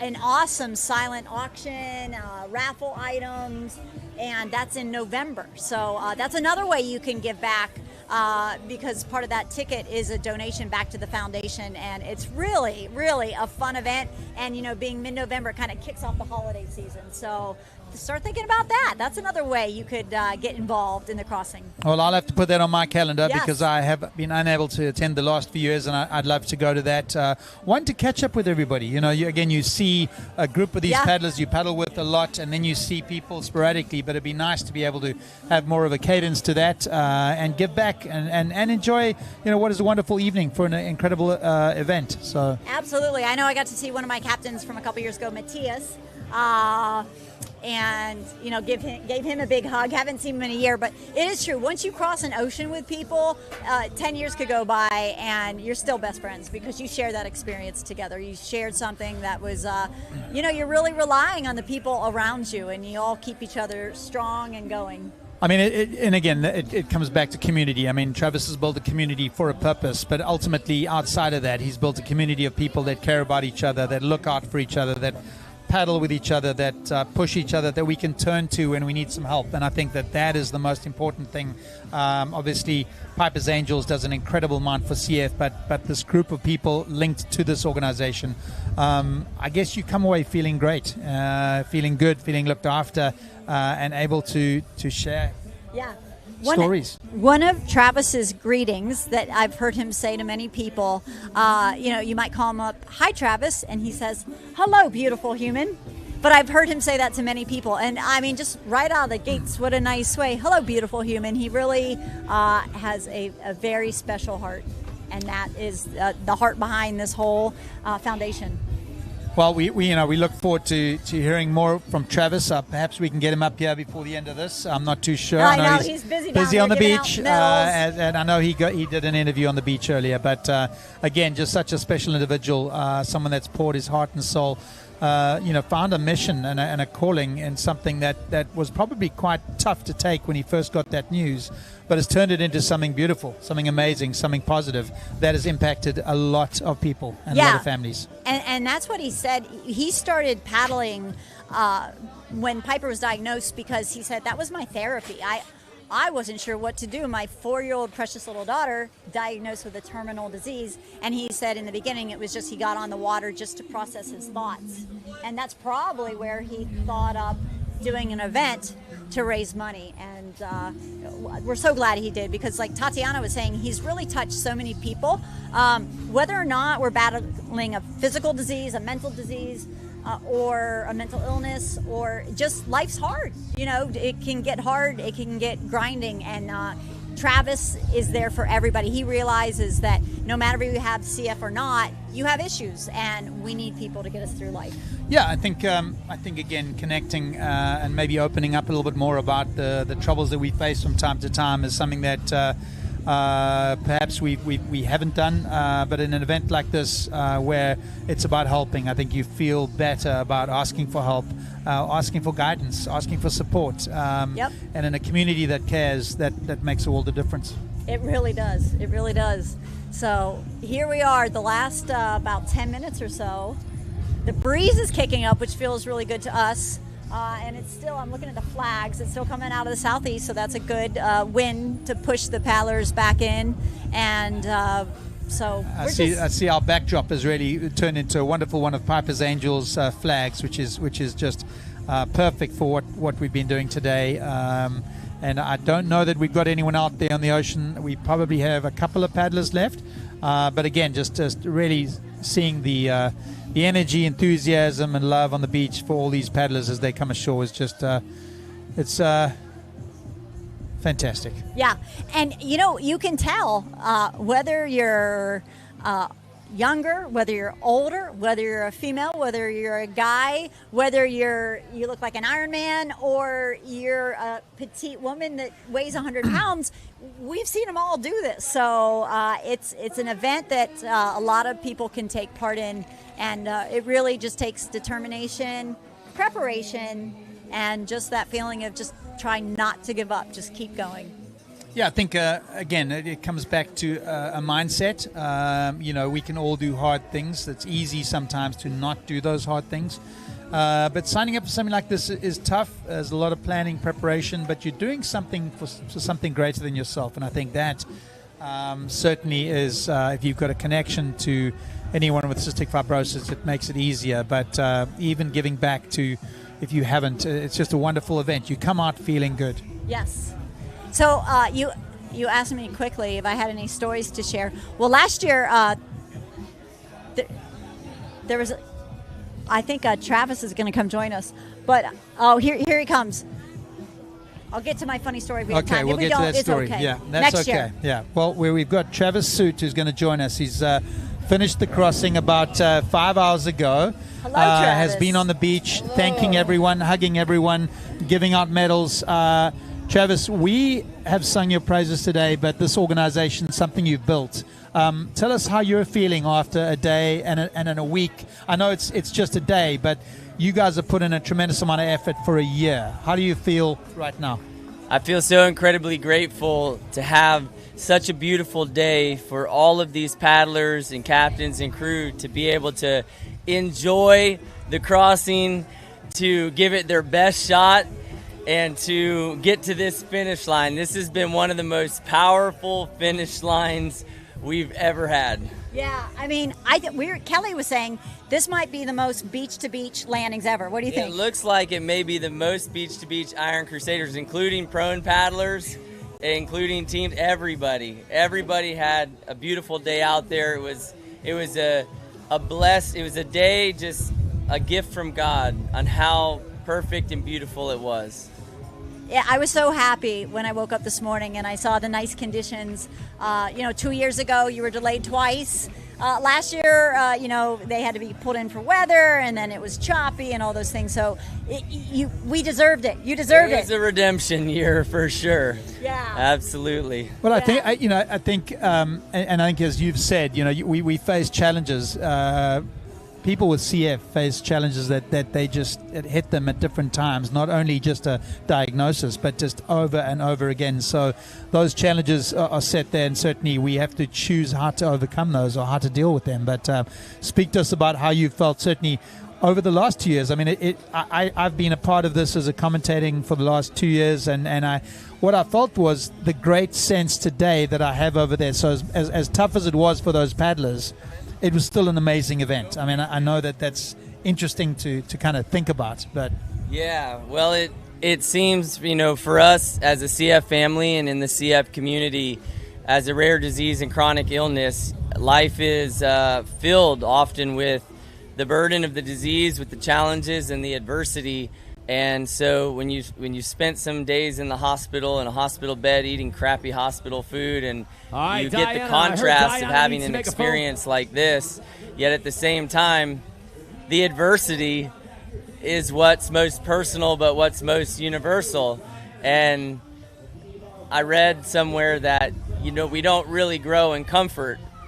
We grow in discomfort, and that's where we get to exercise the capacity of our courage. So I think this really stretched some people today, and I think everybody's walking away feeling more deeply connected to the mission and the cause, and understanding what we represent and why we give these families a voice. and why it's so important. And, you know, I was mentioning to Kelly before is you basically, you talk to people on the beach over in Bimini and you realize that not many of us actually have CF over there, but what we all have is some sort of adversity in our lives. And not to make comparisons, but sometimes I think people come over there thinking, hey, I'm strong, I'm tough, and you realize, you know, I'm not that tough, and I need people, and I need support, and I need community. Everybody needs community. Yeah, there's no way to get through this crossing without your team, you know, your captains, your crew. Everybody's in it together, and the teamwork makes the dream work. And today we got to see, I think, the epitome of that. So many people had to work together to get across, to make it happen. And I'll tell you one of my favorite moments from the beach this today. I was down there. Taylor Seaman, she's a first-year paddler. She's been envisioning doing this event for 4 years. She came with her dad. She lost her sister to CF. And this was, you know, her commitment to her sister. And she made it iron, beach to beach, 17 hours. Wow. And she was could barely walk, could barely talk. The paramedics took her, sat her down. She was barely coherent. And they said, Taylor, are you okay? And she said, let's do it again. Oh, wow. Yeah. That's now, and you could tell when she came off the beach, she gave it everything she had. She left everything out of the It was ocean. all out there, and that was how she responded. So that's the heart of a champion for sure. And you said, did her dad cross with her on the boat? Yeah, on the boat. Yeah, father-daughter duo. Just amazing. That's fun. Yeah, we watched her come ashore, and she certainly left everything out there. I mean, she barely got across that line, and then of course spent a bit of time with the medics just to make sure she was okay. But it was wonderful seeing her standing on that podium at the end with a big smile, and so incredibly proud of her and what she's accomplished. You know, as I say, for going through something like that, setting that goal, and then accomplishing it, and it is not an easy paddle. Yeah, for sure. And it's good to see, you know, some people come running up the beach, jumping up like they have more energy than most of us wake up with. But it's also good to see the other side, that it's really grueling. At some point out there, everybody has that moment of like, this is really hard. Yeah, and how about our executive director, Piper's Angels Foundation, Casey McCullough, her third attempt prone solo, first woman to ever complete the crossing prone, first paddler, I believe, to ever complete it both stand-up and prone. And man, when she came in, her hands, you know, like when you're in the pool for 20 minutes and your hands start getting like shrivelly? Yeah. Her hands looked like an alien reptilian hand. They were like white with all, you know, like I'm looking at her hands. I'm like, what? Like, look at that. And she told me she didn't take a single break. She paddled nonstop all the way through. Wow.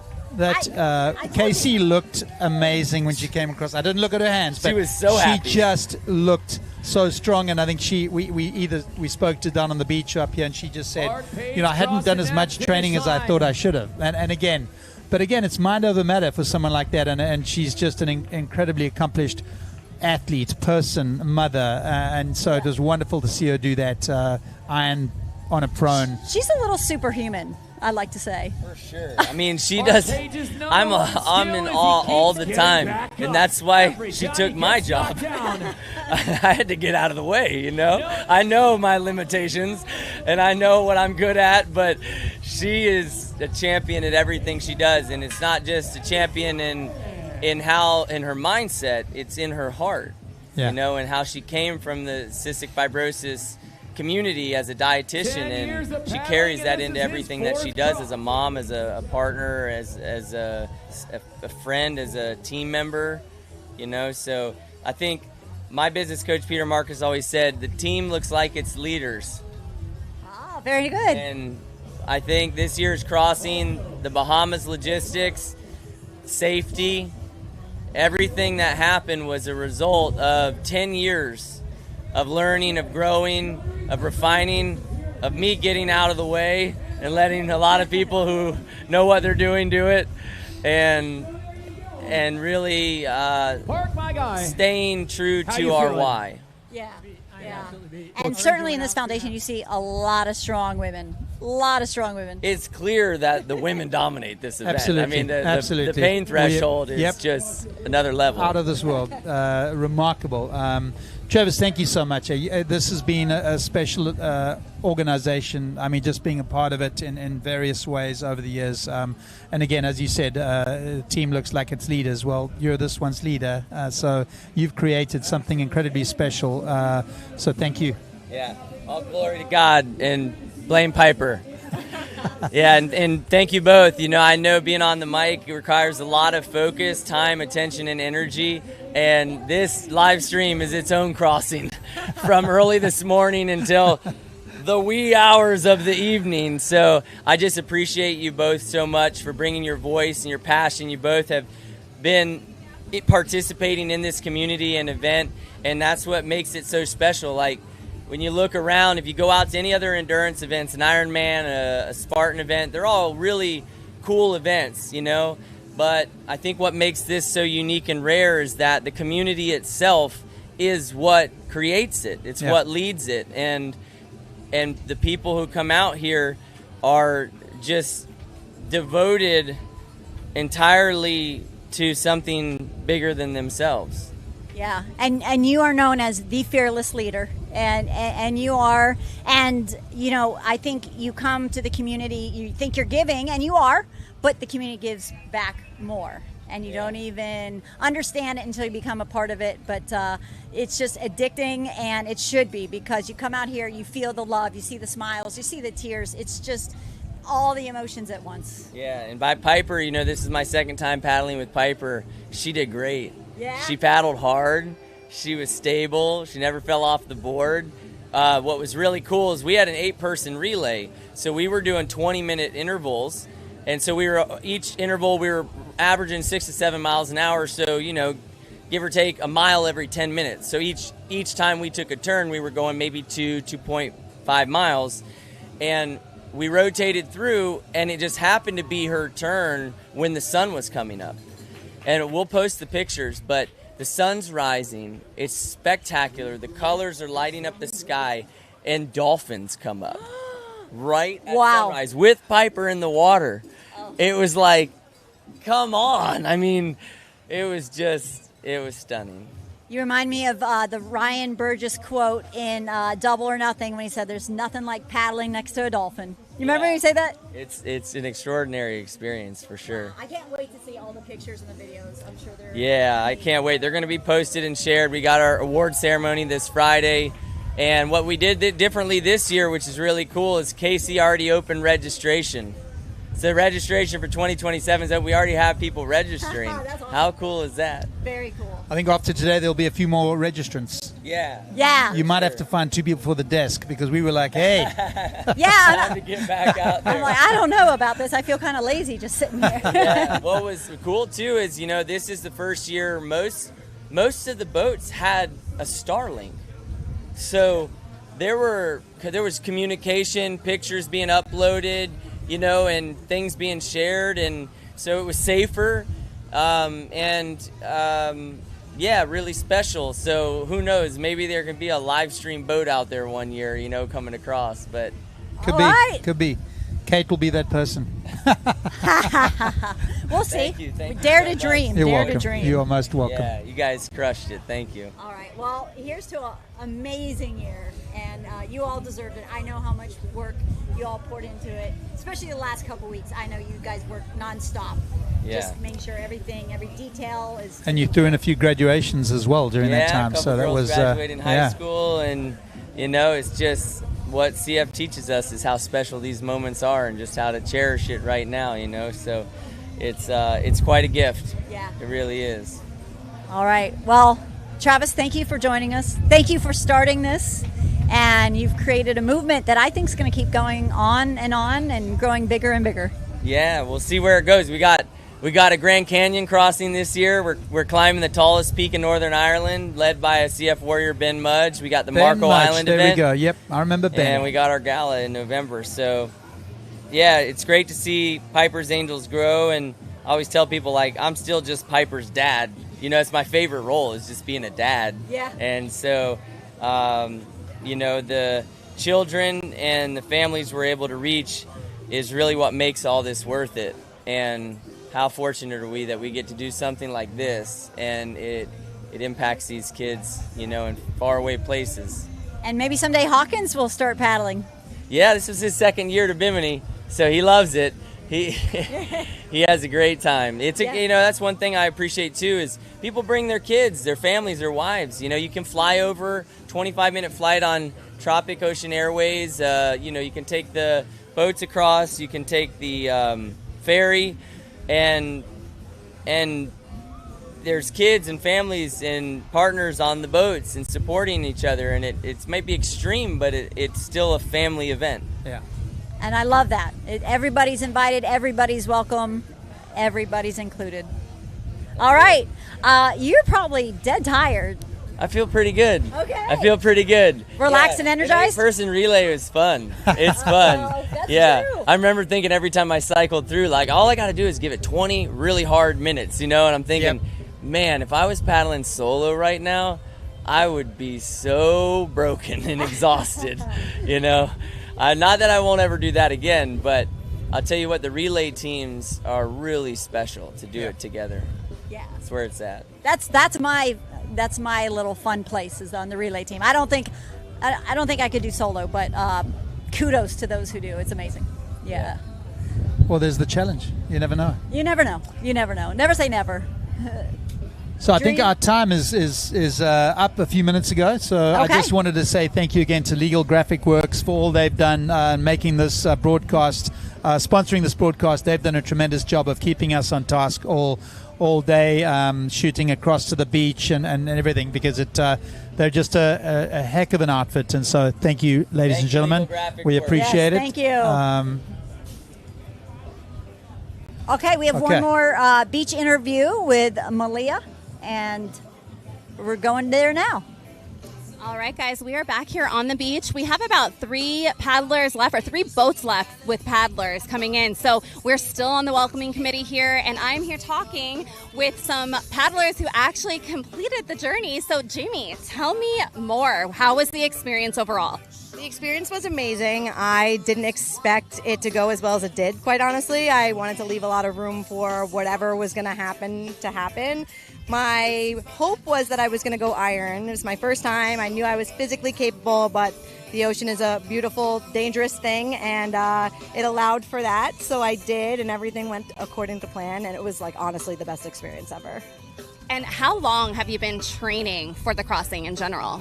They said your nickname is Summer Jamie, so this was your summer experience, is that right?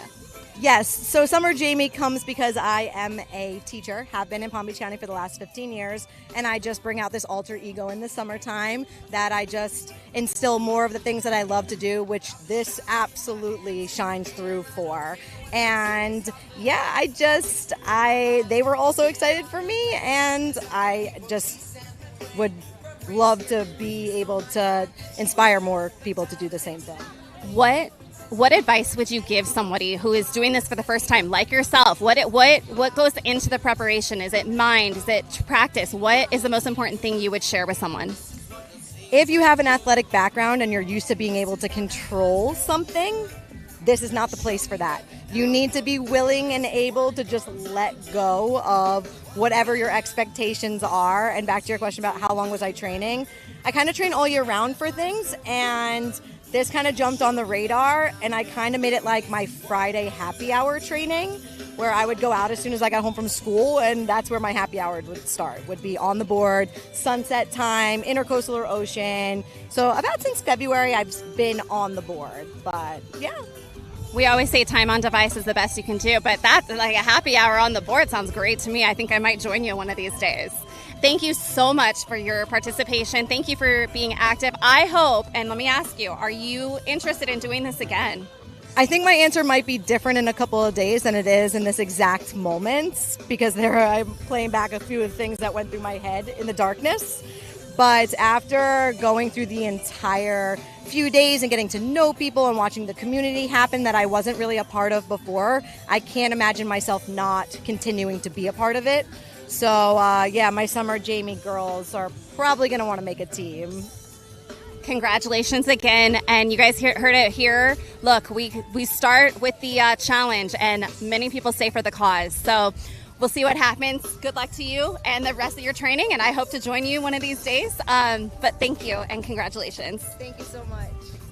All right, guys, back to you. Thank you, Malia. Apologies. That was just a great interview there. I had some good one-liners that I'm going to have to keep. We've had a wonderful day. Supporting Piper's Angels and Crossing For Cystic Fibrosis. We've had an incredible weather day with some amazing sights as people have finished. From me, Kelly Hilton Green, thank you so much for joining us. We appreciate your time. If you feel like joining us at some stage, volunteer, donate, paddle, get out there, help your community. But thank you so much, and have a good weekend. One last shout out to our sponsors, Celsius for keeping us fueled up. Way to go. Vita Coco also keeping us hydrated. And on behalf of Kelly and Heath and Malia and Travis, I'm Kate. Thank you for joining us for this 2026 Crossing for the Cystic Fibrosis.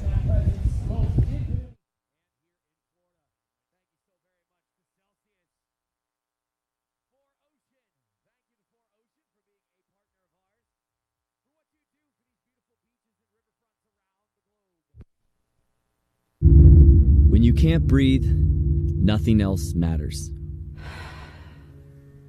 She was 4 years old when I got the phone call from her mom.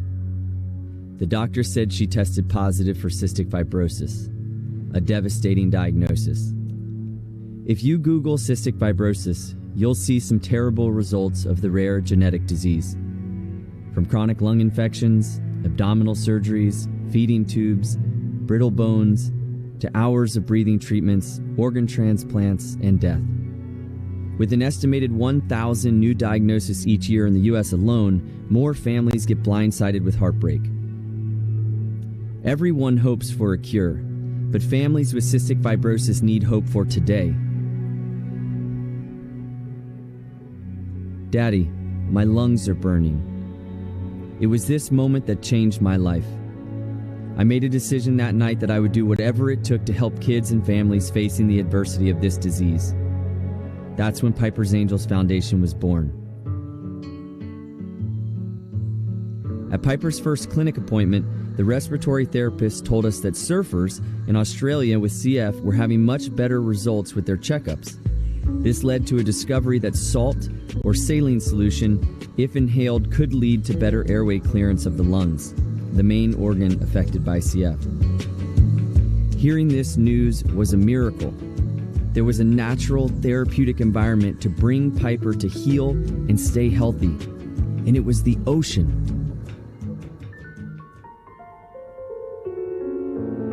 It was an idea that sparked a movement. A world-class challenge to paddle the Gulf Stream from the Bahamas to Florida, in an effort to spread awareness for CF. This movement grew into an incredible community, and it was this event and community that created our organization.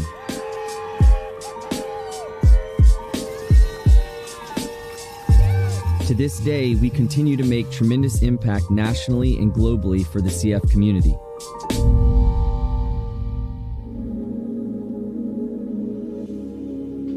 I never wanted Piper's life to be defined by CF. I wanted her to be able to define her life on her own terms, no matter how long she lived. In a rare disease community, a small organization can make a huge impact, and we are doing just that. Our innovative programs bring relief and empowerment to hundreds of families each year, such as grants for urgent financial assistance, peer-to-peer support, coaching for mental health and improving lung function, and scholarships for life-enhancing activities. There are tens of thousands of CF families across the world. Most of these families do not have access to basic resources. Just imagine if the only difference between your child living and dying was where you lived. We have an opportunity to bridge the gap and build a pipeline of resources to CF families in every country. To these families, hope is everything. That's what our organization represents. a glimmer of hope. We are a CF family, empowering CF families, and we will continue to fight for every breath. We believe every person with CF deserves to have the best chance to live their most empowered life possible. The promise, the prayer, the opportunity, and the gift of this foundation is that the voice of these families will be heard. Inspire every breath. We are Piper's Angels Foundation.